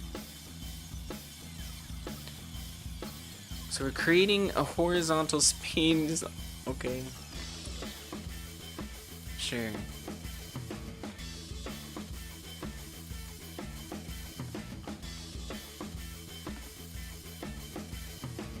And so all that does is take speed vertical and divide it by the ratio.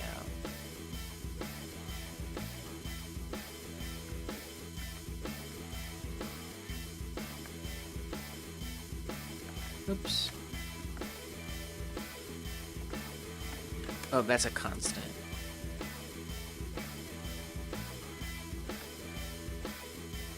You can just randomly jump between chats now. This is great. This is great.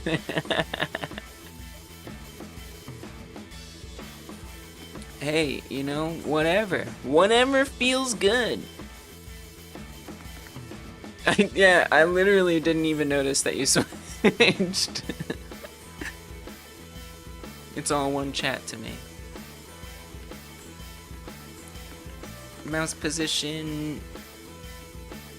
And then we would just say that it's that times speed horizontal. I mean, it's definitely a simpler solution.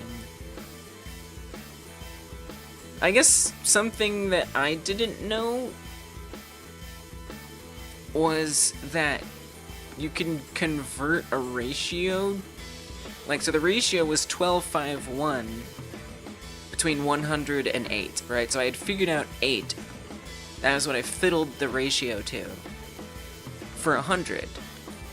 And then I guess if I want to apply that ratio to other values, apparently 12.5 will do that. I don't know, man. Sounds suspicious, but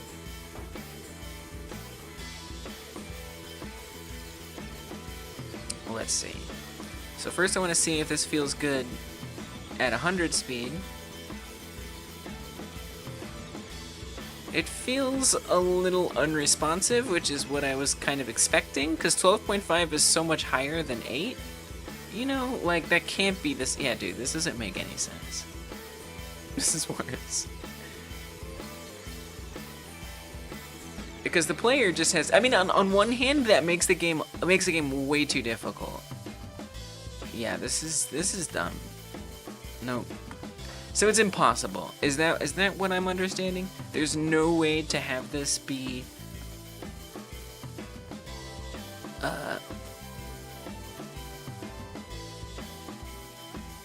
dynamic if the speed changes. I hate that with all my heart.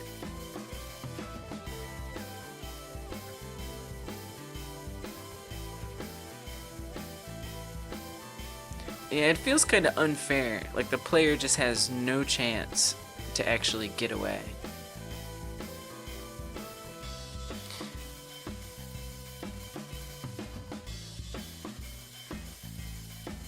You know, I guess I need to like set up certain speeds and like maybe define what the horizontal values are.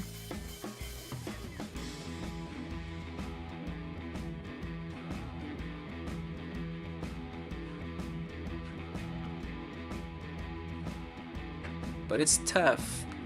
You know, and then in SkiFree, you know, when you go a little slower, if you angle more, and if you're going straight down, you actually go faster. So we could possibly engineer something like that too, and just say like the closer the mouse is to the middle, the faster you go. That would be pretty doable. I do kind of like how the speed ratio is working though.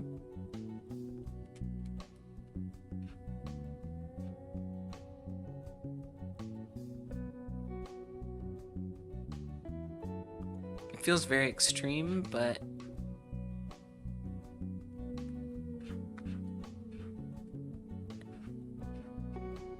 and you know, to some extent, that's just the game. Like, you're gonna run into things. That's just part of it.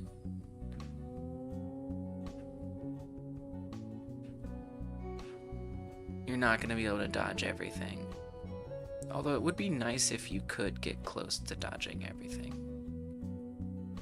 I think I might want to try to pull the camera out more, which does mean that I have to probably make the ground bigger.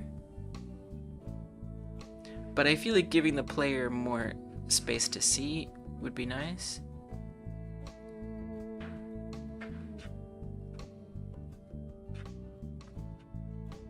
But I mean, hitting things really takes the fun out of it, which I think is true in SkiFree as well. You know, you're like trying to like cruise down the mountain and then all of a sudden you run into something and it's so deflating. And it feels like you can almost never quite get good enough at the game to really enjoy like a full, clean ride down the slope.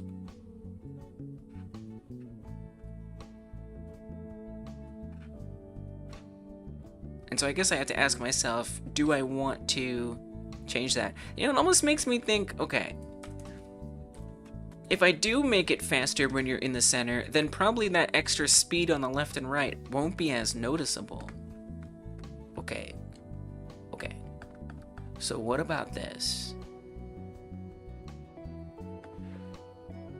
What if I say that the ground position Z is the speed vertical times delta, but what if we also say speed vertical plus... Yeah, let's actually move this down. What's up, Parappa? How you doing? Parappa asks, what's the objective currently? Because I had an idea, but I don't know if it'll work with this. Like having it so your mouse is behind the character, it slows them down a lot.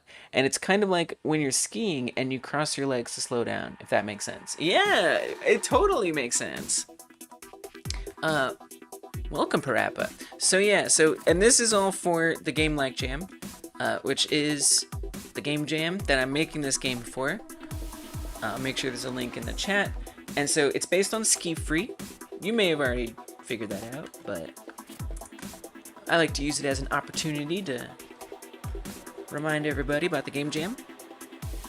It's funny you say that, because especially in the Microsoft Edge Let's Surf game, that's exactly what happens. So if the cursor goes above, you actually stop.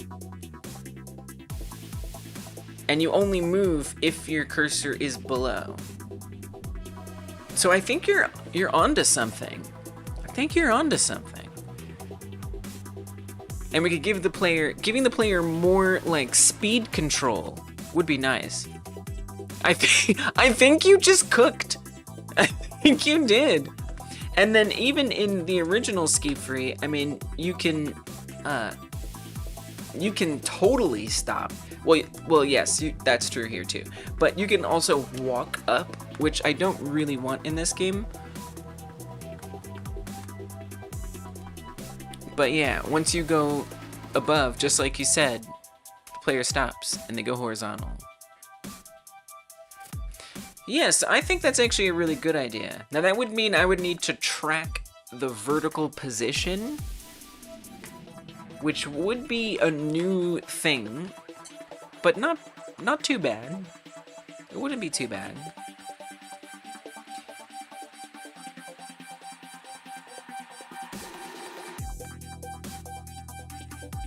When does the game jam end? Like, how long do you have to work on it? Yeah. So it's a month long. We do this game jam every other month on the odd months. So January, March, May, July, September, November. Those are the months. And it just started. The July one just started, and we do it for a whole month. So there's 27 days left. Plenty of time to get involved. An entire month. I like to have a lot of time. So again, the game is just about making games like other games. And the reason why I started doing this jam is because originally I was just like making a game. I was like, I have a game idea, I'm gonna make it. And I just like kept making it, and I kept making it, and I kept making it, and I wasn't stopping.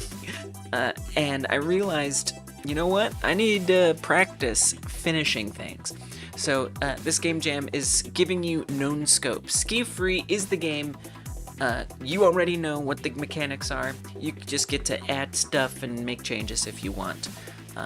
We've done 3 of them before this, and I've actually finished games for each one. I finally have made games at last. So it's really helped me. And then I try to make it a month long just because, you know, the point isn't necessarily to like, hurry up, go. Like, the point is to just have a deadline. So that way it is achievable to finish it. And you still feel that pressure, because I think that's what I wasn't feeling working on my other project. I had no pressure to finish it. And this just gives you a little bit of that pressure. Seems really cool. I kind of want to compete. I feel like it'd be fun. Yeah, get involved. You've got plenty of time. And again, we're doing this every other month. So you've got opportunity to participate. If you want to get a sense of like the kind of things people submit, you can check on the past ones. People are ranked. Technically, you vote on 2 categories, but there's 3 winning categories. It's a little too zoomed out. The most like the original category, so if you make the game quite similar to the theme game, and then the most creative twist on the original. So these can be really pretty different than the original game, but still sort of feel like you would say, oh yeah, I see how that's influenced by the theme game. And then there's an overall winner. So whoever ranks 3rd or 2nd, or this case, they were actually the 1st overall. But basically the game that didn't win either category, but still got the highest marks. And yeah, so we have those 3 categories. So yeah, it is a competition, but to me, everybody's a winner. I don't submit mine for ranking because I feel like it's a little unfair. I'm here like promoting my game. I work on it a couple times a week, once or twice a week. If someone is a YouTube member on the channel, if they come over to YouTube, then I do an extra live stream on Mondays. But I come here a couple times a week and work on it. Yeah, it's unfair. I'd win for it. Come on now. I mean, no, but for real, like, I don't think I would. I don't think I would win. I really don't. But with that said, you know, someone could be like, oh, you know, I like Lee's I saw her game be made. I recognize her game. I'm voting more for it, you know? And then what about this? What about this? What if there's ever prizes someday? What if we get sponsored by a coffee maker company and you get a coffee maker if you win, and I get a coffee maker for my own game jam? Like, come on, that ain't right. It's all about the fun you have along the way. It is. I mean, the fun and what you learn too. It's so valuable to participate in a game jam and get something out of it. So, yeah. And there's tons, you know, there's so many other games that come out of these jams, and they're all awesome. It's so cool to see how people get inspired by just like this theme game. So, yeah. Don't worry about winning. But with that said, if you're looking to compete, there is a little bit of competition involved. So, it's all in good fun. And then there's a live stream that I'll play all the games at the end. I'm not the best at playing games, but I love playing games, so hopefully that will come through. And then on the jam page, you can also see the stream schedule when I'm going to do live streams and stuff like that. Sometimes I wedge in extra ones if I'm running late. Real as hell! Yeah. I try. Alright, so that's a game like jam. Get involved, we'd love to have you.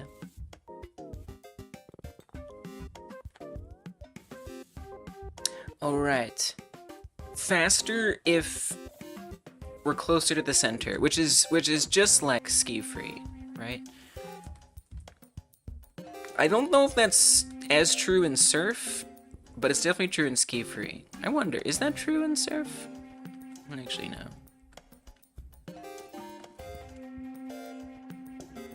I think so. It's kind of hard to tell. I think you're moving the same speed. But I kind of want it to be like it is in SkiFree, just for fun. So the ground position Z is subtracting the speed vertical times delta. I'd want to say subtract. Okay, well, we have to move this after all of that is calculated, right? So we could take that mouse position value and say mouse position plus speed vertical. I think it's gonna make it, yeah, that should make it slow. Is that gonna make it faster? I think it's gonna make it faster. I guess we'll be able to tell. I might have to multiply it more though.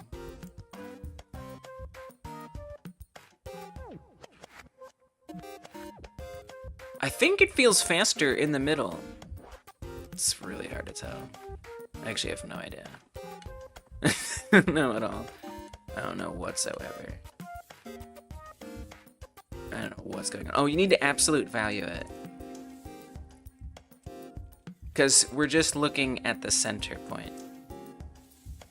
So do absolute value that. Because I don't care if we're more to the left or more to the right. I just care, are we closer to 0? So in theory, I'd want to make sure 0 makes us the fastest. Okay, that is definitely the opposite. So I would want to subtract these, right? I kind of hate being all wrapped up in math, but it be like that. I gotta get this I gotta get this feel right. Okay, so we're moving the opposite direction now. Order of operations. Very important. That's still gonna go the opposite direction, isn't it?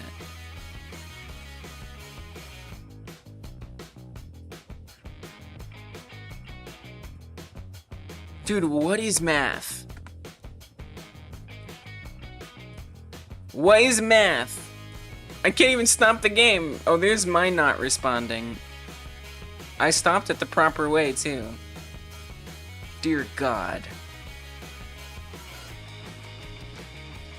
Alright, this is actually a little too hard.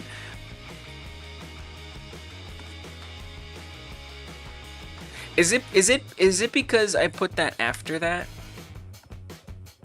I'm trying to make it so that the closer the mouse is to the center, the faster you go. But I wonder... Oh no, this is fine.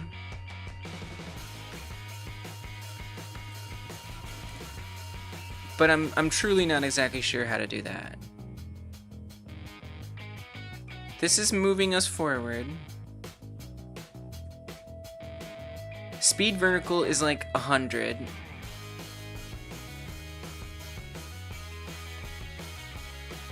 And the delta is doing delta. So like I would think I would want to reduce. I think what you should do is say variable adjusted speed or something.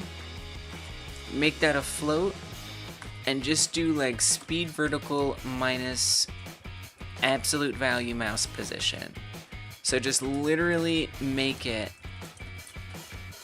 a lower number. And this isn't gonna be like that much of a lower number. I feel like I need to like multiply this.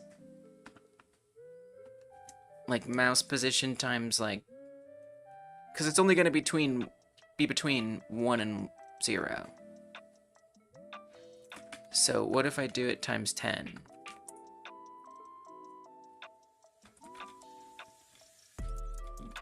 Let's say mouse speed, I don't know, float equals absolute value mouse position times 10. I just think everything is easier if I just separate them into their own variables. And then we just say this is adjusted speed times delta. What is that like? Is that more gooder? Maybe. Could be. Could be not. Oh, I forgot to give Roger a hydration credit earlier.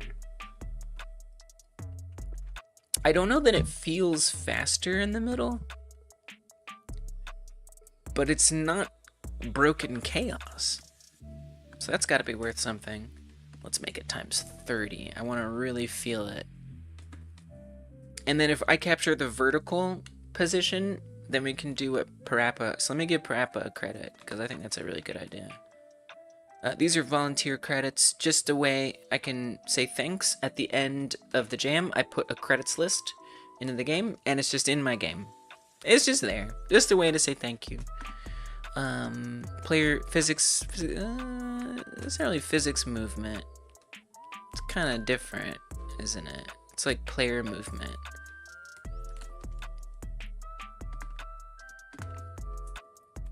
Currently, the only credit in player movement. It's all you. And then hydration. I forgot to give Roger a hydration credit. Okay. Let's see what 30 is like. That's a lot more. So if the speed is 100, essentially, in theory, the further away I am from the center, we should nerf our speed down to 70.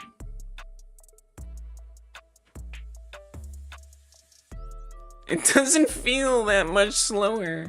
It really doesn't. Okay, times 100, which in theory should cancel out the speed. Then again, if the horizontal speed is like faster anyway, maybe that's why I'm not noticing it. Why is math? Why is math? It does feel less fast.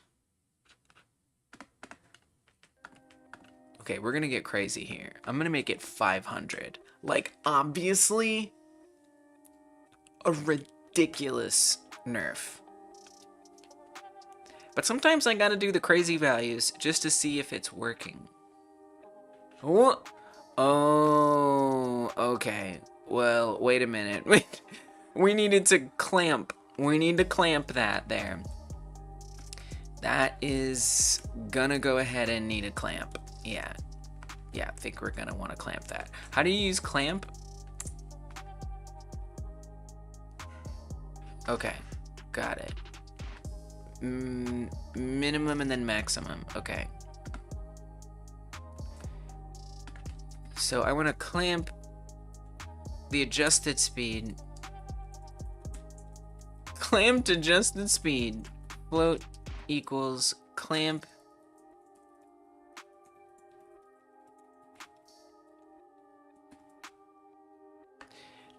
But here's the thing, right? It's like you want it to be, well, yeah, you would want to clamp it to speed vertical on the low end.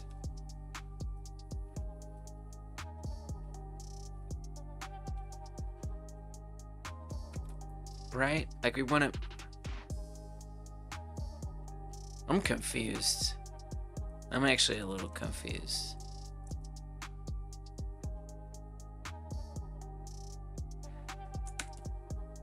Do I know what I'm doing?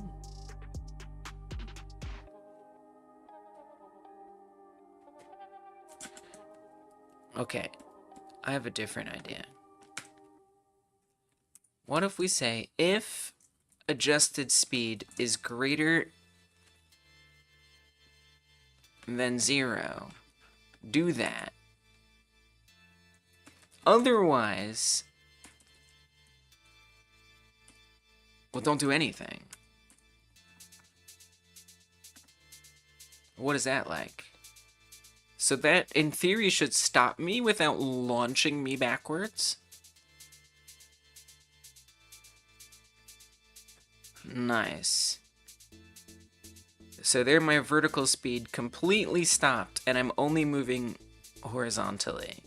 Nice.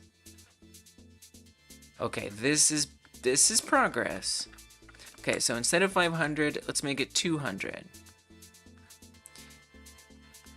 I want to really feel that it's faster in the center and slower on the sides, and it could possibly completely stop us, which would actually give us what Parappa was talking about, to an extent. To an extent.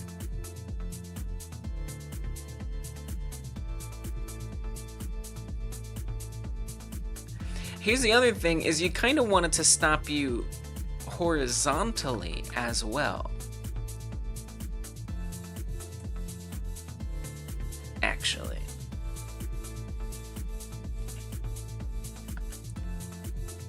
So I think I'd want to add that into that as well. If the adjusted speed is not greater than 0, it should stop us in both directions.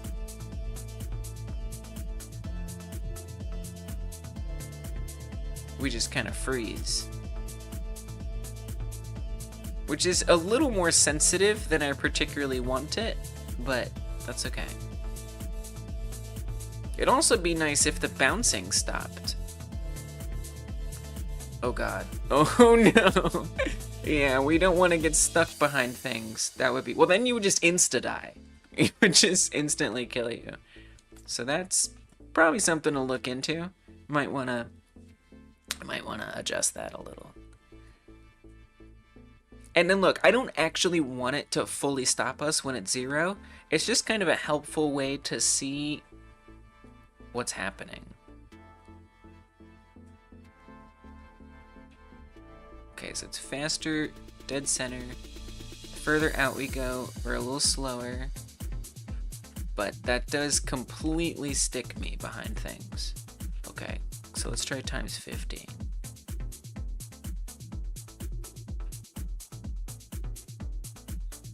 It's hacky, but I believe it's the only way. Okay, so now I actually never stop. No matter how far over I go to the left or right, I never stop. I think at some point here, it's gonna be valuable to like print what this is. So let's do that. I'm gonna print adjusted speed.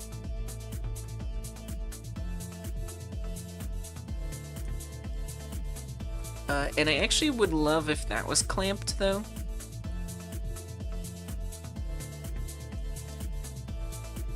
I mean, you can clamp that anyway. Right? Yeah, you can still clamp it.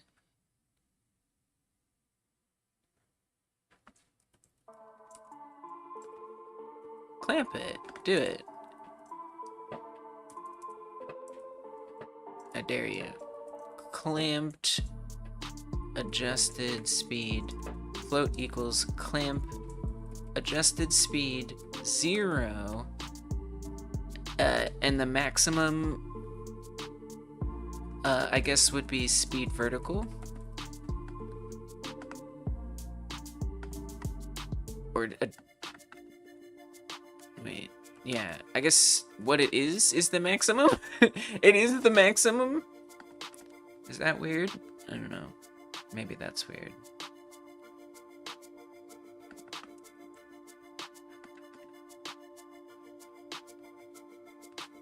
Okay, and then what we want to see is clamped adjusted speed, and then we want that to apply as well.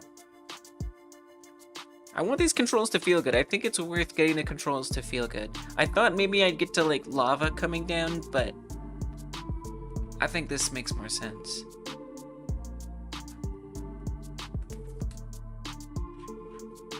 Okay, so the speed, if I'm dead center, my speed is near 100.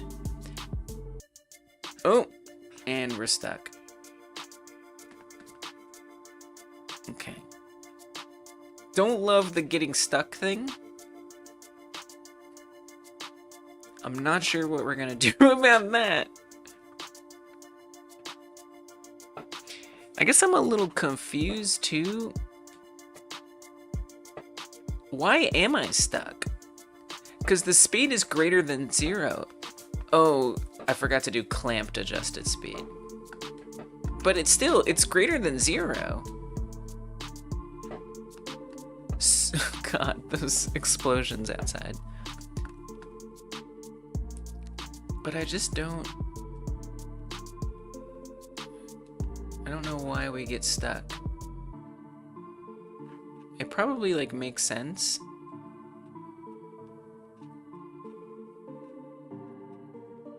We could even say that like when you're stuck,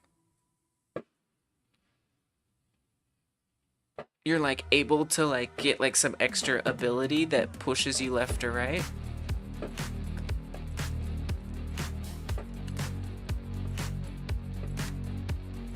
I can glitch my way through it with debug keys, but you'll notice the speed isn't even updating anymore once I get stuck. Right, I think you set it up that way, because that's what if moving forward is. That's why. When we hit that, moving forward becomes false, which means none of this is occurring.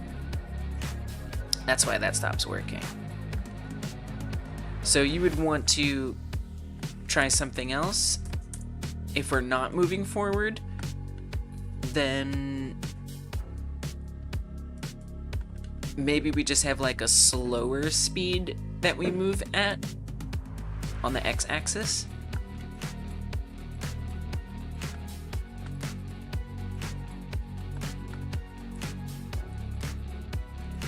It's like mouse position, maybe you like move half speed. There we go. So it noticeably slows you down, but it doesn't totally brick your movement. Good. Awesome. All right, we're getting there. Just a little fiddly. We're getting there. Okay, let's make it slow us down even more. I'm gonna multiply it by 70. It's just always a little in the background. Like, don't you want to play video games? Don't you want to play video games?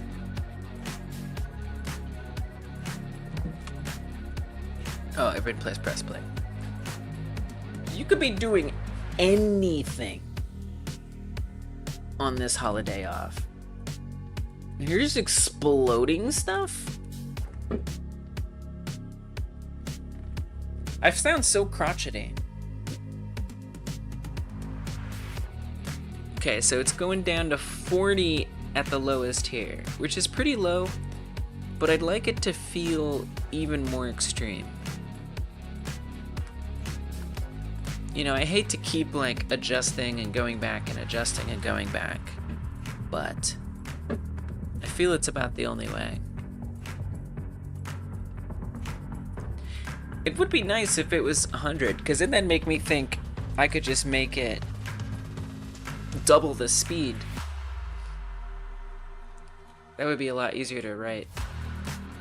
Okay, that brings us down to 16, so we go really slow when we go left and right. Like, considerably slower. Now that's only changing our vertical speed. Horizontally, we're moving the same rate, so I wonder if we could shrink that down too, to really make it feel like less. I don't see why not. But this is nice. This has that SkiFree vibe of certain angles give you more speed. But it's challenging, right? Because again, it's still hard to avoid things, but it still gives me a little bit of freedom. And just like in SkiFree, it's inevitable when you're gonna run into things. It's almost impossible to completely avoid everything all the time. Now I still have to kind of get like arrow key controls working the way I want. But overall, this is pretty decent. I do think the left and right should adjust as well, though. I do think the left and right should adjust as well.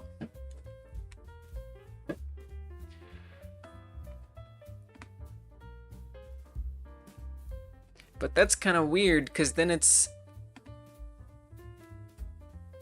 like it's adjusting itself. I don't know if that makes any sense. Somehow, I don't think that makes sense. So, we'll leave the horizontal speed the same. Right, because how would that even work? Alright, let's do Parappa's idea. So the way I would need to do that would be to come... Basically what that would be is if we go above, we full stop. Which you might want to have control of for some reason.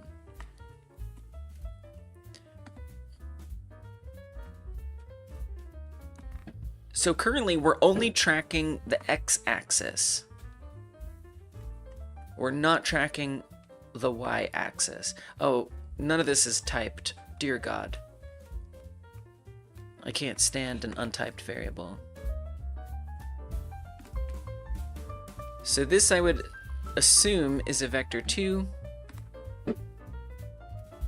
Nope. What is it? Oh, that's a rect 2. Gotcha. Rect 2. This is a float, because here you can see we're only...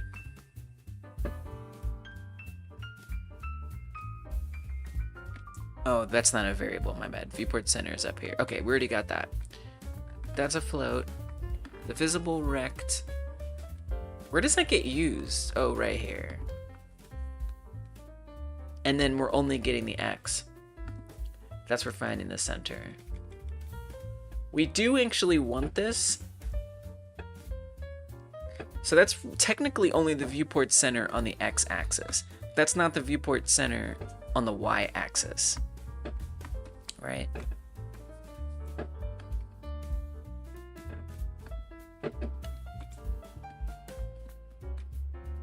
So if I want to check to see if we're above the halfway point or below it,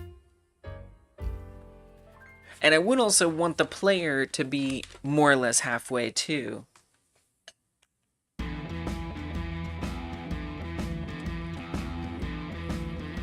Or I could adjust it to be, because the player is currently like not quite fully halfway. So I have to make a few changes there.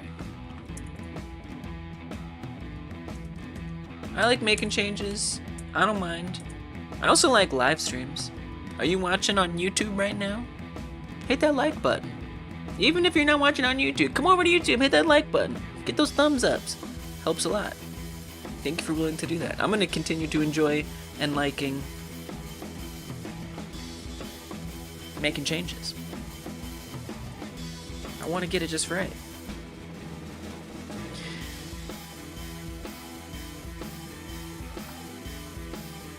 So if I'm gonna get the viewport center Y, we'll use the same code, visible rect size Y times 0.5.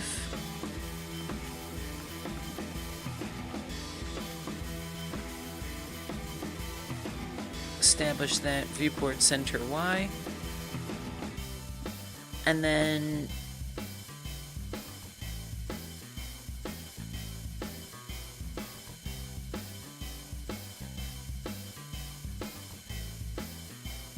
we have the relative X based on the current mouse position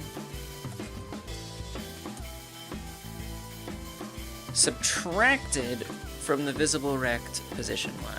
It's good to know that that's how that works. Noted. I could remember that. There's a chance. Mouse offset equals relative X. Okay.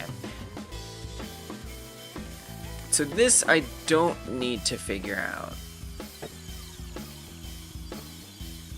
Right? Let me just see what this is. Print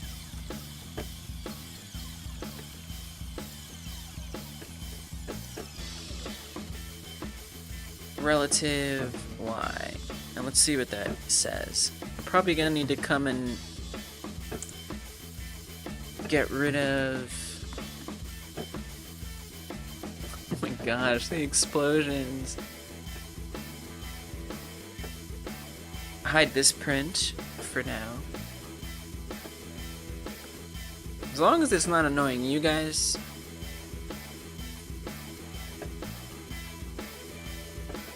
I could learn to live with it, maybe. Okay, so I want to see... Yeah, that's pretty chaotic right there. That's pretty chaotic. I'm gonna be honest with you. There's a high level of chaos going on with that, if I say do so myself.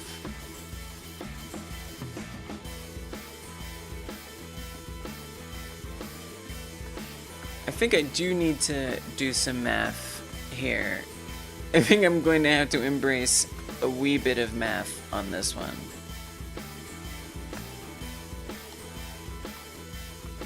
What's up, Pierogi? A function that gets mouse position in global space. Yes. Kind of, yes. So it's... Yes. Well, it's based on the viewport size. Where was I? Mouse. So yeah, it gets the viewport... It checks to see if the viewport size has changed. So that way, if the window gets resized, it's still correct relativity. And then we're defining what that rectangle is, identifying the center, keeping that updated, and then we get the mouse position from the viewport, and we set the visible rectangle again, untyped, devastating. All these are untyped.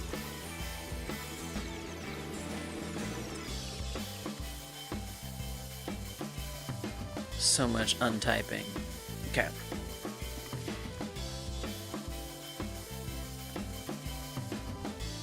Yeah, so get viewport, get mouse position.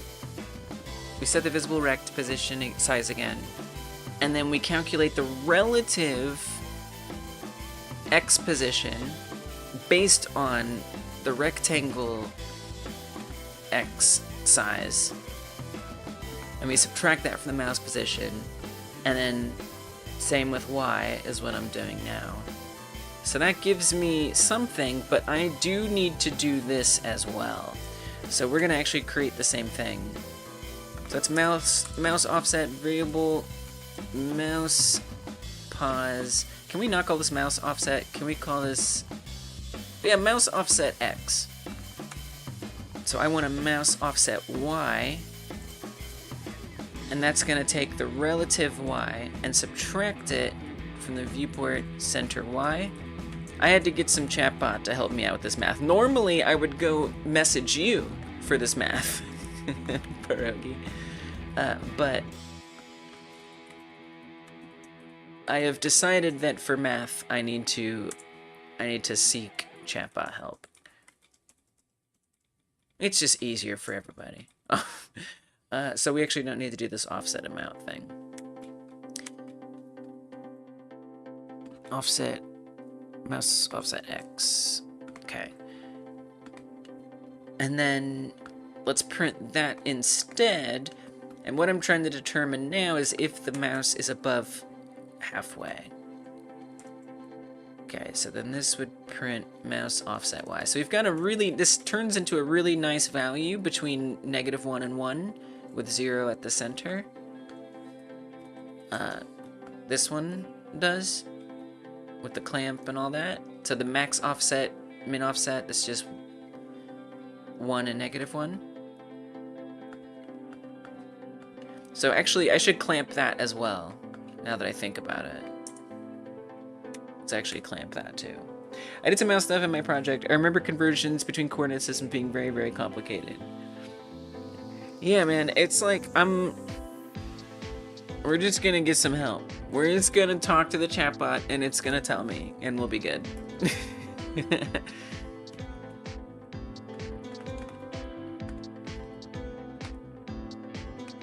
You know, that vector math stresses me out too much.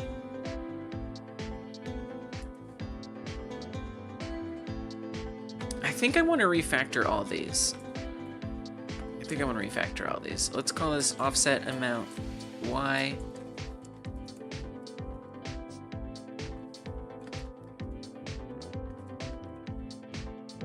If you're curious to see the 2D coordinate systems graph, it's here.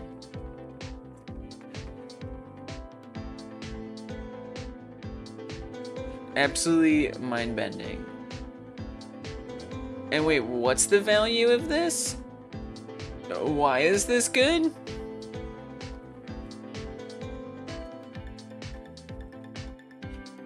Why would I want to look at this? Because it's mind-bending?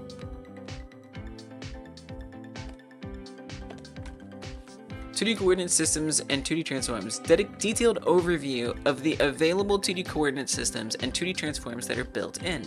The basic concepts are covered in viewport and canvas transforms. It describes all the different kinds of coordinate systems in 2D and how to convert between them." What is this? Following graphic gives an overview of Godot 2D coordinate systems and the available node transforms, transfer functions, at the left is the OS window manager screen. At the right are the canvas items. For simplicity reasons, this graphic doesn't include subview. For simplicity reasons, it's like this would be infinitely more complicated if we added that stuff in here.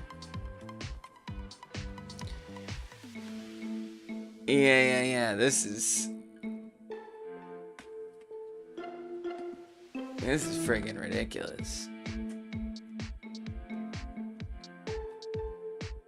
This is actually a bit out of control here. This hardly seems necessary for anybody to ever do. Like, what in the world? My YouTube chat is working correctly, right? Wait, why is it being weird? Okay, it's working.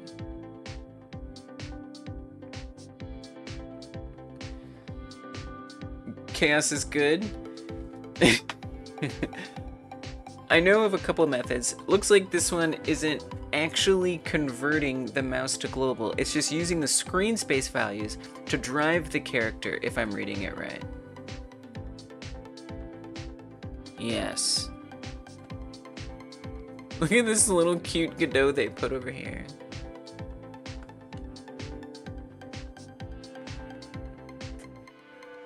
This is kind of awesome, but I hate it.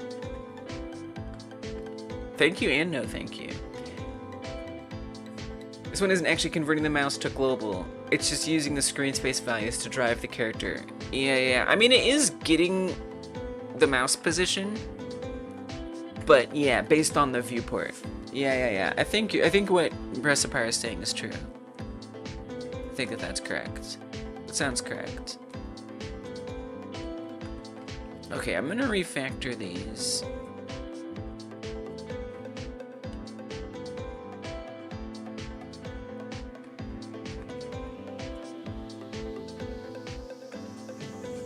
Since now we're gonna do a Y as well. And we're gonna literally make it exactly the same as the X, except Y ear. Just a little Y ear is all.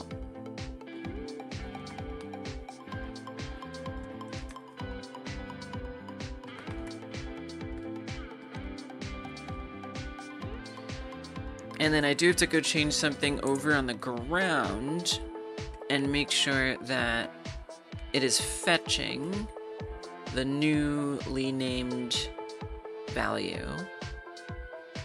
It is now called offset amount X. Okay. So I just kind of want to see what this is. Okay, YouTube chat. Don't want to keep updated, huh? Okay, alright, that's something. First time merging chats. I see that you're trying your best. I do. But you gotta try harder than that.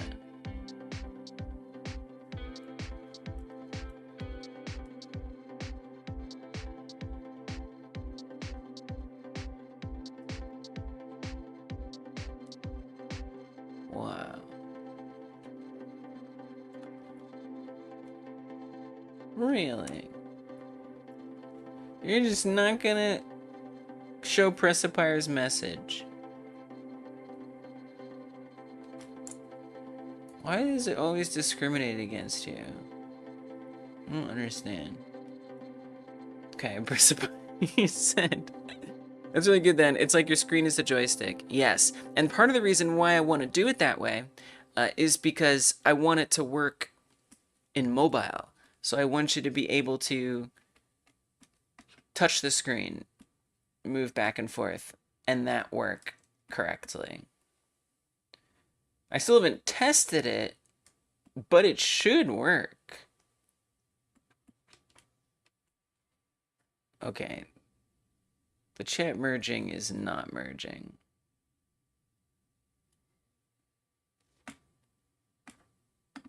Here, let's stop this for a second. Yeah, we did make some good progress, Timeless. We did.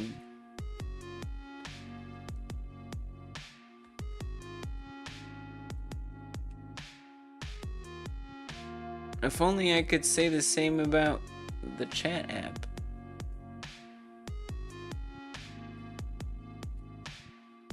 It's struggling. Sometimes it does okay, sometimes it doesn't. Right now, it doesn't. Alright, cool. We'll just do it this way. Thanks, Timeless. Oh, there we go. 2 is too many. I know. Let me make sure the other one is good too. Yep. Okay. Alright. Whatever. Anyway, we need more streams? True. I just gotta keep an eye on it. Or more streams. Okay, right. I was testing it.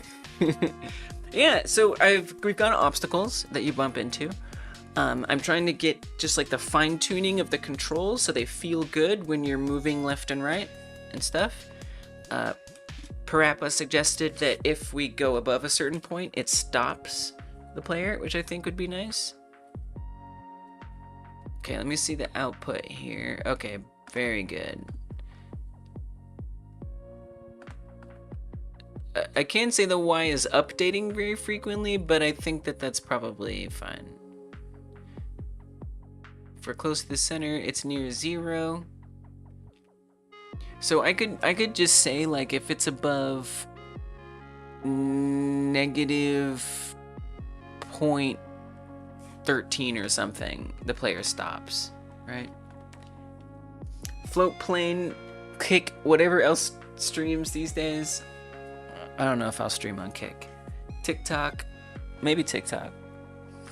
I think people on Kick would not be too interesting. Yeah, exactly. Yeah, I agree. I find that, like, game dev is not that interesting on a vertical live stream. I think it's not exciting enough to watch on a vertical live stream. You know, it's like, I don't know. Everything's too tiny to look at. It's not really grabbing your attention very often. People on Kick are just, yeah, Kick is weird. I don't want to do Kick. Please don't make me. Please don't make me. And then if that does happen, what we want is to completely stop the movement. So we could just have moving forward go false.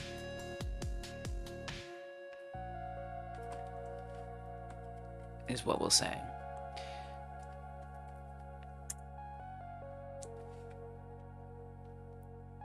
Anyway, to stop procrastinating on that algorithm. Stop procrastinating on that algorithm? Oh, you're making an algorithm for, like, spawning things, right? Co-work with me!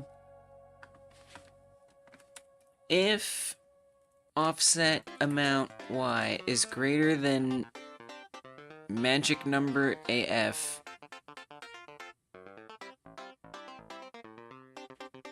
what was it? I actually totally forgot. Negative 0.12?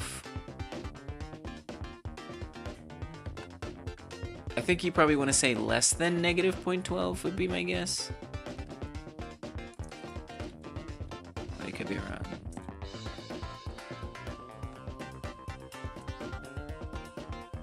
It'd be nice if I could correlate that with the player's or the camera or something. The camera's like vertical position. No, I don't think that's gonna happen. AI algorithm to play the game for gameplay at the title screen, or maybe co-op. Oh. You're gonna do that on yours? Oh, so just kind of, well, wait, what would even, just for fun? I guess all it has to do is just move back and forth. So that's not, I don't know, that does sound kind of hard. But you already have so much of your game made. It's probably not a big deal. Spend some time. You got 27 friggin' days left. Okay, so we're just gonna say if it's at that number, look to the ground and set move forward to false. Otherwise, oh, you could even just do this. We'll just say ground ref move forward equals offset amount y less than negative 0.2. 1, 2. A little simpler. I think this is a terrible place to put this. I'm gonna beg you to not do that. Please, please stop. Please put it somewhere else. This is not good code. You should put this on the ground, right? I think that makes the most sense.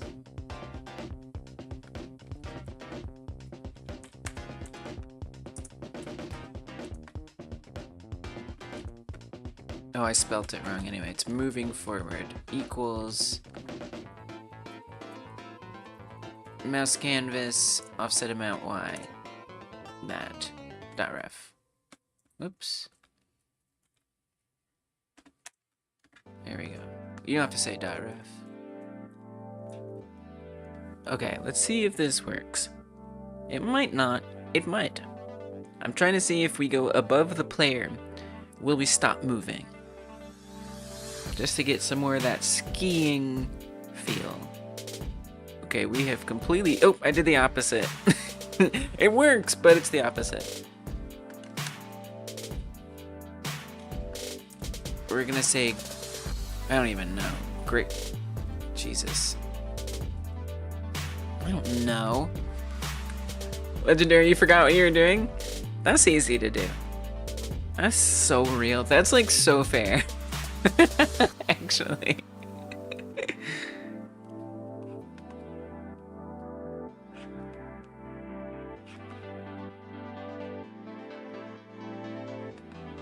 Yeah, this is not better.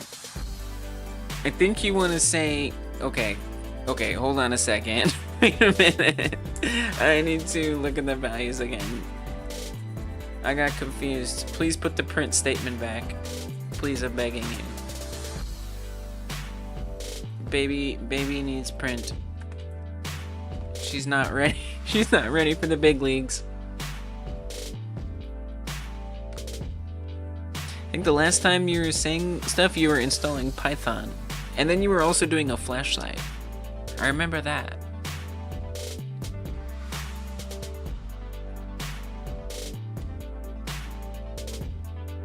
Okay, so we want to say if it's less... Yeah, if it's less than negative 0.12. That's correct.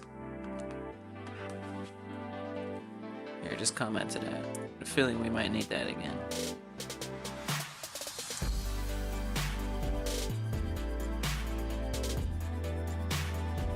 Oh, because you have it...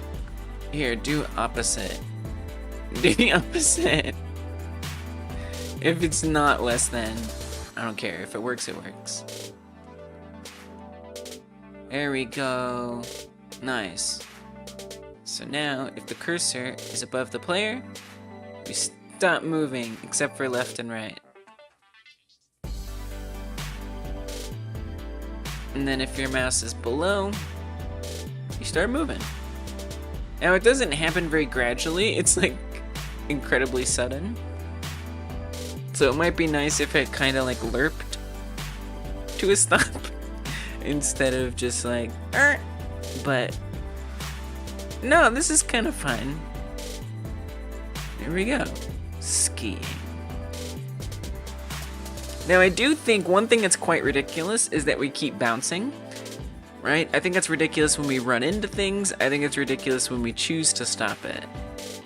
So I think there should be... Wait, why are we not running into things anymore? What happened to the collision? That got broken. When did that break? Probably because this is overriding the moving forward. That's why. That would be my guess. So you don't actually want it to be... Well, you do. Wait, dude, how do I even do that?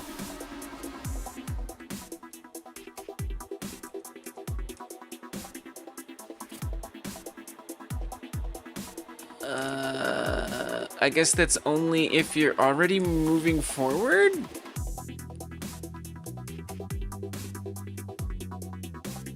Wait, but then you'll never...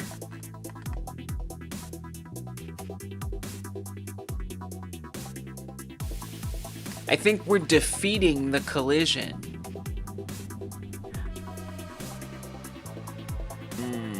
I mean, that almost tells me I need states. I think it's state machine time.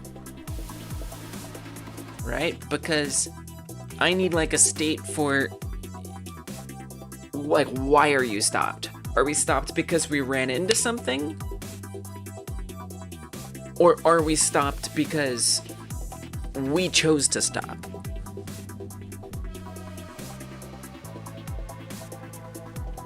I don't know if a state machine... Yeah, I guess that would be useful for that.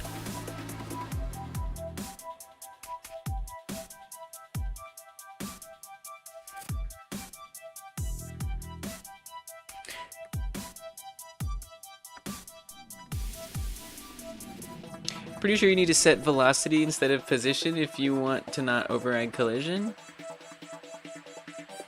Yeah, but I don't know if that's relevant in this situation.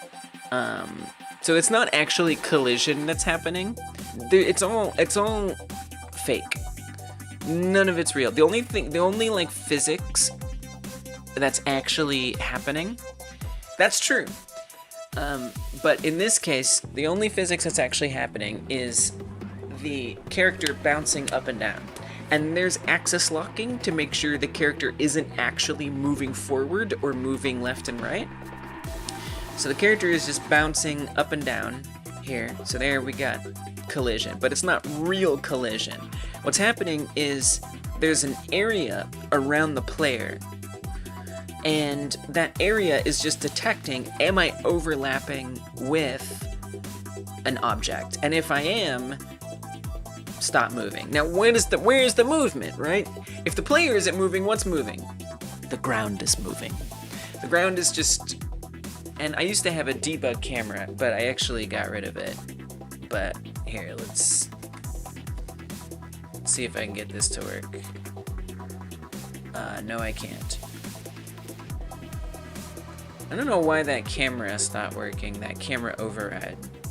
I just like haven't been able to get that to work. But we could do this. I have an idea. Here, let's try this.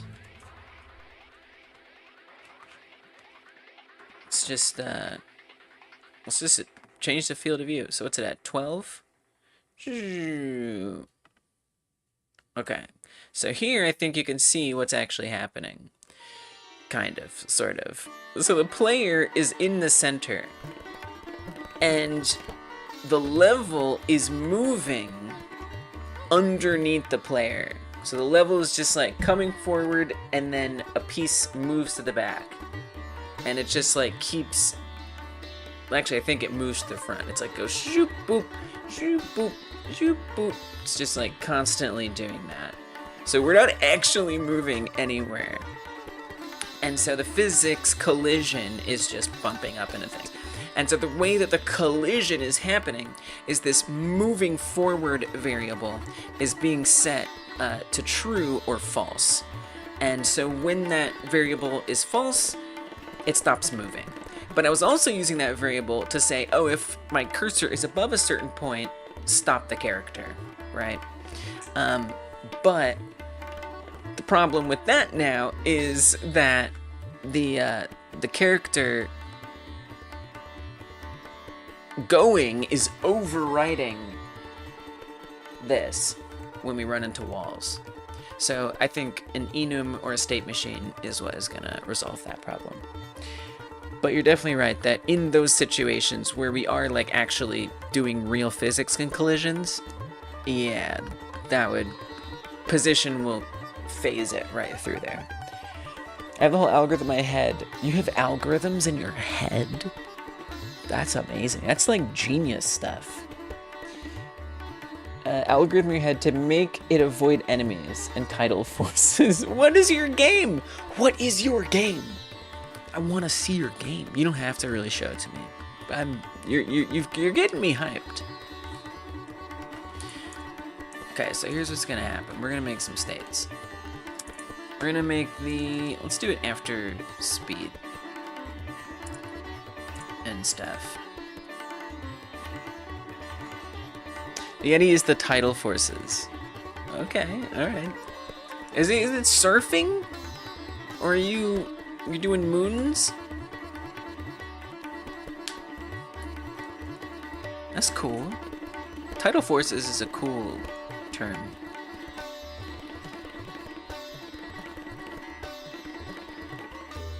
Okay, so we're gonna say enum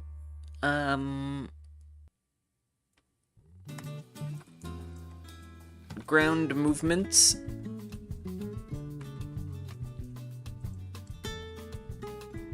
The snow melted and made a wave.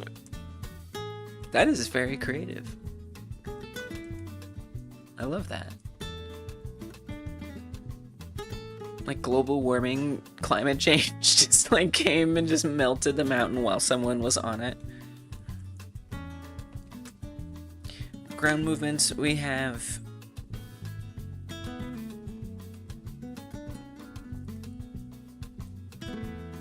moving.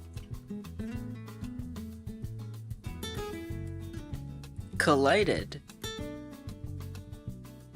and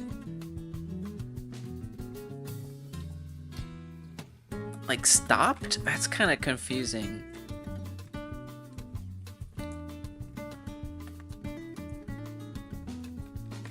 That's okay. And then I'm gonna set a variable called ground movement, which is gonna be typed to ground movements. Now we've got a little state machine. Oh, the function's already called ground movement. Well, we're gonna call it move ground.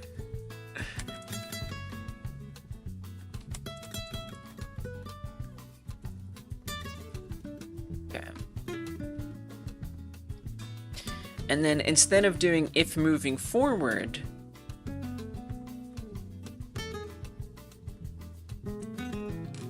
I often do like a match statement here. Now, how do I want the pausing to be different? I mean, I just don't want it to affect the other. I feel like this is incorrect. I feel like what I actually want is to have two states, moving and stopped, and then make a flag for collided. I think it needs to be separate.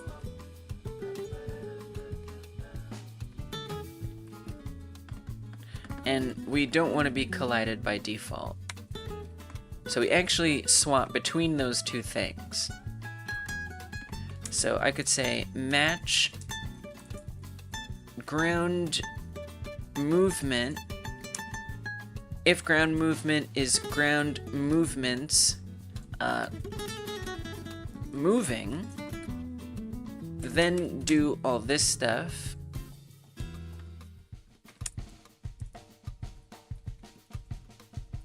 If it's set to stopped, do this.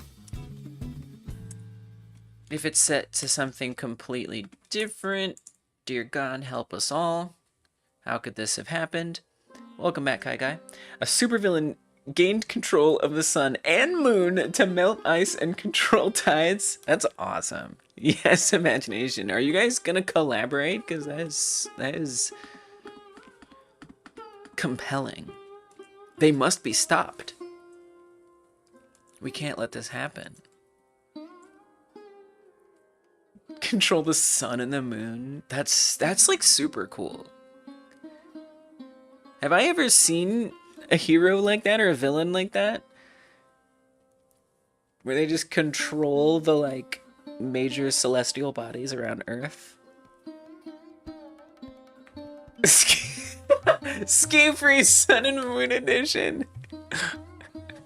Better watch out for Ultra Sun and Ultra Moon Edition. That's the sequel.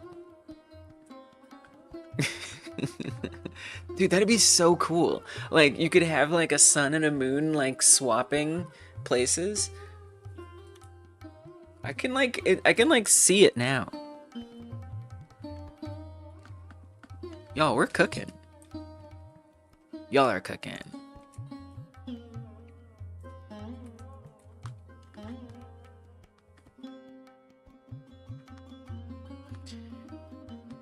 Now, if we are moving and we've collided, so we want to say as long as we have not collided. Let's say this. Let's say if we're moving and we've collided, then switch us to stopped. Ground movement becomes ground movements stopped. What is that like? If we're not collided, then we move. And then back on something, I don't remember where this happens. Probably the player?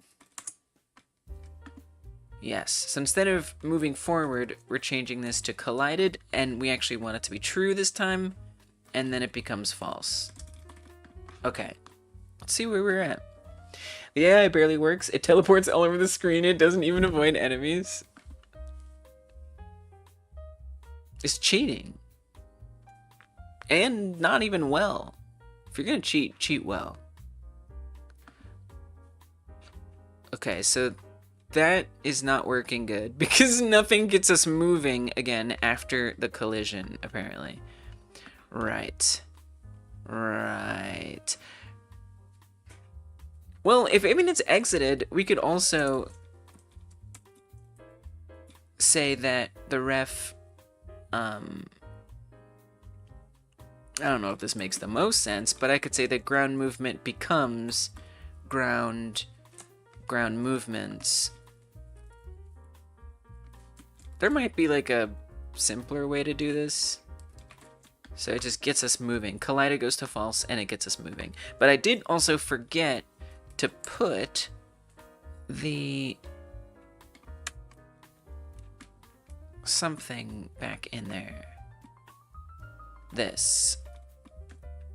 Wait, not that. Oh, right. Wait, what is that going to do? We don't have moving forward anymore.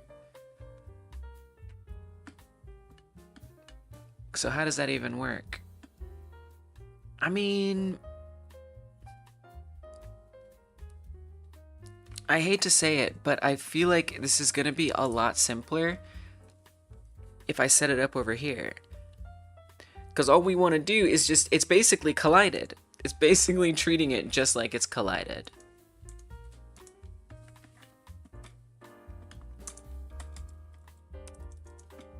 You know?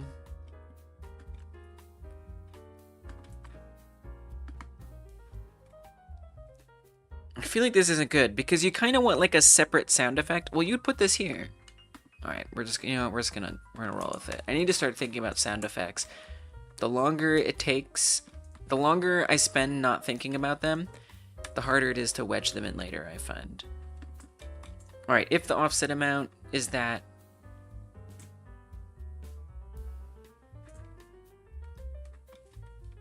then I want to say that collided, I think it's the opposite. Collided equals false on the ground. Otherwise, and then if that becomes false, so just like back on the player, there's a lot I don't like about this. I mean, this could easily be a function, right? Just make this a function. Come back to the ground, at least. That's the least we can do here. Func stop ground. Kaiga says, giving that idea to you, Timeless. Make it multiplayer. By the way, make it multiplayer. Sell the 2 different editions, Sun and Moon, to play full game. Each of 2 players must buy one of the editions. Never been done before. God, when you put it that way, man, it sounds so scummy. Jeez. Friggin' Nintendo, what have you done? What have you done to our beloved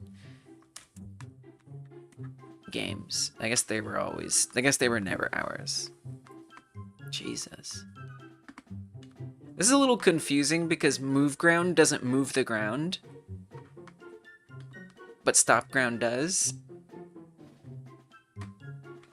So it's not the best names here. I've decided, I don't care. Okay, so on the player, we want to say ground ref stop ground.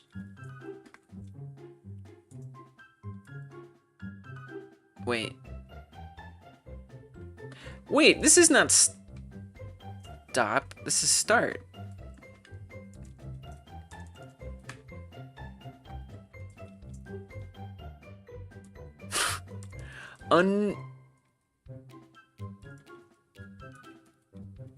Let's say restart ground movement. How about that?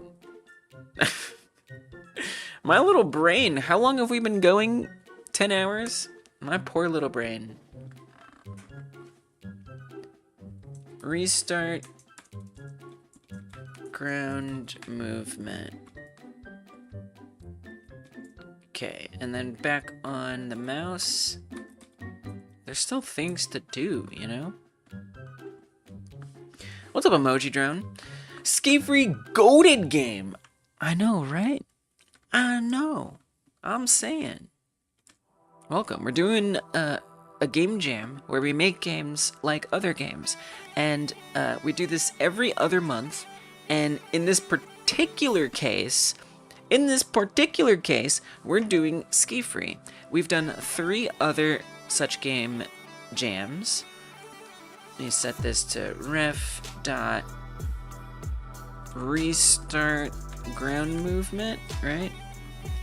You remember when it came out? That's awesome. Hell yeah, 1991. Windows 3.0 bundled right there with it.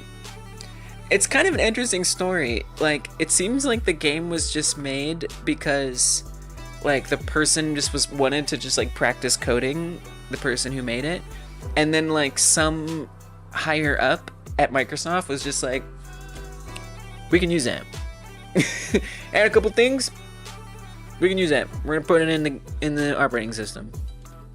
So yeah, this is all for a game jam. Obviously, no pressure to join, but I do want to make sure I let people know about what we're doing. We make games like other games. We have 26 days now left as of 20 minutes ago. Only 26 days left. That's a lot of days. We spend a whole month working on it. So, you know, like roguelikes, Souls-likes, in this case, SkiFree likes. And game is embedded right on the page if you want to relive the glory days. It is right there. And then for people who want a harder challenge, there's also the option to implement some features in the Microsoft Edge, sort of like not competition, but like counterpart to the dinosaur game in Chrome. Let's go ahead and stop our skier. And it's called Surf. And so that's also provided. It's got a few more features. It takes some things away as well, but it's got some stuff in it. Makes it a little more challenging. It's a really good thing. I started doing it because I'm trying to learn how to make games. I love making games and I want to get better at it. And I started making a game that just was getting bigger and bigger and it was never ending. I was like, I need something. I need to fix myself. So I started this game jam where we have the game scope decided. You know what the mechanics are. You only have a month and you gotta finish it. And I've made 3 games. The only way I made those 3 games is because they were like other games. Now, obviously, I want to pursue my creative ideas, but for just learning it, I'm just getting so much benefit from basing on other ones. If you remember when SkiFree came out, Frogger was a little older. What was that, like 82 or something? That's like a full decade earlier. I can't be sure that you remember when that one came out. We also did Frogger as well. That was the first one. And then we did 2 kind of hard ones. We did Bloons Tower Defense, which came out in 2007. I remember that one. And then we did Puyo Puyo, which came out actually around the same time, a year after SkiFree. But both Bloons and Puyo Puyo were kind of tough, so I wanted it to be something a little simpler, but I also want it to be recognizable. You know, I don't want to do games nobody's ever heard of. So I'm glad that you recognize SkiFree. That makes me happy. Kangai says, what? Nintendo did that already? Stealing my ideas with their time machines. I must correct you on one fact. SkiFree wasn't bundled. It was part of Microsoft Entertainment Pack 3, but you had to pay for it. Really? Is that true? I remember, so, and this is just from what I've read. From what I've read, it was, I don't think I have a resource linked to that per se. And you are gonna know better than me because you remember.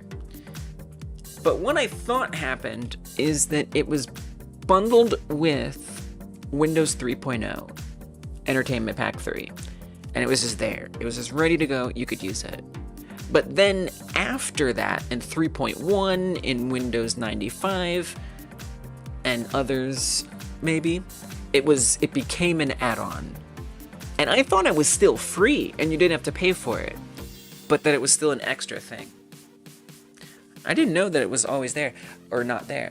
Because it's funny how a game, like, imagine you had to pay for it and it still became super iconic. That would be kind of surprising. But I don't know, I wasn't there. I was there. I was 2 years old. I was 2. So I don't... yeah, I don't remember. It's hard to remember. I don't remember being 2. Yeah. Probably for the best. Spice Garden is raining! Thank you, Spice Garden, or thank you, Season Sector, for letting me know that Spice Garden is raiding. I suppose I will know that that's happening. I usually have been streaming on YouTube, so I haven't streamed on Twitch in a while. So I don't know if we'll know when the Spice Garden people are here. But when you're here, if Spice Garden people are here, y'all let me know. Y'all give a shout. It was in 2003 when they stopped selling it. Yeah, right. Right, I feel like it was a little later. Still, it has an interesting history in that sense, for sure. Okay. Restart ground movement. Otherwise, I want to say collided equals true, right? I don't know if I've got those just right, but basically I'm trying to set it up so that when we run into a wall, we stop. When we get away from that wall, we start moving. When the cursor goes above the player, we stop. When we go below the player, we start moving. And, oh, you have the opposite there. Flippy dip. Give it a little flippy dip. Just a bit of a flip. No big deal, flippy dip. Thank you for the raid. I really appreciate that. How was your stream? Hope you had a good stream. Thanks for bringing your peoples here. I want to test this. I'm making a game like SkiFree. It's part of a game jam, the Game Like Jam, that I run every other month, where we make games like other games. So that way I don't stress myself out with a game that's infinitely large. I like to focus myself on a project that has scope decided. Okay, nice. So if I'm above, we're stopped. If I'm below, we're moving.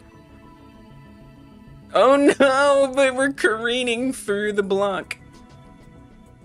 Dang. Okay, that didn't fix anything, but that's okay. At least we have an infrastructure maybe to fix it.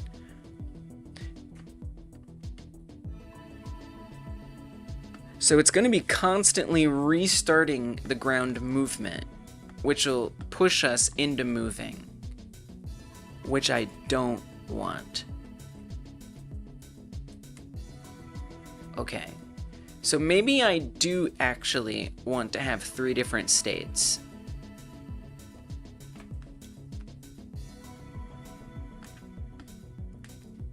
And not put this in here.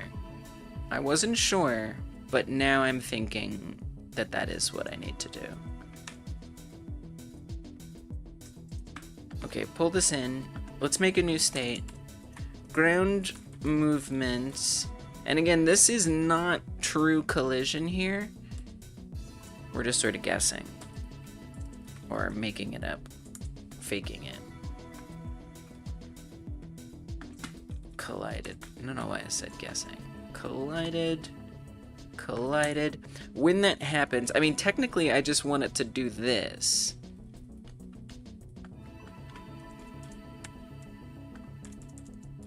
It feels weird to do it this way.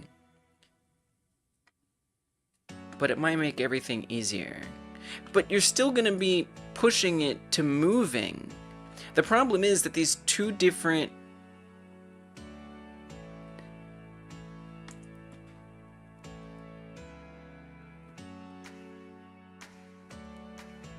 This is a little bit much for my little brain to try to do right now. It's been a little too long tonight.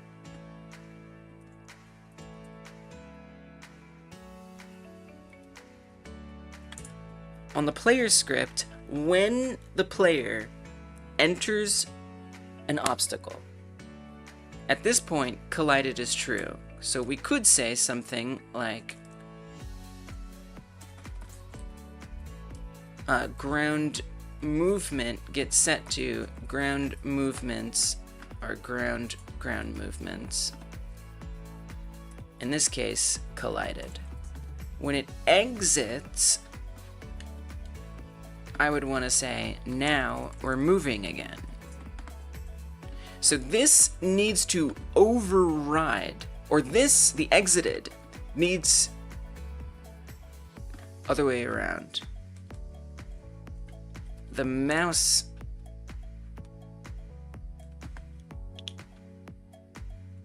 okay. Pop it in here. Hey, what's up, Joe? Welcome. It's going good. I'm working on my SkiFree, like. Making it happen. How goes it with you, Joe? I'm whittling my little brain down to a nub. As always. Getting caught up in those binary things. How you doing, QWERTY? Welcome.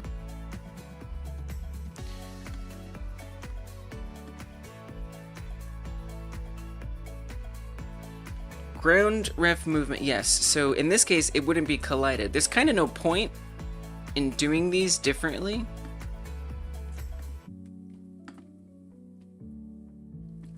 Timeless has an idea. Instead of the player go around enemies, the enemies go around the player. Okay. Alright. A reverse SkiFree like? This is gonna give me the same behavior though, isn't it? What if it's just fixed? I like that, Timeless. It's a cool idea.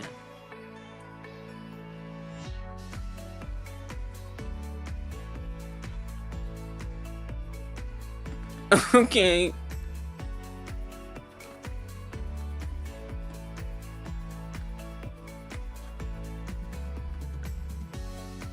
Let me try this. So that was like constantly keeping me moving no matter what. I also don't like technically need this feature. I really like it, but I kind of don't need it also.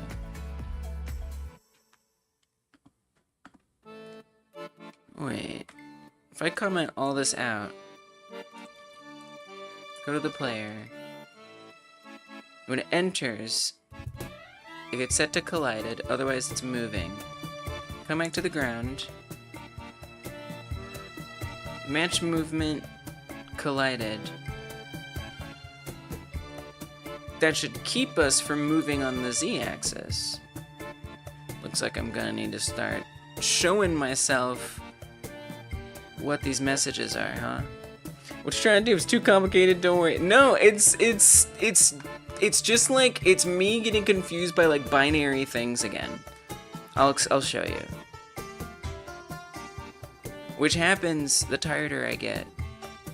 But that's okay. We push forward. It's the only way. Let me just see if at least we're still bumping into things. What happened to bumping into stuff?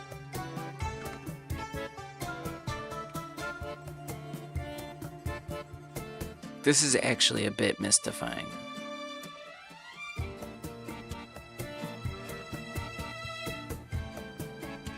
I'm a little confused.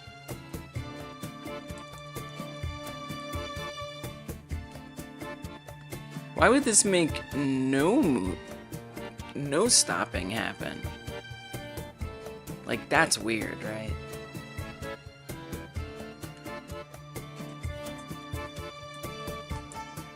I just want to get it to a point that makes sense again. I've gone into a world of nonsense.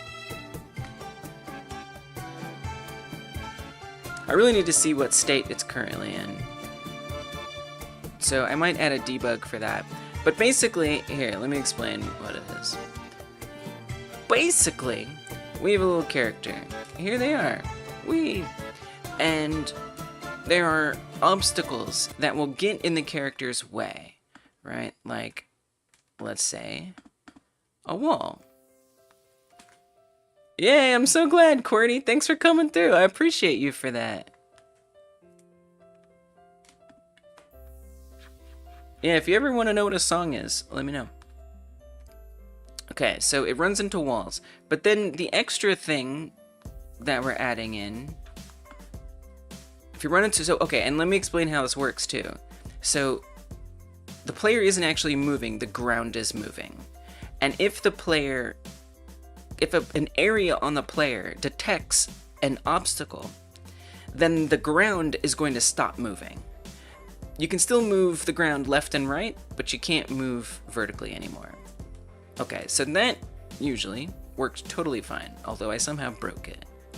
I need to fix it. But, okay, great.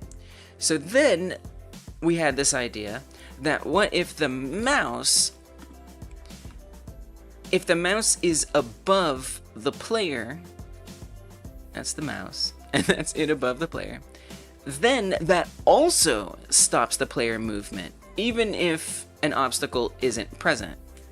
And then if the mouse goes below the player, the movement will start again, and the player will start moving. So I can get both of those to work in isolation. But then, explaining it was so helpful. I think I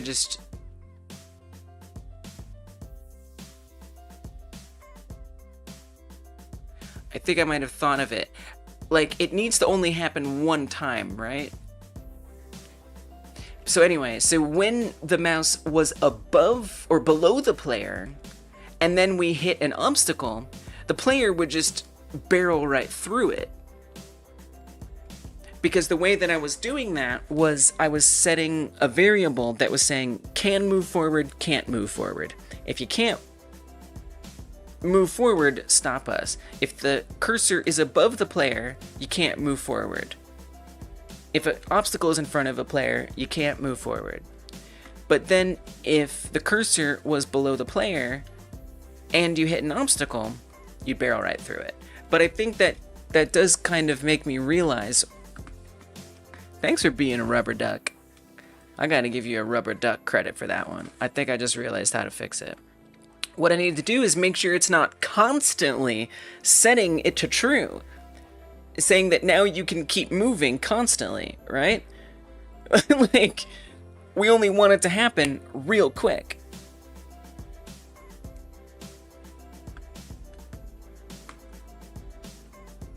I think. Someone correct me if I'm wrong, if there isn't a better way. Dude, it's such ducky vibes.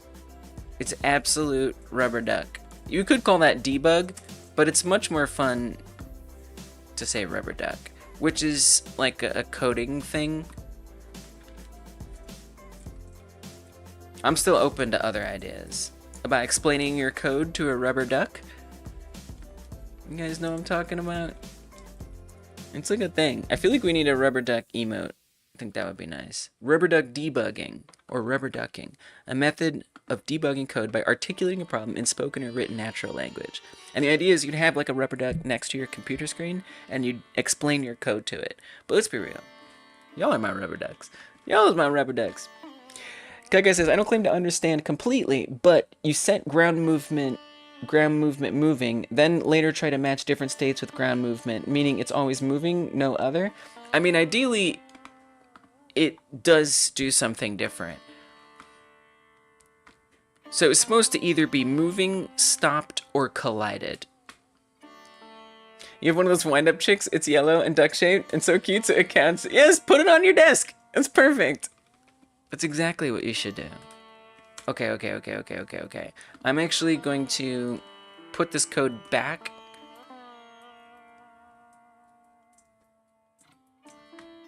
To be like this. Because this actually was reproducing the right thing. So let's unbreak it. Unbreak my code! I'm really sorry. You didn't have to hear that. Okay. put that back, and then I'm gonna come back to the mouse, and we're gonna put this code back to the way it was when it worked, albeit not very well. And then what I want to, I think, make sure is that we're not restarting the movement constantly. I think a signal could be good here. Maybe. I don't know. We'll see. Okay, so now if my cursor is above the character, it stops moving, right? Line 48. Ooh, what you seeing, Kai Guy? Now, if I comment this out, and you were saying over here, line 48, ground movement equals movement, moving. Yeah, so this was supposed to say that once we get back, like once you're away from the obstacle, start moving again. Once your cursor is below a certain point, start moving again. That's what that function is supposed to do. Okay, so now we don't have the vertical thing, but the collision should work. I swear to God. I gotta collide into something though. Yeah, it works. I'm just missing everything. There we go. So now we bump into things, which is correct. Rorik, thank you for saying hi. Hope you're doing good. Oh yeah, the chat message is coming real slow while the gameplay is running. Here. I thank you for saying hi. Are you guys staying for long tonight? I have a little bit more time. I'll be here for a little bit longer. Even if my little brain is getting tired, I persist. I insist on persisting.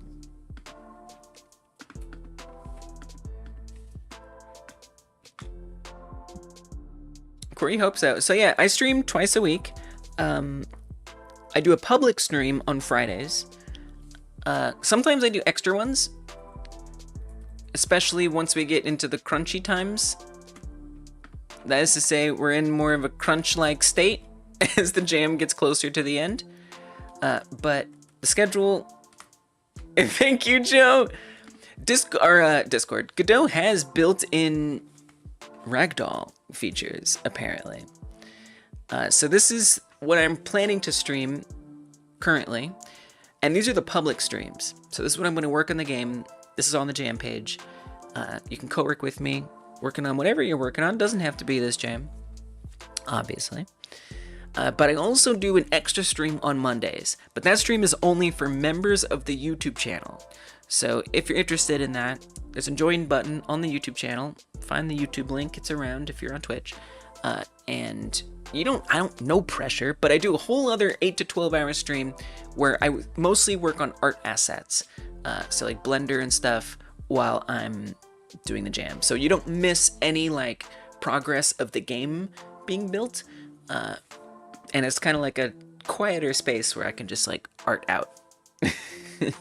But yeah, so twice a week, but I'll be here every Friday. I'm always here on Fridays. So yeah, I'll be back. Glad to have you here, Cordy. Yeah, I'm really happy with the ragdoll. I really am. Okay. It took some time last week. Or Tuesday. I said last week. That was Tuesday. I did twice. I did do 2 streams this week. 2 public streams. Because the jam started on Tuesday. We gotta be here on day 1. It's the right thing to do. Okay. So... back on the mouse script, the problem comes in because this else is true in the friggin' process, right? All the time. So it's going to constantly keep the movement going and it's never going to stop. You know, unless this is true. So what I need to do is make sure this only runs one time. So what we could say is if ground ref collided is set to false. Wait. Yes.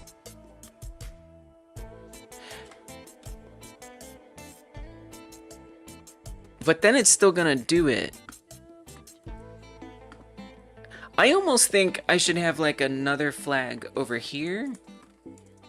Like variable mouse above player. Boolean equals, we'll say false.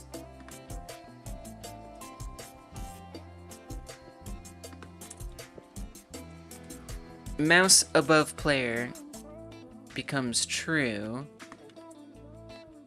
And then we say if, only if the mouse is above the player, or if that was set to true, then and only then do that and make it false.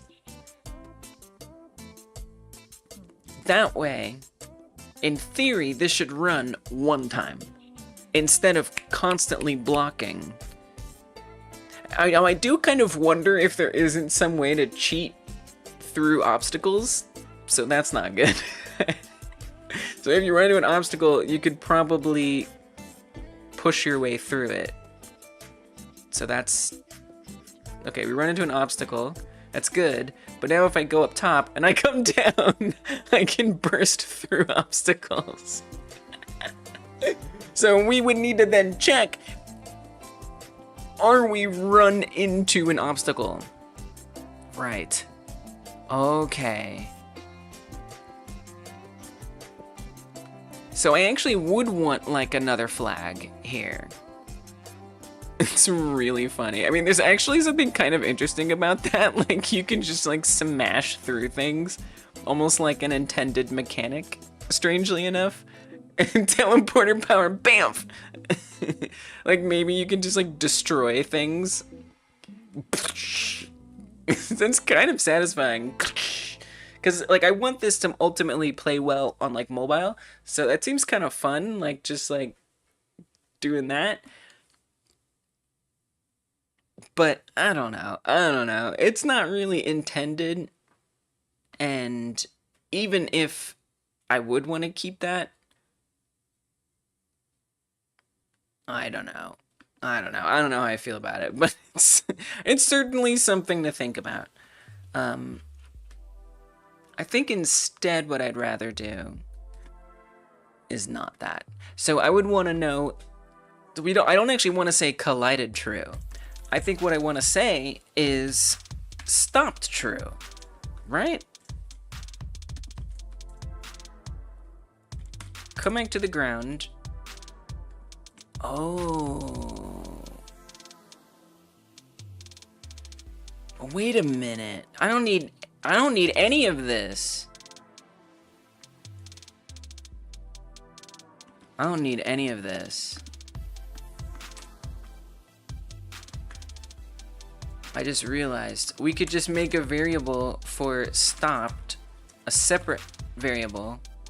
It's false, and then it can just say if collided or stopped. So that way both can either be true or not. Cool, you anticipated that glitch just before you actually playtested. Oh, yeah, right? Right? Yeah, you're right. I did anticipate it.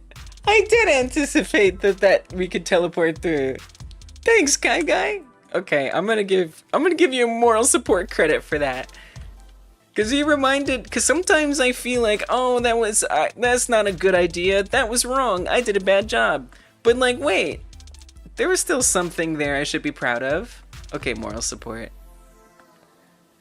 What version of Godot am I using? I'm using 4.4.1. Yeah, and so the ragdoll stuff, let's see, ragdoll system. So this is actually technically deprecated at this point, unfortunately, but that's okay. It still works. It still does stuff. And this guide isn't that great for 4.4. It actually has some issues. I wasn't able to follow it exactly. The main thing is that when you generate a skeleton here, I don't know if that's why you're asking. That might not be why you're asking. But when you generate a skeleton here, actually it's kind of weird because they're showing the skeleton at the top level and then the physical bones here. But when I would generate a skeleton, at least in this version of Godot, it would create this weird top level node that was super unnecessary and like totally broke everything. Let me see if I can find it.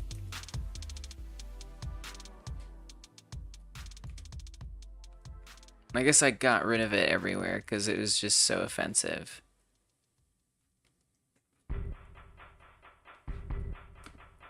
Here, this was like a test one. Let's just try it on this one for fun. I will commit it though. Well, no, I'll remember that I changed it. Okay. So like what you do is you get a skeleton. So in this case, there's literally only 2 bones.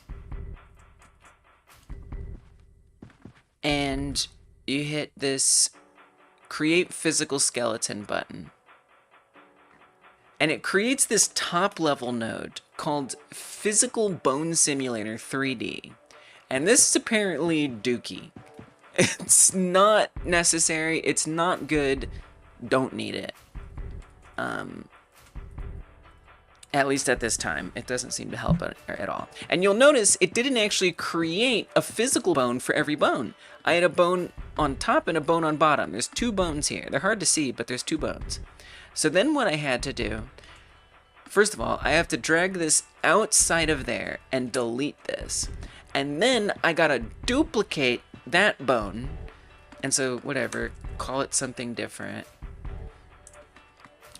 And then rename the bone name to that other bone. And now there's 2 bones for each one.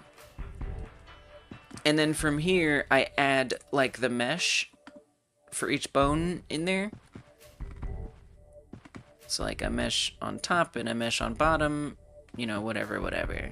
And then it works pretty good. So that was ultimately how I had to structure it.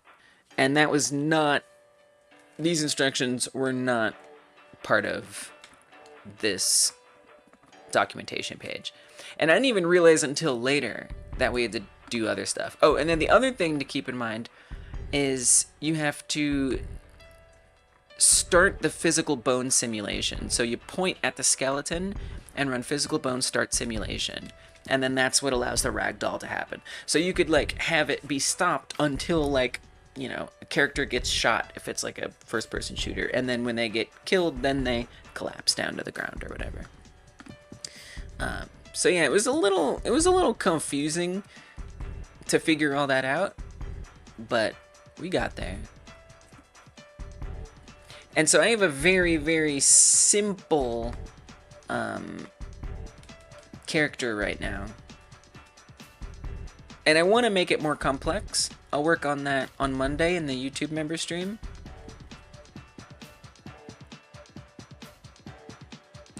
I do want to make it a more complex model.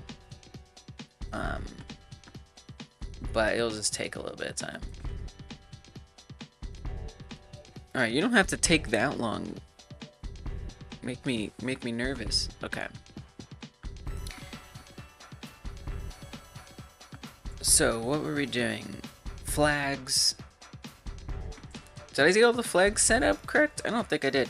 I think on the ground, we said collided or stopped. Oh yeah, we can teleport through. Right. Wait, did I fix that? I actually forgot where we're at. Variable stopped. Variable collided. Oh yeah, this was the protection against that. Yeah, okay. And then from the player, yes, that affects collided. We still run restart ground movement, except this time I want to say collided equals false, and then over on the mouse we want to say ground ref stopped equals false. Okay. So now these should be 2 separate things. If either of them or both of them are true, we don't move. Okay, so I'm above, my cursor is above the player, therefore we stop. Below the player we move. If I run into something, we also stop. Now if I move up and move down, I can no longer phase through the wall. We did it. We did it, Parappa! It exists! I can now stop when we're above the cursor and no other unintended things occur. Or when the cursor is above the player. I still think it could be a little more gradual. It's very immediate. But that's okay. It's nice. It just gives a little more... oh, we need to make that nice. Gives a little more flexibility to the controls. Oh wait, actually... I'm trying to get that offset position just right.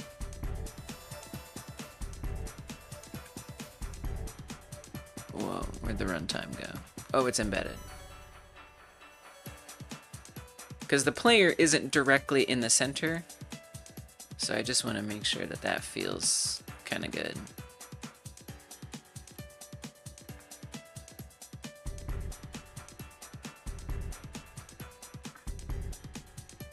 Alright, sweet. So something else that I noticed, well, when we stop, we're still bouncing. We don't need to bounce. We stopped.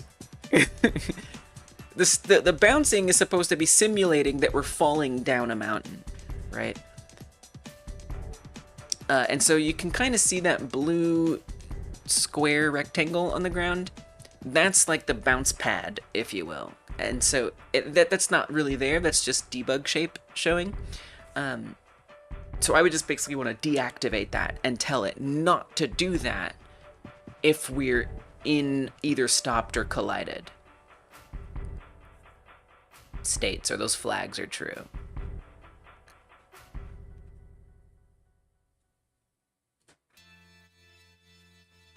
I still feel like it's a bit too sudden up here. Whoa. Those two are separated. That's crazy. Okay, that's weird. Oh, is that because... I don't actually know why that... Okay. I don't know what that's about. Okay. What was I gonna do? Oh yeah, no more bouncing. So the bounce happens on the player. I mean, I guess we could just say if ground ref collided is set to false, or ground ref stopped is set to false. Just, you could just say not. Do it like that. If we're not collided with the ground and the ground isn't stopped, then allow that to happen.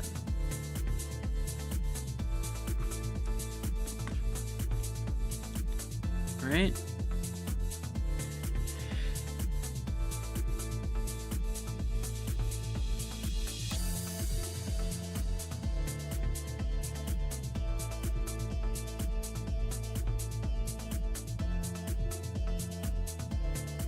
Okay. It seems like it's still bouncing. Oh, it did. Seems like it's waiting for both of them to be true.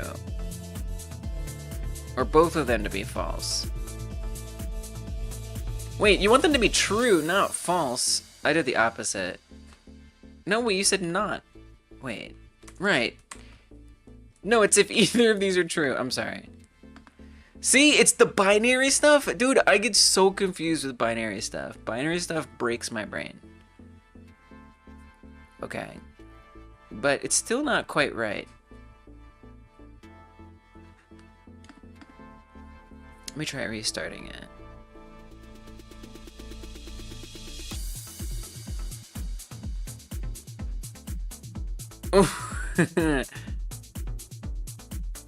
Okay, it's definitely the opposite.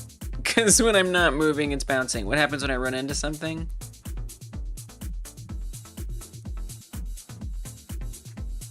I'm actually very confused.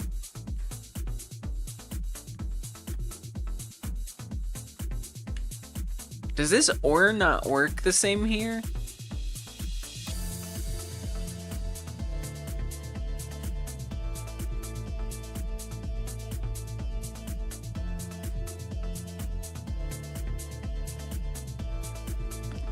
If ground ref collided is set to false, or set to true, sorry.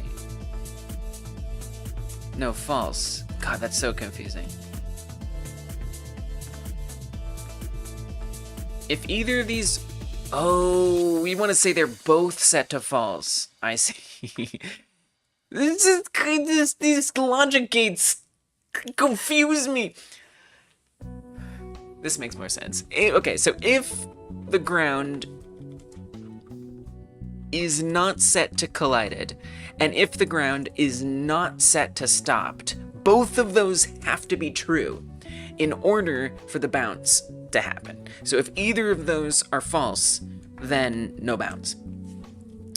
Is a character body not a physics body? So it is a physics body. And then, so the collision is actually faked. So that's the old player model. That's the player model I wanted. I mean, it was just a work in progress, but the orbs were just simpler for the physics, but I'll try to pretty it up on Monday. So the player, the only physics component on the player are these physical bone nodes, which are physics bodies, or they inherit from physics bodies. So each of those bones are individual physical components. Where I'm putting that bounce linear velocity at is just to the root bone, which is the hip bone. So most of the physics are happening from there. And then I have some extra modifiers on there to keep it in control. So they're also all hinge joints. I think I want to put the head probably on like a, what do you call it? A cone joint, but for now, it's all hinge joints. But I have axis locking.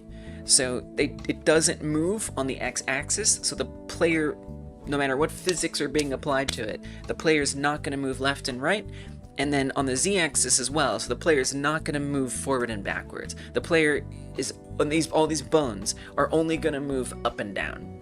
So that's the only axis that they're allowed on, basically, is the y-axis, to be physics-based on. And so then the player, I guess we can stay on this, the player has on its hip bone this area, and that's that collision shape around here that you see.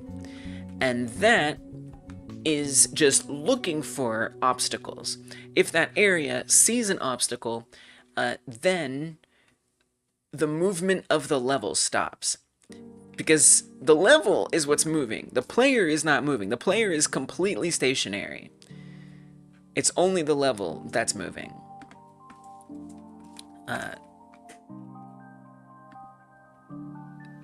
So if I wonder if it's easier to see on the orthogonal camera. Yeah. So if I switch to the orthogonal and then let's make it zoomed way out. Oh yeah, it's just gonna be infinite. Yeah, okay, no, that doesn't help. Very well.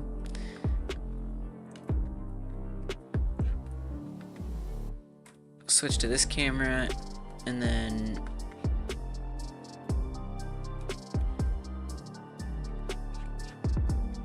oh, let's just switch the FOV really far. So here, maybe it's a little more obvious. Still kind of hard to tell, but technically the player is stationary. I must have moved these pieces. I'll put them in the wrong spots somehow.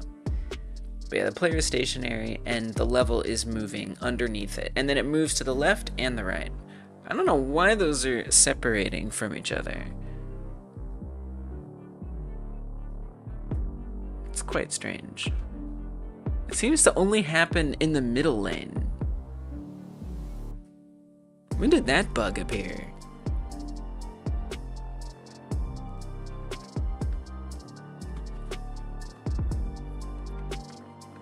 That's new.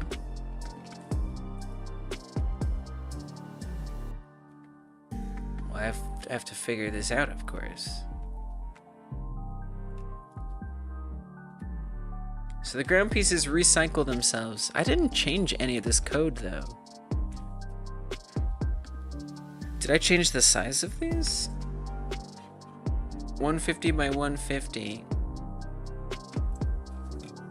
I did make those bigger. But as long as the ground length is set to 150, which it is, it should be fine. Anyway, when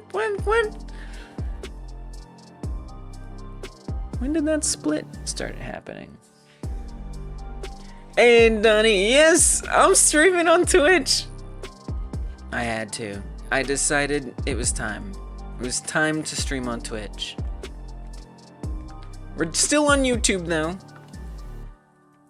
We're still on YouTube.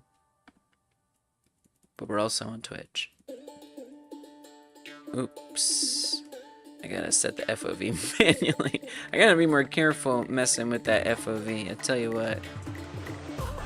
I'm also horrified because I just spammed Control Z and nothing happened. Oh, I just removed auto loads. Oh dear God. Oh dear God. Okay, so I've actually done horrible things here on this day.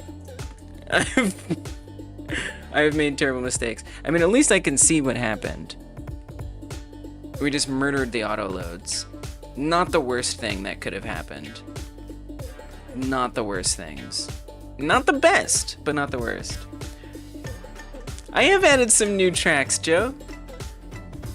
I try once in a while to extend the playlist. You know, ideally so like multiple songs don't play in one stream. My dream would be that we never hear the same song twice across 2 streams. That's my dream. But I'm gonna need to find a lot more songs for that. Okay, so globals is supposed to be on here. Put that back, please. And then the other one is our mouse movement script. Okay, so hopefully everything is not broken. Please, everything not be broken. Yeah, so Donnie, right now I'm working on my Game Like Jam game. Every other month, on the odd months, we do this Game Like Jam, where we try to make games like other games. It's a month-long jam, and the game this time around is SkiFree. So the thing I don't like about the up movement is it feels like a bug. It feels like I'm running into an obstacle when I'm not. Also, the bouncing is stopping. So that's working nicely. It's actually pretty hilarious. I feel like this mechanic actually doesn't make sense. Like, for all the work that I put into making it happen, I feel like it doesn't make sense that you can just stop yourself. You know?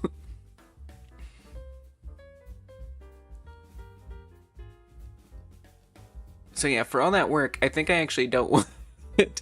And it's always happening with, like, the top one and not the others. That is so weird. 10 hours. Yeah, I do 8 to 12 hours. I'm telling y'all over there on Twitch. Y'all over there on Twitch are just like, I don't come to YouTube. I've done been on YouTube. I done been on YouTube. 8 to 12 hours. 8 to 12 hours. That's how this goes. And I almost always do the full 12 hours. Like, let's be honest. I got the time. I'm gonna do it. I love doing this, man. Like, if I didn't have, the only reason why I have the 12-hour limit is because YouTube won't save a live stream VOD if the live stream goes over 12 hours. It's more like 11 hours and 54 minutes. And if a live stream is longer than that, YouTube just cuts it off and stops saving the VOD. The live stream will still happen, but the VOD won't. And so that's the only reason why I stop at 12 hours. If it wasn't for that, Donnie, we'd be here all day, all night. I would just never stop. But yeah, my brain is a little tired. Dude, what happened? Like, that wasn't happening before. I wish I had been making GitHub commits. I think what I'd rather do, instead of like you completely stopping, I think I'd rather that you slow down when you go above the cursor to a certain point. I think that would make more sense. So here's what I'm thinking. I'm thinking that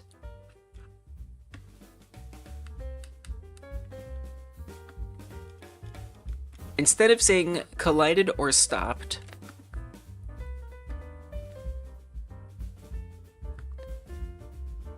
if we're moving, and so stopped, I kind of need to refactor that a little. Let's say slowed. Let's call it that. Legendary Skate made the flashlight. Nice, but need to texture it. So when you say you made the flashlight, do you mean you made like the light shining on a surface? Or you made the like actual flashlight object? Hyper Terminator dev, she absolutely will not stop. Or unless we hit YouTube arbitrary VOD time limit. Yes, that's right. I remember that line. I'm watching this show right now called Resident Alien. It's on Sci-Fi, and what's her name? Linda Hamilton. She's on it, and I think about that line when she shows up. It's all I can see her as. You made an actual flashlight and beam. Nice. So when you say texture, because I know sometimes we put like a texture on the light, so it's not just like a solid bright light. So maybe you mean like the texture, like when you shine, so it looks a little scuffed or like a light bulb shape. That's important. I hope I didn't just increase your scope on accident. Okay, so back on the mouse, we're gonna call this slowed instead.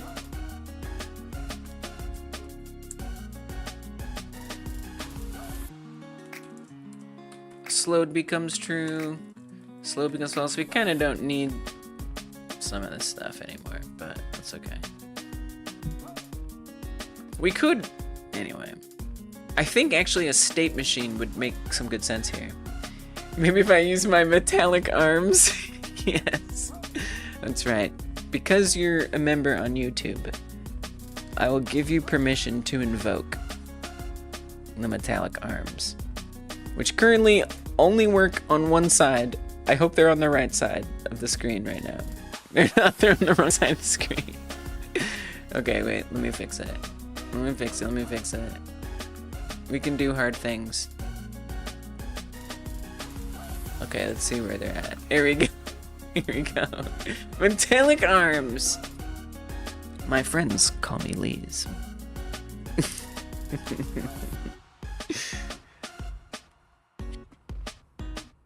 Hey, Dr. Lee's octopus. I'm gonna watch that movie. I'm gonna do it. Rorik, you used your highlighted message. Do you know what that means? Okay, so y'all may not know this.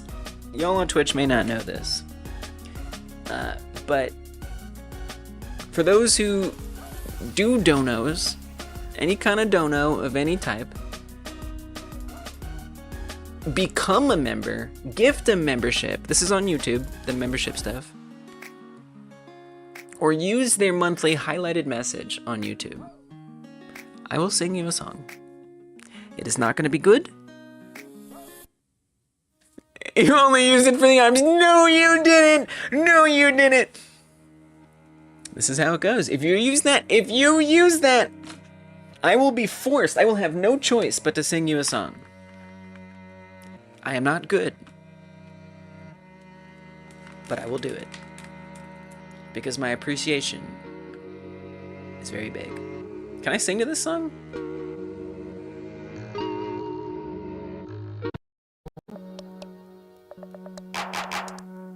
I can't sing to this. Here's a different song. I can't sing to this song. I can sing to this. Alright, here we go. It's for you, Rorik.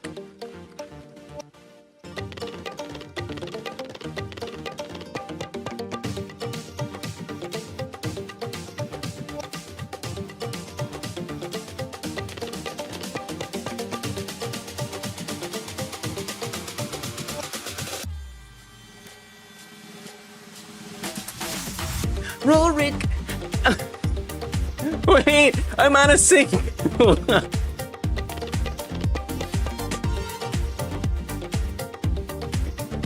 Okay.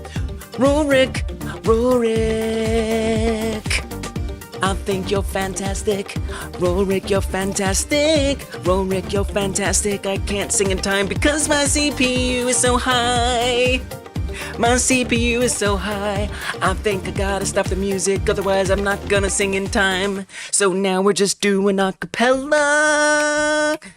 We're just doing a cappella. This is for Rorik. I want you to know that I think you're so fantastic. Oh, Rorik, you're a real one. I appreciate you. Rorik is full of fantasticness. Oh, Rorik is full of fantasticness, and I'm gonna be like, thank you, thank you. Okay.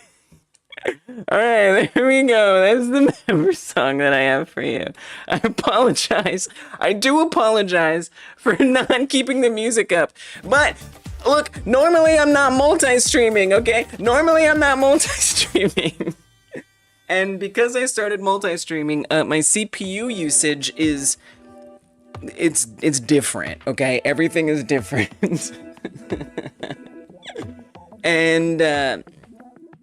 And so that means, I don't know why the timer is there. And so that means I can't get the song synced up to what I'm hearing. So if I'll hear the song and it's on a delay to my voice. So, no, I couldn't do the background music. It's because of the multi-stream. My CPU usage is too high. So I'll have to figure something out here. You liked the acapella? Okay, good. Joe, you can rap to that? Nice. We'll bring you on just to rap to people. Kai Guy is secretly hoping we are getting a Bollywood song. I skipped them! They're too hard! They're too hard. We don't really need the timer. The timer is not real. Progi says, the second song killed me. Finding a song to sing to, and it's a guy going, oh, I know. Like, I can't sing to singing. It was great, you take it. Keep rapping. I really need to get a new CPU. I think it's time to get a new CPU. So we can do the multi-streaming. Because it's nice, we're meeting new people. People are coming through, joining the jam. Like, that's it. Growing this community, that's #1. Nothing's more important than that. So I definitely need to make sure we can keep this up and still do our traditions. Thank you, Rorik, for being a member. How long did it say you've been a member? Long time. Long time. 9 months. You've been supporting for 9 months. Appreciate you. What the hell was I doing? Oh yeah, I want to slow it down. On the ground. So if we're moving, and we could even say when the collided happens, or not when the collided happens, when the slowed happens, when it goes to apply this speed, we could even do it up here, I can say variable slowed speed.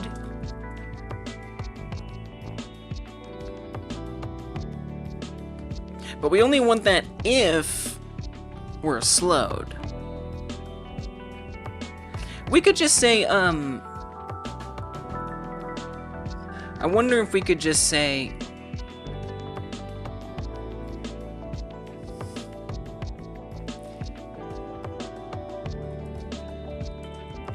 slowed, because that's gonna be, if that's true, it's gonna be 1, right? So I could say slowed times 2, otherwise it's 0. Slowed times 2, and we could say adjusted speed divided by slowed times 2.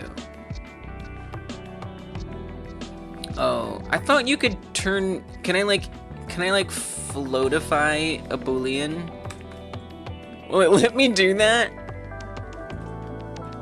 Surely I've done something awful. And then I would put slowed speed in here.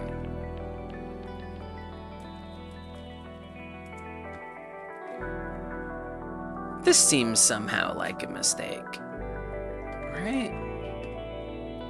So I was trying to make the speed half speed if the cursor is above the player, right? Oh, right. We only need to say this. Because we got rid of stopped. Stop no longer exists. Stopped has been removed. Oh. Okay. We got errors. I'm sorry.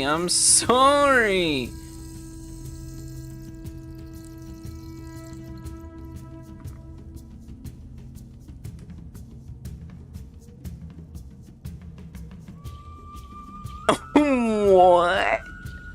Okay, I think that was not allowed. I think that was not okay.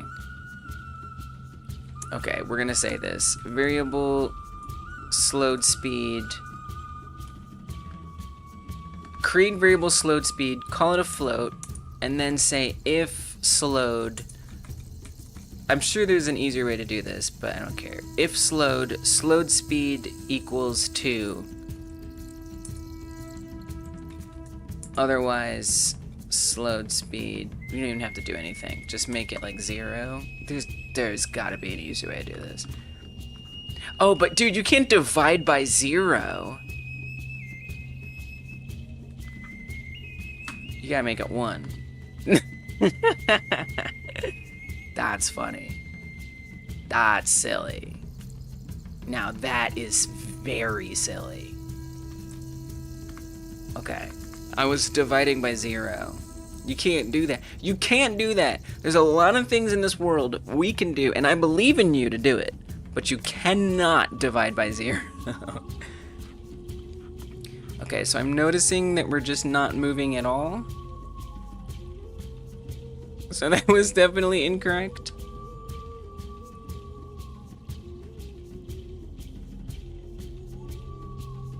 Oh, because you're just setting it to that. Sorry, we did want this in here.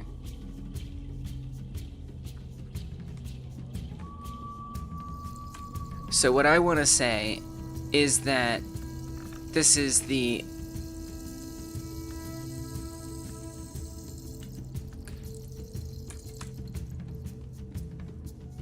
Okay, this is confusing. Let's put it before adjusted speed, right? Put it up here.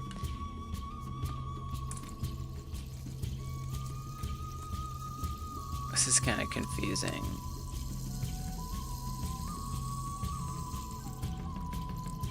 I kind of hate this right now, the way this is coming together, but it's late. Maybe I'll ask a chatbot to make it make more sense. Adjusted slowed speed.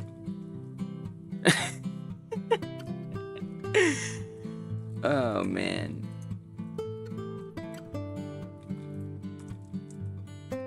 Here, put that after. Yeah, no, that's correct. Adjusted float speed. And then we'd say adjusted speed divided by slowed speed. I hate it, but I don't care. I bet a chatbot can be like, oh yeah, no, you don't have to, sorry, you could not do it this way, and that would be better for you. Okay, now we're moving normal, and if cursor goes above, we're just half speed. So now we have some variance in the speed.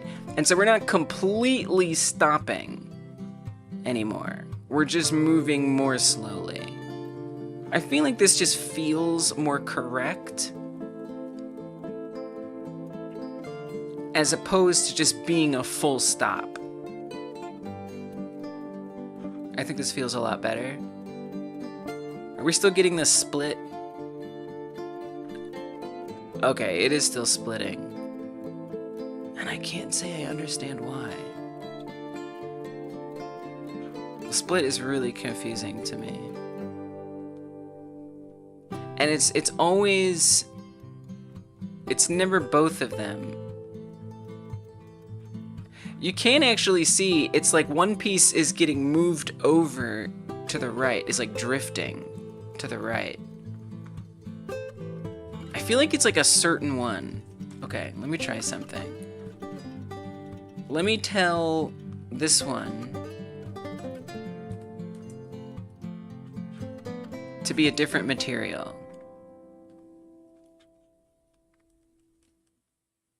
I'm also going to say the arms have expired. I'm going to tell this one, for example, to be blue, because I want to see which one it is.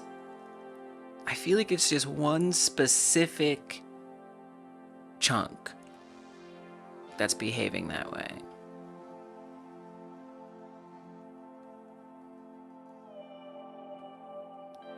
And we need to catch it in the act.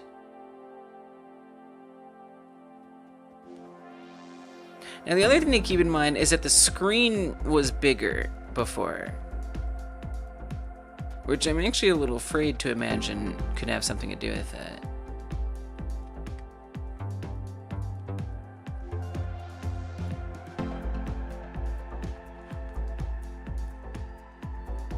Wait, why can't I reproduce it? Oh, there it is. Okay, good. Okay, I don't think it's that one. So I'm gonna put that one back, and we're gonna make this one the blue one.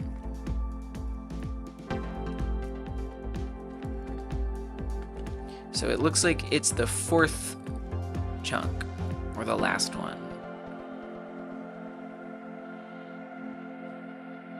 That's somehow getting moved.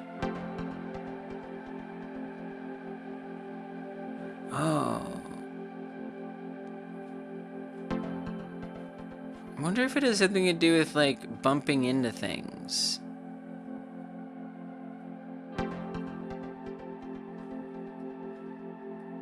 Wait, so it's not necessarily? Okay, I'm confused again. Okay, let me try setting this one.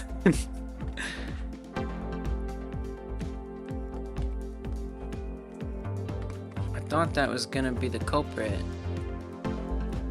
Maybe it's this.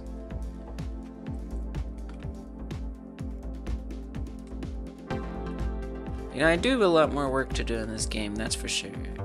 But, you know, the nice thing is, once these components are done, I think things are gonna come a lot easier. It's separated.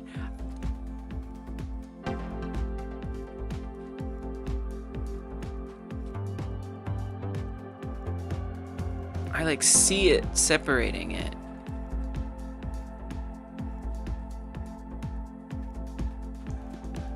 And somehow either I keep picking the wrong one or it's just not the same one every time.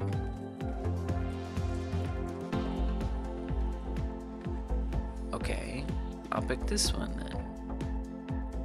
This would be the only one I haven't tried. And I guess what I'm trying to like look for is to see if the blue one is the one that's misaligned. It's weird, right?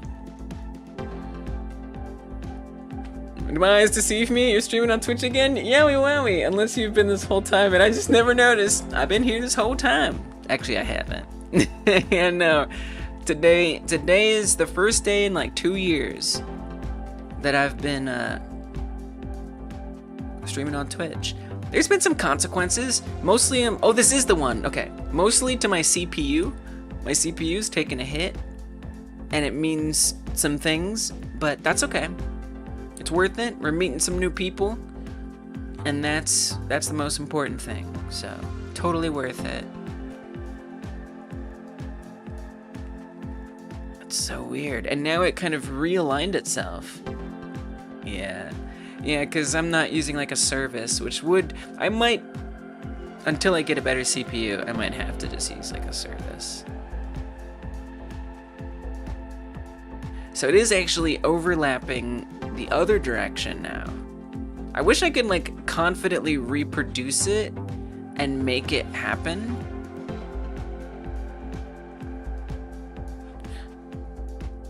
Oh, so it's on the other side. And it's only left and right. It's not top and bottom. So it's definitely this piece.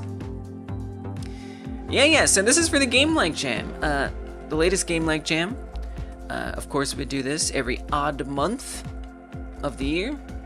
And SkiFree is the game. You may have heard of it. It came with Windows 3.0, I'm pretty sure, and it's kind of like a classic Windows game. And so we're making games similar to it. A game where you ski down a mountain. Unless you get past 2,000 meters, then terrible things happen. But yeah, so I'm making a game similar to that. In my game, you're actually going to be tumbling down a mountain, and the mountain is actually going to be exploding because it's the volcano, and you're going to be trying to avoid lava. Look at that frame rate, poor CPU. And you're going to be avoiding lava and different obstacles and stuff. Joe's running out of beer? No! Or maybe that's a good thing. I don't know. You tell me.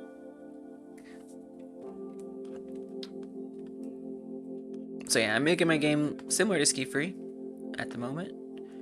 And I have a funny little bug where one ground only is drifting away. And I do wonder if I didn't like typo something in, and it's something that the chatbot won't just be like, oh yeah, why is ground one drifting to the left or right more than it should? Gosh dang it! Gosh dang it! I know. Several compounding factors. Oh dear. It's like, ooh, we got problems. Mouse input affects position in both moving and stop states. The mouse position is being applied twice during certain conditions. Tween conflicts. Keyboard inputs. Yeah, the keyboard inputs are a problem. Absolutely. I need to deal with that. Okay, what did you do? Single source of horizontal movement. Calculate mouse offset once per frame, not per ground.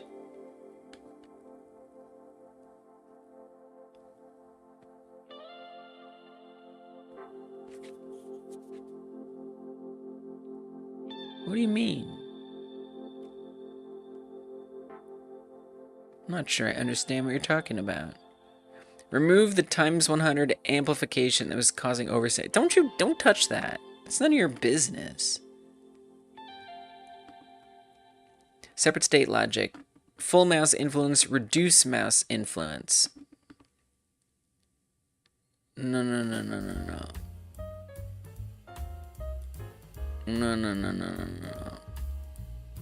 What are you doing, buddy? You're overreaching. It's doing too much. Hey. It's the other chat. I got a game going? Do I have a game going? So for the Game Like Jam, I've made 3 games. I have made 3 games for the Game Like Jam, if that's what you mean.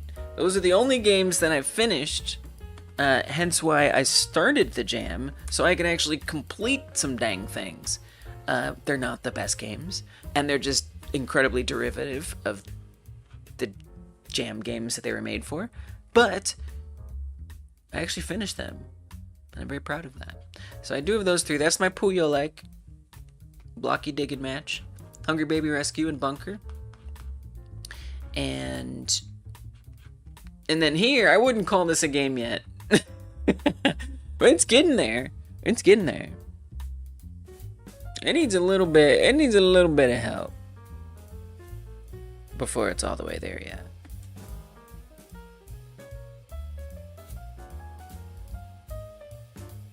The Twitch chat is inferior? No, the Twitch chat is not inferior. No, I wouldn't say so at all.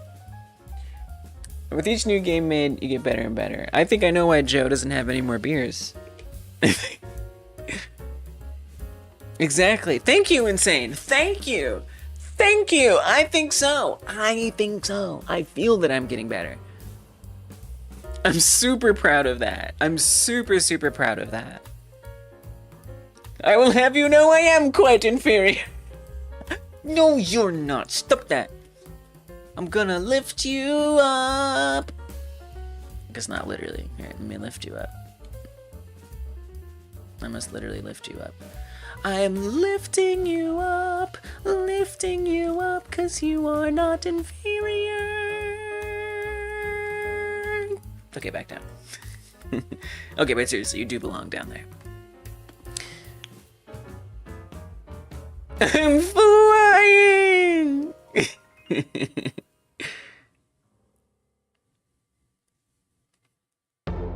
Adjusted speed chain was a destabilizing movement, but I need it. You're deleting my things. I need my things. Okay, but don't remove things that are features that I implemented, okay?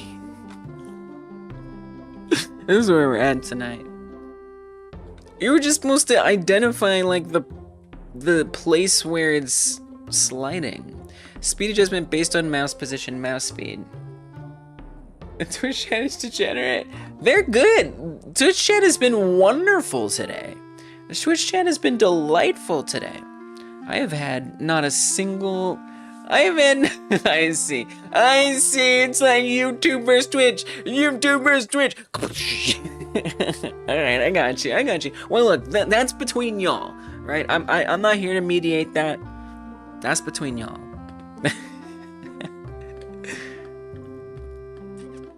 Apparently, you're not getting a lot of pushback from them, so... Hey. YouTube's on top.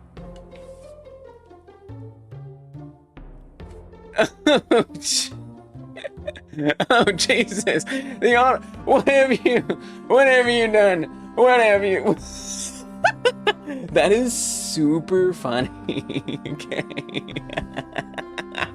Joe, what have you invoked? That was what you said, Insane. Jeez, Twitch auto mod is kind of sensitive. Hey, what's up, Anton? Thank you for lurking. Yay, co-work with me. Co-work. Hope whatever you're working on has been going great. It's been wonderful. It's been very simple. You see, Joe? You see? Progi says, I'm currently drawing a Heartless from Kingdom Hearts. Those little flying mages, and it's crying, and its coat is filling up with tears. Oh my god. Oh my god. I think Twitch chat might be depressed. Is that degenerate? In a way, I'm torturing this creature by making it exist. You know that's not helping the case, actually? Anton has put points in the good category. Rogi, I'm not so sure. I'm not so sure that's helping the case. But like, look, we could also say that it is indeed crying, and you were just making people aware of its plight that otherwise wasn't known. So in that sense, you're doing it a favor, because maybe someone can reach out and make it happy. Saint's just owning it. I can't believe a Twitch auto mod is more sensitive than YouTube. That's crazy. I know I am, just ask my friends.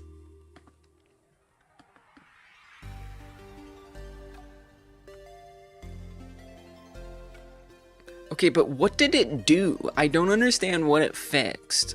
I'm like a little confused. Can you just explain to me why the drifting was happening? Like, I'm not trying to just get a quick fix here. I'm trying to understand how the things that I did introduced this problem. 3 compounding reasons. It sounds so intense. Compounding reasons in your movement calculations. Here's the exact technical breakdown. Double dipping on mouse influence. The same mouse input was affecting movement twice. First through mouse speed, reducing vertical movement, then again through direct mouse position application. Effect: small mouse movements create exaggerated horizontal slides. But why would that affect one ground piece instead of all of them? Second application here. First application, right, but that's supposed to happen. Oh, wait. Oh, that was supposed to be mouse speed. That is a typo, I think. I think it's right. I know, double dipping. How dare it? That's like the #1 rule, chips and dip. Never do that unless you're going solo. I know, apparently I have broken such a rule in my code. I have double dipped the code chip. That actually almost sounds like a real thing, like a microchip. Okay. Ground. I think that is supposed to be mouse speed. No, that's not. No, that's not a double dip. No. I refuse to accept that this is a problem. Now you want chips and dip? I'm sorry. Do you have chips and dips? Microchips and dip? That, I know, like, that's kind of like a fun, like, party idea. Microchips and dip. I'm not convinced that that's the problem. Unscaled horizontal movement. When vertical speed decreased from collision / slowdown, the horizontal movement wasn't proportionally reduced. Ooh. At low vertical speeds, horizontal movement felt disproportionately strong. Full application regardless of vertical speed. I don't think it understands what my problem is what I think. The arbitrary 100.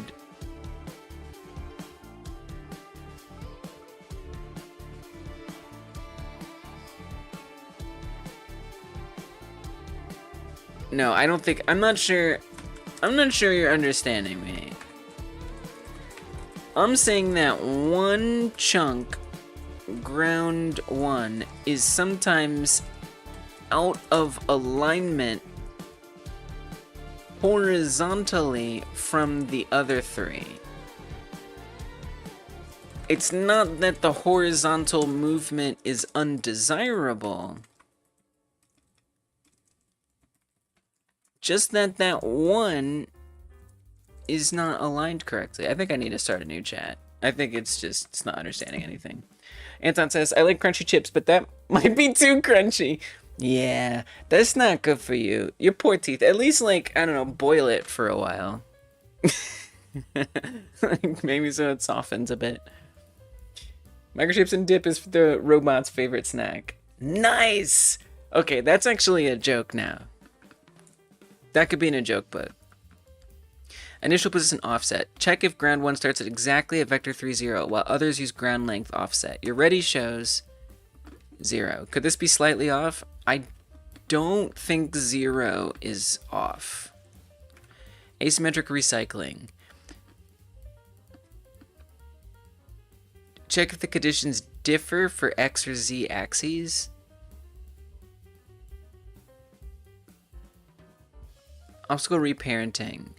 Clear and request obstacles might affect ground 1 differently if it has different child nodes. Reparent operation changes its transform.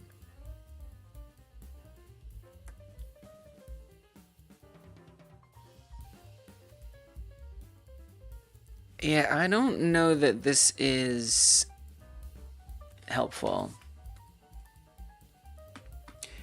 It's the best kind. Crunchy.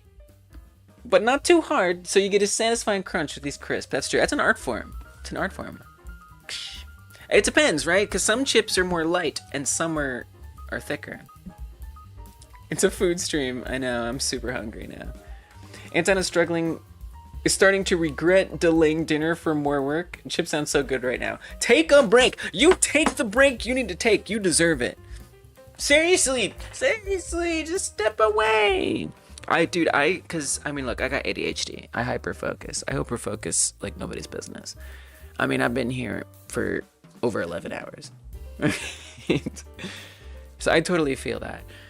And especially, you know, if you're like medicated, right? That can make that focus even more intense. Reduce appetite. So definitely take care of yourself if you can. With that said, I totally understand the impulse. Wait, microchips and dip with some programming spaghetti? Nice. Spaghetti code. Oh, microchips and dip, spaghetti code. I like where this is going. SpaghettiOs, but the letters and numbers are code blocks. Dude, you're literally cooking. And Joe with the ice cream cone sticker. Thank you. $1.50. Come on now. That is $1.50 more than I would have had. Thank you so much for the contribution. Dude, that freaking helps me. All right, I'm gonna sing you a song. Now, unfortunately, I can't do it with the music in the back because my CPU is not having it. So I'm gonna have to acapella the song for you. Okay, I have to do it. It's the only way this is gonna work. So it is gonna say member at the top, but this is technically a dono song. I don't have a separate button for it. Here, I'll change it for you. We'll get this right. I'm gonna set you right. It's a dono song. All right. Okay. We got it. Here we go. Gotta do acapella. All right. I can do this.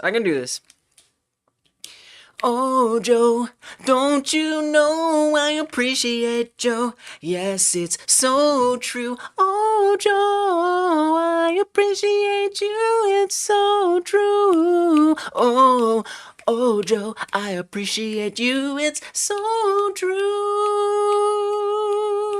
Oh, Joe, I appreciate you. It's so true. Oh, Joe, I appreciate you. And it's so very true. Yeah. Yay, Trevi came to say thank you. Yay. Thank you, Joe. I appreciate it. It means a lot. Sorry you can't do more. That's okay. I'm broke too. I mean, it means a lot.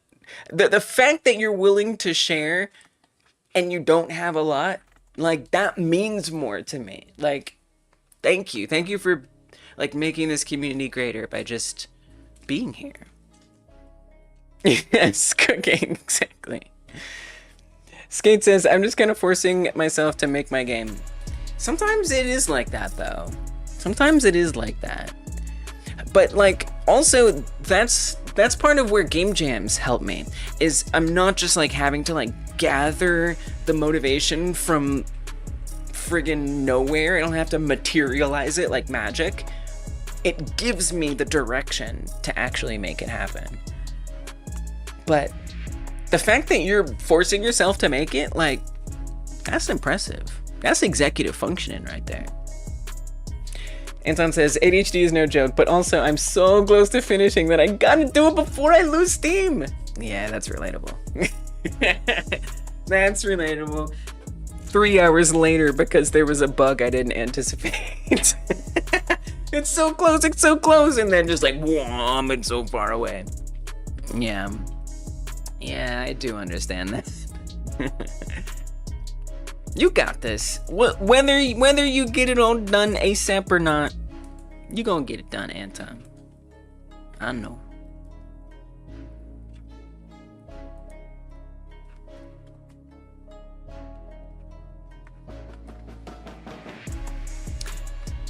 Modify the recycler log. Recycler to log when each ground resets.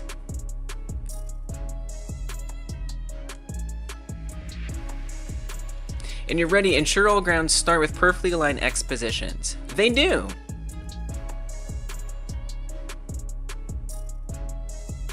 Yeah, it has no idea. It doesn't understand anything, dude. If the misalignment develops over time, add this to move ground. Force X alignment every frame.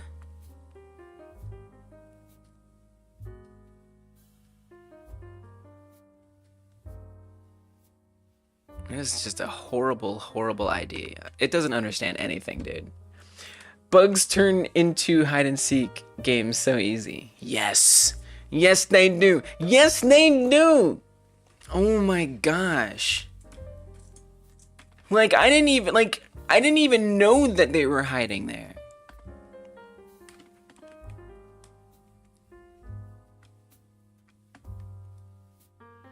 Okay, so I'm gonna be honest, that chatbot helped me absolutely none. I don't think it had any idea about anything. So that was interesting. But it is only happening. Now, I mean, it's only happening with one. Now, I am doing this, like, multiplication here. Why was I doing that? Actually, I'm not sure why I'm doing that. Wait, why am I doing that? That sure looks like it would be the problem. When did this get added in? I mean, if you're moving it by 0.1 every time. Sometimes I use ChatGPT. I switch between ChatGPT and DeepSeek. They just kind of, like, have different perspectives. If a chatbot can have a perspective. Dude, why did I have times 1.1? It actually did identify that.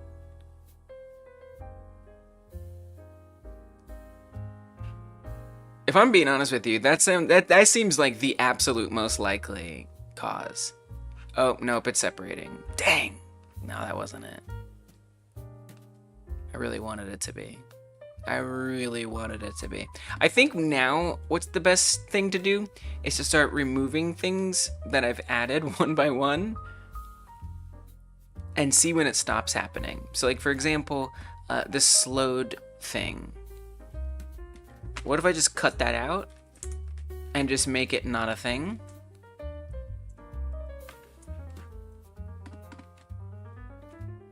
And maybe we're all good.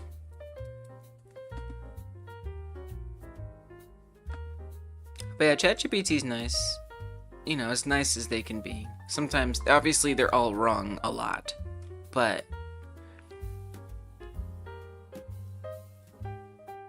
I find DeepSeek can do some, like, systematic things really well. Sometimes ChatGPT tries to be like my friend too much. And I'm just like, why are you doing that? Why are you trying to, like, affect my emotions? Oh, I think that was totally it. I think it was just ever since I introduced the above the player thing. This is good information. Nope, dang it. No, it's still happening.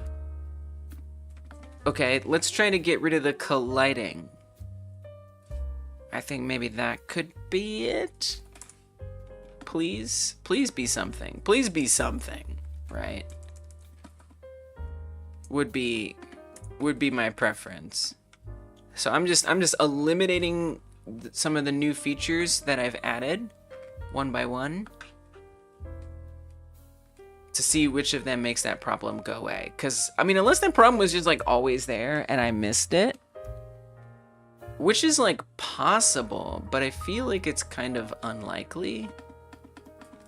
Like, I think I would have noticed it. Oops. Okay, here we go. I wonder if it's the, like, speed up that I added in, where if you're more to the left or right, it goes faster or slower. Okay, so I'm definitely not seeing it yet, which is a sign. Is it a good sign? I don't know. I know it's a little laggy. I know it's my CPU. But I'm not seeing it. happen. Usually by now it would have started drifting. The fact that it hasn't is good to know. So I think okay, that's very, very, very, very, very good information. This is the kind of thing I want to know. This poor character signed up to jet ski. Instead, they're endlessly tumbling down the mountain. That's right. That's right. Well, the story, so I'm really excited because this one I'm going to try to have like some like nice narrative components. Not nice narrative, but it's a subtle narrative component. Let's be clear. But what will happen is at the beginning of the game, you'll see like that used to be that drawing. So there'll just be like a mountain. It's in some ways you could say it's even worse than that alpha. So there'll be a mountain at the beginning of the game, like when you first start it, and you can skip it, but it'll be kind of like a cinematic, and the character will just be like climbing a mountain, super proud of itself, like, look at me, I'm climbing, I'm a climber, I'm so good, yes. Climbs, climbs, climbs, and once it gets to the top, it'll maybe turn around and be like, yay, I did it. And then the whole mountain is gonna start rumbling and shaking. And then they start falling and tumbling down endlessly. Not only that, but friggin' lava is gonna start exploding from the top because that wasn't a mountain, that was a volcano. And now the player is going to have to try to avoid hitting the lava. They don't even want a single dip in the lava, let alone double dip. So that's probably gonna be the next big challenge that I do when I come back to work on this coding wise on Friday is they're literally gonna be trying to outrun lava. Yeah. It was kind of a lot. But it'll be cool, it'll be fun. I'm really excited. Okay, we're doing that thing again where chat messages stop appearing. Cool.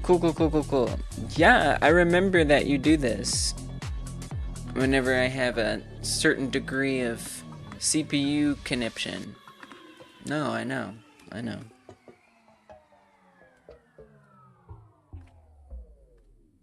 It's okay. There we go. Yeah, I'm really excited to make that little cinematic. I think it'll be nice. And so basically, it'll start rumbling, and the lava won't start yet. Well, actually, it will start rumbling, and the lava will start, and then the player will fall down, and so the main menu will appear. And then once you choose a mode, the camera's gonna pan down, and then it'll suddenly be following the player, who will be just like tumbling down. That's the vision.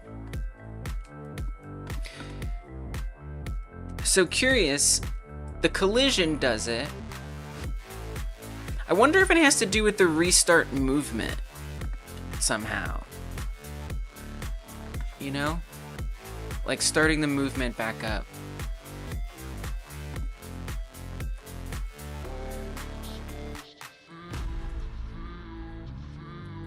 It's still very interesting that it's only horizontally that it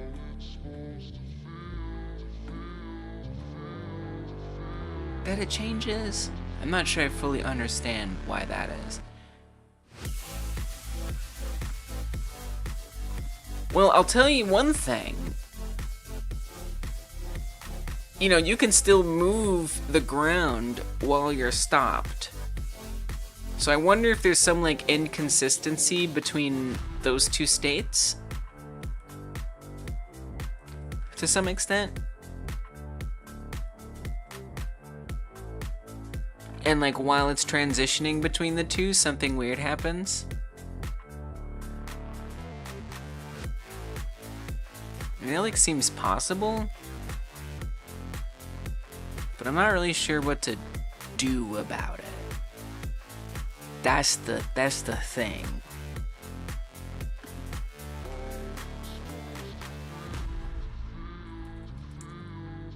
how am I gonna fix it? I also would say, like, here we have collided becoming true, but we're not just like affecting the ground movement directly. And so that makes me wonder if this is becoming false and then the ground movement is stopping. Like, I just wonder if there's not some disjointment happening there as well.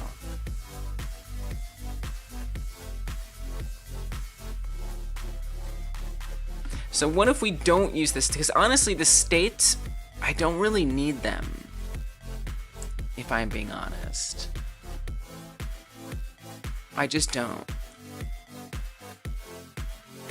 Especially since we changed slowed a bit. So what if we get rid of the match statement, no more of any of that, and instead we say if collided, all you can do is move left and right. Otherwise, you're auto-moving vertically, or you're also moving vertically, I should say.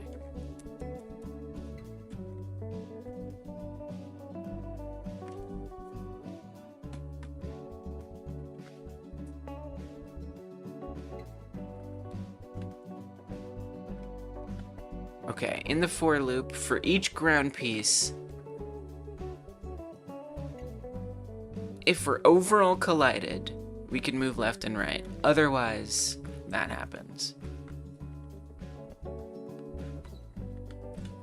Let me see if that makes a difference. But also, let's comment this back in on the player script. The collided true and false. So I'm just kind of getting that state machine out of there, which I didn't actually need. But I'm still not sure if this is gonna resolve the issue. But it's worth a shot. Okay, CPU still chugging, still struggling.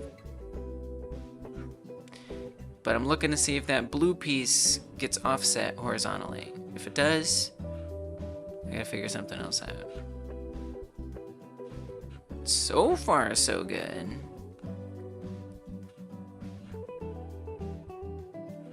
I think that might have been it. I think, hopefully, maybe.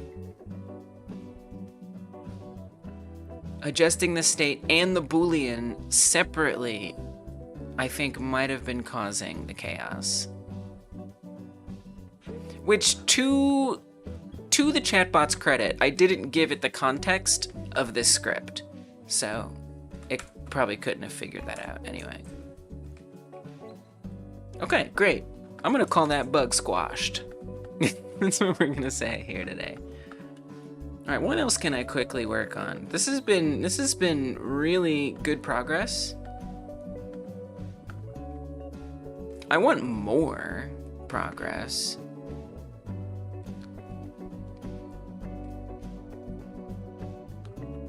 I could do like, here, let's put this back to normal. And let's try popping the game out.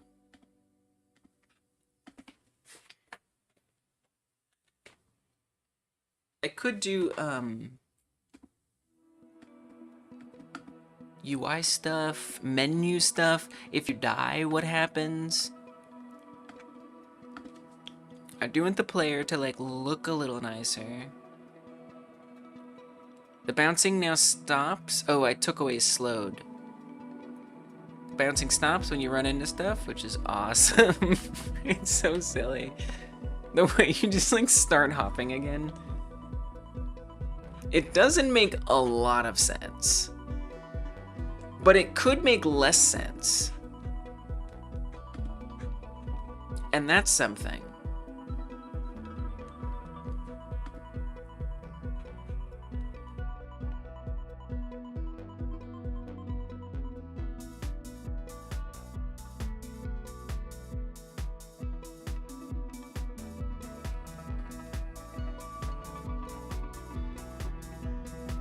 I mean, this result, I mean, what can I say? It's a lot of progress.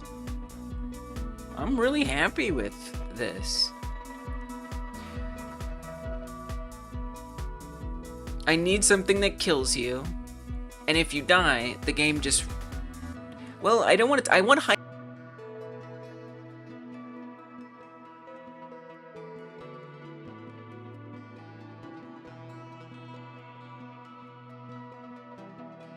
I muted myself, sorry. Puppet Mac in again. Still at it? I am. I mean, at this point, I feel like, what am I gonna do? Start something new? I've done a lot. We've done a lot. You guys helped me get a little further on this, and I appreciate it. Oh, let's put the slowing back in. It'd actually be really interesting if that broke it again. But I don't think it will. We definitely don't want to run no restart ground movement. That function is danger. Just doesn't belong. Nearly done with your balloon popping minigame tutorial. Nice! Yes, tutorial. What is that from? Is that like GD Quest or something?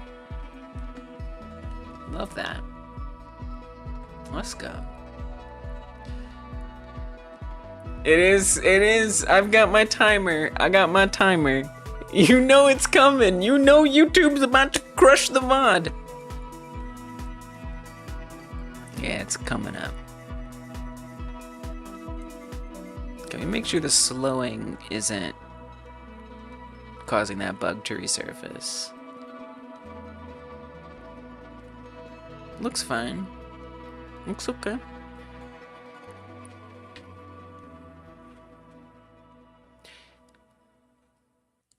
You know, in terms of obstacle types, I mean, really just things that slow you down. In SkiFree, you have what? Things that... There's like jumps. There's like ramps. I don't really know how we could do tricks. We could like send the player higher in certain circumstances. Like that could be interesting, right? Like... The only problem is if it's a ramp, you know, we're jumping high, so the ramp would have to also be high, you know? To somehow be able to catch you and launch you up in the air. Ah, Zenva tutorial, nice.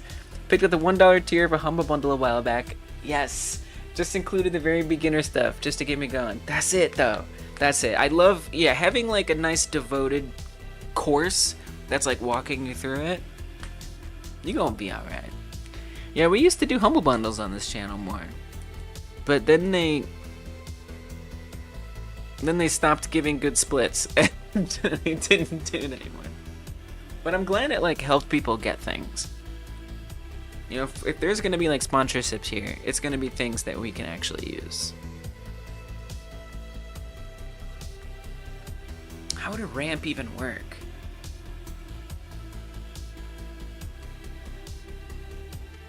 I mean, obviously, it would just detect if the player was in the area and then speed jump. I mean, you could just do magic. It could just be like a magic zone, and you just go through it and you go speedy. But I don't know. I feel like it should be better than that. I feel like we're better than that.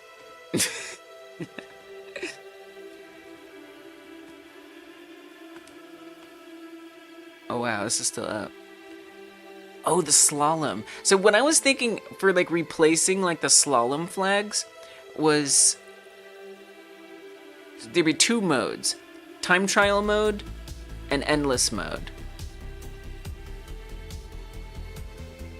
And the time trial mode would have, I don't know. I mean, I guess I was thinking like the lava would just restrict you and would force you to move around into certain sections. Oh my god, the lag on this game right now. Got you more aware again of those bundles. They're useful.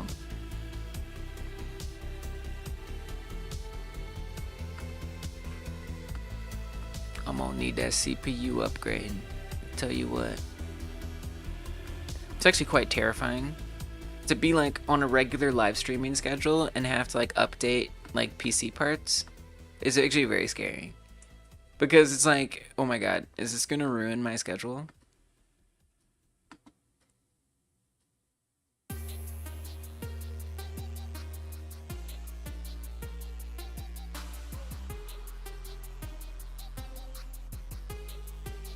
Yeah, the slalom is... Slalom is the slalom.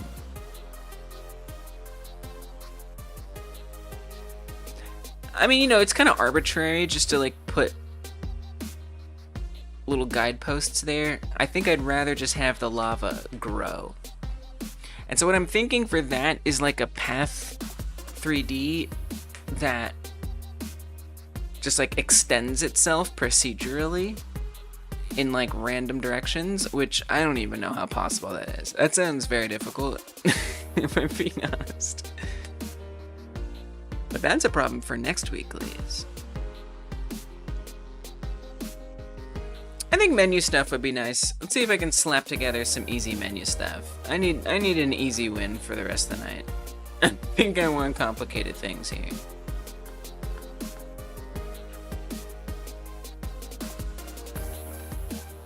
So let's say that when you start the game, the movement is not yet happened. So the way I have been doing menus, I usually have like a game states controller, and I usually make that like an auto load.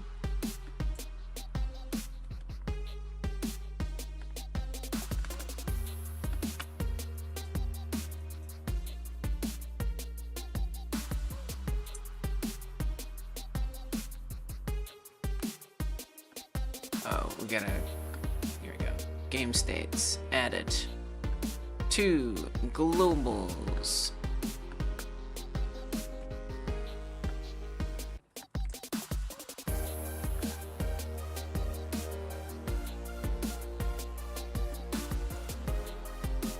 Remember streaming from the phone equals CPU upgrade day?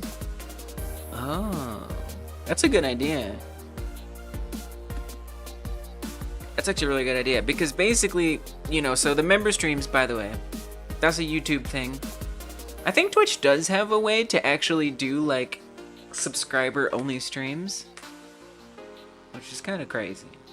But at least for now, it's only on YouTube Mondays if you're a member. And so if what I would do is I would start doing the PC build stuff on Tuesday. So then I have Tuesday, Wednesday, and Thursday. And hopefully my Friday we're good. But if I were to do that on Monday during the member stream and we like have fun building a PC as part of the member stream, which is a damn good member stream activity, then I would potentially have an extra day for things to go wrong. You know, this is an intriguing proposition.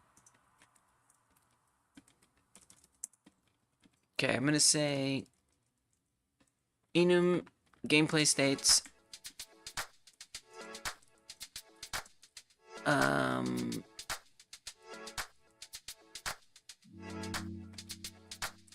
You know, I'll probably want to do like intro, main menu, gameplay, paused, game over, you won, things like that. I'm gonna get a good habit here of doing these.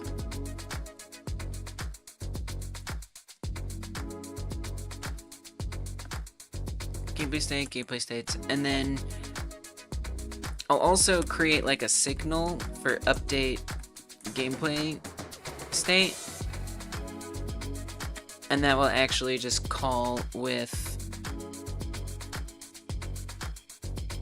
the state that we're updating to via gameplay states.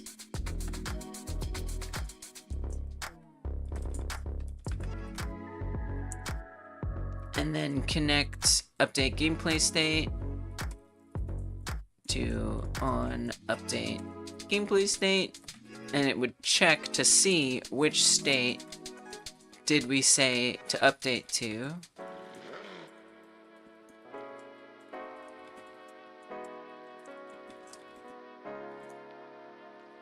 And we do a match statement. We match the state with either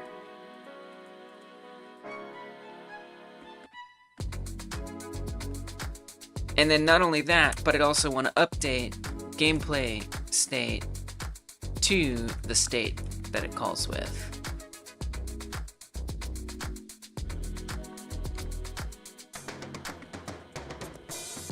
And we say check if it was intro. check if it was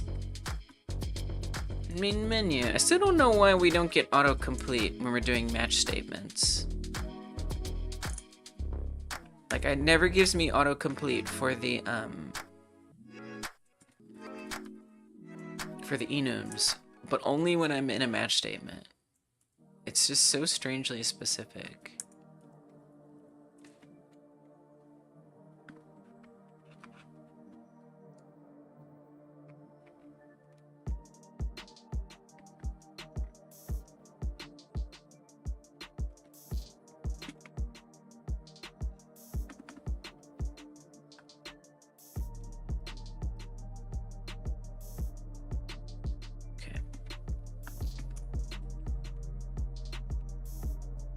Oops, I missed one. Tutorial should have been done hours ago by anyone else. Oh, come on. Why are you putting yourself down, Kai Guy? Why are you putting yourself down? Come on now, man. I just like indulging my curiosity. Okay, alright. You're not putting yourself down. You're not putting yourself down. AK ADHD and get sidetracked from the steps. Okay, okay. As long as you're just owning it and not like being like everyone else would get things done faster. I will say, I wouldn't. I wouldn't get it done faster. I'd be as slow as you. Maybe slower. Alright. I mean, it's nice, like, to lean into it and just say, you know what? I got a curious mind. Sometimes I go down the lazy river. Not that we're lazy. I'm just talking about, like, at water parks. Nice. I mean, here's the nice thing, right? Is like, that can be enjoyable. Because you're learning so much by following those curiosities. Right? If you're just trying to like complete it like a test, or like paint by numbers, like, okay, this now, this now, this now, this now, this now, this now, this. That's a lot different than like trying to soak things up. Sounds like you're doing the right thing.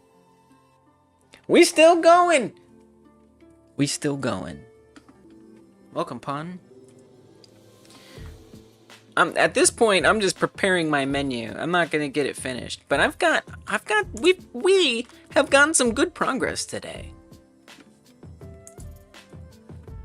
You know I can't start anything too big, so I was just like, what's a little thing? I know, I'll set up my gameplay state machine.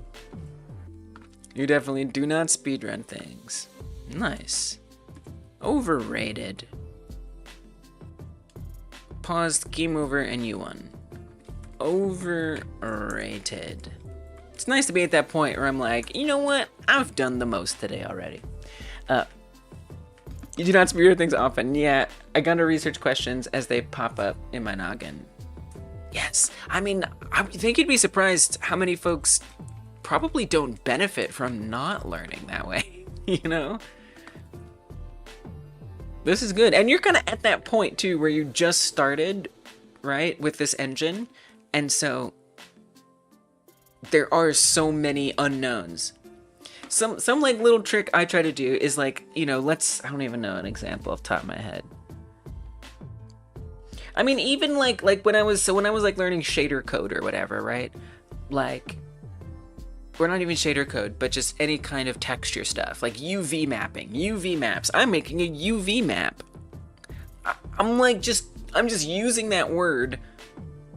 I'm adjusting those values, but I don't know what UV means. Why is it UV, right? And so like following that, like training myself to follow that instinct of being like, wait a minute, before I keep fiddling with UV maps, let me go do some research and find out what the heck UV means. Turns out it doesn't mean anything. It's just like XYZ, except it's U and V. Just different letters to represent the X and Y variables of a texture map. But, you know, following that instinct, learning to like train myself to just like say, wait a minute, I don't know what that is. I'm using it, but I don't know what that is. That has benefited me greatly, personally. So, I think you're doing the right thing. Yeah, the shader one was fun. I know, I need to do it again, because I've basically forgotten everything. Not like entirely forgotten, but I don't feel like I could sit down and type out a shader. You know, which is kind of what I can sit down and type out a script, but I can't sit down and type